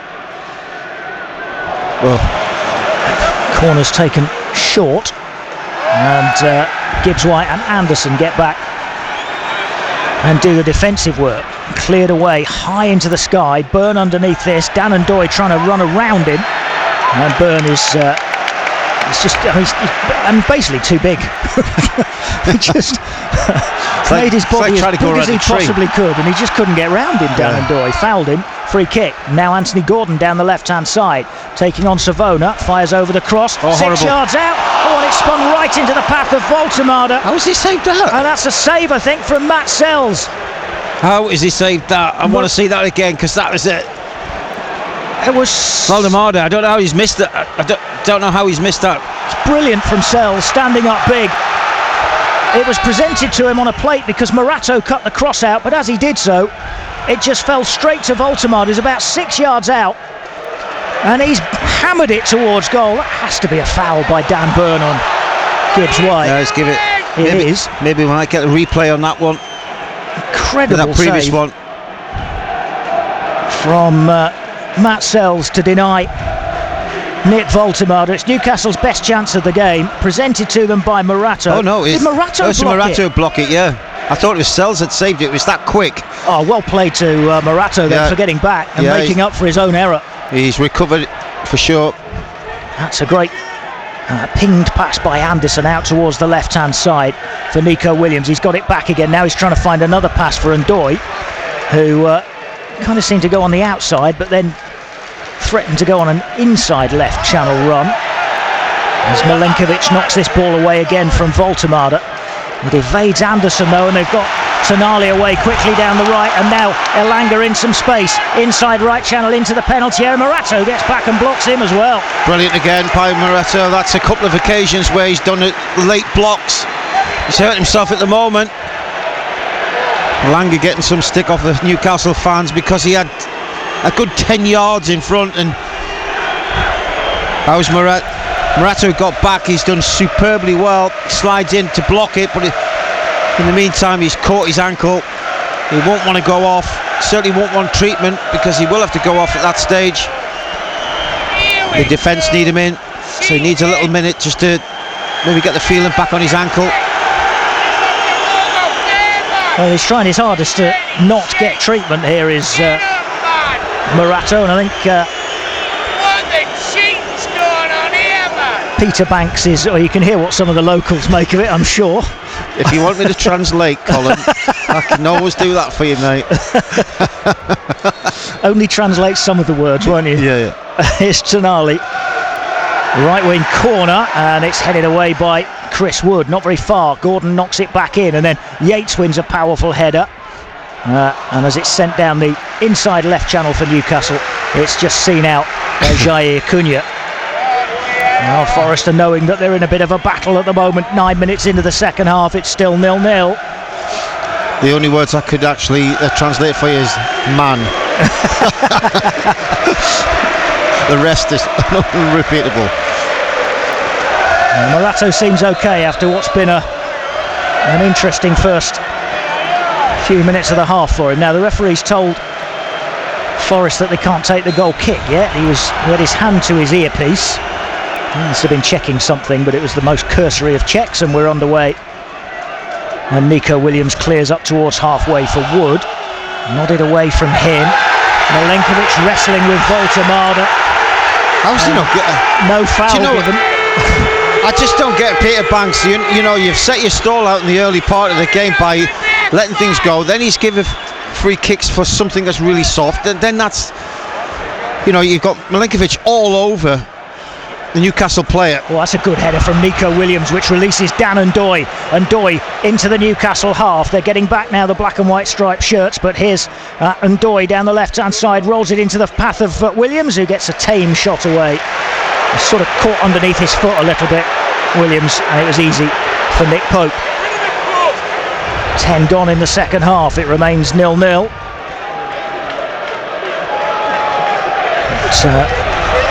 Good work from Nico Williams. He won the header and then was on the end of the ball into the penalty area as well from Dan Ndoye. Here's Elanga, right wing. He crosses, blocked by Williams, and it'll be another Newcastle corner. Joel Linton calling for more noise from the Gallowgate end. Away to our right hand side, which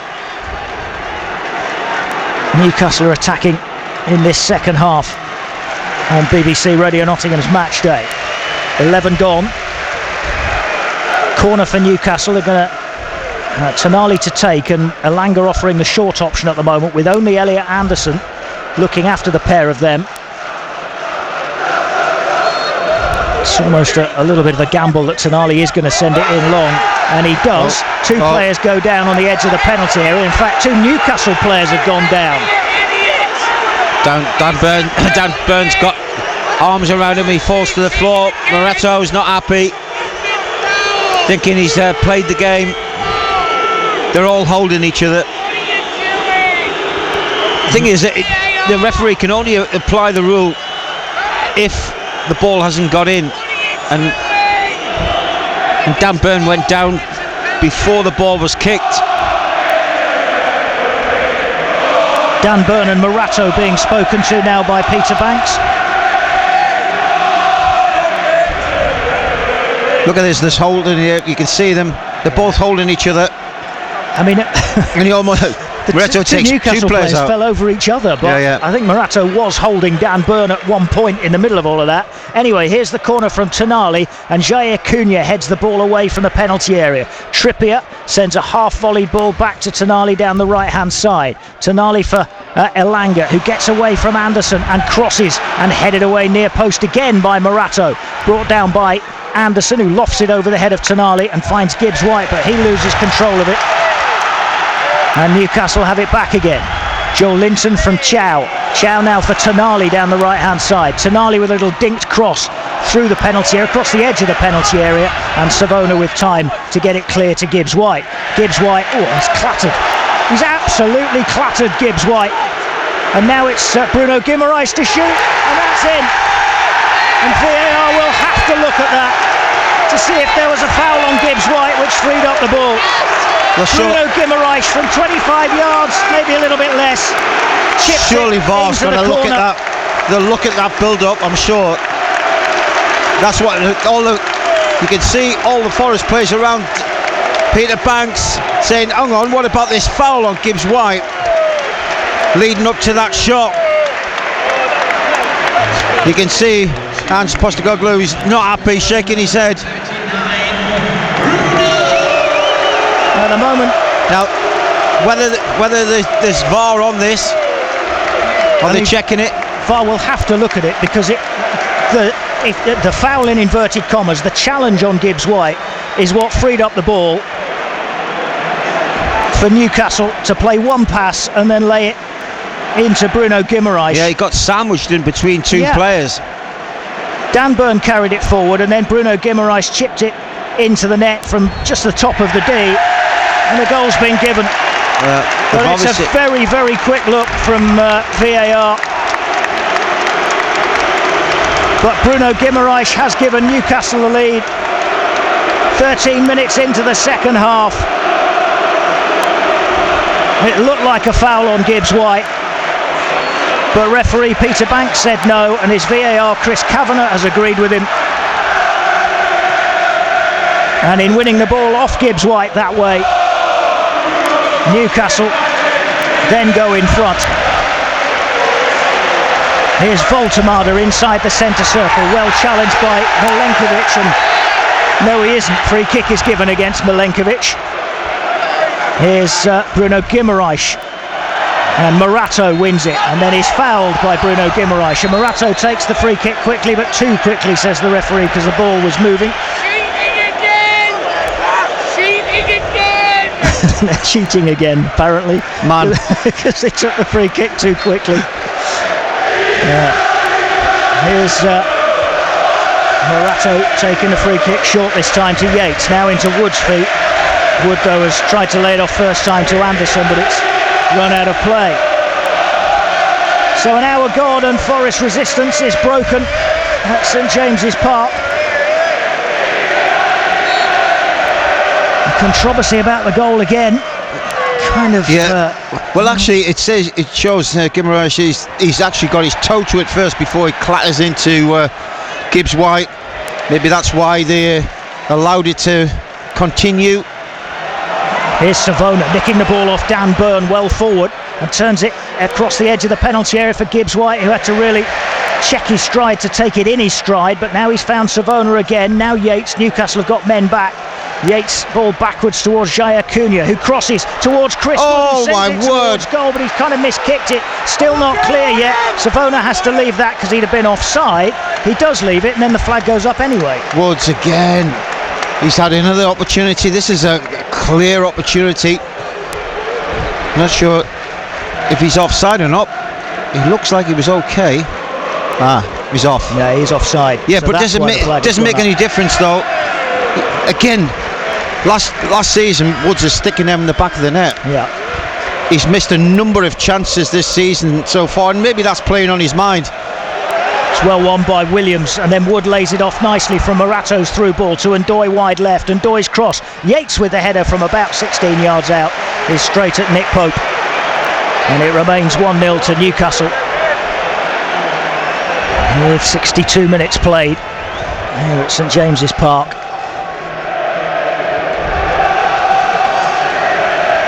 Bruno Guimaraes with the goal, chipping from the top of the D towards the top corner, not quite in the top corner.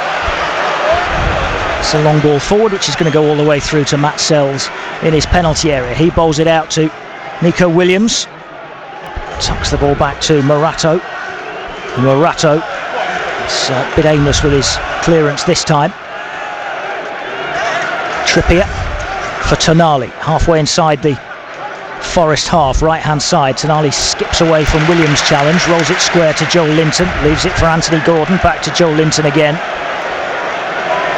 And here's Joel Linton once more, finding Malik Chow.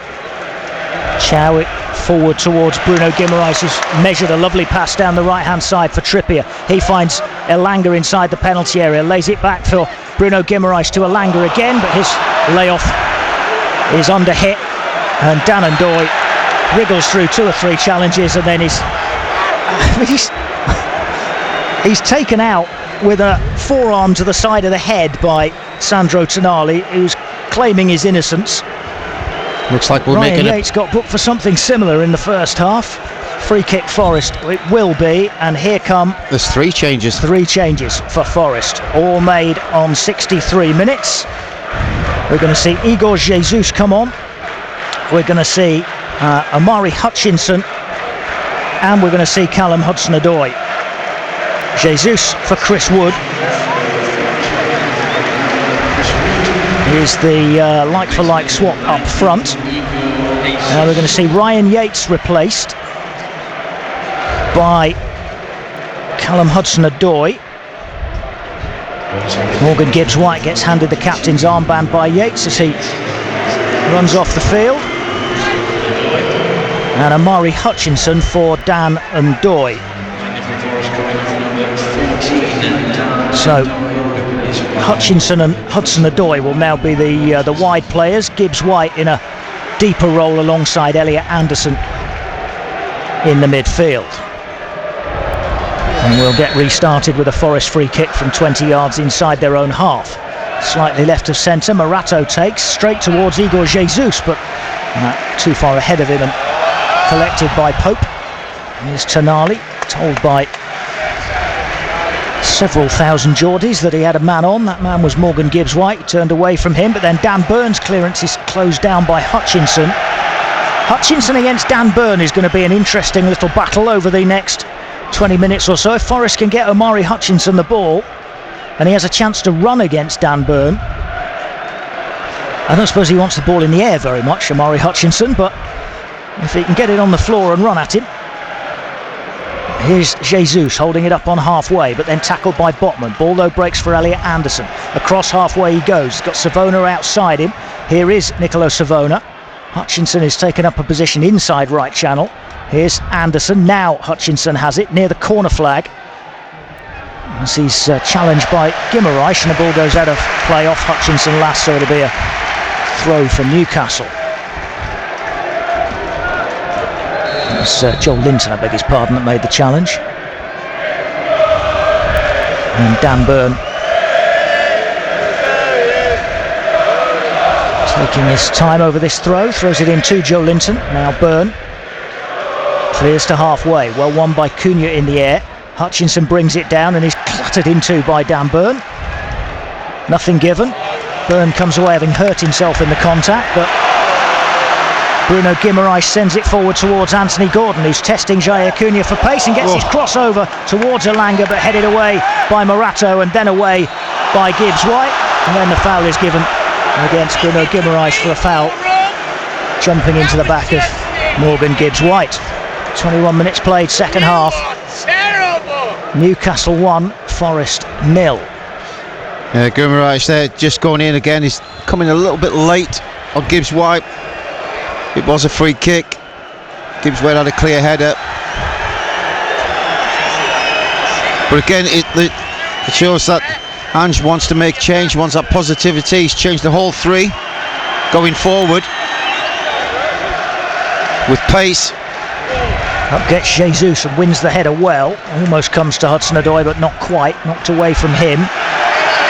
Another wrestling match going on between Voltemada and Milenkovic. Free kick given against Voltemada, and the Newcastle fans go crazy, and then Morato's taking it too quickly and giving it away. And now Elanga down the right-hand side is fouled by Morato.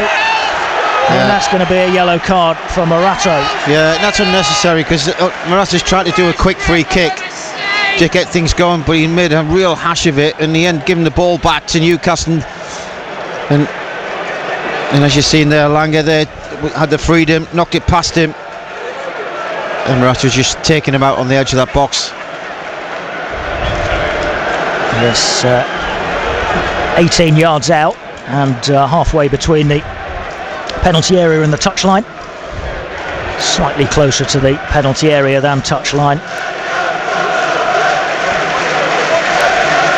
And 3 standing over the free kick, but one of them is Dan Byrne. He'll move away to take up his position. I think he was just asking Tonali where he's going to put it. Just over halfway through the second half. Or the other way around. Forest 1-0. Or the other way around. Dan Byrne says, I put it in a certain just position. Put it there. Yeah, because I'm going to be there. Still 3 of them. Elanga, Tonali and Trippier. Trippier now moves away. Elanga and Tonali though still standing close to the free kick. Sandro Tonali with his right foot to curl it across and head it away near post by Gibbs-White. Comes out for Anthony Gordon, who's turned away from Hutchinson, but then loses out to Jesus. Jesus wins it. For a moment there was a quick break on, but he was quickly closed down again. He's won a throw instead for his team as he plays it off Gordon. And now a change for Newcastle, who are going to bring on Jacob Murphy and Harvey Barnes. So double change.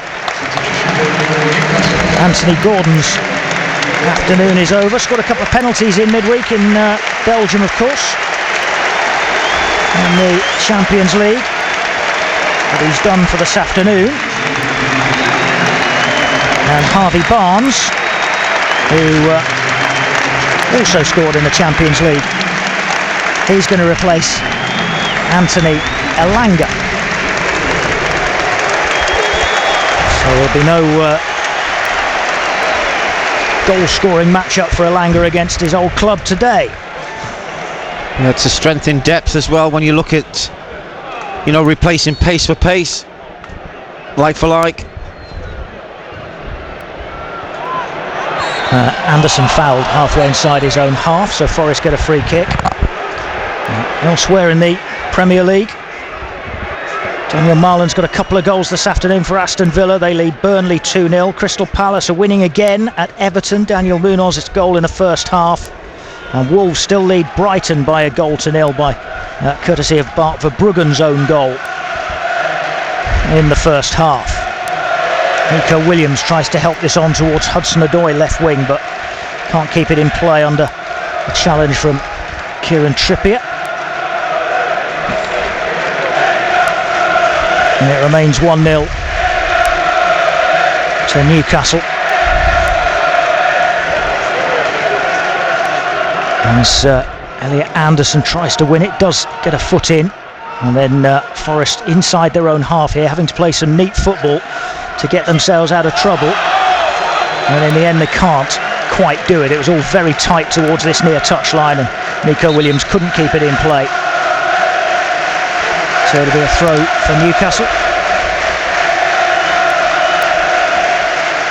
which Kieran Trippier is going to take down the right hand side. Gets it back from Voltemade, who then turns into Anderson and so loses it. Morato gives it to Gibbs-White, tries to send it forward towards Jesus. Jesus fouls Chow, then Anderson catches Tonali.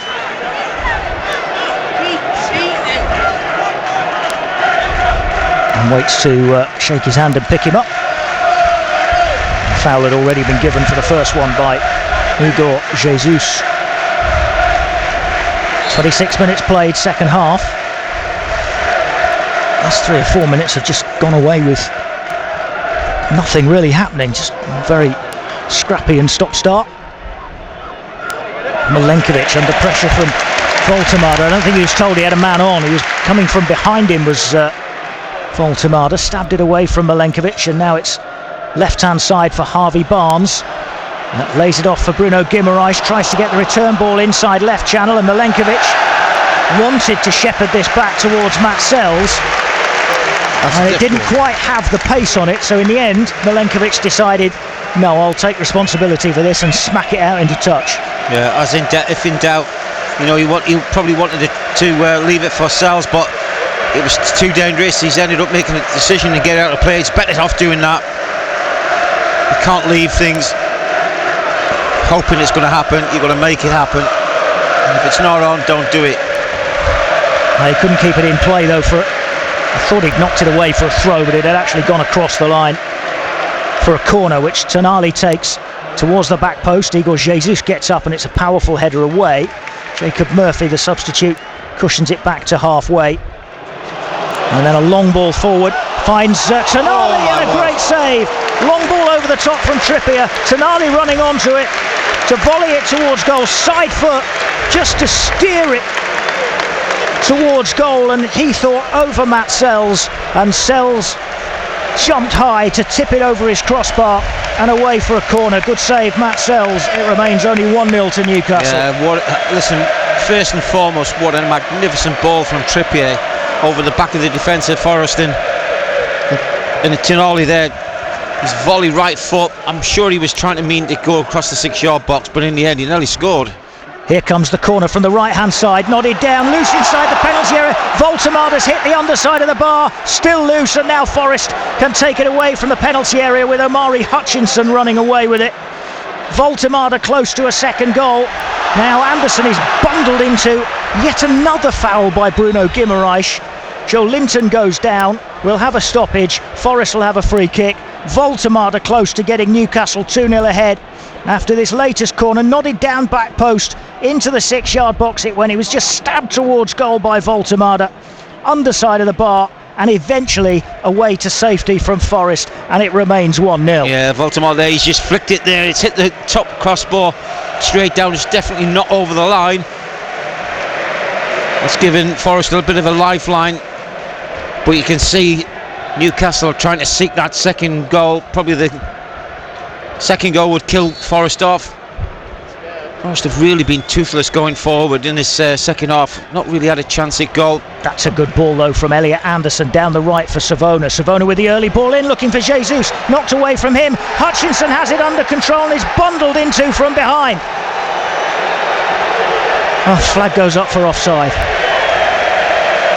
No, that's Forest bench absolutely furiously appealing for the penalty, but it's a penalty which won't come if Omari Hutchinson was in an offside position earlier in the move. As the ball was played, slid through by Hutchinson into the penalty area, and then actually Jesus was the recipient of the ball. He was onside, but off the challenge on him, it spun off to Hutchinson, who was in an offside position. If he hadn't have been, that's a clear penalty, isn't it, by Dan Burn, which incidentally wasn't given by Peter Banks, and the flag wasn't up at the time, but that was pretty clear. But he was offside, so it didn't matter, and this is good work by Gibbs White, sending it back to Matt Sells inside his own penalty area, and Sells clears hastily. Shaw wins the header though against Hudson-Odoi. I don't think he's got a kick yet since he came off the bench. We're penned in at the moment. Newcastle pushing for a second goal. We're only having little small reliefs of pressure. Newcastle, since they've scored, definitely have stepped up a little bit of the tempo. They're a lot sharper on the ball.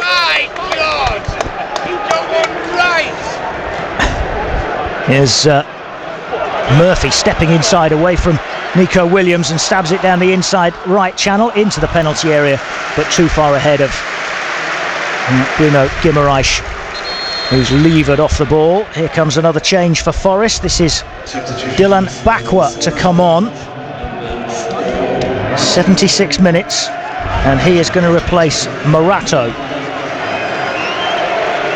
who's had a bit of a mixed second half, but by and large a good game.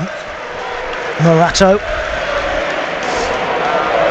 So I reckon that's going to 4-4-2, don't you? Ange Postecoglou has just told his defenders that. He's just holding four fingers up towards them to say that's now a back four,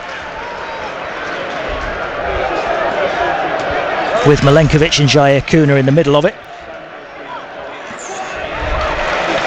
Here's Voltemada giving it to Jacob Murphy, can't control, and it's cleared by Savona down the right hand side. It comes back to him now from Gibbs White, chips it forward and straight to Tonali. Gibbs White trying to win it back, but it's Tonali again running forward, lays it off for Jacob Murphy. He shoots, and that's blocked pretty much at source by the breadbasket of Nico Williams, who's had to get back up quickly, but he's gasping for breath just at the moment. Now that's well done by Callum Hudson-Odoi. Skipped away from Kieran Trippier, and he's away down the left-hand side. Now what can he do with the ball? Into the penalty area he goes, still going, takes his man on the outside and then hits a shot near post, which is saved but not held, and Joel Linton heads it away, out for a throw on the far side. First time that Hudson-Odoi's touched the ball, I think, since he's come on the pitch, and it was dancing feet to get away from Trippier, and a surging run, and then a shot near post, which was dealt with by the goalkeeper. Here he is again, Hudson-Odoi. Yeah, it was a great run, there's no question about it, and he's just travelled about 60 yards. And the one thing that he wanted to do is try and get on his right foot, but when he did that, Jesus ran across his pathway and stopped him from really going on his right foot. In the end he went with his left, but it was straight at the keeper. Gibbs-White pings a ball out to backward down the right hand side, into the penalty area he goes, stabs it back for Gibbs-White, who hits a shot from the edge of the box but over the crossbar. And out for a goal kick, and it remains 1-0 to Newcastle. Forest's best moments for some time. As time begins to tick away, 11 to go. Yeah, we've got to take risks, haven't we now? Going to a 4-4-2 would probably give us a bit more joy, especially in the wide areas. We've certainly got pace to burn. Need to utilise it to get round them. Got a 1v1 versus Trippier and Burn. It's one by Jair Cunha in the air, this, and then Hutchinson blocks the attempted pass through by Savona, but it comes back to him. Now Voltemada battling with Jair Cunha, who just stabs it out into touch.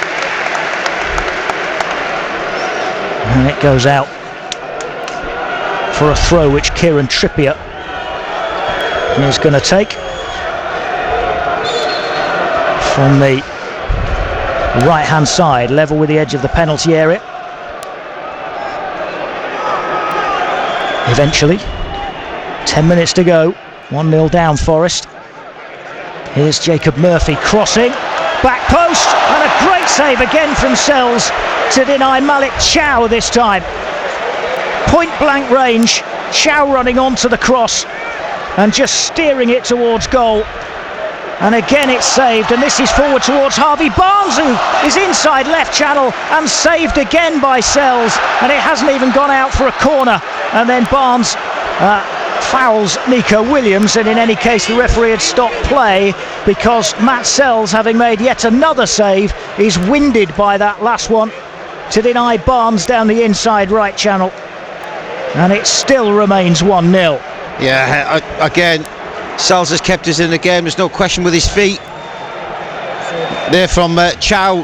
He's coming on that back post, a little volley, ball was coming in the box, and then again we had Barnes, who just nicked it on the 18-yard line, swiveled to take a shot and smashed it straight into Sells' midriff. We're certainly hanging on at this moment in time. Joel Linton for Harvey Barnes again down the left hand side, faced by Savona, goes backwards to Byrne. Byrne chips one down the left wing again, Voltemada going across to battle with Milenkovic. Milenkovic takes it away from him, gives it to Elliot Anderson. Oh dear, Anderson has slid in on Bruno Guimaraes, having lost control of the ball. Let's give a penalty. And that's a penalty to Newcastle. And of all people, it's Elliot Anderson, who's been excellent again. He's cramped up, maybe that's what did it, because he just lost control of the ball inside his own penalty area, having been given it. And then he's absolutely scythed into Bruno Guimaraes. Yeah, there's no question, he's taken him right out. Guimaraes just nicked the ball off him, he's seen it. Anderson's first touch wasn't the best. It wasn't the best, and his next one was lethal. Nick Voltemada has got the ball in his hands. Scorer of 3 goals so far. Matt Sells has come running all the way out to have a word with the goalkeeping coach Rob Birch on halfway. He's just given a yellow card to Anderson as well. Sells is trying to play a little bit. He's probably going to get booked as well here, Matt Sells. Well, he's not supposed to leave the area, is he? But he has the. I'd be surprised if he doesn't get a yellow card. And he's been told just to retreat to his line. Voltemade, a 6'6" blonde-haired German, prepares to effectively seal the game for Newcastle with 7 minutes to go. Sells runs up and down his line, side to side, one way then the other. Voltemade stands hands on hips, now moves up and strikes the ball right-footed and chips it towards the top corner. And he has scored a fourth goal for Newcastle and a second goal of the afternoon. It's Newcastle 2, Forest 0. It's been heading that way. They've been putting pressure on, haven't they? Newcastle have been seeking that second goal. They certainly haven't sat back and just sat on the 1-0 lead. They've been hunting down Forest, especially in this second half. There have been long periods where Forest couldn't really get out their half. Hence the reason why Ange has made the changes to try and change the front three. We've had glimpses, we've had a couple of little moments with Doy, Gibbs White, but Sells has kept us in the game with two magnificent saves. But the penalty he had no chance with. That's top bins, that right in the top corner, and giving Sells no chance whatsoever. Chipped to Matt Sells' right, pretty much into the roof of the net. Nick Voltemade, and it's 2-0 Newcastle, and Forest have only got 6 minutes plus added time to do anything about it. And they're in possession again, back inside their own half with Jair Cunha, but Newcastle had launched a bit of an onslaught. There we go. I think the Newcastle fans have been waiting to taunt Ange Postecoglou with this all afternoon. They've had to wait a long time before they're sure enough to do it. As Forest win it back again just inside the Newcastle half. Here's Nico Williams trying to burst through players and has done. Finds Igor Jesus down the left-hand side. Now Hudson-Odoi, faced by Jacob Murphy. Rolls it infield towards Gibbs White, middle of the Newcastle half, back to halfway for Milenkovic, now Savona, and now backward down the right-hand side into Hutchinson. Forest fans still backing their side away to our left. Here's Gibbs White with the ball through to Hudson-Odoi, but overhit. And out for a goal kick it goes. 4.5 to go. And that's what we're averaging at the moment as well, 2 goals a game, which shows that's telling you that you've got to score 3. And do you know what probably typifies us going forward is Woods there with his volley when he had an opportunity to side foot that ball in the back of the net, and it went square. And that's just why he's off sync. That's where the goals were coming from last season, and his first instinctive thing was he'd put it at the back of the net, there'd be no hesitation. But it seems like he must feel under pressure to score, and therefore he's not relaxed in front of goal. He's uptight, he's missing.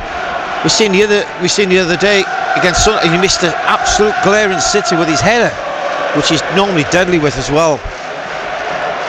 Anderson forward down the Forest right-hand side.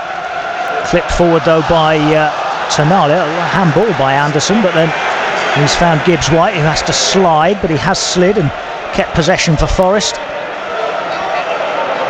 And now Williams rolls it back for Milenkovic. Lewis Miley and Will Asula coming on for Newcastle for the closing stages.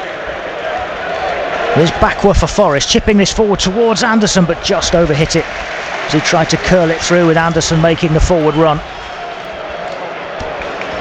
And quickly Newcastle have bowled the ball out again, and here's Sven Botman, the Dutchman, forward towards Voltemade. Can't get away from Milenkovic. He's handled him well for the afternoon, really. I was going to say most of the afternoon. Can't exactly handle him from the penalty spot. Still managed to get his goal, the German. Here's Jair Cunha. 2.5 to go. Newcastle 2, Forest 0. And Ange Postecoglou's run without a victory is going to go to 7 games, barring some sort of extraordinary miracle here at St James's over the last 5 minutes or so. Gibbs White switches it out to the right hand side, just inside the Newcastle half. This is Bakwa running infield and laying it off to Gibbs White again. Gibbs White tries to stab it through to Bakwa. It does come to him via Tonali. And now here's Hutchinson, wide right, Bakwa ahead of him, midway inside the Newcastle half and cutting infield, and gives it to Nico Williams. Williams sends it back to the right for Gibbs White. Gibbs White down the right hand side for Bakwa. Bakwa rolls it forward to Hutchinson, who hits the byline and turns over the cross. Jacob Murphy chests it down and coolly turns and clears. Jair Cunha is to it ahead of Voltemada, and then Williams gives it him back. He has to chest it down and lay it off for Milenkovic. Milenkovic for Gibbs White. Hudson-Odoi down the left. Gibbs White's seen him and finds him, and he's knocked it past Trippier and takes him on towards the corner flag. Now rolls it back in towards Hutchinson. He lays it back for Gibbs White, who's 25 yards out. Square for Anderson. Back it comes to Hudson-Odoi on his right foot to curl over the cross. Too close to Nick Pope, who's got hold of it, bats it down into the floor and then grabs it on first bounce. And we're in the 90th minute and Newcastle lead 2-0. Yes, that was the best moment we've had going forward for quite a while. Sent forward this towards Harvey Barnes, who's trying to beat Milenkovic to it, can't do so. And the ball squirts off the challenge between the pair of them back to Sells. He's had to make a series of very good saves in this second half as well, as Gibbs White turns it back to the Belgian again, and Sells out wide to the right for Savona. Back infield to Milenkovic, and he finds Jair Cunha. Cunha for Williams. Williams running diagonally through the centre circle, rolls it away towards Bakwa. Bakwa running at them, but not much support out there. 6 minutes of added time there'll be. Dylan Bakwa tucks it backwards now for Nico Williams to cross deep, back post, looking for Elliot Anderson. Down goes Kieran Trippier. Clash of heads between the two of them. Anderson's holding his head but hasn't quite gone down. Trippier has. Anderson goes to pick him up.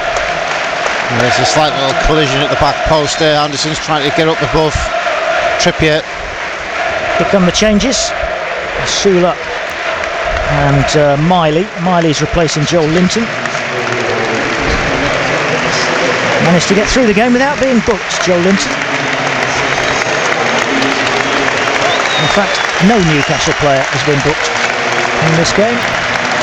And Voltemada is replaced by Sula.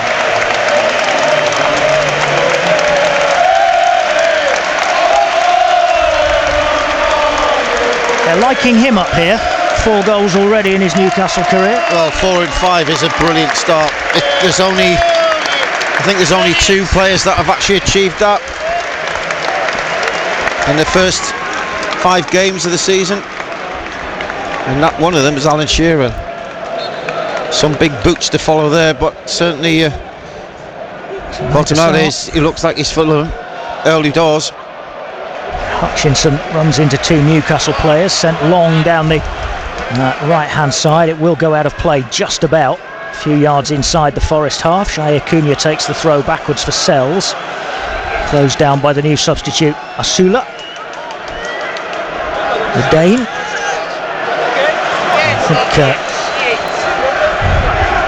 now Milenkovic. Jair Cunha maybe just cramping up a little bit.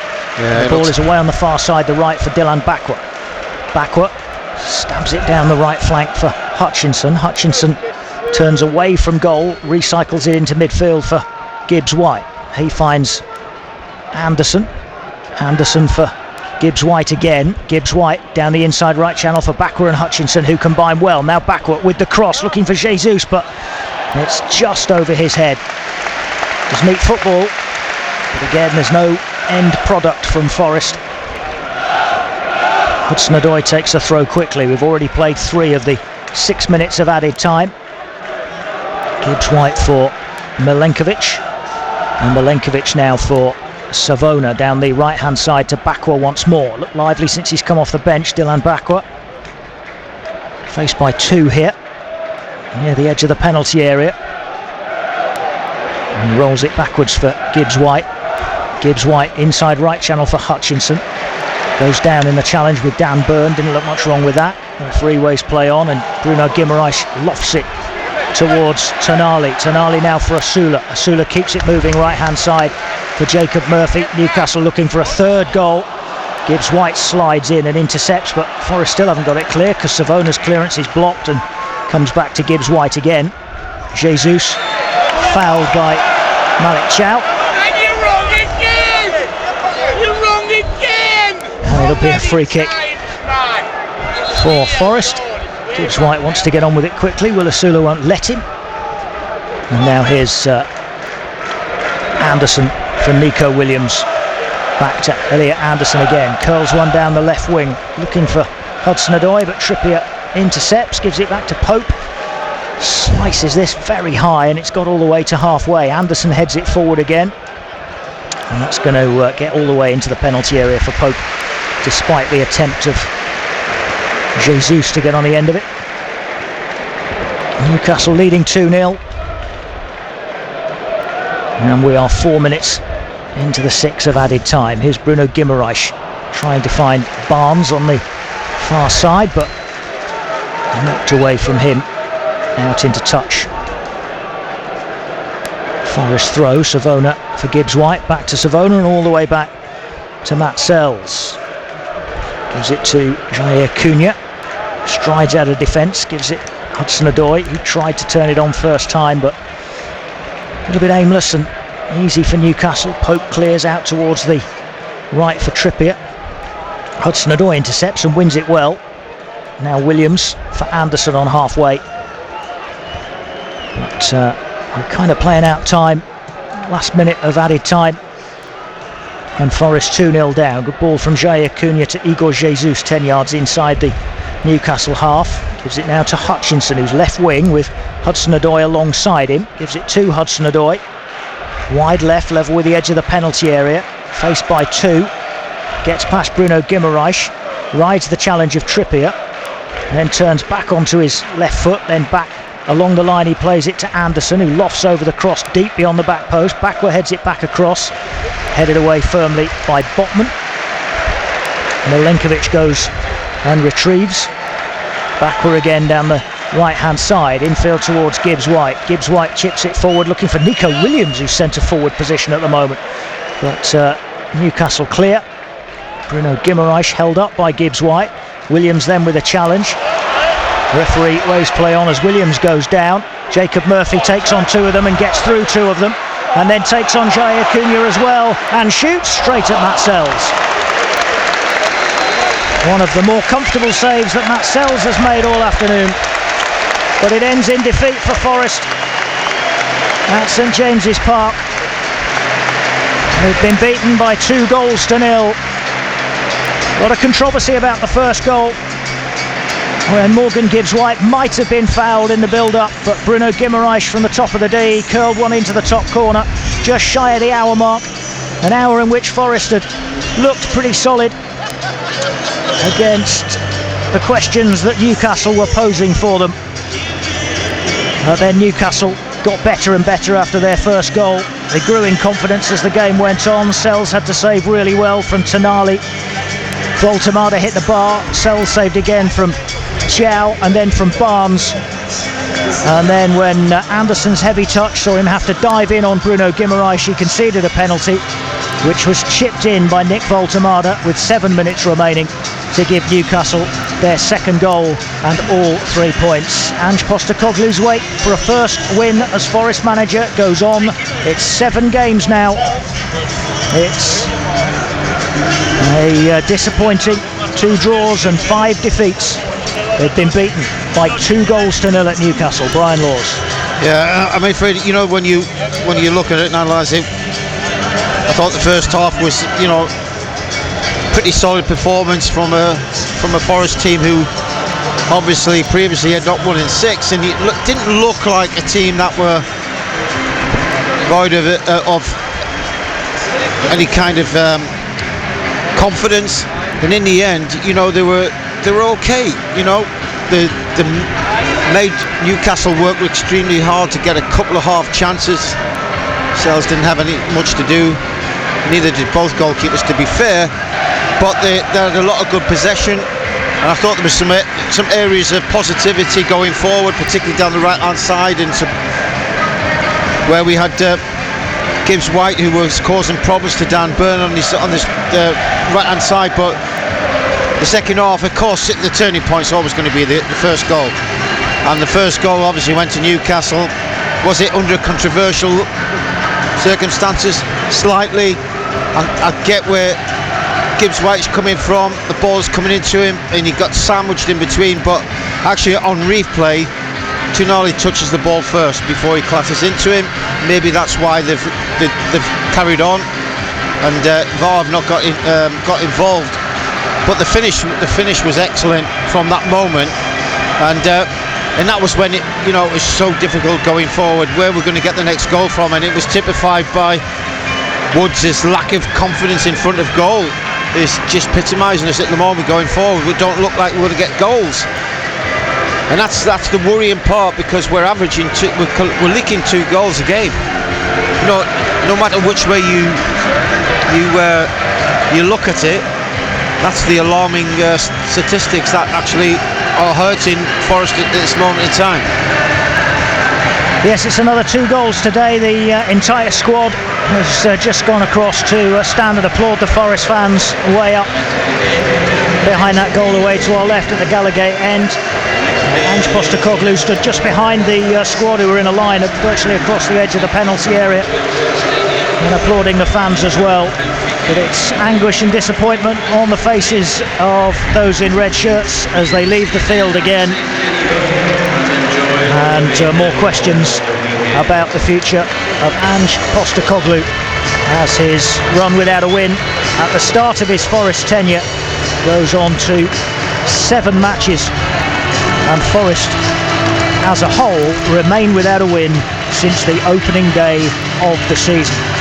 It's a goal in the second half for Bruno Guimaraes and a penalty for Nick Voltemade, which has done the damage today, and it's finished at St James's, Newcastle 2, Forest 0. Colin Fray and Brian Laws, your commentary team on BBC Radio Nottingham here at St James's Park this Sunday afternoon. Colin will head and get reaction for you, so you will hear from Ange Postecoglou at some point in the next hour to another defeat, as Colin says, 7 matches for the Reds head boss. Head coach now without a win. So we will talk more with Brian Laws shortly about what we've seen here. Elsewhere in the Premier League, it's finished at Molineux 1-1. Jan-Paul van Hekke equalising for Brighton on 86. So Wolves 1, Brighton 1. Everton are now beating Palace. Palace led in the first half through Daniel Munoz on 37, an Iliman Ndiaye penalty on 76, and Jack Grealish has now scored 3 minutes into stoppage time. So Everton 2, Palace 1 is the latest. Villa 2, Burnley 1 now. 2 goals for Daniel Marlon for Villa, but Burnley have pulled one back late on. Both of those matches well into stoppage time. At 4:30 today, it's Brentford against Manchester City in the Premier League, and in the Championship earlier, Ipswich beating Norwich by 3-1 in the East Anglia derby. It's BBC Radio Nottingham, approaching 4 o'clock now. Uniform from 7-2 requesting backup immediately. On BBC iPlayer. Smashy, smashy, breaky, breaky. I think it's called forced entry. Eat, sleep, police, repeat. The Guineas are a cancer. When they take over a town, they get everywhere. We have an imminent, incredible threat. The BAFTA award-winning drama returns. Need to get in and you need to get them out. What? Extract. Go, go, go! What was that? It's illegal. You're very sexy when you're angry. Just gorgeous altogether. The new series, Off Blue Lights. How's life? I have a feeling it's about to get a lot more complicated. Watch on BBC iPlayer. Match Day. BBC Radio Nottingham. Good win for Nottingham Forest women, by the way, this afternoon at the City Ground. They're playing in the second tier these days. They're up to third now after a 4-1 win over Portsmouth. They were 1-0 down, 2 of those goals coming in stoppage time at the end of the game, so a terrific victory. Congratulations to them, a 4-1 win. This is David Jackson here at St James's Park, where Forest have been beaten by a couple of goals to nil. I thought it was very interesting, Brian Laws, at the end. Colin mentioned that all the players together had gone over to applaud the Forest supporters. Now, what had actually happened before that is that a few players had gone over on their own, Callum Hudson-Odoi included, and applauded the supporters and sort of done their thing. And then just as they were on their way off, as other players made their way, Morgan Gibbs-White called them back and said, we need to all be together here. And I thought that was really interesting. For the man who was wearing the captain's armband at the end, he was very keen for a show of unity and togetherness, to applaud those supporters together and say, look, thank you for your support and the noise that you've made up there. And yes, we've lost today, but look, we are together, and very much wanted that image, I think, today. I think you need to show that unity, in front of people. Because obviously there's a lot of questions that the supporters and I'm sure everybody else is wanting about where we're going to go from here. What is it that's going to turn Forest season? We can look at it in a lot of different ways, but it's still early in the season. A win takes you 3 or 4 places. It's so tight. We know it's like in the Premier League, teams can go 7-8 games and not win. I've seen that. It can be normal in some circumstances, can't it? And we've experienced it at Forest on a number of occasions. But I just think the worrying part is it's a new manager, no bounce. That's the worry, that we're not getting that bounce. And as I mentioned before the kick-off, if we're looking at change, and that's what we are, we're looking at a change of personnel, but a change of style. That's hard to transition in the season, to get that across and make that work. It's got to be implemented probably really slowly, and I'm not sure whether Angie's asking too much of it too early. Because you can see a glimpse of it. We are, in terms of attacking wise, we're definitely getting to the last third of the pitch more often than we have done in the past. So therefore we are certainly concentrating on that area, but the one gleaming problem we have is we're conceding goals. And okay, there wasn't one from a set play, it was more a case of a bit of fortune in terms of the ball falling to a Newcastle player, but it's been finished extremely well. It's what ignites Forest going forward. They need some positivity, and when your strikers, he's off form. I don't think we can argue that, can we? No, I mean in terms of his goal ratio and his goal chances, he doesn't. They're not finding him in the positions they were last year, I would say. If you think when they had Anthony Elanga last season, and the tactic was quite clear, you'd get Anthony Elanga in, you'd get him down to the byline, you'd cut it back, and Chris Wood's excellent at finding that space. He's not really been given those opportunities this season that often, has he? First game of the season when he got his couple of goals, and he got his penalty the other night, which is a bit different, but he's not really been given those opportunities now, which is his bread and butter, isn't it? Crosses into the box, but he's not had that. No, but Woods is, his majority of goals were first time touches, first time finishes in the 6-yard box. That's where he's his deadliest, isn't it? Whether it be with his head or his foot. He's missing them now. Even he did the other night, absolutely. He missed another one today. Yeah. And like that instinct of that ball's coming in and he just slots it away. He's lost a little bit of that. I'm not proportioning the blame on Chris Wood. No. On Chris Wood, but we need goals for sure to alleviate the pressure on the defence, and and take away the. Unfortunately, we are shining the light on the defence because that's where the goals are at the moment. And that's, like I said, that's the concerning bit. And whilst there's an international break, you'd always think, well, there's an opportunity now. Regroup. Can we get some training sessions together, and can we get his philosophy across again? Reinforcements. But the truth of the matter is, on international break, when you've got a lot of players away, you'll not see them till a week on Thursday. You know, when there is going to be a lot of talk about Ange Postecoglou's future, of course, but you know when a manager is sacked, there's the last game, usually you get a feel for it, don't you? And with all the talk about Nuno and his relationship with Evangelos Marinakis, that game against West Ham felt really bad, and you thought this could trigger a conversation here. Now, granted, that third goal against Midtjylland, that moment and the fans turning felt like that moment. Yeah. But today, the goals they've conceded felt like a foul on Gibbs White. Ball's broken free and he's smashed it into the top corner. For the second, Elliot Anderson is, he's a bit unlucky and has given away a penalty. They weren't. So this wasn't a performance, either in attack or defence, that felt like the players had given up on the head coach or weren't playing for the head coach, or that it didn't feel like a sort of performance that leads to a sacking, if you see what I mean. Yeah, I agree. I mean, the first half, as a whole, the first half performance, when you were at Newcastle, hostility, crowd on your back, their expectations, I thought we dealt with Newcastle really well, and we looked like a team that weren't void of any ideas or in a position where they've lost 6 games or not won 6 games. Sorry. So that gives you confidence to think, okay, he's changed the formation. He's there's no panic there. They look like they're well drilled. But goals change everything, doesn't it? It weakens your philosophy. It weakens your confidence, and players' mindsets will change automatically, because when you just concede, it's like, where are we getting the goals from? Whereas when we conceded last year, I always felt we've always got a chance. Yeah.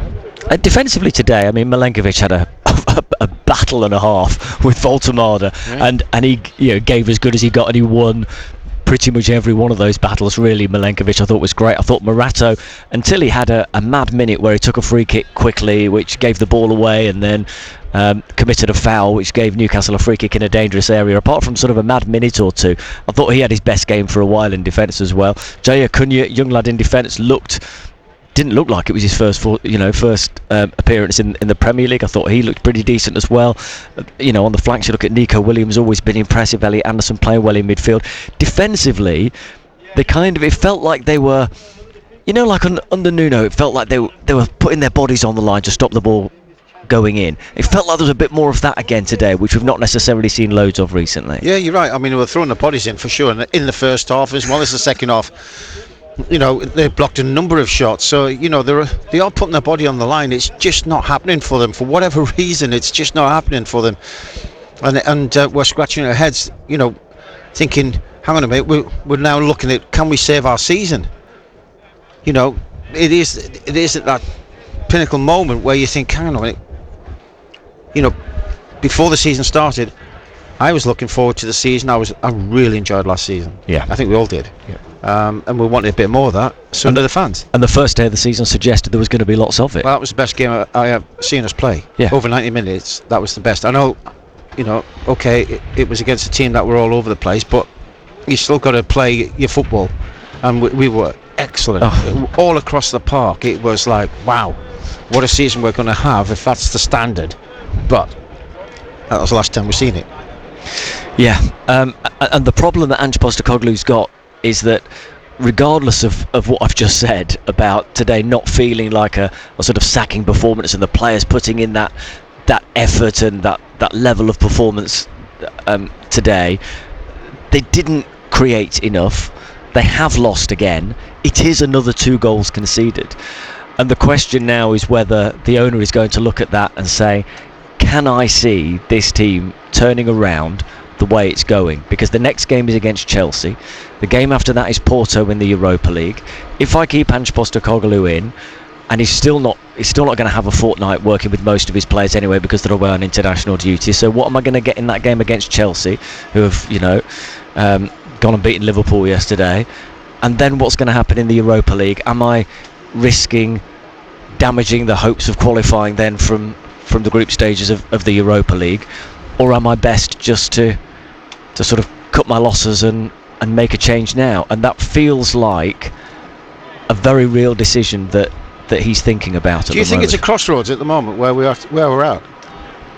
Kind of. It feels like an important window this now, because of, I mean, that decision's huge, because it could be that if you stick with Ange Postecoglou, then what he says about seeing long term, and after a few games after the international break, there's a run of a few more winnable ones, and maybe if they do get the first, they might get a few, and then maybe they'll be okay, and then maybe we'll be able to see Forest go on a run.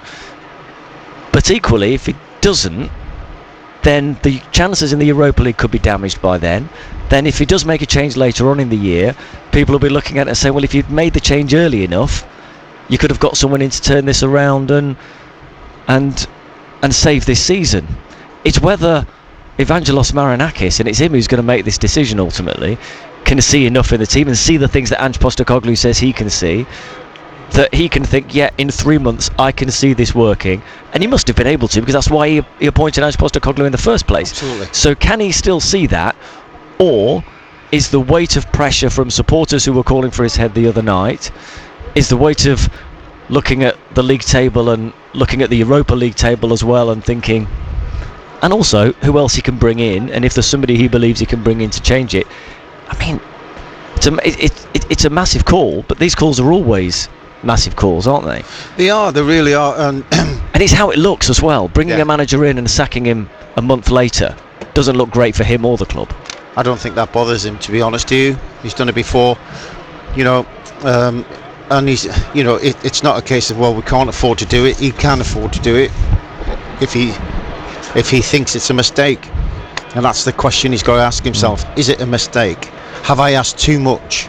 Have I asked... I want us to be more attacking minded, but have I asked too much of that?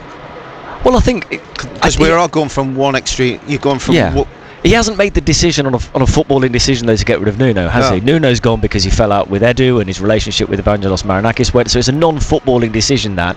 And then he's sacked him and then he's appointed the man, regardless of style, although I'm sure that will have played a part in it. But it's the man who won the Europa League last year, who has a track record of winning trophies. The statement that Forest released with the quotes from Evangelos Marinakis on the appointment of Ange Postecoglou mentioned trophies countless times. And it was about winning trophies. This is about taking the club onto the next level to win trophies. Ange Postecoglou's got a record of that. Well, what he's now seeing is 7 games in, no wins, and them averaging just over 2 goals a game. Yeah. And it's whether he thinks he can turn that round quickly enough, and whether he can take the supporters and the players on that journey. I think we've seen from today, if the players didn't want him in, I don't think we'd have seen that kind of performance today from them, would we? I've never been involved, or I've never seen actually players down in tools on a manager, because that means your character is in question here if you are doing that. And I'm not questioning the character of the Forest players, not at all. In fact, they're irrelevant of who's in charge. They're doing it for themselves and for your fans, and if they're down tools, that's unforgivable. So I would never see a Forest player do that ever, or anybody, in my opinion. But it's there is certainly the players are working their socks off. There's no question about it. They're having a go. No one's thrown the towel in that sense. But it will definitely test a lot of the morale in the team and the confidence. What did we see a lot of in the dressing room last season? We were always having snippets of players with videos coming out. The joy, the togetherness in that dressing room was fantastic, wasn't it? It was great to see. Yeah. And that bubbliness that they had in the dressing room. And but a lot of that was Anthony Elanga, who's gone, and Ola Aina, who's injured. Yeah. And they're missing that. And from a footballing point of view, Ange Postecoglou must be really missing Ola Aina, because if he wants to play high up the pitch as he does, Aina's perfect for that. Yeah. Because attacking wise, he's terrific, and he's got the pace to get back. Yeah. I mean, he's absolutely ideal for him. Missing him and Murillo, who again is a footballing centre half who can carry the ball forward in the way that Postecoglou would want, and he's got the pace and can recover and get back. The two players who would be so important and you'd think would thrive in an Ange Postecoglou way are two who are missing out at the moment, which is just more bad luck, isn't it, on his part? It is, but yeah. But you can pull out lots of bad luck when people are on a bad run.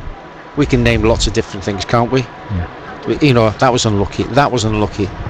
But there's too many unluckies at the moment, isn't there? That's it. But personally, I think he's got to stick with it. And there's got to be a time when I'm not sure we're at that crossroads yet. I know that the fans are calling. Newcastle fans just jump on the bandwagon of that, don't they? Because that's football, isn't it? It was the Forest one against Midtjylland when the Forest fans were calling, which is the one that will turn Evangelos Marinakis' head and worry you. That was the warning sign that will have hurt personally. Even if Ange just turned around and says, "I get it and it doesn't affect me, but I understand it." I think that's nonsense. You're a human being. You got feelings, and that will have hurt. We were talking a moment ago about how it wasn't a footballing decision to make this change, and that's a problem for Ange Postecoglou, isn't it? Because he's trying to take supporters on a journey that they don't want to go on, because they were happy on the journey they were on before.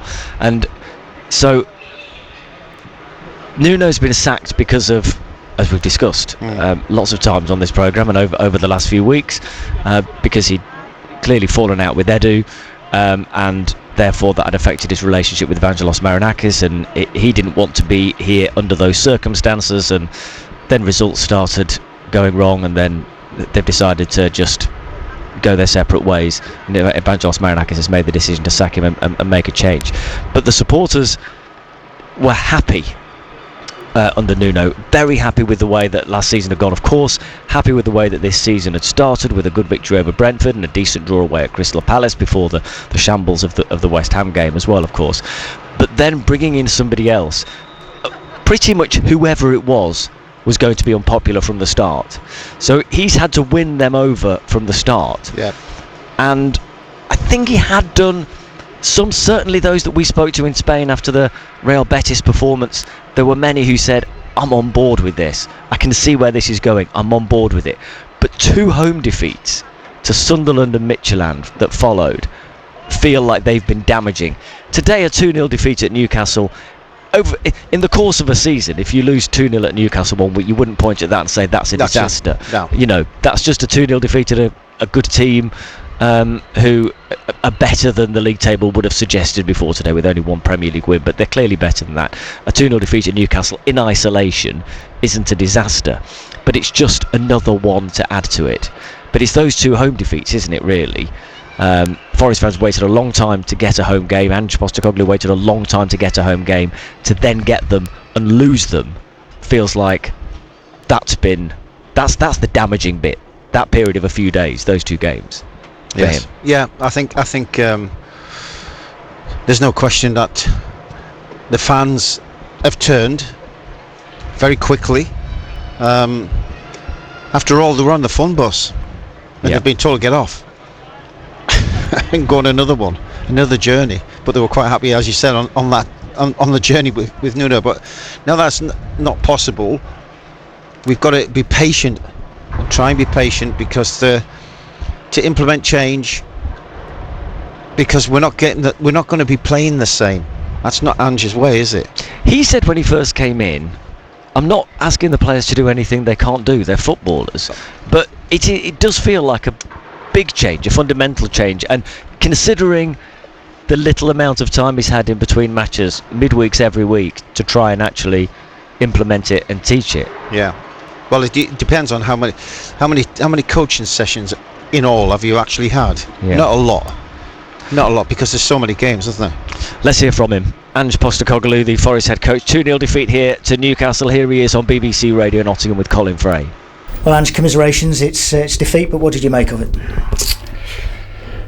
Yeah, obviously disappointed with the defeat, goes without saying, but look, I thought for large parts the lads did a really good job. It's not an easy place to come, with the environment, the atmosphere, and I thought we handled it really well for the majority of the game. We again, big moments we've kind of missed the opportunity to capitalise on, which allows then the opposition always, particularly when they're at home, to build some momentum into their pressure, and unfortunately we just didn't take those big moments. Yeah, for an hour you sort of frustrated them, didn't they? While having your own moments in the game as well, but you could tell they were being a bit frustrated. Yeah, I thought we had good control of the game. They weren't creating much. We were dealing with the set piece threat pretty well at times, and but we had our moments going forward, and you got to capitalise on those. You can't. It's been the story of our, this sort of window we've had that. We just haven't really converted for the opportunities we created, and that's allowed football games to get away from us. Have you had a chance to look at the Newcastle first goal again? Because there's a lot of question marks about whether or not it was a foul on Morgan Gibbs-White. It's just the world we've created, mate, where referees won't make decisions. They'll let VAR, pick up the slack. It's not refereed here anymore. You can tell that they just don't have authority anymore, or much authority anymore, and so decisions like that will invariably sort of go the way of wherever the momentum shift is, and there wasn't any way we were going to get that in the current environment today. Yeah. And I wonder if it's almost a sign of things. It kind of happens when the team is down. Yeah, it does. That's sometimes you go through those spells, but you kind of hope that. Anyway, my experience over the long run, it does even itself out. We just got to keep sort of believing in what we're doing, and it'll turn around. After that first goal, it did lead to a good spell for Newcastle, didn't it? Matt Sells needed to make some good saves. Yeah, and we had a great opportunity, mate. We had an unbelievable opportunity to go 1-1. So, it depends the way you want to look at games. I'd kind of look at games and just, from my perspective, at 1-0, we had a great opportunity to go 1-1 and get some momentum in the game. And, when you don't, then you open up, and obviously the opposition then get opportunities. I think that's only natural because we're trying to get a goal. I get the impression that I know it's defeat, and obviously everybody wants points. That's what football's about. But I get the impression you're quite positive tonight about potentially about the way forward, perhaps. There's no reason not to be. I've hated this week with the whole woe is me aspect. Don't fear for me. I'm fine. I love a fight. I've said to you during the week, I could have been sitting on the couch. It's not what drives me. So we've got a bit of a fight in our hands. Big deal. People aren't convinced. Big deal. Let's just. I firmly believe that's why I took the role on, and what we can do. We can have success, and we will have success. And nothing I've seen in the last sort of 3.5 weeks changes my mind on that. To continue the positive theme, Jair Cunha, a first Premier League start, first Premier League minutes for him today. How do you think he did? Yeah, I thought he coped well. Him and Savona, they're both young guys, new to the Premier League, and Newcastle ask you some pretty difficult questions with their wingers and their front guys. So I thought both boys will come through that experience. Aren't many venues more difficult than up here, so I thought both boys acquitted themselves well. Murillo on the bench today, is that an injury thing, or was it just a selection thing? No, he's just not fit enough. We've seen that, but we've got 2 weeks with him now. We've got to get him fit. It's going to be a good 2 weeks for us. We've got him, we've got Douglas Luiz, Shevchenko, a couple of the other boys who haven't played a lot. We can do some real work with them, so that when we get on the other side of the break, we've got everyone ready to go. And obviously, as you've touched on it already, lots of speculation about whether you'll have the 2 weeks to work with the squad, but assuming you do, important 2 weeks coming up. Yeah, I guess so. Yeah, important. Isn't it just for time with the squad? Well, it is, but I don't work on the assumptions that 2 weeks doesn't exist. If people think that 2 week doesn't exist, well, there's nothing I can say to that. Okay. Thanks for joining us, Andrew. Thanks, Ange Postecoglou speaking with Colin Fray, unhappy at the suggestion that maybe the idea that he might not be around for the next 2 weeks, but it has to be a very real possibility, doesn't it? 7 games, no win, and it's been talked about a lot over the last few days, and defeat today will mean that the speculation about his future, whether he likes it or not, is rife, isn't it, Brian Laws? I don't like it at all. That that should be even in the air of a conversation after 3.5 weeks of a manager's tenure. I think it's wrong. I personally think it's wrong, but unfortunately that's the nature of the beast that we work in now. You know that whether it be social media, fans, they voice their opinions pretty quickly, and it turns what you think is a plan into a shredded plan, because you don't want to hear that. The players don't want to hear that, you know, because they've got work to do. But it will start putting threads of doubt in your mind. Hence the reason why that conversations have come out, and then the obviously the owner, the speculation is rife. That's because of, you know, the outbursts that we have after 3.5 weeks of his managerial career. What did you make of what he said there? So people aren't convinced. Big deal. He said, "I love a fight." He wants it to be very clear that he's not really bothered about the detractors. What do you make of that? I think we'll all agree that, listen, you've got to mask it in a way that he's not going to turn around and say, yeah, it's affecting me and blah blah blah. He has to put a front on it, I'm afraid, and he has to do that for the sake of his players, and to show that it's not affecting me, and I'll get on with it, and I'll work extremely hard to try and rectify it and get it and put it right, irrelevant of the noise, and I'll try and block the noise out. And that's what he's really trying to say. But deep down, he'll still be hurting. Like I said, it's human nature. He'll go out, you know, and he'll have his moments. So he'll be disappointed to hear stuff like that, for sure. We all would. Yeah. Colin Fray is back up at the commentary position with us on BBC Radio Nottingham after his conversation that you just heard there with an unhappy sounding Ange Postecoglou, as you can understand. 7 games now without a win. Some fighting talk in there, but also pretty unhappy at the very suggestion, Colin, that he might not be here for the next 2 weeks. Yeah, I mean, I think he was in what's the word? Pugnacious. That's the word, isn't it? Pugnacious kind of mood. He was ready to. Hang on, let me just Google that. Find out what that means. Yeah, it might be completely the wrong word. He was ready to spar with anybody who wants to be sparred with. Yeah. I think that's what it means. Yeah. I thought that's what it meant. Yeah. And you know, I mean, I think there's nothing wrong really with how he's come out post match today. I think he's been criticised left, right and centre for everything he does just at the moment by the large majority of the Forest fan base. But one of the things he was criticised for after the game against Midtjylland was kind of like his demeanour, if you like, post-match, and you know, the way he just sort of he seemed very down post-match. Now, of course he was down. They'd just lost at home in the Europa League. Of course he was going to be down. Today he's down as well, but he's kind of come out fighting a little bit, and you know, that kind of, well, if it's a fight, then fine. I'm here for a fight. You know, let's start fighting. And as he said, if we are in a fight, then that's fine. I'm all right with a fight. So kind of bring it on, if you like. I guess he's sort of, you know, he's perhaps given a little bit back. You know, he's taken a few punches this week, and he's, as I say, he's come out fighting a little bit, albeit on the back of another defeat here, but also on the back of a performance where, under normal circumstances, even though it's a defeat, obviously, I think a manager would look at the performance and say, do you know what, that was better. That was a bit more solid. That was a bit more of a unit. That was a bit more cohesive, if you like. They've lost the game at the end of the day. A lot of teams will come here this season and lose to Newcastle. So it wasn't a particularly easy game to judge on.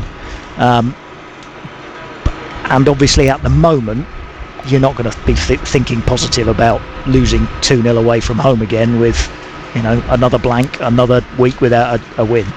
I think Colin, performance wise, I think he can take something from it, and I think that's, so he's kind of come out fighting a little bit on the back of that, I think.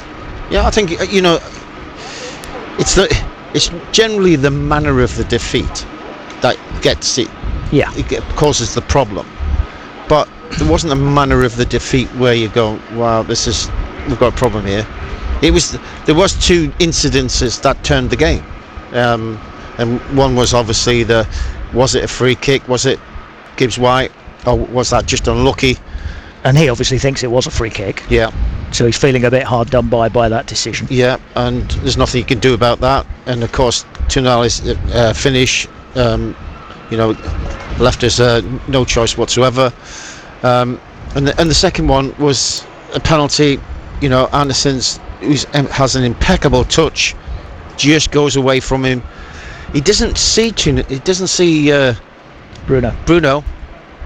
He doesn't see him, and he was just leaning, and then he sees him come really late, and he's lunged, and it was a penalty. There's no question about that. But then after that, there's no recovery, is there? But if it's 0-0 at that point, I think this was Ange mentioned this in his post-match as well. If it's 0-0 at that point, then maybe the game is different, and so therefore it's not quite so stretched. So Forest is still more of a unit, and therefore that situation might not happen that leads to the penalty. That's ifs and buts and maybes, isn't it, by that stage? But I mean, clearly you go back to the game changing on the basis of the first goal, and he thinks that shouldn't have been given. He might now have 2 weeks to work with his players before a home game against Chelsea.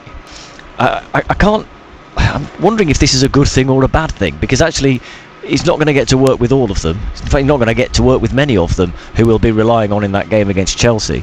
So is this break, they've not been getting results, so is it good to have a break anyway, or is this a nightmare because he's not going to get to work with enough of his players that he needs to, and they'll be back end of the second week ahead of a lunchtime kickoff on the Saturday against Chelsea? Is this international break going to do him any good? Well, sometimes, when you're on a run, of results, as in positive results, do you want an international break? Not a chance. You want to keep the momentum going, and because you're winning games, and you want the next one to come next quickly, and because you've got a momentum going. But on the other hand, when things are like this, where we are struggling to find a win, and the players have gone through a period now of 7 games and not winning, mentally, this might be a good time to have a break, to give them, let's recharge, let's reflect, let's look back, and then let's kick on again. So when we come back, fresh start, let's start again. And hopefully with a bit more impetus and try and get a win under our belts. It might be a blessing in disguise. Yeah. Also. Brian Law's with us on BBC Radio Nottingham. 4:33 defeat for Forest here at Newcastle. Here are the highlights. And here come Newcastle again with Anthony Gordon on his right foot, cutting in. Lays it across to the right now for Trippier. Low ball, and Joel Linton, first time side foot hit, is straight at the goalkeeper, and Sells is able to make the save. It's the first effort on goal for either side. It comes 10 minutes in, it remains 0-0. And Morgan Gibbs-White stands over the free kick. And Morgan Gibbs-White chips it, and Nick Pope has to punch it away. It's on target from Gibbs-White. Savona tucks it backwards for Jaya Cunha, and he sends it back to halfway for Milenkovic. Milenkovic chips it away towards the left-hand side. He's looking for Williams. He chests it down towards Ndoye, who's just caught Bruno Guimaraes inside the Newcastle penalty area, and it'll be a free kick for Newcastle. 20 minutes played, Forest with an effort on target, and in towards Gordon, who's held up. Voltemada holds it up and feeds it back to Joe Linton. His shot is blocked, comes out for Tonali to drive from a corner of the penalty area, and Yates and Bruno Guimaraes just have a little bit of a coming together, chest to chest. Nikola Milenkovic wants a piece of Bruno Guimaraes as well. Now Anthony Gordon down the left-hand side, taking on Savona, fires over the cross, 6 yards out, and it spun right into the path of Voltemada. How was he saved that? And that's a save, I think, from Matt Sells.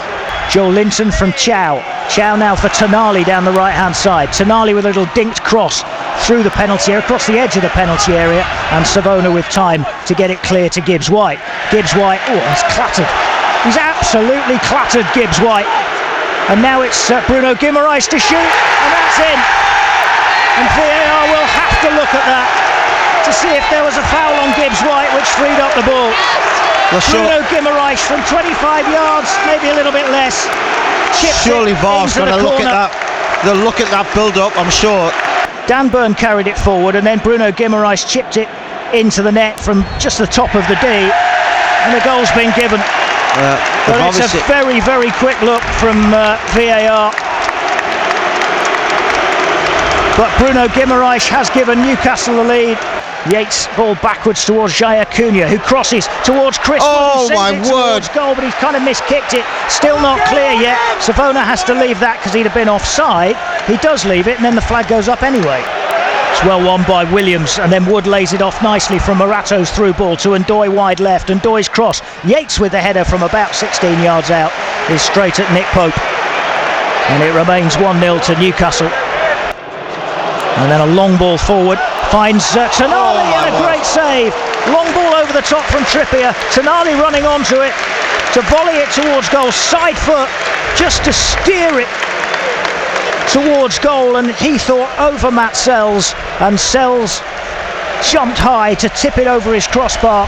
Here comes the corner from the right hand side, nodded down, loose inside the penalty area. Voltemada's hit the underside of the bar, still loose, and now Forest can take it away from the penalty area with Omari Hutchinson running away with it. Voltemada close to a second goal. Now Anderson is bundled into yet another foul by Bruno Guimaraes. Now that's well done by Callum Hudson-Odoi. Skipped away from Kieran Trippier, and he's away down the left hand side. Now what can he do with the ball? Into the penalty area he goes, still going, takes his man on the outside and then hits a shot near post, which is saved but not held, and Joel Linton heads it away out for a throw on the far side. Gibbs-White pings a ball out to Backward down the right hand side. Into the penalty area he goes, stabs it back for Gibbs-White, who hits a shot from the edge of the box but over the crossbar, and out for a goal kick, and it remains 1-0 to Newcastle. Forest's best moments for some time. Here's Jacob Murphy crossing, back post, and a great save again from Sells to deny Malik Chow this time. Point blank range, Chow running onto the cross and just steering it towards goal, and again it's saved, and this is forward towards Harvey Barnes, who is inside left channel and saved again by Sells, and it hasn't even gone out for a corner. Burn chips one down the left wing again. Voltemada going across to battle with Milenkovic. Milenkovic takes it away from him, gives it to Elliot Anderson. Oh dear, Anderson has slid in on Bruno Guimaraes, having lost control of the ball. Let's give a penalty. And that's a penalty to Newcastle. And of all people, it's Elliot Anderson. Voltemada stands hands on hips, now moves up and strikes the ball right footed and chips it towards the top corner, and he has scored a fourth goal for Newcastle and a second goal of the afternoon. It's Newcastle 2, Forest 0. Newcastle clear. Bruno Guimaraes held up by Gibbs-White. Williams then with a challenge. Referee waves play on as Williams goes down. Jacob Murphy takes on two of them and gets through two of them, and then takes on Jaya Cunha as well and shoots straight at Matt Sells. One of the more comfortable saves that Matt Sells has made all afternoon, but it ends in defeat for Forest at St James's Park. Yep, another defeat for Forest. It's been a terrible week for them really, with that defeat at home to Sunderland and then defeat at home to Midtjylland, and then a 2-0 defeat here.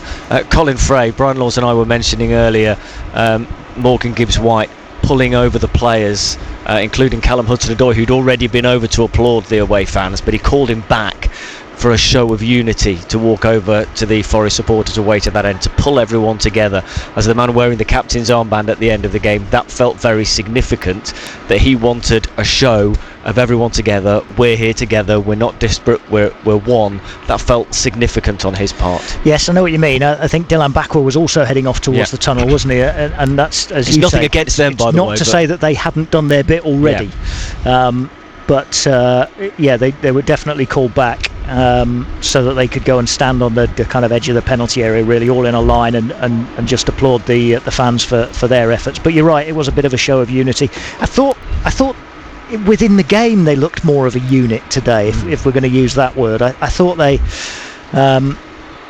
seemed, and this may be this may be disparaging towards them in previous games. I don't know. I might have read it wrong, but they almost seemed more together today than perhaps they have done in some performances. As I say, that's only from the naked eye, and who knows what the actual situation is in the dressing room. We certainly don't.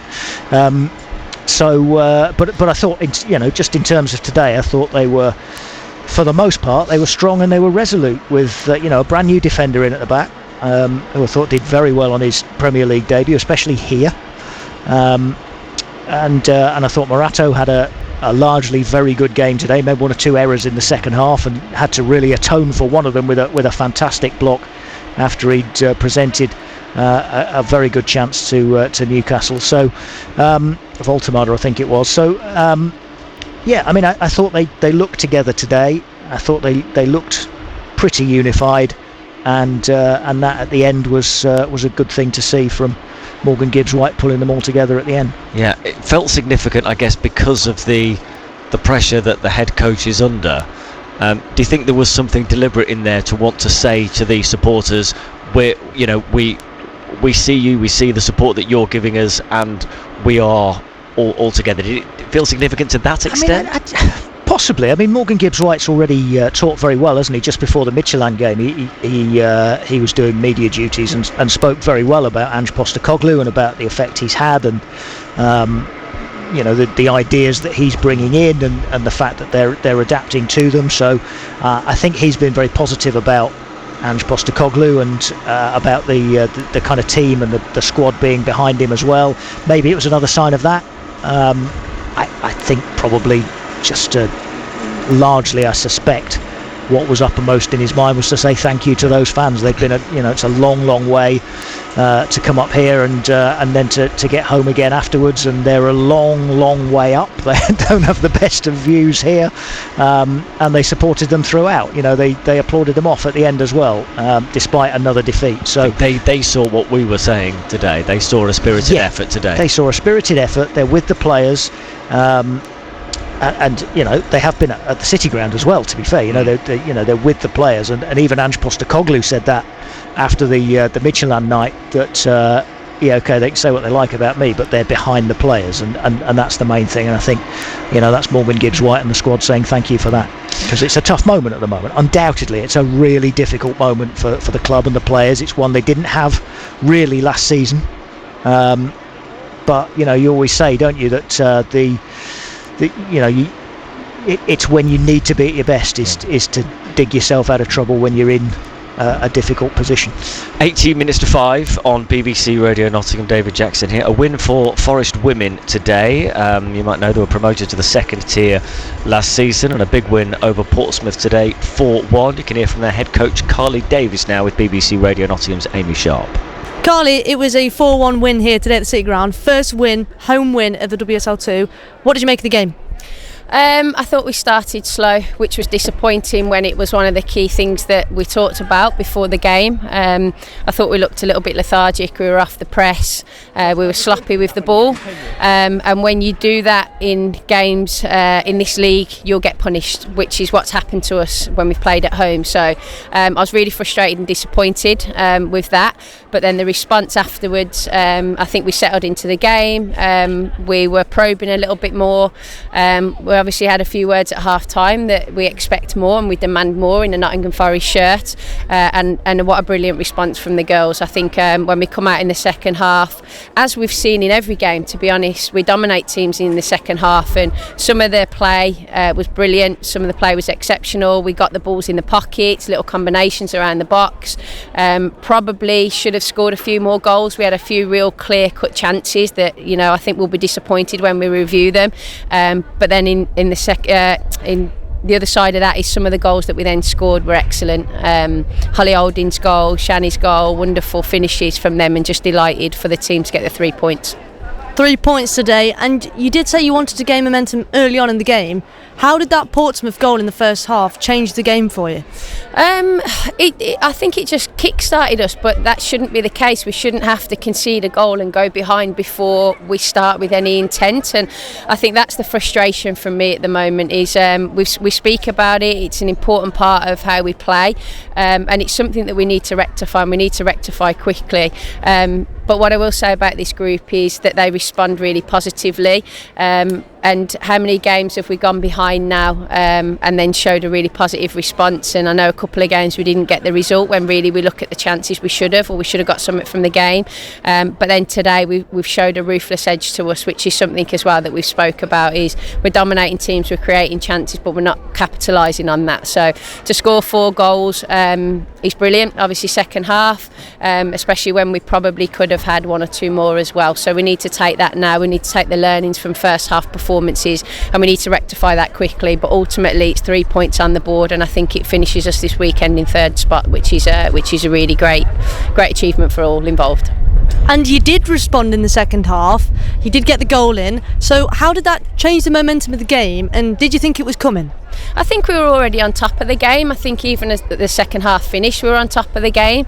I think you've seen them tire. They were collapsing deeper and deeper, and we were getting more of the ball in the areas that we want to, which is in front of the goal and in the half spaces where we can get our really creative players on the ball. And then it was just a matter of time. And I think once the first one went in, we knew we were going to get the second one, and then obviously the 3rd and 4th followed. So just delighted for everybody involved. The finishers coming off the bench and their impact in the game again. And yeah, like I say, just 3 points on the board and another step in the right direction. It is a step in the right direction with 3 points. Why do you think you couldn't capitalise on the chance? Because the game was absolutely full of chances for Forest in a well-deserved 4-1 win. Why do you think you couldn't capitalise on more of them?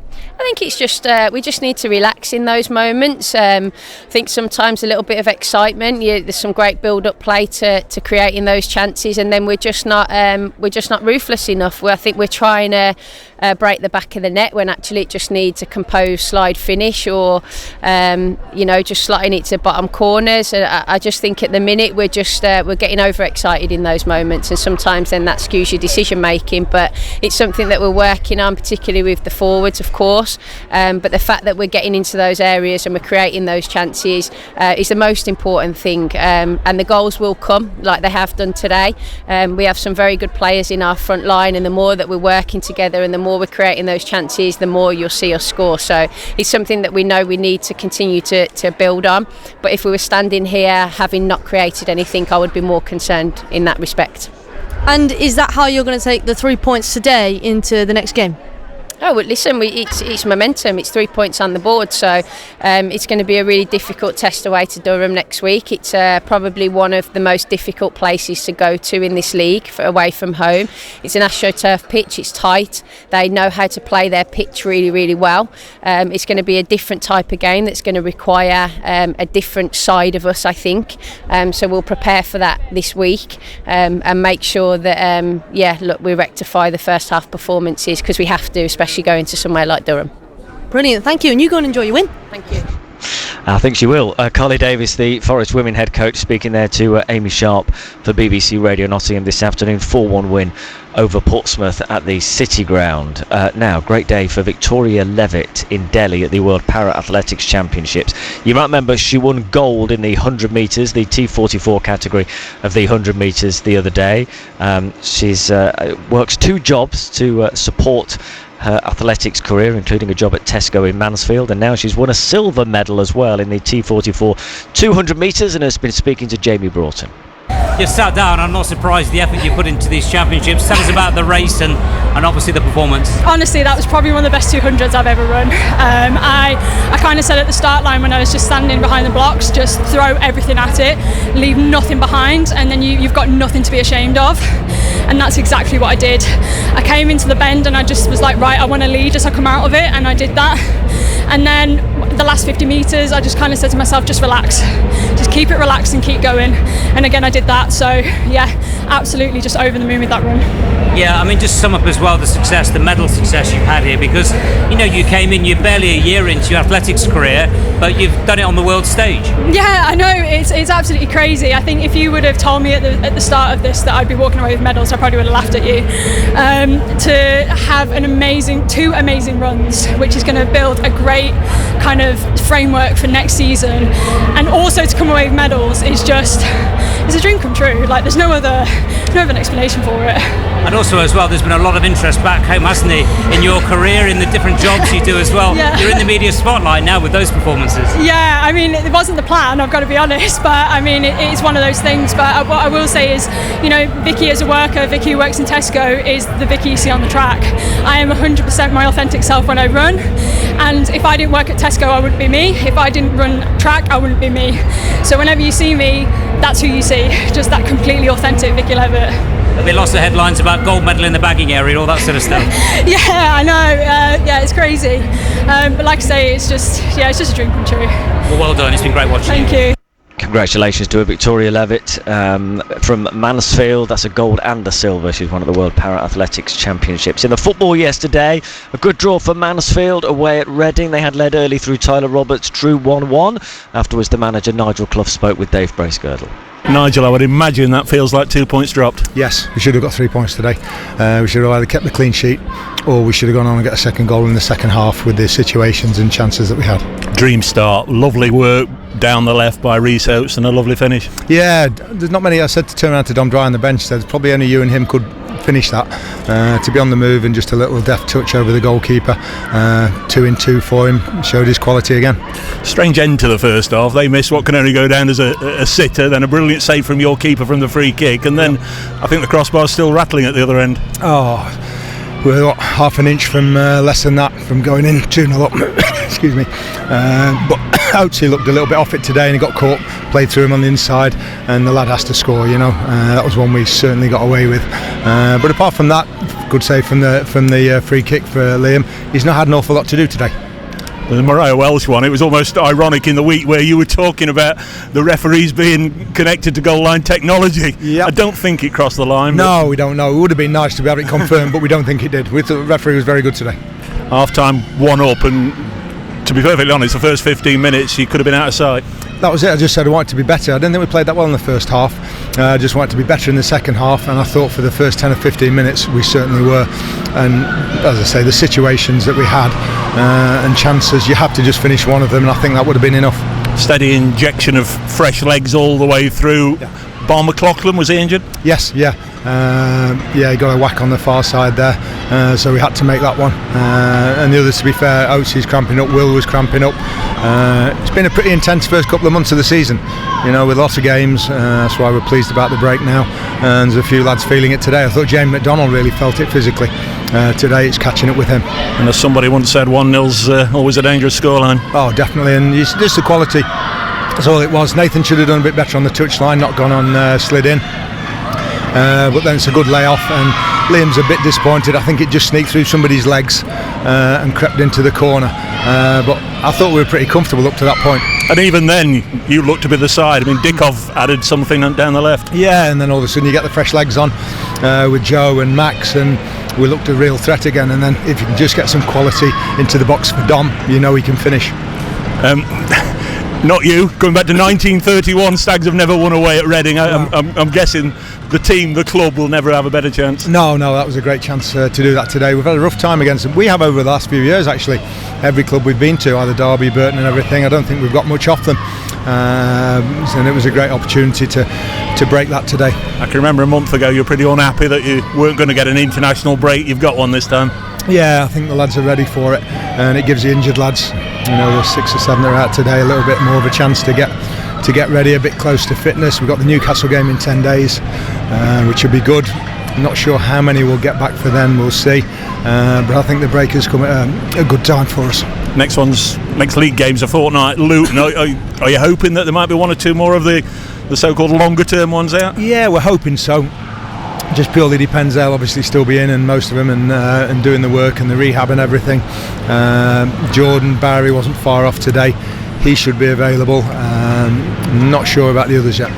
I think it's 5 weeks since Regan Hendry. I think you told me 6 weeks-ish. Yeah, he's coming on. He's just started a little bit of work back on the grass, which is a good sign.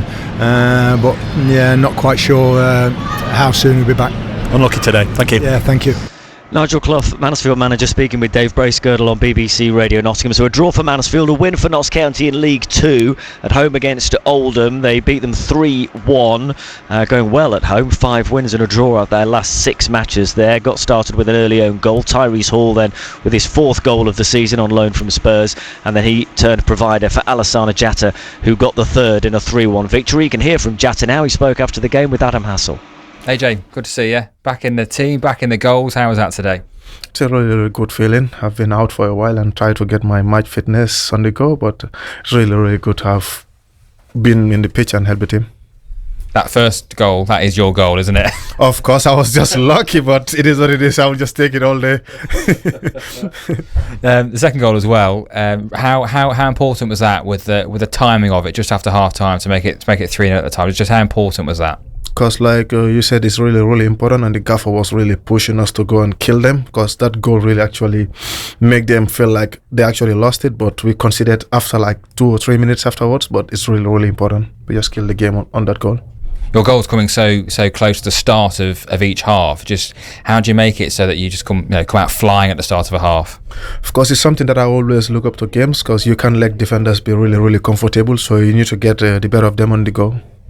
Your celebration as well, that seems to be a trademark now, going and sitting on the advertising board. Talk us through that. Yeah, of course, there are a lot of guys over there that I actually really like, so I actually feel like they're part of me, so I also have to make them feel like they're part of it, because they're actually in back of us, like they're number 12 of this team, so they're really, really important. Do you like it when you see the photo of that celebration going around on social media in the coming days? Yeah, it's iconic, and I will also do it. I will always do it all day. So what's it like when you got 3 goals now? It must be frustrating at the start of the season, having to sort of sit out through suspension and injury. Do you feel like you're sort of flying now? Yeah, it's really, really frustrating as a player, because you want to play every game and keep helping the team. But when I was on the sidelines, we got so many players helping the team, especially Matthew Dennis. He was really, really brilliant. So, and he's having some issues with his hamstring. So if he's really, really fit, it's going to be chaos here. What's he like playing either with him or with him being here, because he's started the season so well that you must feel like there's competition up there? Of course, I would like to have him in the pitch all day. It's gonna be like I will have a little bit break as well, because I will be the only one they have to look up to. So it's really, really nice to have like a killer beside you. So that's really nice. What's it like being at Notts at the minute? Obviously a new manager compared to last season, a different way of working. He's very intense, is what we hear a lot of people say. Yeah, of course it's really, really intense, but as a player, the only thing you have to do is just kind of adapt as quick as possible. So that's what I try to do. Just how happy are you being here at Notts now? There was lots of talk in the summer, but you're here, you're playing well, you're scoring goals. How happy are you to be here? Of course I'm really, really happy. As you know, there are some options, and as a player, whatever happens, you just have to make sure where you at, you put your heart and everything. So I always put my 100% in this club and see what happens. Having missed the start of the season, you're sort of playing catch up a little bit with goals, because by the time you were playing again, Matthew Dennis had already got 6. Do you feel like you've got a bit of a competition to see who can score the most? That's not my main objective. My main objective is to help the team, and at the end of the season, whoever gets the golden boot, it is what it is, but we will try to push each other to the limit. What was it like being at Meadow Lane here today? A big crowd, it felt like a really good game of football. What was all that like to be a part of? It's a really, really good feeling to play outside there. I knew I actually enjoyed the game, so we really enjoyed it as well. Well done today. Thank you very much. Alassana Jatta speaking with Adam Hassel on BBC Radio Nottingham after he got a goal yesterday in that 3-1 win over Oldham. No game for Notts next week, no game for Mansfield either. International break, and both of those having their games called off, and no match for Forest. They go into this international break after a run of 9 games without a win, 7 of them under the new head coach Ange Postecoglou. The latest here at St James's Park today, losing 2-0 to Newcastle. Gibbs White, he's clattered. He's absolutely clattered Gibbs White. And now it's Bruno Guimaraes to shoot, and that's in. And VAR will have to look at that to see if there was a foul on Gibbs White, which freed up the ball. Byrne chips one down the left wing again. Voltemada going across to battle with Milenkovic. Milenkovic takes it away from him, gives it to Elliot Anderson. Oh dear, Anderson has slid in on Bruno Guimaraes, having lost control of the ball. Let's give a penalty. And that's a penalty to Newcastle. Voltemada stands hands on hips, now moves up and strikes the ball right-footed and chips it towards the top corner. And he has scored a fourth goal for Newcastle and a second goal of the afternoon. It's Newcastle 2, Forest 0. If you missed the interview with the pugnacious Ange Postecoglou, you can still find that on BBC Sound. So no game for Forest next week. We will bring you a Shutman Show More Football podcast, though. You can find that on BBC Sound. Just search for Nottingham Forest on there. We'll be back with Matchday in a couple of weeks. There's In the Game every weeknight from 6 till 7 on BBC Radio Nottingham. And on this Sunday afternoon, we'll link up with the Make a Difference Awards next.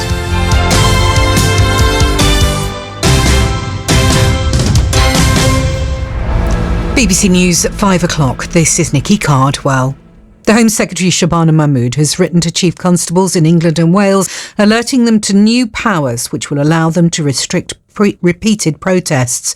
The measures are a response to frequent pro-Palestinian demonstrations, including an event in London yesterday where almost 500 people were arrested. Speaking on Sunday with Laura Koonsberg, Shabana Mahmood said she was worried about community relations in the UK. She said the new rules wouldn't prevent peaceful protests, but would protect the rights of vulnerable communities. It's always a balance, and I'm recognising that I think that balance has been not necessarily in the right place. I want to have more consistency of police practice when it comes to the conditions they put on these protests, and I have recognised that there is a gap in the law here. There is an inconsistency of practice, and that is why I want to make it absolutely explicit that cumulative disruption is a relevant factor for the police to take into account. The Conservative leader Kemi Badenoch has accused both Labour and Reform UK of sowing division. In a speech welcoming delegates to the party's conference in Manchester, she said the two parties were trying to separate the country into tribes and labels. President Trump says it will soon be clear whether Hamas is genuinely committed to peace. Speaking to CNN, the US president said the group would face complete obliteration if it refused to give up control of Gaza. Talks on the US peace plan will take place in Egypt tomorrow. Tal Schneider is a political correspondent for the Times of Israel newspaper. She says that Benjamin Netanyahu is likely to claim that the deal is a victory. He hasn't been accurate on many issues and many fronts for so many years. So the Israeli people know that being trustworthy is not his strongest characteristic, I would say. He's always doing things in a political way, whether those are security issues, it turns them around, spinning them around. He's a master of that. Efforts are underway to rescue nearly 1,000 people trapped on the eastern side of Mount Everest by a snowstorm. Chinese state media says hundreds of people have been sent to the area, which is at an altitude of 16,000 feet.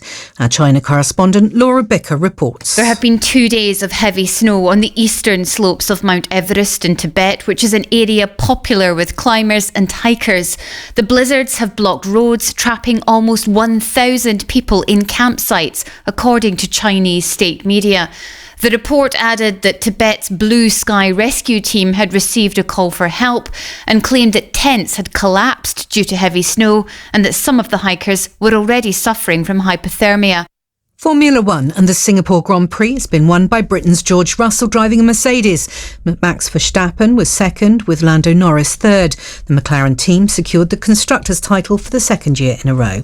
A quick look at the weather. Outbreaks of rain developing in Scotland, cloudy with light rain for other northern areas, dry and clear everywhere else. BBC News, it's 3 minutes past 5. Thank you very much. Let's get the travel now with James. Thanks, Gabby. It'll start with the M6 in Cumbria. Still lane restrictions between junctions 44 Carlisle North and 45 Gretna Green. 2 lanes are closed northbound, say highways, and 1 lane's closed southbound whilst those emergency barrier repairs continue. Onto the West Yorkshire stretch of the M62. Now eastbound is down to 1 lane between junctions 24 Enley Top and 25 Brickhouse for recovery of 3 cars involved in a collision earlier. The A1 in Lincolnshire blocked southbound with a serious crash involving a car and a lorry lorry. It's between Grantham South and the Eastern turn-off. Queues start at the Melton Mowbray turn. The M5 fully open now at the Avonmouth Bridge just west of Bristol. There was an overturned car on the bridge earlier on the southbound carriageway. Still queues though have yet to ease looking at the cameras. M23 in West Sussex, that shuts southbound until early tomorrow morning from 10 to 11. That's Crawley to Peace Pottage for the weekend works. Queues start at Junction 9 Gatwick Airport, and the northbound A12 in Essex is closed for weekend works at Junction 15 3 Mile Hill. Again, those works until early tomorrow. Moving on to the trains, and in Cheshire we're just being told no Merseyrail service between Chester and Hooton because of an incident on the line. Cumbria and Northern Rail in Cumbria replaced by buses Barrow and Furness to Corkicle because of the electrical supply problems, and Great Northern in London can't run Finsbury Park to Moorgate because of a trespasser on the tracks. James Worley, BBC Local. Since I started, I have raised just over £380,000 and around £1.5 million in awareness. I just love doing it, and when I'm counting the money at the end of the day, it just gives me that boost. Hi, I'm Kylie Minogue. Thank you for making a difference. The Make a Difference Show with Gabby Roslin.